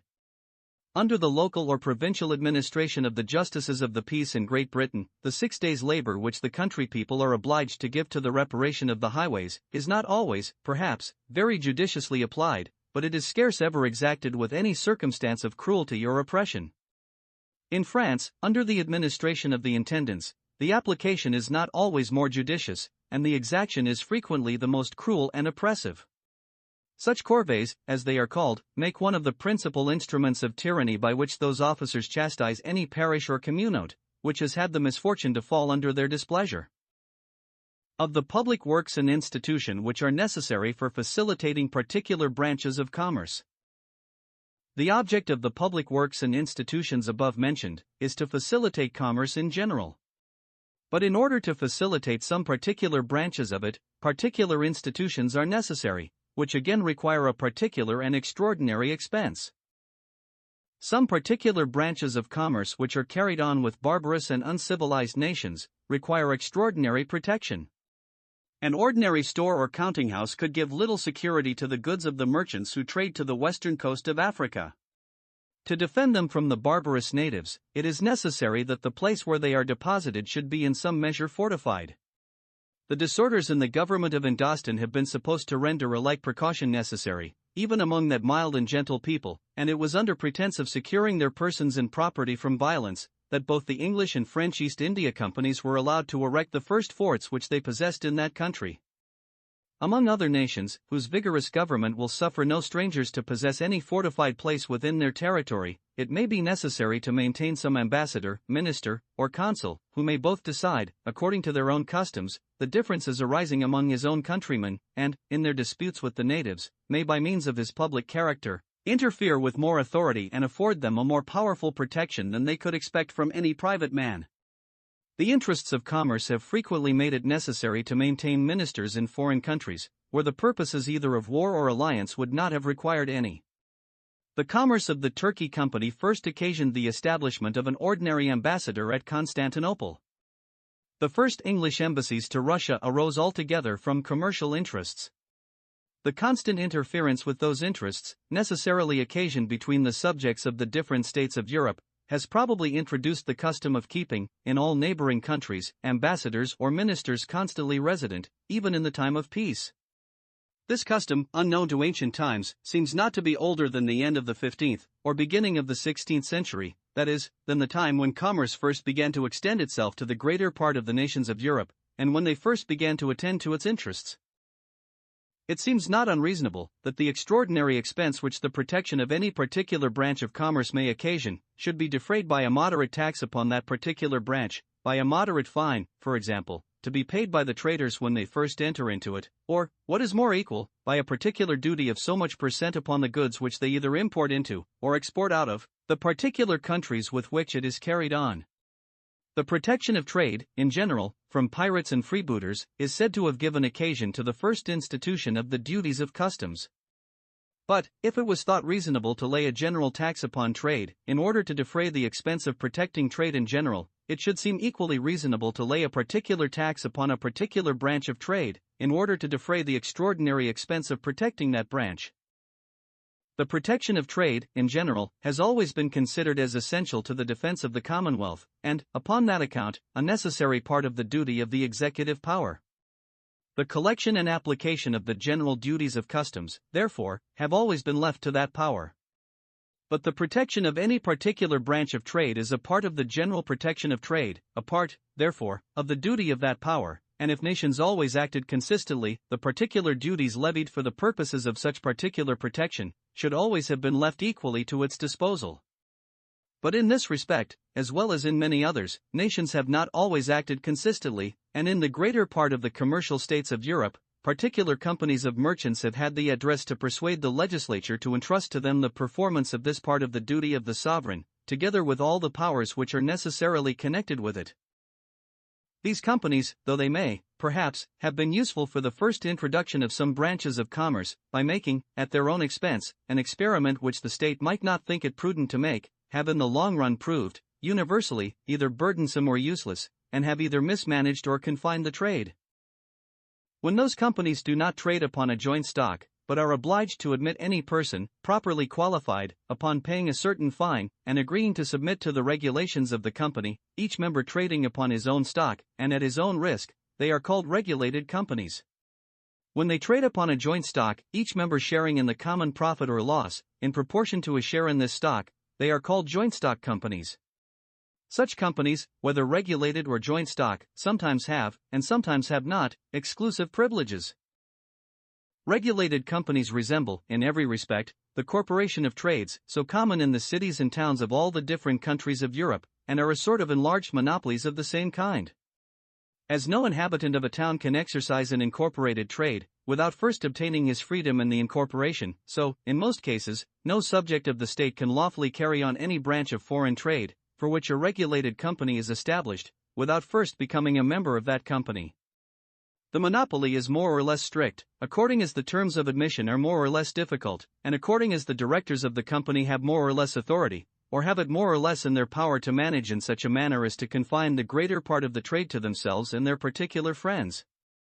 In the most ancient regulated companies, the privileges of apprenticeship were the same as in other corporations, and entitled the person who had served his time to a member of the company, to become himself a member, either without paying any fine, or upon paying a much smaller one than what was exacted of other people.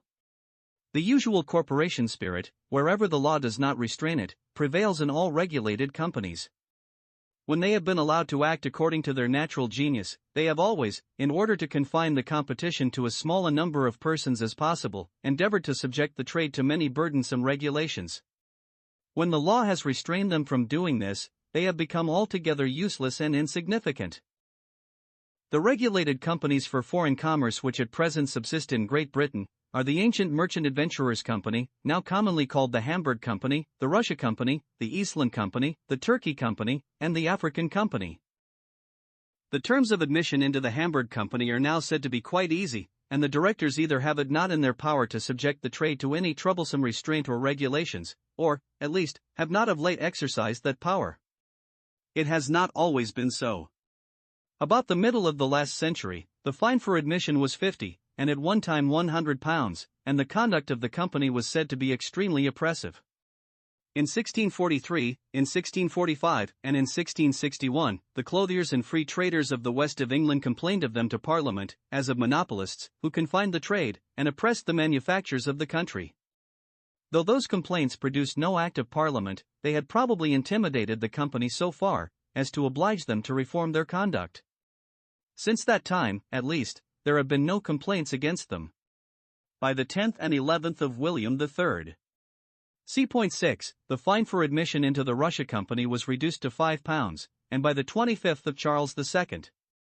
C.7, that for admission into the Eastland Company to 40 shillings, while, at the same time, Sweden, Denmark, and Norway, all the countries on the north side of the Baltic, were exempted from their exclusive charter. The conduct of those companies had probably given occasion to those two acts of Parliament. Before that time, Sir Josiah Child had represented both these and the Hamburg Company as extremely oppressive, and imputed to their bad management the low state of the trade, which we at that time carried on to the countries comprehended within their respective charters. But though such companies may not, in the present times, be very oppressive, they are certainly altogether useless. To be merely useless, indeed, is perhaps the highest eulogy which can ever justly be bestowed upon a regulated company, and all the three companies above mentioned seem, in their present state, to deserve this eulogy. The fine for admission into the Turkey Company was formerly £25 for all persons under 26 years of age, and £50 for all persons above that age. Nobody but mere merchants could be admitted, a restriction which excluded all shopkeepers and retailers. By a bylaw, no British manufactures could be exported to Turkey but in the general ships of the company, and as those ships sailed always from the port of London, this restriction confined the trade to that expensive port, and the traders to those who lived in London and in its neighbourhood. By another bylaw, no person living within 20 miles of London, and not free of the city, could be admitted a member, another restriction which, joined to the foregoing, necessarily excluded all but the freemen of London.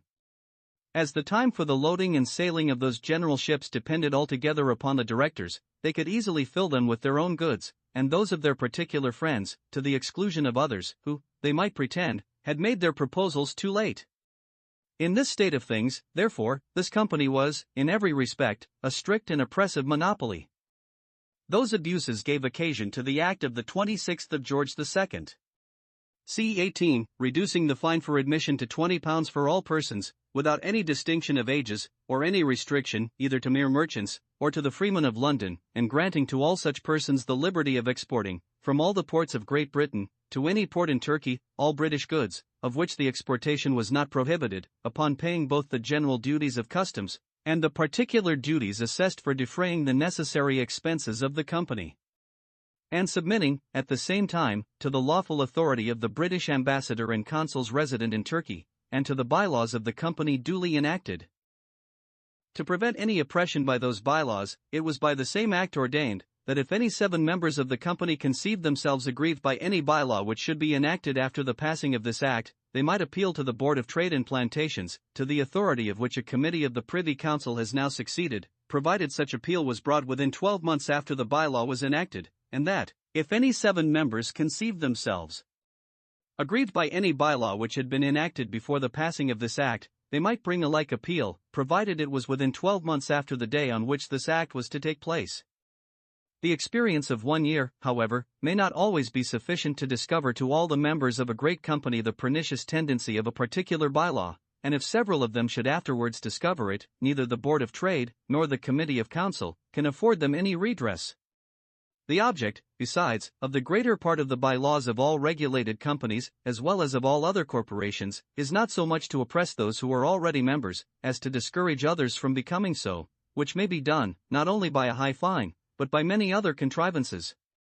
The constant view of such companies is always to raise the rate of their own profit as high as they can, to keep the market, both for the goods which they export, and for those which they import, as much understocked as they can, which can be done only by restraining the competition, or by discouraging new adventurers from entering into the trade. A fine, even of £20, besides, though it may not, perhaps, be sufficient to discourage any man from entering into the Turkey trade, with an intention to continue in it, may be enough to discourage a speculative merchant from hazarding a single adventure in it. In all trades, the regular established traders, even though not incorporated, naturally combine to raise profits, which are no way so likely to be kept, at all times, down to their proper level, as by the occasional competition of speculative adventurers. The Turkey trade, though in some measure laid open by this Act of Parliament, is still considered by many people as very far from being altogether free. The Turkey Company contribute to maintain an ambassador and 2 or 3 consuls, who, like other public ministers, ought to be maintained altogether by the state, and the trade laid open to all His Majesty's subjects.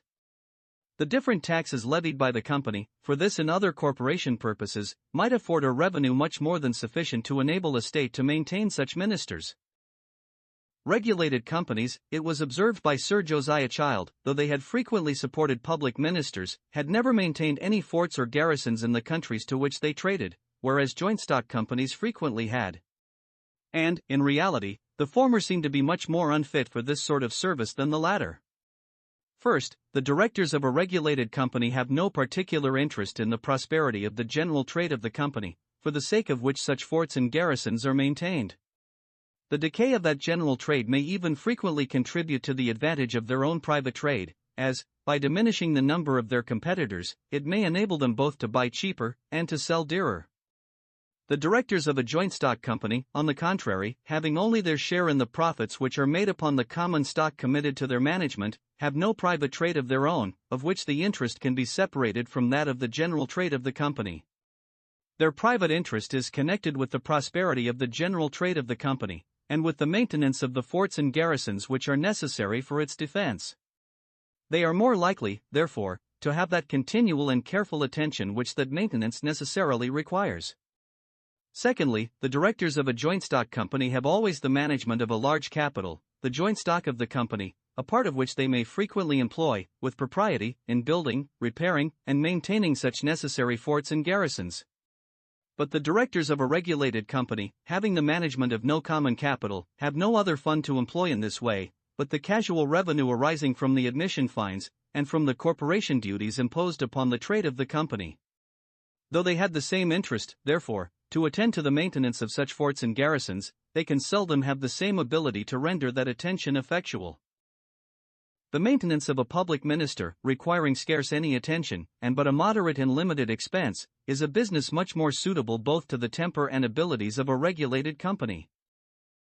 Long after the time of Sir Josiah Child, however, in 1750, a regulated company was established, the present Company of Merchants Trading to Africa, which was expressly charged at first with the maintenance of all the British forts and garrisons that lie between Cape Blanc and the Cape of Good Hope, and afterwards with that of those only which lie between Cape Rouge and the Cape of Good Hope. The act which establishes this company, the 23rd of George II.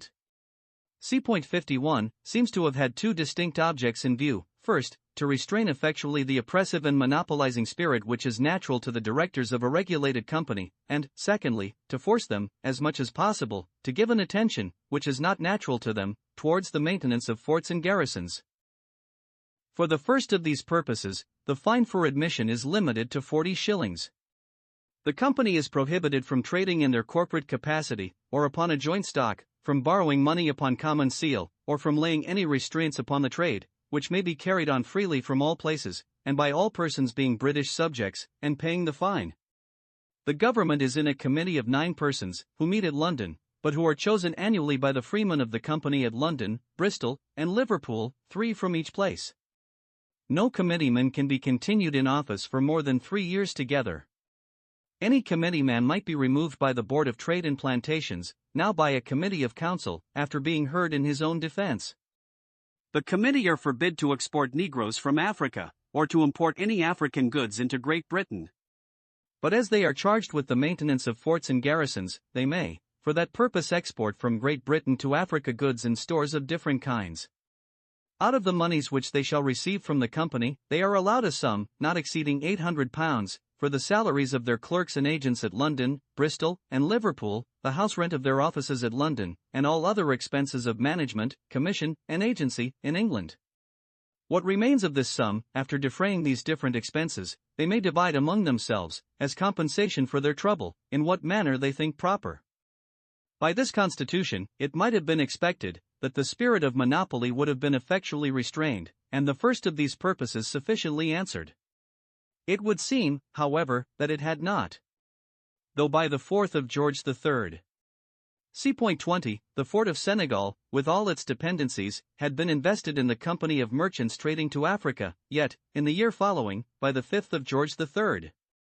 C.44, not only Senegal and its dependencies, but the whole coast, from the port of Salé in South Barbary to Cape Rouge, was exempted from the jurisdiction of that company, was vested in the Crown, and the trade to it declared free to all His Majesty's subjects. The company had been suspected of restraining the trade and of establishing some sort of improper monopoly. It is not, however, very easy to conceive how, under the regulations of the 23d George II, they could do so. In the printed debates of the House of Commons, not always the most authentic records of truth, I observe, however, that they have been accused of this. The members of the Committee of 9 being all merchants, and the governors and factors in their different forts and settlements being all dependent upon them, it is not unlikely that the latter might have given peculiar attention to the consignments and commissions of the former, which would establish a real monopoly. For the second of these purposes, the maintenance of the forts and garrisons, an annual sum has been allotted to them by Parliament, generally about £13,000. For the proper application of this sum, the committee is obliged to account annually to the Cursitor Baron of Exchequer, which account is afterwards to be laid before Parliament. But Parliament, which gives so little attention to the application of millions, is not likely to give much to that of £13,000 a year, and the Cursitor Baron of Exchequer, from his profession and education, is not likely to be profoundly skilled in the proper expense of forts and garrisons. The captains of His Majesty's Navy, indeed, or any other commissioned officers, appointed by the Board of Admiralty, may inquire into the condition of the forts and garrisons, and report their observations to that board. But that board seems to have no direct jurisdiction over the committee, nor any authority to correct those whose conduct it may thus inquire into, and the captains of His Majesty's Navy, besides, are not supposed to be always deeply learned in the science of fortification. Removal from an office, which can be enjoyed only for the term of 3 years, and of which the lawful emoluments, even during that term, are so very small, seems to be the utmost punishment to which any committee man is liable, for any fault, except direct malversation, or embezzlement, either of the public money, or of that of the company, and the fear of the punishment can never be a motive of sufficient weight to force a continual and careful attention to a business to which he has no other interest to attend. The committee are accused of having sent out bricks and stones from England for the reparation of Cape Coast Castle, on the coast of Guinea, a business for which Parliament had several times granted an extraordinary sum of money. These bricks and stones, too, which had thus been sent upon so long a voyage, were said to have been of so bad a quality, that it was necessary to rebuild, from the foundation, the walls which had been repaired with them. The forts and garrisons which lie north of Cape Rouge are not only maintained at the expense of the state, but are under the immediate government of the executive power, and why those which lie south of that cape, and which, too, are, in part at least, maintained at the expense of the state, should be under a different government, it seems not very easy even to imagine a good reason. The protection of the Mediterranean trade was the original purpose or pretense of the garrisons of Gibraltar and Minorca, and the maintenance and government of those garrisons have always been, very properly, committed, not to the Turkey Company, but to the executive power. In the extent of its dominion consists, in a great measure, the pride and dignity of that power, and it is not very likely to fail in attention to what is necessary for the defense of that dominion. The garrisons at Gibraltar and Minorca, accordingly, have never been neglected. Though Minorca has been twice taken, and is now probably lost forever, that disaster has never been imputed to any neglect in the executive power. I would not, however, be understood to insinuate that either of those expensive garrisons was ever, even in the smallest degree, necessary for the purpose for which they were originally dismembered from the Spanish monarchy. That dismemberment, perhaps, never served any other real purpose than to alienate from England her natural ally the King of Spain, and to unite the two principal branches of the House of Bourbon in a much stricter and more permanent alliance than the ties of blood could ever have united them. Joint stock companies, established either by royal charter, or by Act of Parliament, are different in several respects, not only from regulated companies, but from private copartneries. First, in a private copartnery, no partner without the consent of the company can transfer his share to another person, or introduce a new member into the company. Each member, however, may, upon proper warning, withdraw from the copartnery, and demand payment from them of his share of the common stock. In a joint stock company, on the contrary, no member can demand payment of his share from the company, but each member can, without their consent, transfer his share to another person, and thereby introduce a new member. The value of a share in a joint stock is always the price which it will bring in the market, and this may be either greater or less in any proportion than the sum which its owner stands credited for in the stock of the company. Secondly, in a private copartnery, each partner is bound for the debts contracted by the company, to the whole extent of his fortune. In a joint stock company, on the contrary, each partner is bound only to the extent of his share. The trade of a joint stock company is always managed by a court of directors. This court, indeed, is frequently subject, in many respects, to the control of a general court of proprietors. But the greater part of these proprietors seldom pretend to understand anything of the business of the company, and when the spirit of faction happens not to prevail among them, give themselves no trouble about it, but receive contentedly such half-yearly or yearly dividend as the directors think proper to make to them. This total exemption front trouble and front risk, beyond a limited sum, encourages many people to become adventurers in joint stock companies, who would, upon no account, hazard their fortunes in any private copartnery. Such companies, therefore, commonly draw to themselves much greater stocks than any private copartnery can boast of. The trading stock of the South Sea Company at one time amounted to upwards of £33,800,000. The divided capital of the Bank of England amounts, at present, to £10,780,000. The directors of such companies, however, being the managers rather of other people's money than of their own, it cannot well be expected that they should watch over it with the same anxious vigilance with which the partners in a private copartnery frequently watch over their own. Like the stewards of a rich man, they are apt to consider attention to small matters as not for their master's honor, and very easily give themselves a dispensation from having it. Negligence and profusion, therefore, must always prevail, more or less, in the management of the affairs of such a company. It is upon this account that joint stock companies for foreign trade have seldom been able to maintain the competition against private adventurers. They have, accordingly, very seldom succeeded without an exclusive privilege, and frequently have not succeeded with one. Without an exclusive privilege, they have commonly mismanaged the trade. With an exclusive privilege, they have both mismanaged and confined it. The Royal African Company, the predecessors of the present African Company, had an exclusive privilege by charter, but as that charter had not been confirmed by Act of Parliament, the trade, in consequence of the Declaration of Rights, was, soon after the Revolution, laid open to all His Majesty's subjects. The Hudson's Bay Company are, as to their legal rights, in the same situation as the Royal African Company. Their exclusive charter has not been confirmed by Act of Parliament. The South Sea Company, as long as they continued to be a trading company, had an exclusive privilege confirmed by Act of Parliament, as have likewise the present United Company of Merchants trading to the East Indies. The Royal African Company soon found that they could not maintain the competition against private adventurers, whom, notwithstanding the Declaration of Rights, they continued for some time to call interlopers, and to persecute as such. In 1698, however, the private adventurers were subjected to a duty of 10% upon almost all the different branches of their trade, to be employed by the company in the maintenance of their forts and garrisons. But, notwithstanding this heavy tax, the company were still unable to maintain the competition. Their stock and credit gradually declined. In 1712, their debts had become so great that a particular Act of Parliament was thought necessary, both for their security and for that of their creditors.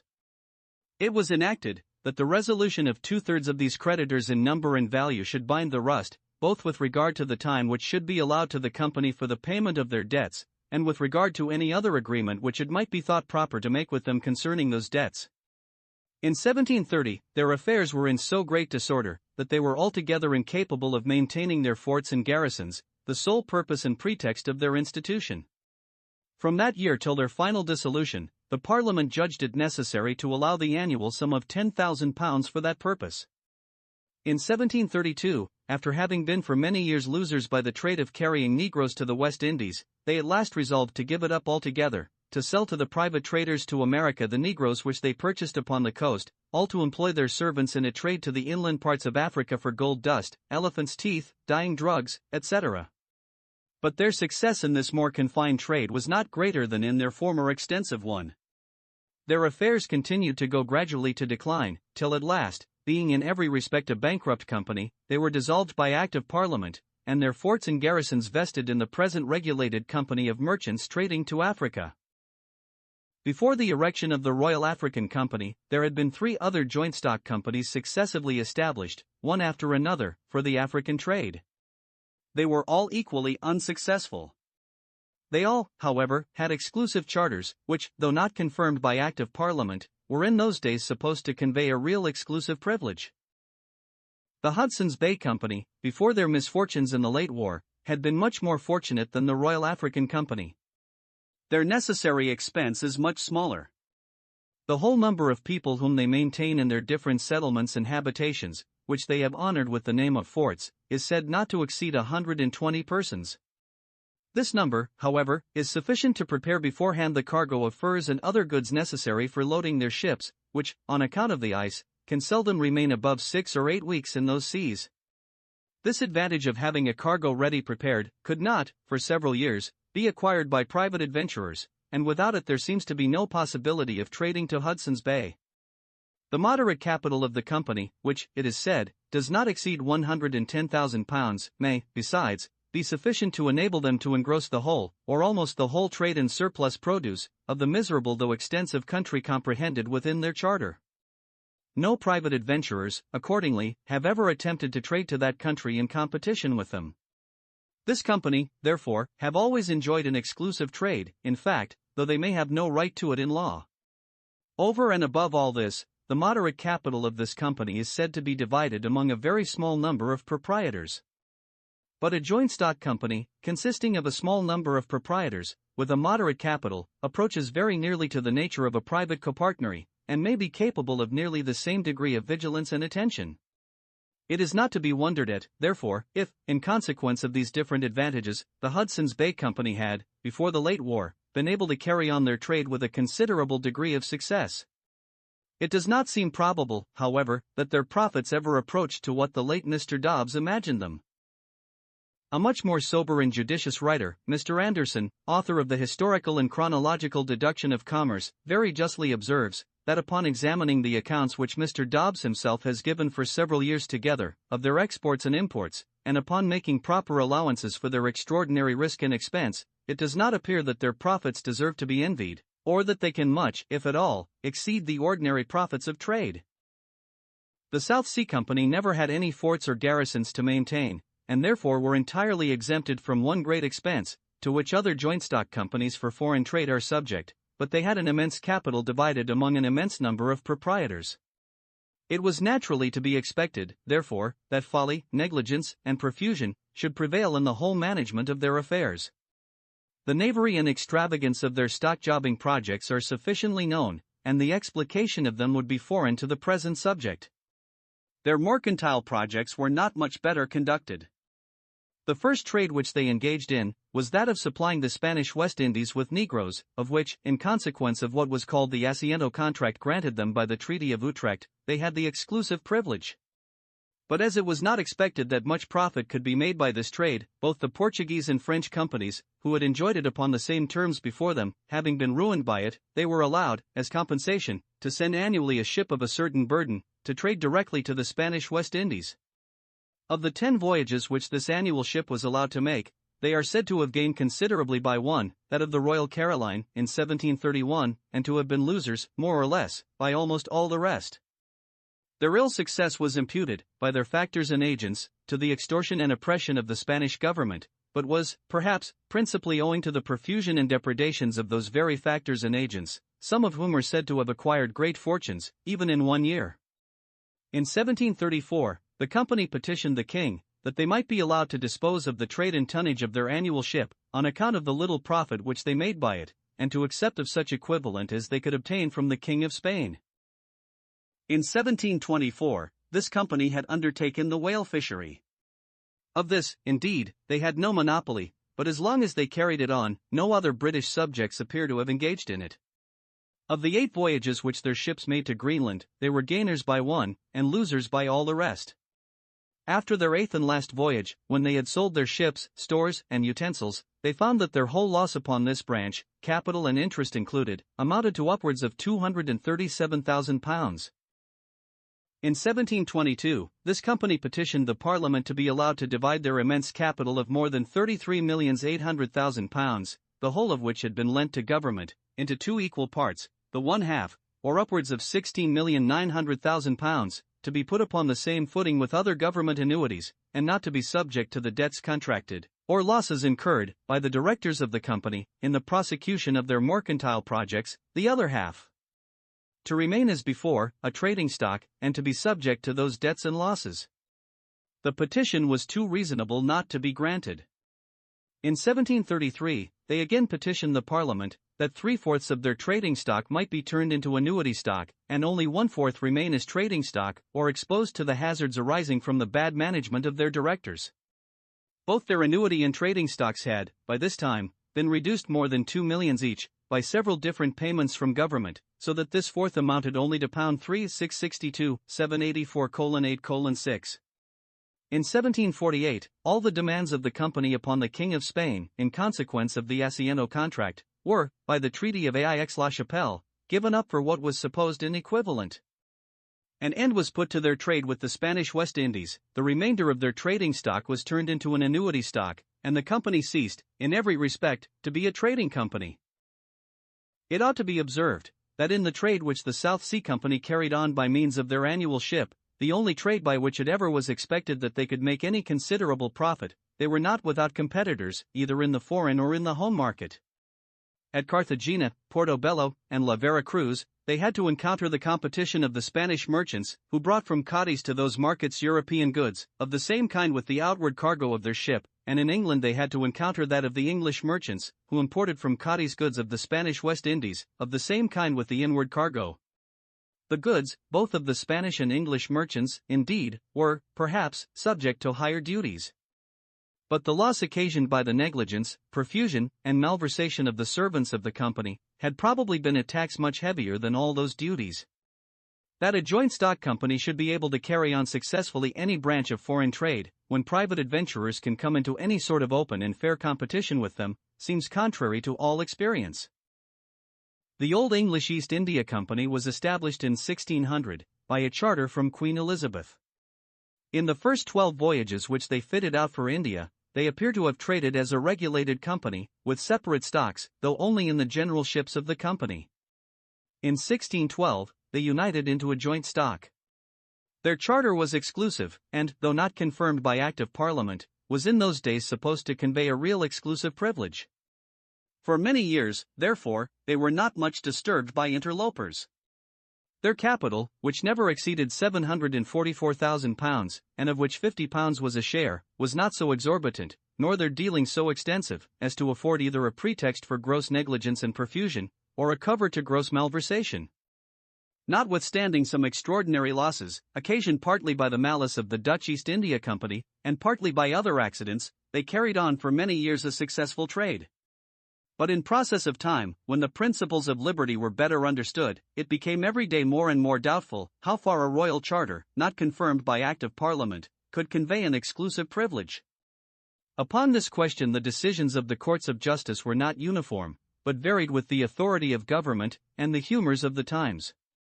Interlopers multiplied upon them, and towards the end of the reign of Charles II, through the whole of that of James II, and during a part of that of William III, reduced them to great distress. In 1698, a proposal was made to Parliament, of advancing 2 millions to government, at 8% provided the subscribers were erected into a new East India Company, with exclusive privileges. The old East India Company offered £700,000, nearly the amount of their capital, at 4% upon the same conditions. But such was at that time the state of public credit, that it was more convenient for government to borrow 2 millions at 8% than £700,000 at 4%. The proposal of the new subscribers was accepted, and a new East India Company established in consequence. The old East India Company, however, had a right to continue their trade till 1701. They had, at the same time, in the name of their treasurer, subscribed very artfully £315,000 into the stock of the new. By a negligence in the expression of the Act of Parliament, which vested the East India trade in the subscribers to this loan of 2 millions, it did not appear evident that they were all obliged to unite into a joint stock. A few private traders, whose subscriptions amounted only to £7,200, insisted upon the privilege of trading separately upon their own stocks, and at their own risks.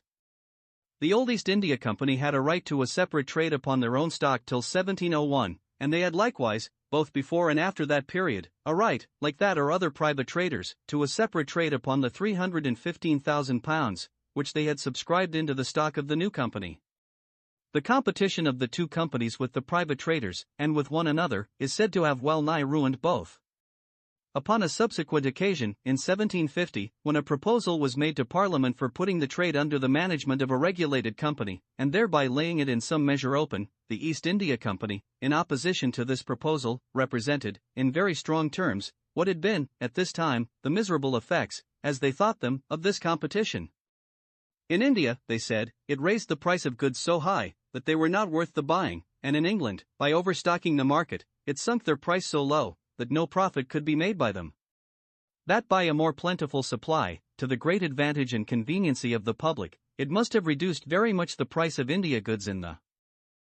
English market, cannot well be doubted, but that it should have raised very much their price in the Indian market, seems not very probable, as all the extraordinary demand which that competition could occasion must have been but as a drop of water in the immense ocean of Indian commerce. The increase of demand, besides, though in the beginning it may sometimes raise the price of goods, never fails to lower it in the long run. It encourages production and thereby increases the competition of the producers, who, in order to undersell one another, have recourse to new divisions or labor in new improvements of art, which might never otherwise have been thought of. The miserable effects of which the company complained were the cheapness of consumption and the encouragement given to production, precisely the two effects which it is the great business of political economy to promote. The competition, however, of which they gave this doleful account, had not been allowed to be of long continuance. In 1702, the two companies were, in some measure, united by an indenture tripartite, to which the Queen was the third party, and in 1708, they were by Act of Parliament, perfectly consolidated into one company, by their present name of the United Company of Merchants Trading to the East Indies. Into this act it was thought worthwhile to insert a clause, allowing the separate traders to continue their trade till Michaelmas 1711, but at the same time empowering the directors, upon 3 years' notice, to redeem their little capital of £7,200, and thereby to convert the whole stock of the company into a joint stock. By the same act, the capital of the company, in consequence of a new loan to government, was augmented from 2 millions to £3,200,000. In 1743, the company advanced another million to government. But this million being raised, not by a call upon the proprietors, but by selling annuities and contracting bond debts, it did not augment the stock upon which the proprietors could claim a dividend. It augmented, however, their trading stock, it being equally liable with the other £3,200,000 to the losses sustained, and debts contracted by the company in prosecution of their mercantile projects. From 1708, or at least from 1711, this company, being delivered from all competitors, and fully established in the monopoly of the English commerce to the East Indies, carried on a successful trade, and from their profits, made annually a moderate dividend to their proprietors. During the French War, which began in 1741, the ambition of Mr. Dupleix, the French governor of Pondicherry, involved them in the wars of the Carnatic, and in the politics of the Indian princes. After many signal successes, and equally signal losses, they at last lost Madras, at that time their principal settlement in India. It was restored to them by the Treaty of Aix-la-Chapelle, and, about this time the spirit of war and conquest seems to have taken possession of their servants in India, and never since to have left them. During the French War, which began in 1755, their arms partook of the general good fortune of those of Great Britain. They defended Madras, took Pondicherry, recovered Calcutta, and acquired the revenues of a rich and extensive territory, amounting, it was then said, to upwards of 3 millions a year. They remained for several years in quiet possession of this revenue, but in 1767, administration laid claim to their territorial acquisitions, and the revenue arising from them, as of right belonging to the Crown, and the company, in compensation for this claim, agreed to pay to government £400,000 a year. They had, before this, gradually augmented their dividend from about 6 to 10%, that is, upon their capital of £3,200,000, they had increased it by £128,000, or had raised it from £192,000 to £320,000 a year. They were attempting about this time to raise it still further, to 12.5%, which would have made their annual payments to their proprietors equal to what they had agreed to pay annually to government, or to £400,000 a year. But during the 2 years in which their agreement with government was to take place, they were restrained from any further increase of dividend by 2 successive Acts of Parliament, of which the object was to enable them to make a speedier progress in the payment of their debts, which were at this time estimated at upwards of 6 or 7 millions sterling. In 1769, they renewed their agreement with government for 5 years more, and stipulated that during the course of that period, they should be allowed gradually to increase their dividend to 12.5%, never increasing it, however, more than 1% in 1 year. This increase of dividend, therefore, when it had risen to its utmost height, could augment their annual payments to their proprietors and government together, but by £680,000, beyond what they had been before their late territorial acquisitions. What the gross revenue of those territorial acquisitions was supposed to amount to has already been mentioned, and by an account brought by the Cruttendon East Indiaman in 1769, the neat revenue, clear of all deductions and military charges, was stated at £2,048,747.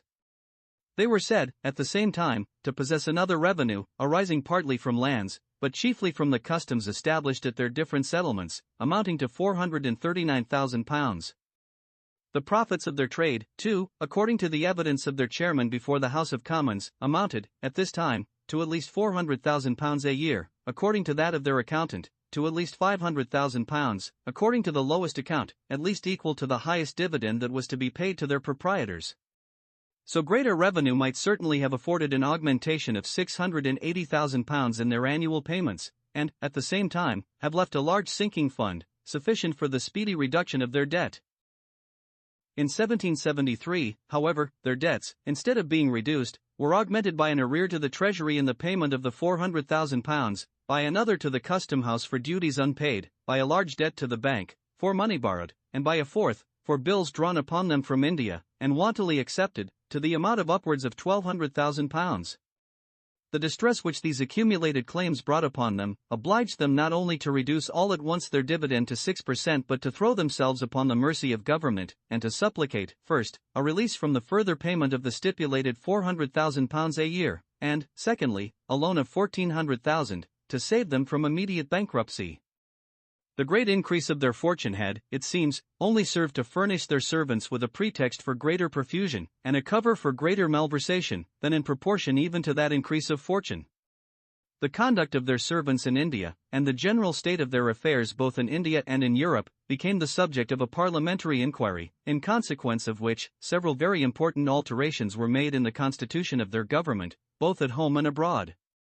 In India, their principal settlements are Madras, Bombay, and Calcutta, which had before been altogether independent of one another, were subjected to a Governor-General, assisted by a council of 4 assessors, Parliament assuming to itself the first nomination of this governor and council, who were to reside at Calcutta, that city having now become, what Madras was before, the most important of the English settlements in India.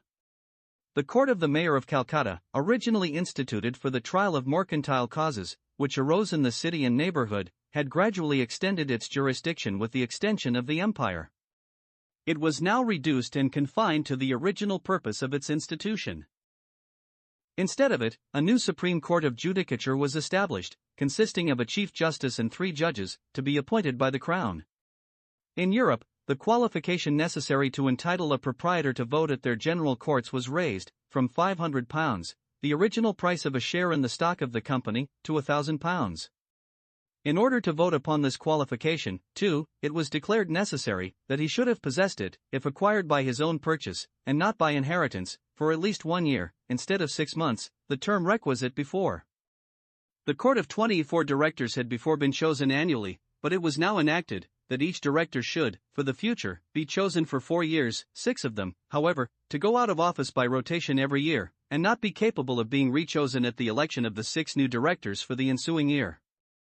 In consequence of these alterations, the courts, both of the proprietors and directors, it was expected, would be likely to act with more dignity and steadiness than they had usually done before. But it seems impossible, by any alterations, to render those courts, in any respect, fit to govern, or even to share in the government of a great empire, because the greater part of their members must always have too little interest in the prosperity of that empire, to give any serious attention to what may promote it. Frequently a man of great, sometimes even a man of small fortune, is willing to purchase £1,000 share in India stock, merely for the influence which he expects to acquire by a vote in the Court of Proprietors.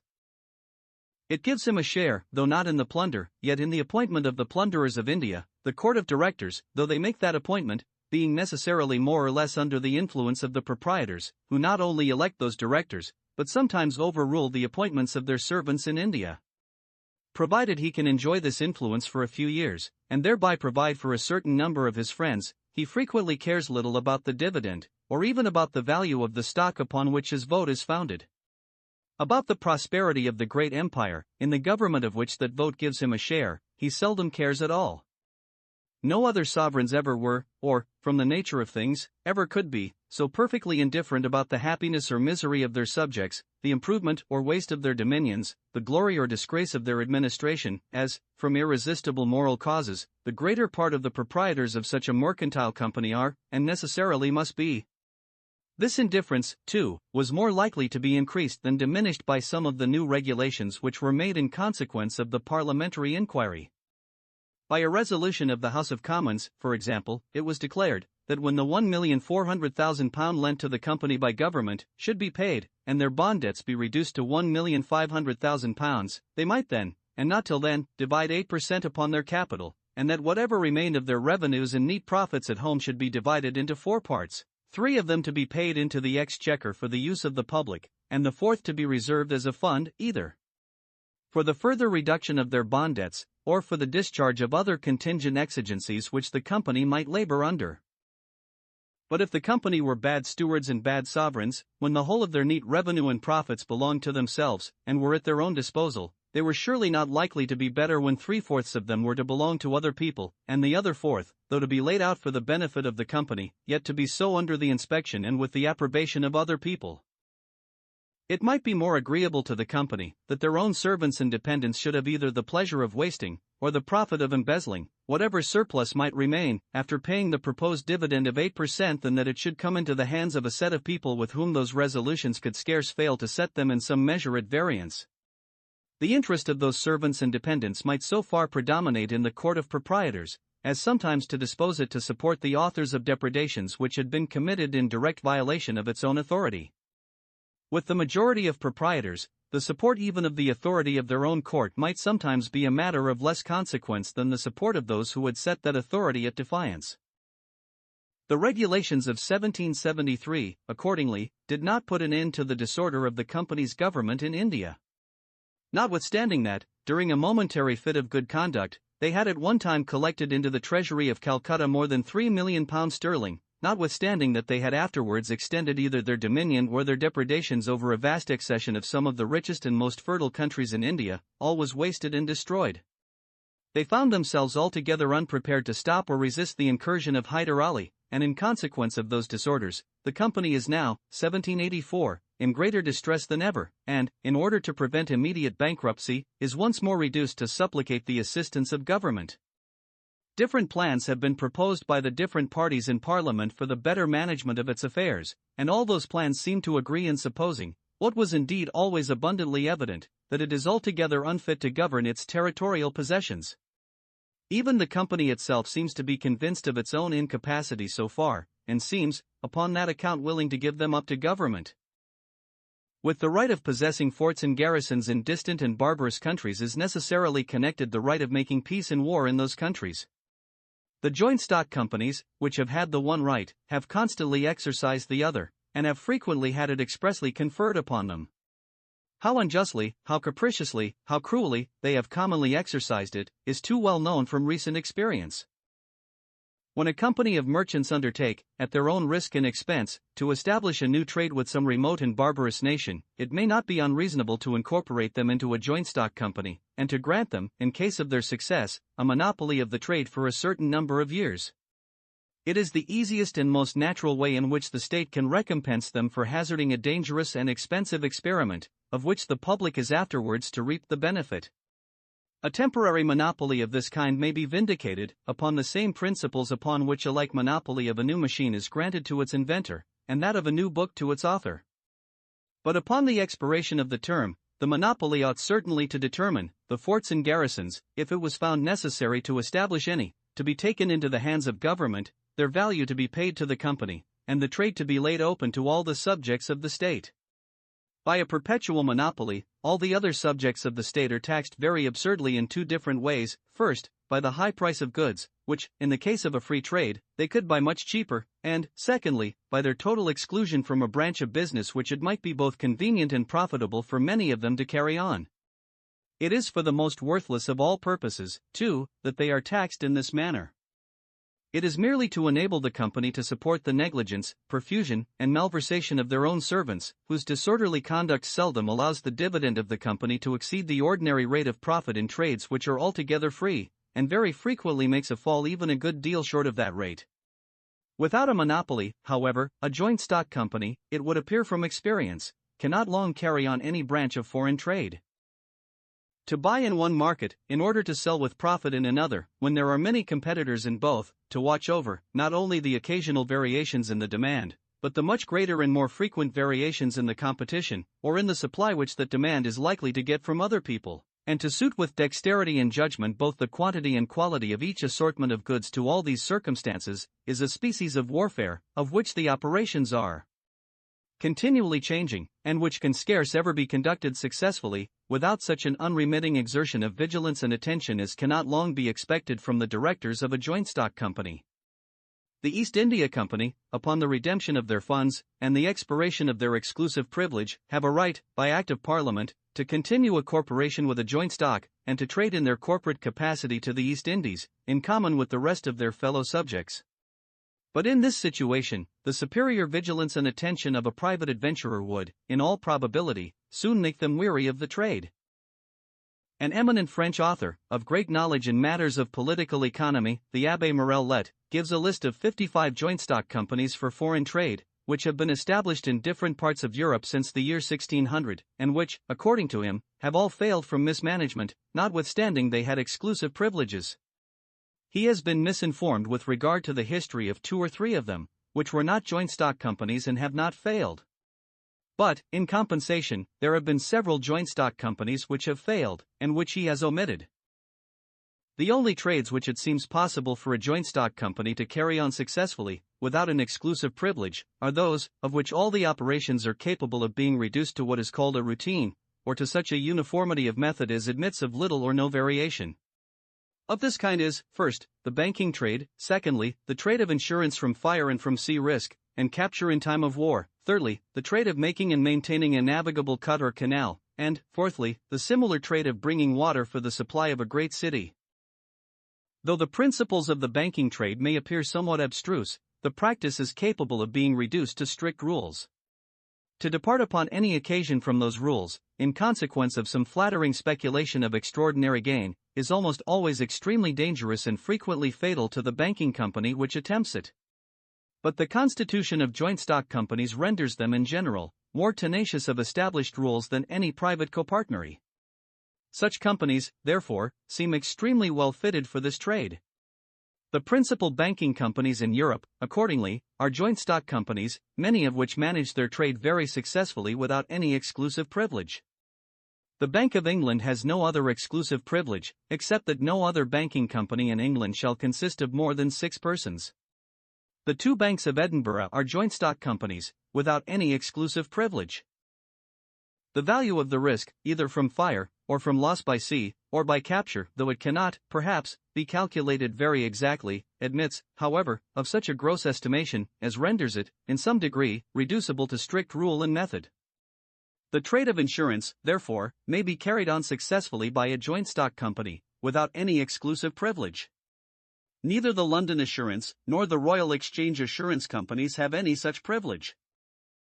When a navigable cut or canal has been once made, the management of it becomes quite simple and easy, and it is reducible to strict rule and method.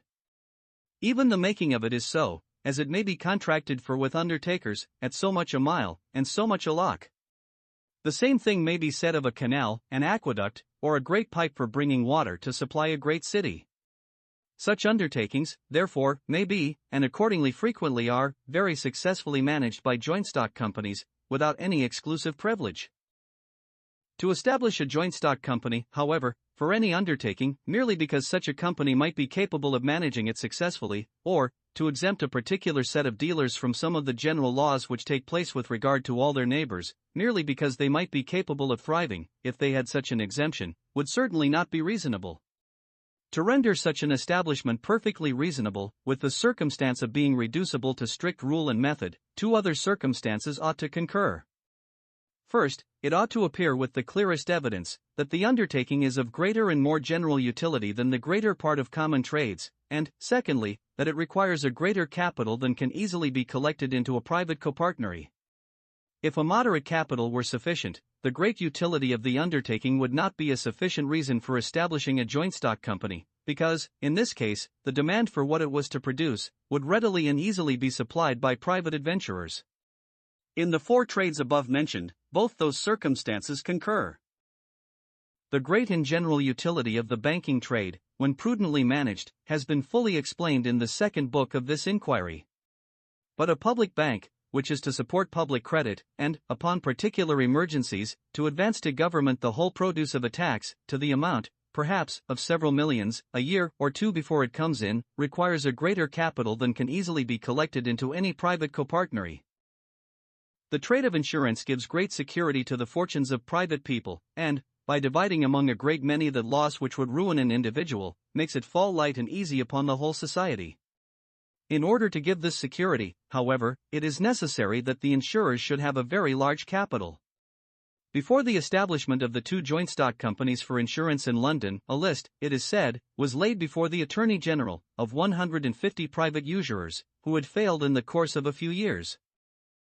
That navigable cuts and canals, and the works which are sometimes necessary for supplying a great city with water, are of great and general utility, while, at the same time, they frequently require a greater expense than suits the fortunes of private people, is sufficiently obvious. Except the four trades above mentioned, I have not been able to recollect any other, in which all the three circumstances requisite for rendering reasonable the establishment of a joint stock company concur. The English Copper Company of London, the Lead Smelting Company, the Glass Grinding Company, have not even the pretext of any great or singular utility in the object which they pursue, nor does the pursuit of that object seem to require any expense unsuitable to the fortunes of many private men.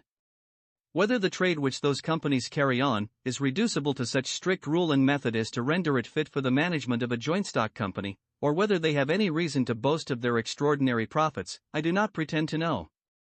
The Mine Adventurers Company has been long ago bankrupt.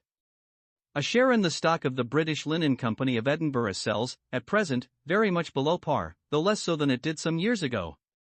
The joint stock companies, which are established for the public-spirited purpose of promoting some particular manufacture, over and above managing their own affairs ill, to the diminution of the general stock of the society, can, in other respects, scarce ever fail to do more harm than good.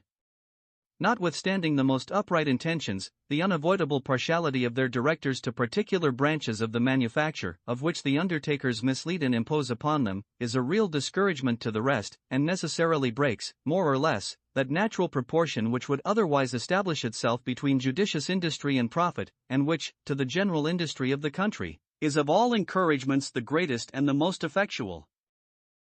Art. 2. Of the expense of the institution for the education of youth. The institutions for the education of the youth may, in the same manner, furnish a revenue sufficient for defraying their own expense.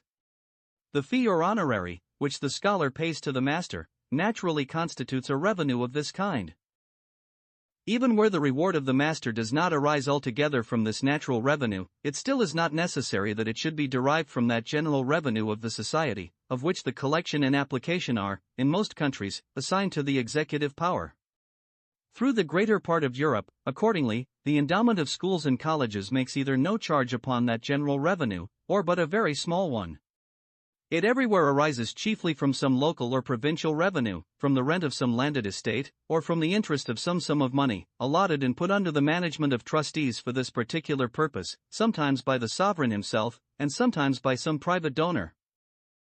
Have those public endowments contributed in general to promote the end of their institution? Have they contributed to encourage the diligence, and to improve the abilities, of the teachers? Have they directed the course of education towards objects more useful, both to the individual and to the public, than those to which it would naturally have gone of its own accord? It should not seem very difficult to give at least a probable answer to each of those questions.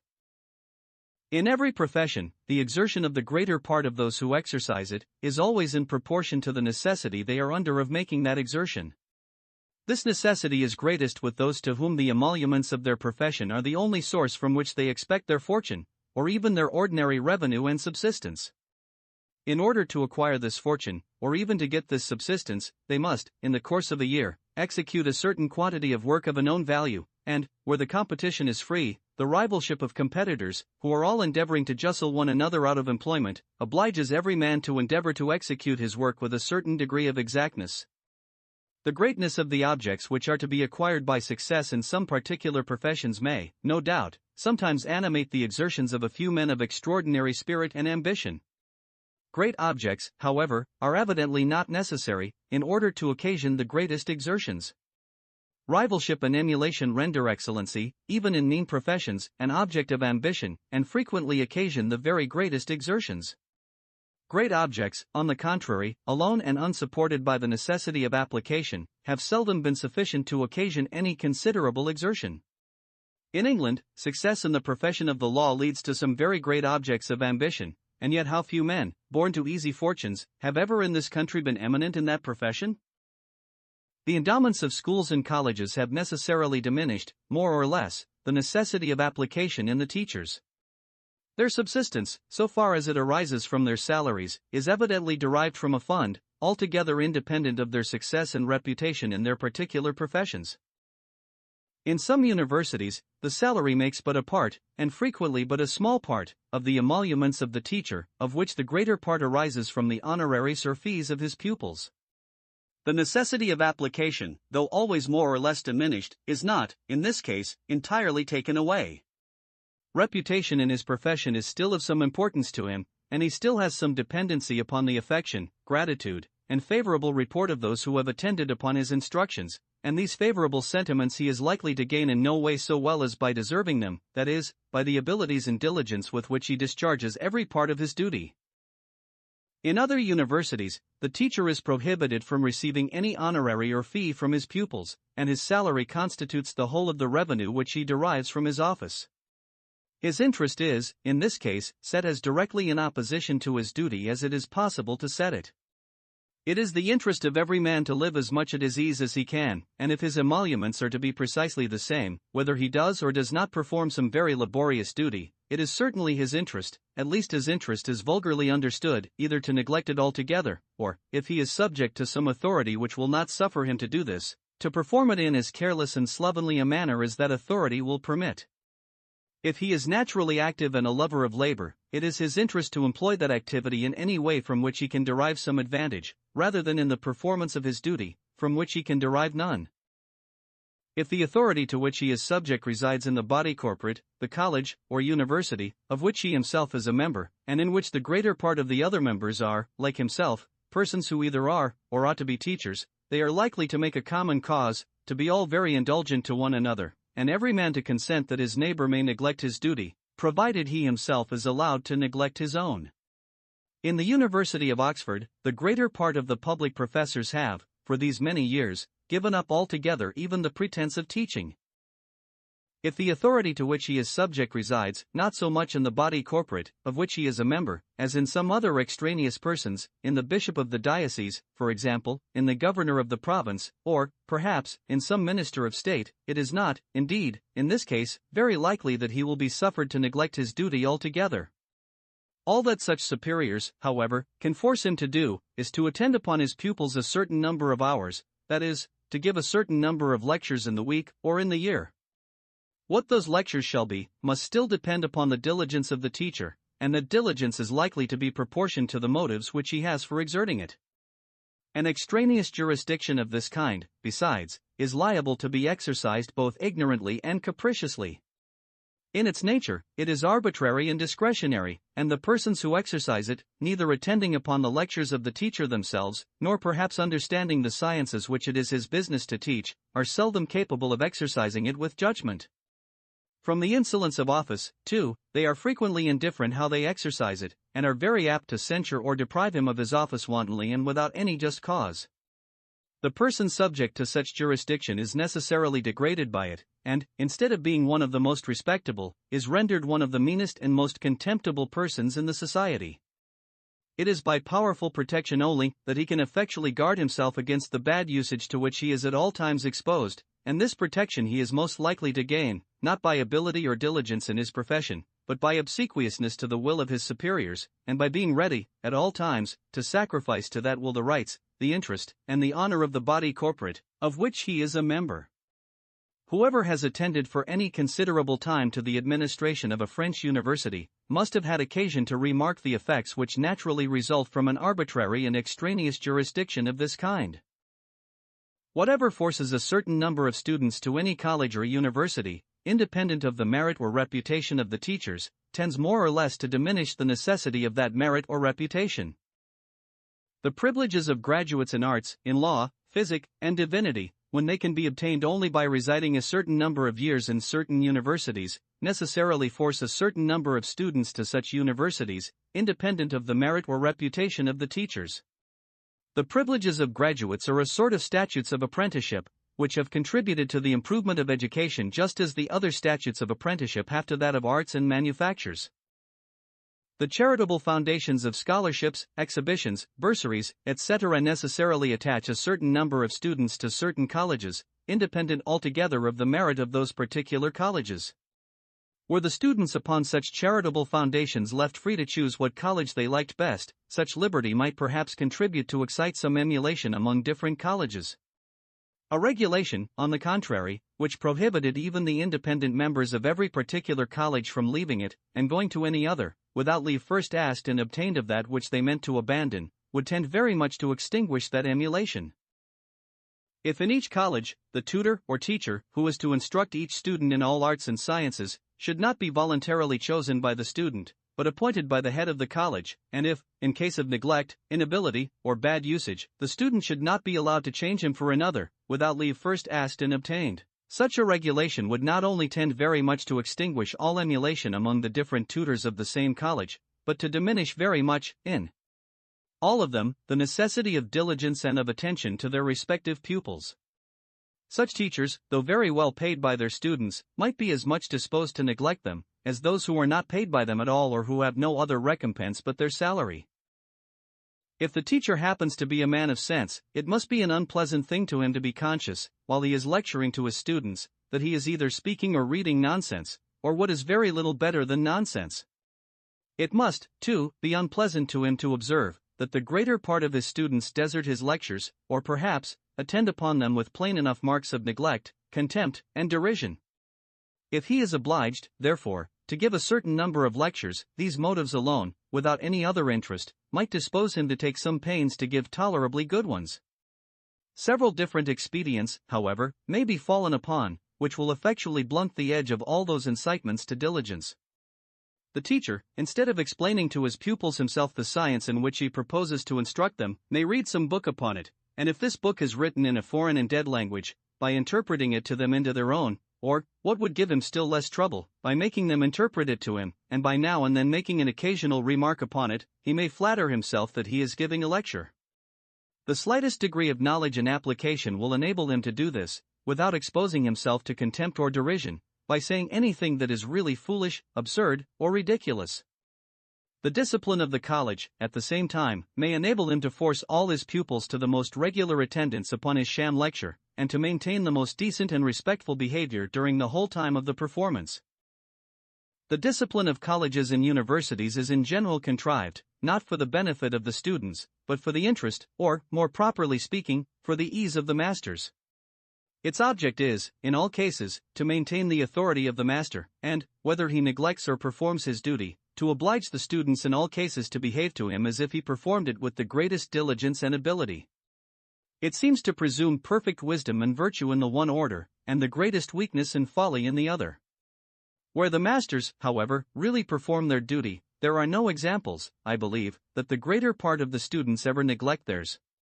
No discipline is ever requisite to force attendance upon lectures which are really worth the attending, as is well known wherever any such lectures are given.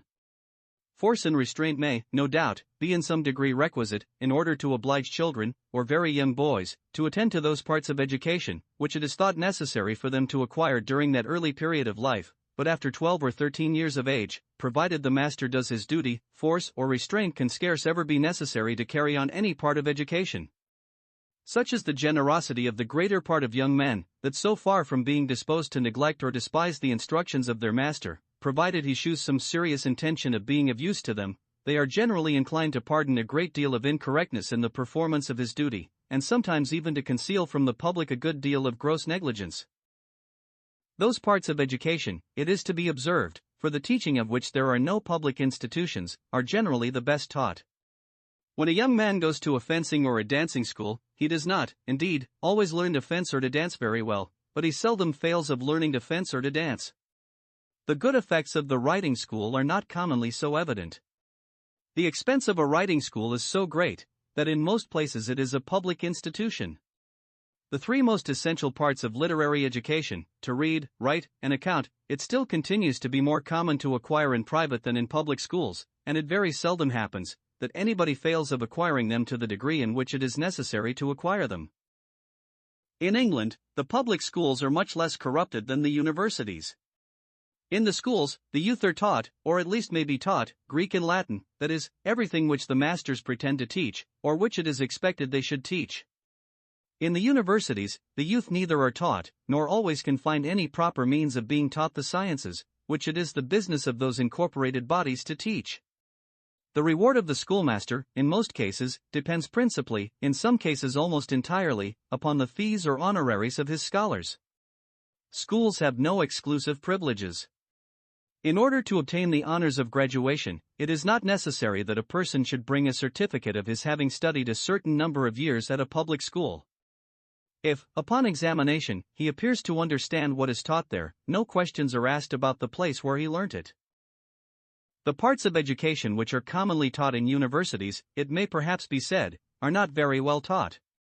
But had it not been for those institutions, they would not have been commonly taught at all, and both the individual and the public would have suffered a good deal from the want of those important parts of education. The present universities of Europe were originally, the greater part of them, ecclesiastical corporations, instituted for the education of churchmen.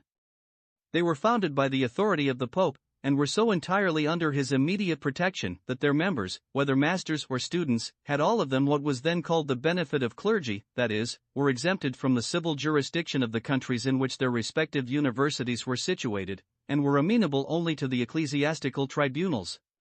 What was taught in the greater part of those universities was suitable to the end of their institution, either theology, or something that was merely preparatory to theology. When Christianity was first established by law, a corrupted Latin had become the common language of all the western parts of Europe. The service of the Church, accordingly, and the translation of the Bible which were read in churches, were both in that corrupted Latin, that is, in the common language of the country. After the eruption of the barbarous nations who overturned the Roman Empire, Latin gradually ceased to be the language of any part of Europe. But the reverence of the people naturally preserves the established forms and ceremonies of religion long after the circumstances which first introduced and rendered them reasonable are no more. Though Latin, therefore, was no longer understood anywhere by the great body of the people, the whole service of the Church still continued to be performed in that language. Two different languages were thus established in Europe, in the same manner as in ancient Egypt, a language of the priests, and a language of the people, a sacred and a profane, a learned and an unlearned language. But it was necessary that the priests should understand something of that sacred and learned language in which they were to officiate, and the study of the Latin language therefore made, from the beginning, an essential part of university education. It was not so with that either of the Greek or of the Hebrew language. The infallible decrees of the Church had pronounced the Latin translation of the Bible, commonly called the Latin Vulgate, to have been equally dictated by divine inspiration, and therefore of equal authority with the Greek and Hebrew originals. The knowledge of those two languages, therefore, not being indispensably requisite to a churchman, the study of them did not for a long time make a necessary part of the common course of university education. There are some Spanish universities, I am assured, in which the study of the Greek language has never yet made any part of that course. The first reformers found the Greek text of the New Testament, and even the Hebrew text of the Old, more favorable to their opinions than the Vulgate translation, which, as might naturally be supposed, had been gradually accommodated to support the doctrines of the Catholic Church. They set themselves, therefore, to expose the many errors of that translation, which the Roman Catholic clergy were thus put under the necessity of defending or explaining.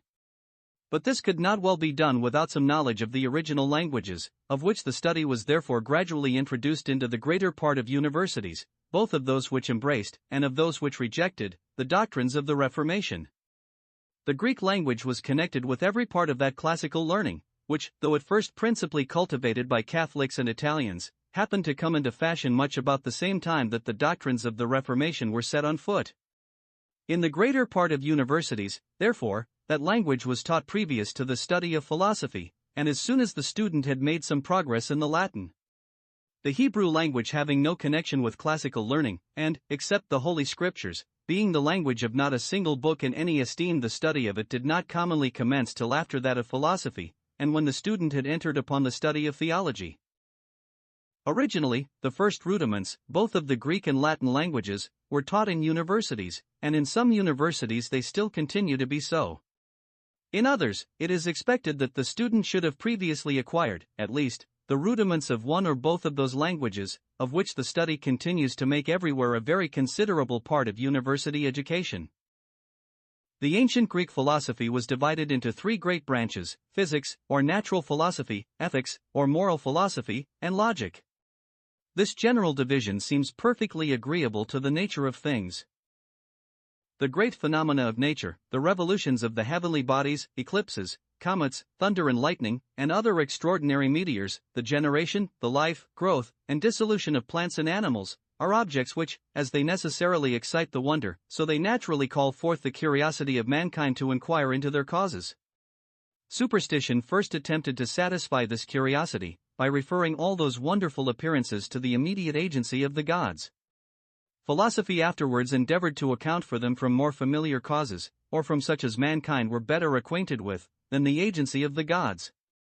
As those great phenomena are the first objects of human curiosity, so the science which pretends to explain them must naturally have been the first branch of philosophy that was cultivated.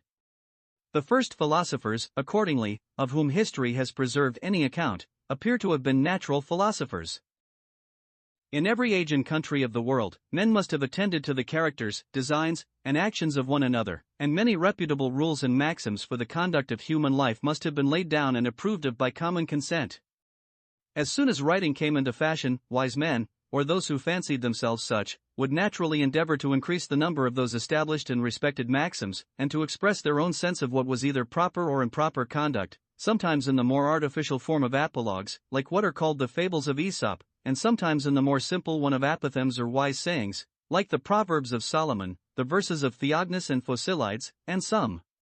part of the works of Hesiod.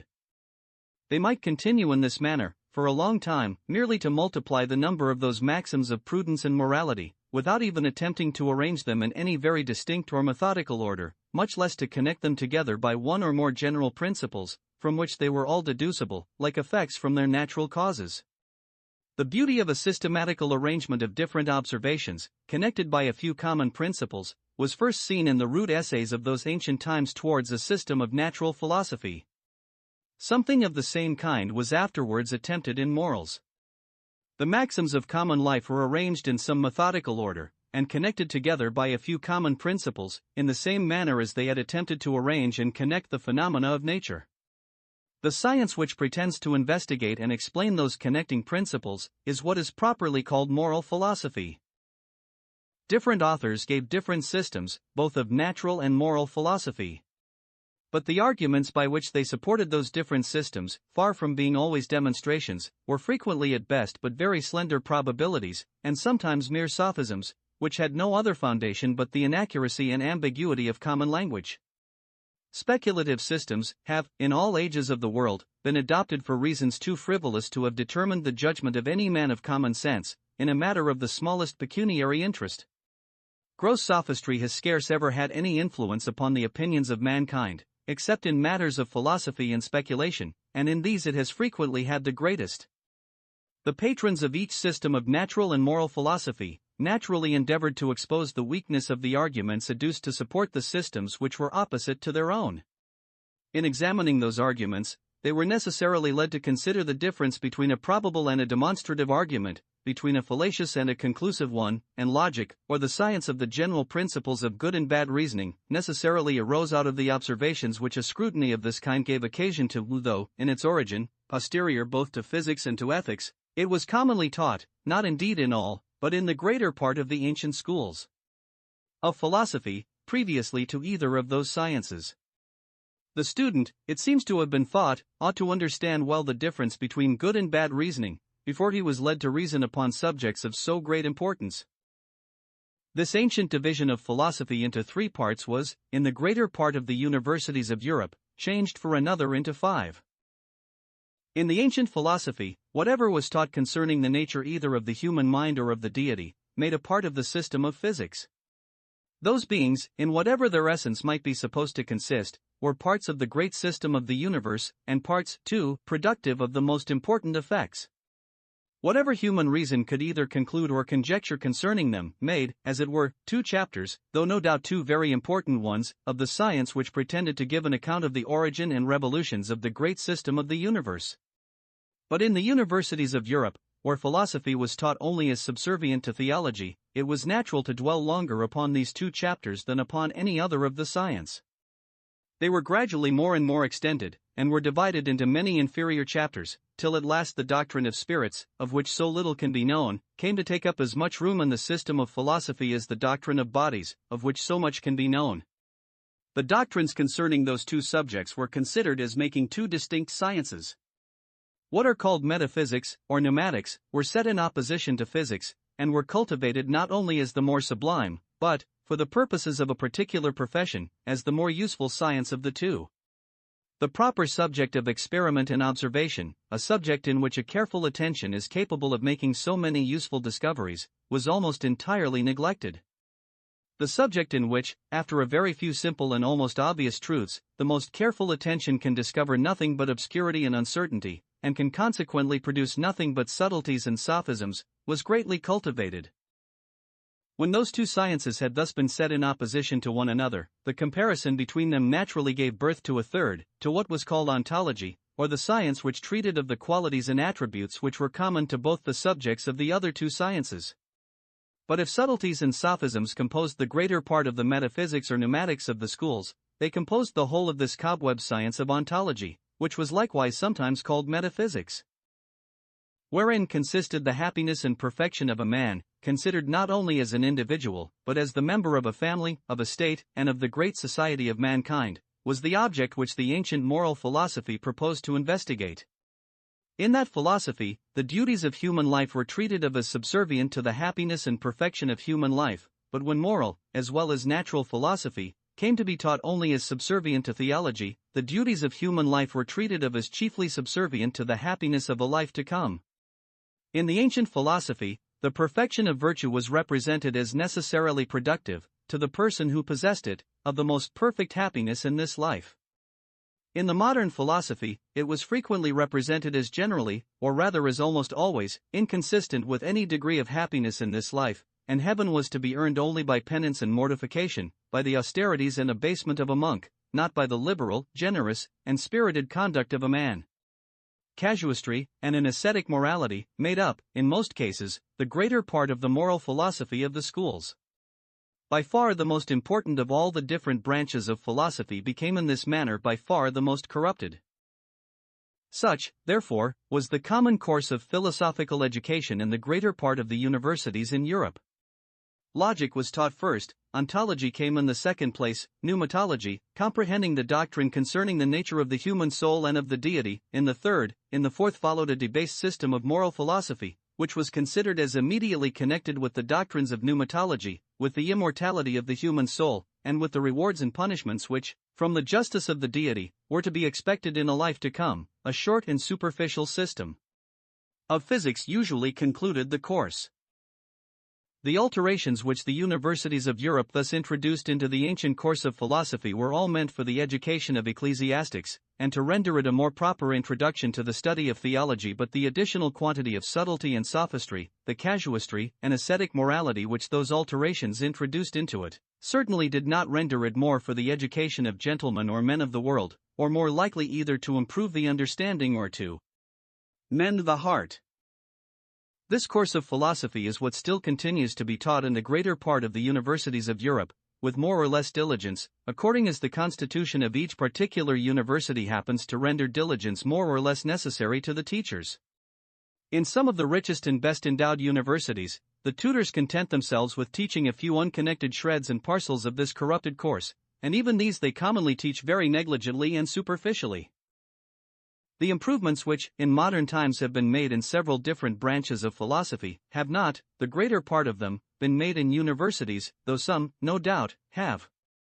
The greater part of universities have not even been very forward to adopt those improvements after they were made, and several of those learned societies have chosen to remain, for a long time, the sanctuaries in which exploded systems and obsolete prejudices found shelter and protection, after they had been hunted out of every other corner of the world.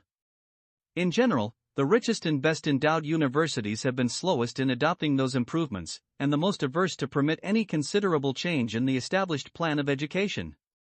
Those improvements were more easily introduced into some of the poorer universities, in which the teachers, depending upon their reputation for the greater part of their subsistence, were obliged to pay more attention to the current opinions of the world.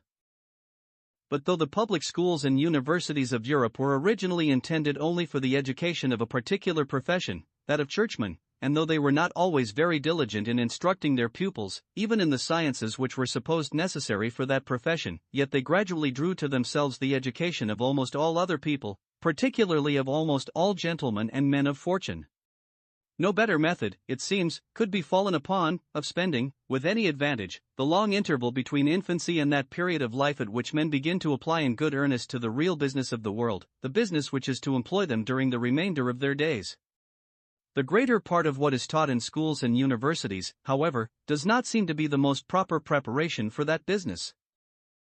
In England, it becomes every day more and more the custom to send young people to travel in foreign countries immediately upon their leaving school, and without sending them to any university. Our young people, it is said, generally return home much improved by their travels. A young man who goes abroad at 17 or 18 and returns home at 21 returns 3 or 4 years older than he was when he went abroad, and at that age it is very difficult not to improve a good deal in 3 or 4 years. In the course of his travels, he generally acquires some knowledge of 1 or 2 foreign languages, a knowledge, however, which is seldom sufficient to enable him either to speak or write them with propriety. In other respects, he commonly returns home more conceited, more unprincipled, more dissipated, and more incapable of my serious application, either to study or to business, than he could well have become in so short a time had he lived at home. By traveling so very young, by spending in the most frivolous dissipation the most previous years of his life, at a distance from the inspection and control of his parents and relations, every useful habit, which the earlier parts of his education might have had some tendency to form in him, instead of being riveted and confirmed, is almost necessarily either weakened or effaced. Nothing but the discredit into which the universities are allowing themselves to fall could ever have brought into repute so very absurd a practice as that of traveling at this early period of life. By sending his son abroad, a father delivers himself, at least for some time, from so disagreeable an object as that of a son unemployed, neglected, and going to ruin before his eyes. Such have been the effects of some of the modern institutions for education. Different plans and different institutions for education seem to have taken place in other ages and nations. In the republics of ancient Greece, every free citizen was instructed, under the direction of the public magistrate, in gymnastic exercises and in music. By gymnastic exercises, it was intended to harden his body, to sharpen his courage, and to prepare him for the fatigues and dangers of war, and as the Greek militia was, by all accounts, one of the best that ever was in the world, this part of their public education must have answered completely the purpose for which it was intended. By the other part, music, it was proposed, at least by the philosophers and historians, who have given us an account of those institutions, to humanize the mind, to soften the temper, and to dispose it for performing all the social and moral duties of public and private life. In ancient Rome, the exercises of the Campus Martius answered the same purpose as those of the gymnasium in ancient Greece, and they seem to have answered it equally well. But among the Romans there was nothing which corresponded to the musical education of the Greeks. The morals of the Romans, however, both in private and public life, seem to have been, not only equal, but, upon the whole, a good deal superior to those of the Greeks. That they were superior in private life, we have the express testimony of Polybius, and of Dionysius of Halicarnassus, 2 authors well acquainted with both nations, and the whole tenor of the Greek and Roman history bears witness to the superiority of the public morals of the Romans. The good temper and moderation of contending factions seem to be the most essential circumstances in the public morals of a free people. But the factions of the Greeks were almost always violent and sanguinary, whereas, till the time of the Gracchi, no blood had ever been shed in any Roman faction, and from the time of the Gracchi, the Roman Republic may be considered as in reality dissolved. Notwithstanding, therefore, the very respectable authority of Plato, Aristotle, and Polybius, and notwithstanding the very ingenious reasons by which Mr. Montesquieu endeavors to support that authority, it seems probable that the musical education of the Greeks had no great effect in mending their morals, since, without any such education, those of the Romans were, upon the whole, superior. The respect of those ancient sages for the institutions of their ancestors had probably disposed them to find much political wisdom in what was, perhaps, merely an ancient custom, continued, without interruption, from the earliest period of those societies, to the times in which they had arrived at a considerable degree of refinement. Music and dancing are the great amusements of almost all barbarous nations, and the great accomplishments which are supposed to fit any man for entertaining his society. It is so at this day among the Negroes on the coast of Africa. It was so among the ancient Celts, among the ancient Scandinavians, and, as we may learn from Homer, among the ancient Greeks, in the times preceding the Trojan War. When the Greek tribes had formed themselves into little republics, it was natural that the study of those accomplishments should for a long time make a part of the public and common education of the people. The masters who instructed the young people, either in music or in military exercises, do not seem to have been paid, or even appointed by the state, either in Rome or even at Athens, the Greek republic of whose laws and customs we are the best informed. The state required that every free citizen should fit himself for defending it in war, and should upon that account learn his military exercises. But it left him to learn them of such masters as he could find, and it seems to have advanced nothing for this purpose, but a public field or place of exercise, in which he should practice and perform them.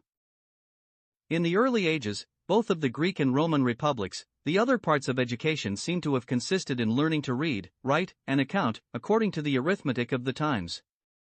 These accomplishments the richer citizens seem frequently to have acquired at home, by the assistance of some domestic pedagogue, who was, generally, either a slave or a freedman, and the poorer citizens in the schools of such masters as made a trade of teaching for hire. Such parts of education, however, were abandoned altogether to the care of the parents or guardians of each individual. It does not appear that the state ever assumed any inspection or direction of them. By a law of Solon, indeed, the children were acquitted from maintaining those parents who had neglected to instruct them in some profitable trade or business. In the progress of refinement, when philosophy and rhetoric came into fashion, the better sort of people used to send their children to the schools of philosophers and rhetoricians, in order to be instructed in these fashionable sciences. But those schools were not supported by the public. They were, for a long time, barely tolerated by it. The demand for philosophy and rhetoric was, for a long time, so small, that the first professed teachers of either could not find constant employment in any one city, but were obliged to travel about from place to place. In this manner lived Zeno of Elea, Protagoras, Gorgias, Hippias, and many others. As the demand increased, the school, both of philosophy and rhetoric, became stationary, first in Athens, and afterwards in several other cities. The state, however, seems never to have encouraged them further than by assigning to some of them a particular place to teach in, which was sometimes done, too, by private donors. The state seems to have assigned the academy to Plato, the Lyceum to Aristotle, and the portico to Zeno of Cyta, the founder of the Stoics. But Epicurus bequeathed his gardens to his own school. Till about the time of Marcus Antoninus, however, no teacher appears to have had any salary from the public, or to have had any other emoluments, but what arose from the honorarius or fees of his scholars. The bounty which that philosophical emperor, as we learn from Lucian, bestowed upon one of the teachers of philosophy, probably lasted no longer than his own life.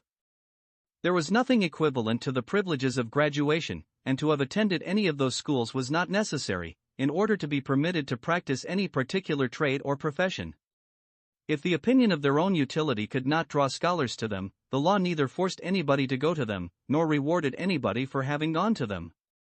The teachers had no jurisdiction over their pupils, nor any other authority besides the natural authority which superior virtue and abilities never fail to procure from young people towards those who are entrusted with any part of their education. At Rome, the study of the civil law made a part of the education, not of the greater part of the citizens, but of some particular families. The young people, however, who wished to acquire knowledge in the law, had no public school to go to, and had no other method of studying it than by frequenting the company of such of their relations and friends as were supposed to understand it. It is, perhaps, worthwhile to remark that though the laws of the 12 tables were many of them copied from those of some ancient Greek republics, yet law never seems to have grown up to be a science in any republic of ancient Greece. In Rome it became a science very early, and gave a considerable degree of illustration to those citizens who had the reputation of understanding it.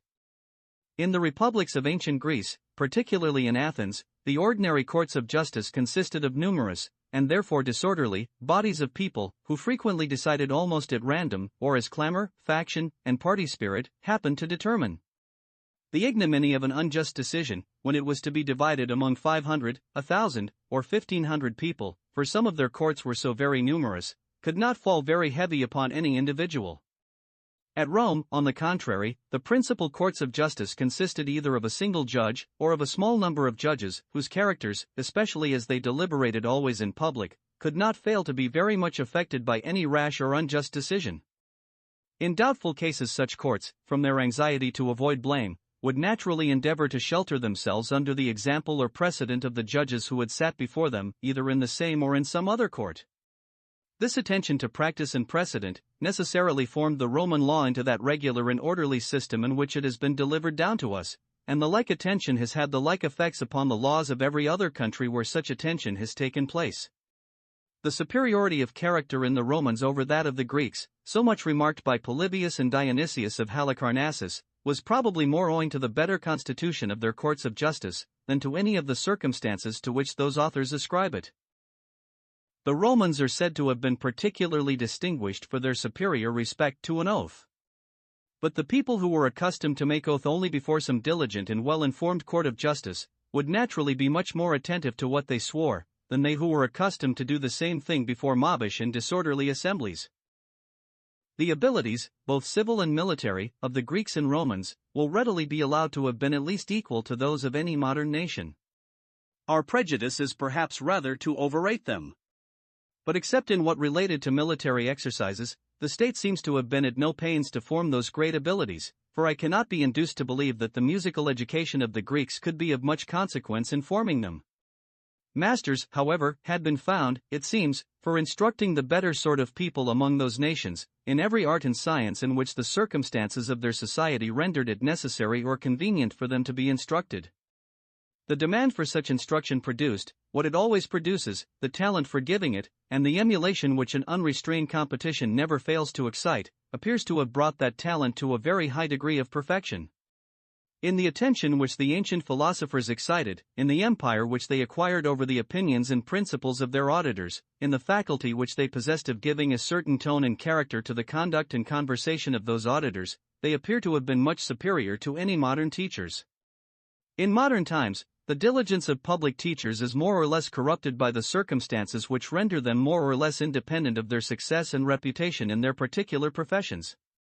Their salaries, too, put the private teacher, who would pretend to come into competition with them, in the same state with a merchant who attempts to trade without a bounty, in competition with those who trade with a considerable one.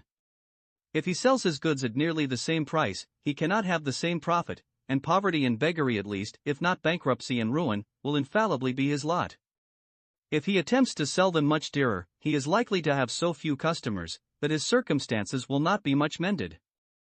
The privileges of graduation, besides, are in many countries necessary, or at least extremely convenient, to most men of learned professions, that is, to the far greater part of those who have occasion for a learned education.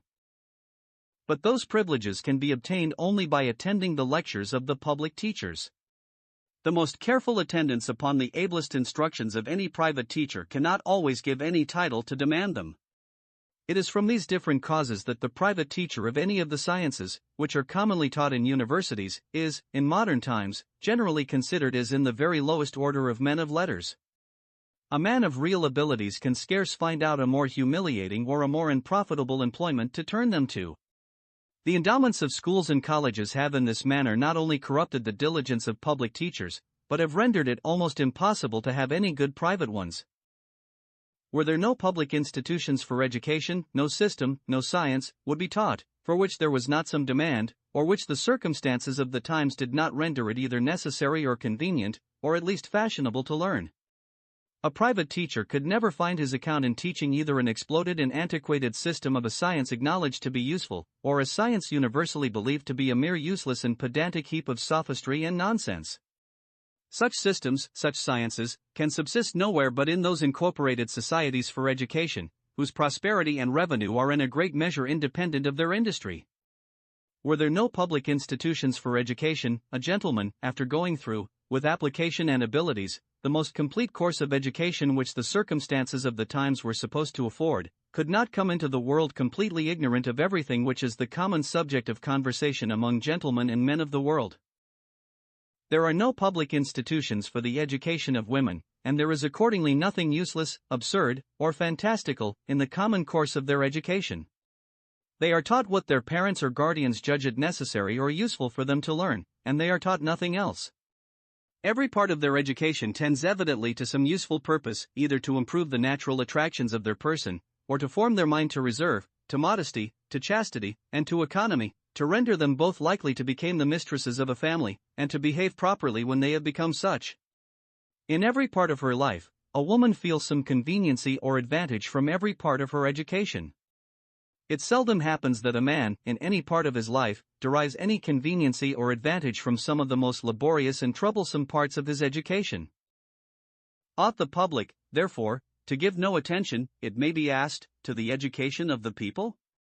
Or, if it ought to give any, what are the different parts of education which it ought to attend to in the different orders of the people? And in what manner ought it to attend to them? In some cases, the state of society necessarily places the greater part of individuals in such situations as naturally form in them, without any attention of government, almost all the abilities and virtues which that state requires, or perhaps can admit of. In other cases, the state of the society does not place the greater part of individuals in such situations, and some attention of government is necessary, in order to prevent the almost entire corruption and degeneracy of the great body of the people.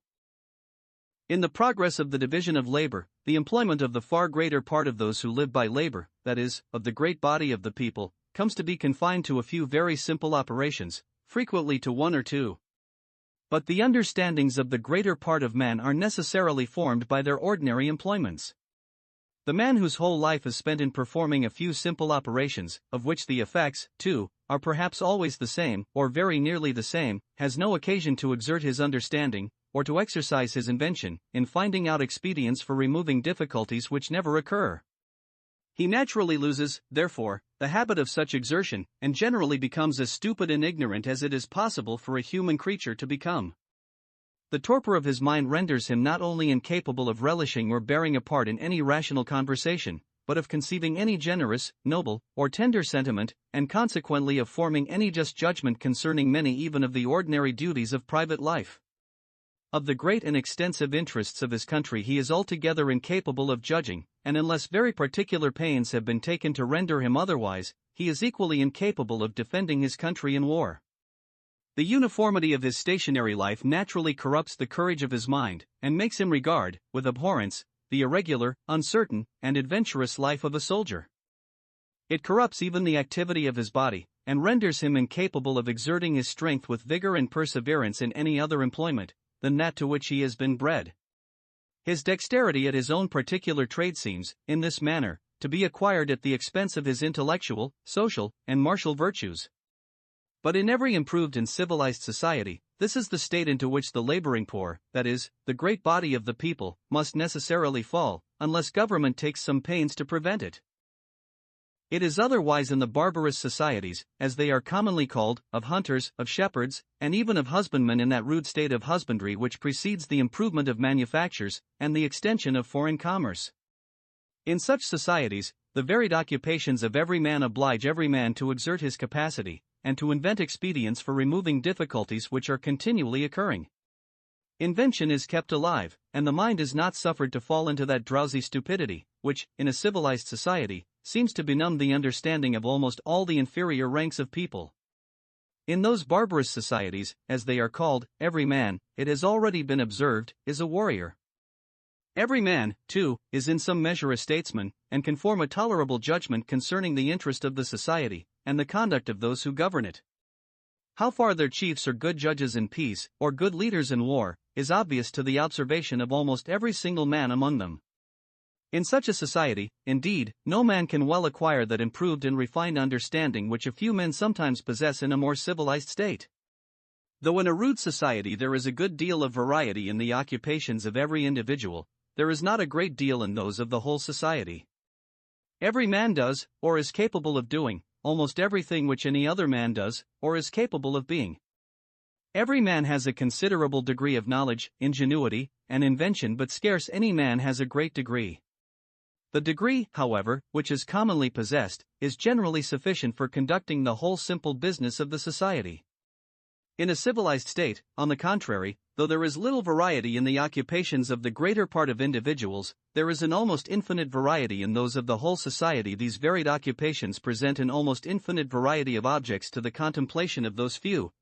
being attached to no particular occupation themselves, have leisure and inclination to examine the occupations of other people. The contemplation of so great a variety of objects necessarily exercises their minds in endless comparisons and combinations, and renders their understandings, in an extraordinary degree, both acute and comprehensive. Unless those few, however, happen to be placed in some very particular situations, their great abilities, though honorable to themselves, may contribute very little to the good government or happiness of their society. Notwithstanding the great abilities of those few, all the nobler parts of the human character may be, in a great measure, obliterated and extinguished in the great body of the people. The education of the common people requires, perhaps, in a civilized and commercial society, the attention of the public, more than that of people of some rank and fortune.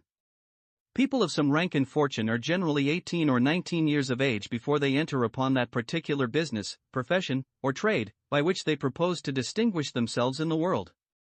They have, before that, full time to acquire, or at least to fit themselves for afterwards acquiring, every accomplishment which can recommend them to the public esteem, or render them worthy of it.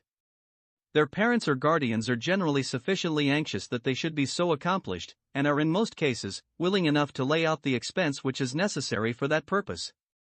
If they are not always properly educated, it is seldom from the want of expense laid out upon their education, but from the improper application of that expense.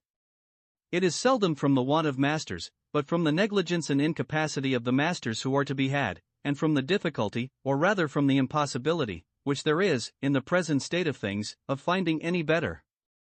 The employments, too, in which people of some rank or fortune spend the greater part of their lives, are not, like those of the common people, simple and uniform. They are almost all of them extremely complicated, and such as exercise the head more than the hands.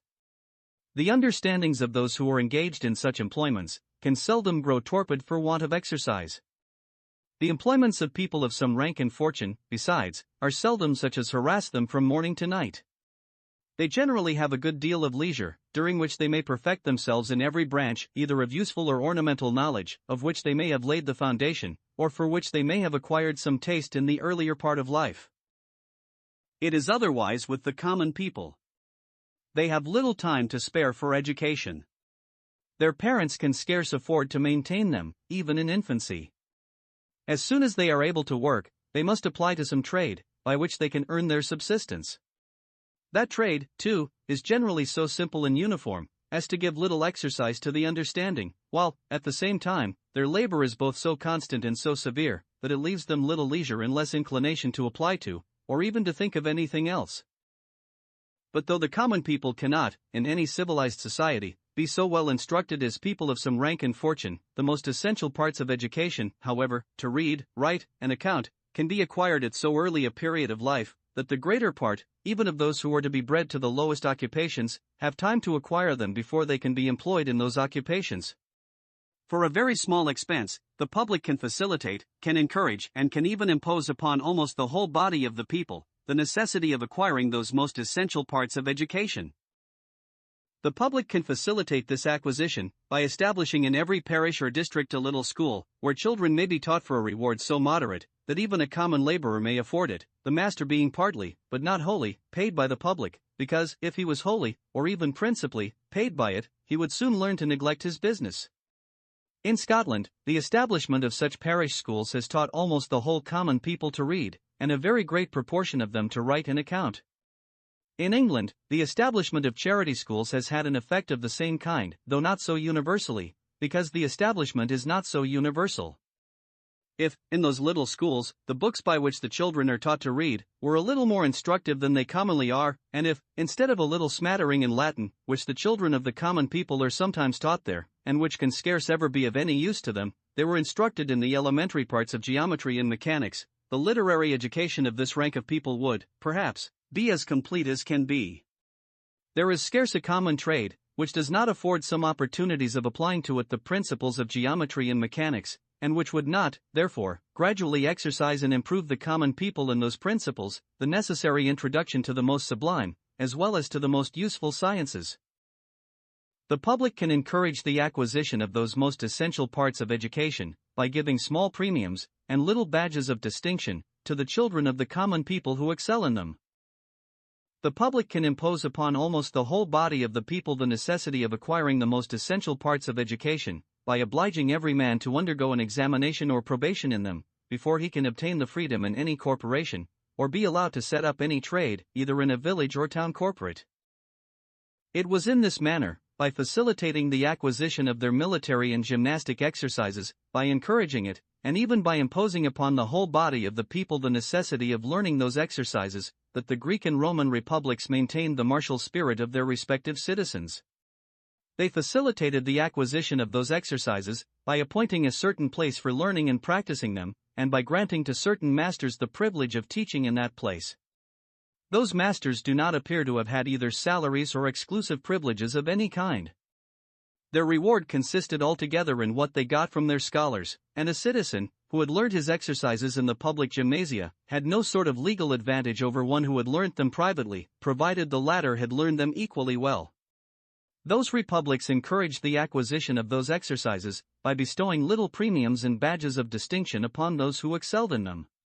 To have gained a prize in the Olympic, Isthmian, or Nemean games, gave illustration, not only to the person who gained it, but to his whole family and kindred. The obligation which every citizen was under, to serve a certain number of years, if called upon, in the armies of the Republic, sufficiently imposed the necessity of learning those exercises, without which he could not be fit for that service.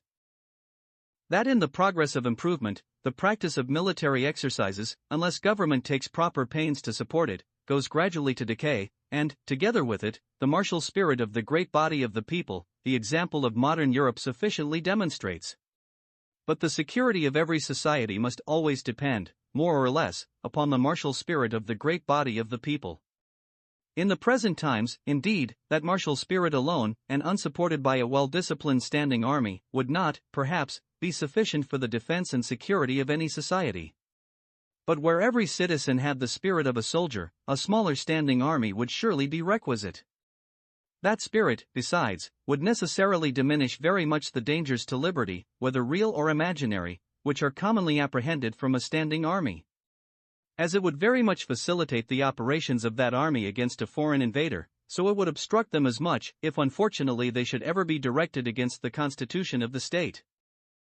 The ancient institutions of Greece and Rome seem to have been much more effectual for maintaining the martial spirit of the great body of the people, than the establishment of what are called the militias of modern times. They were much more simple. When they were once established, they executed themselves, and it required little or no attention from government to maintain them in the most perfect vigor.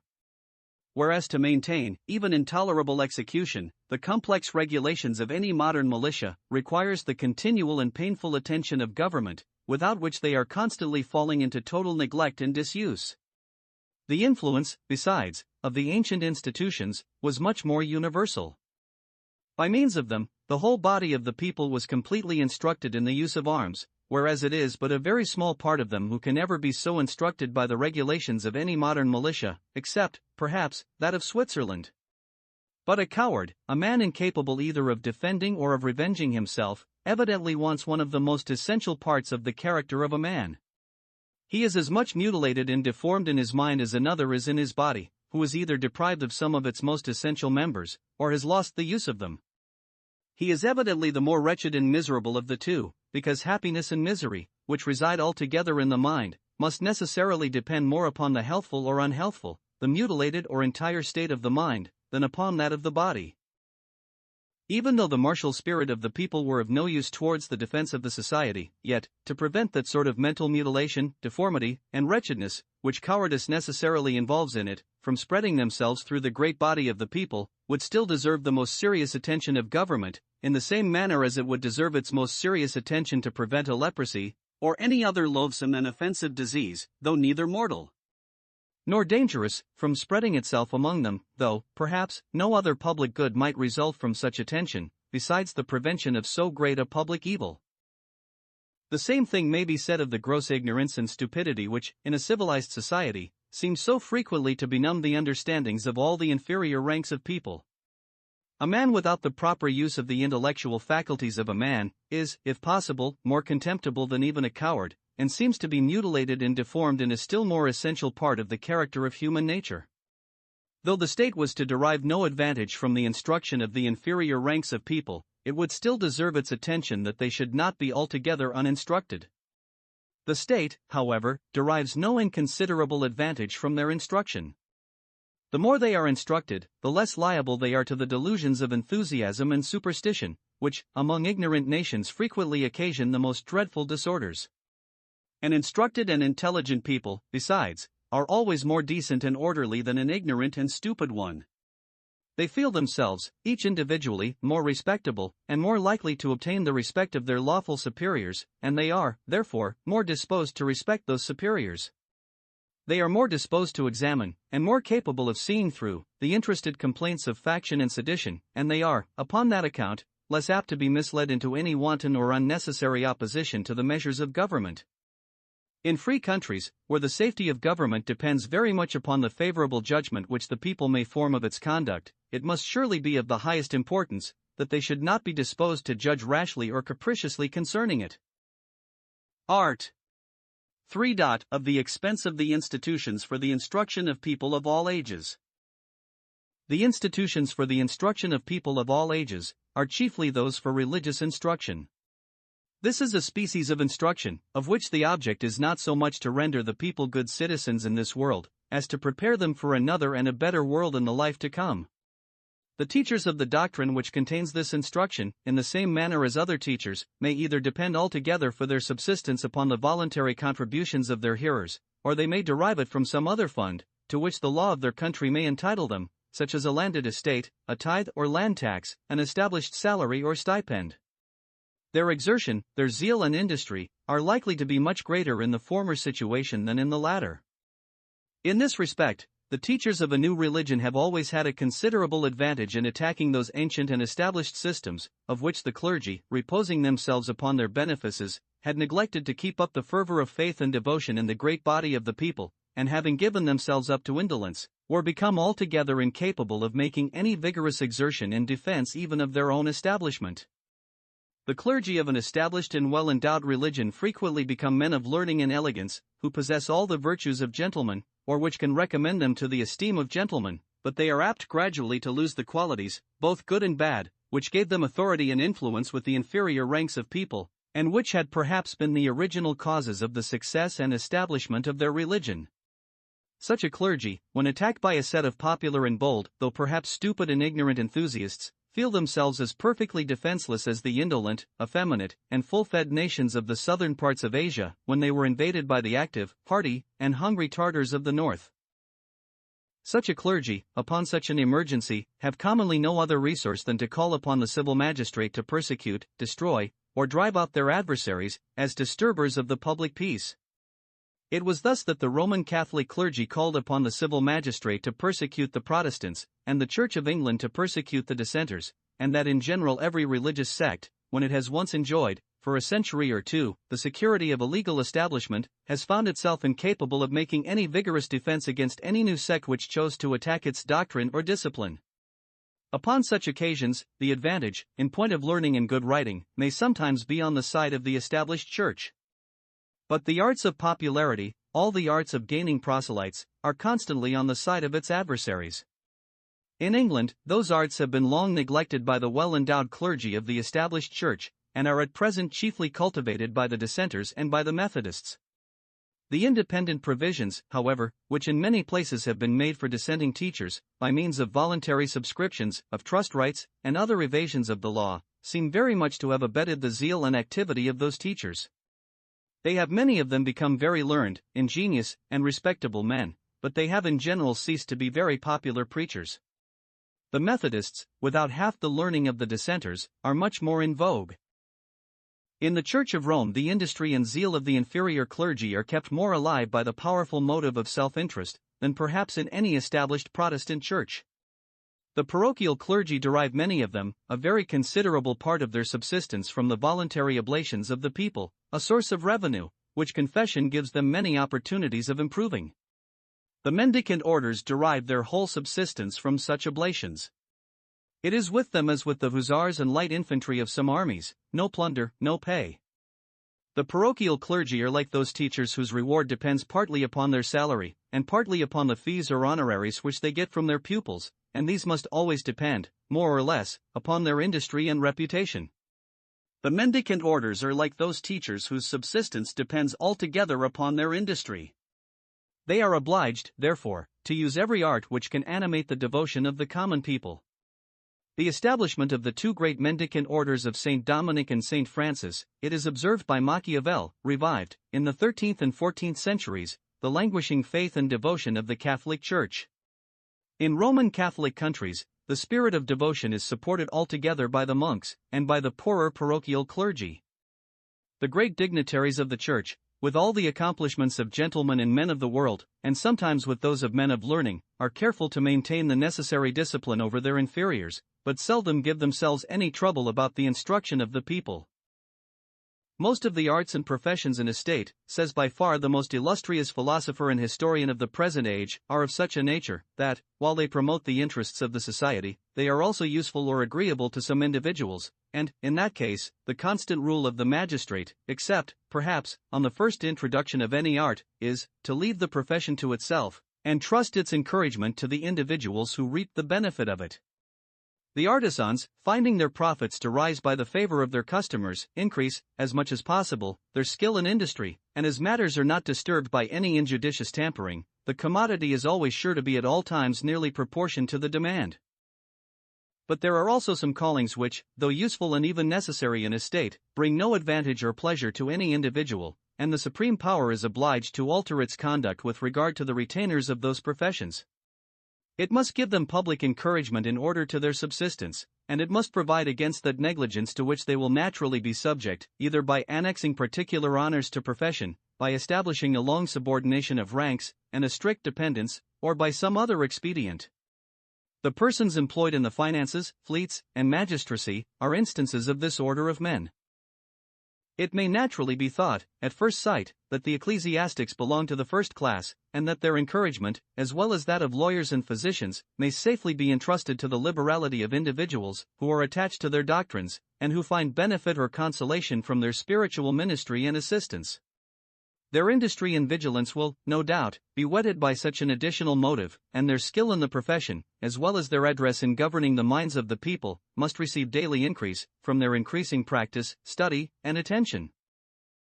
But if we consider the matter more closely, we shall find that this interested diligence of the clergy is what every wise legislator will study to prevent, because, in every religion except the true, it is highly pernicious, and it has even a natural tendency to pervert the truth, by infusing into it a strong mixture of superstition, folly, and delusion. Each ghostly practitioner, in order to render himself more precious and sacred in the eyes of his retainers, will inspire them with the most violent abhorrence of all other sects, and continually endeavor, by some novelty, to excite the languid devotion of his audience. No regard will be paid to truth, morals, or decency, in the doctrines inculcated. Every tenet will be adopted that best suits the disorderly affections of the human frame. Customers will be drawn to each conventicle by new industry and address, in practicing on the passions and credulity of the populace. And, in the end, the civil magistrate will find that he has dearly paid for his intended frugality, in saving a fixed establishment for the priests, and that, in reality, the most decent and advantageous composition, which he can make with the spiritual guides, is to bribe their indolence, by assigning stated salaries to their profession, and rendering it superfluous for them to be farther active, than merely to prevent their flock from straying in quest of new pastors. And in this manner ecclesiastical establishments, though commonly they arose at first from religious views, prove in the end advantageous to the political interests of society.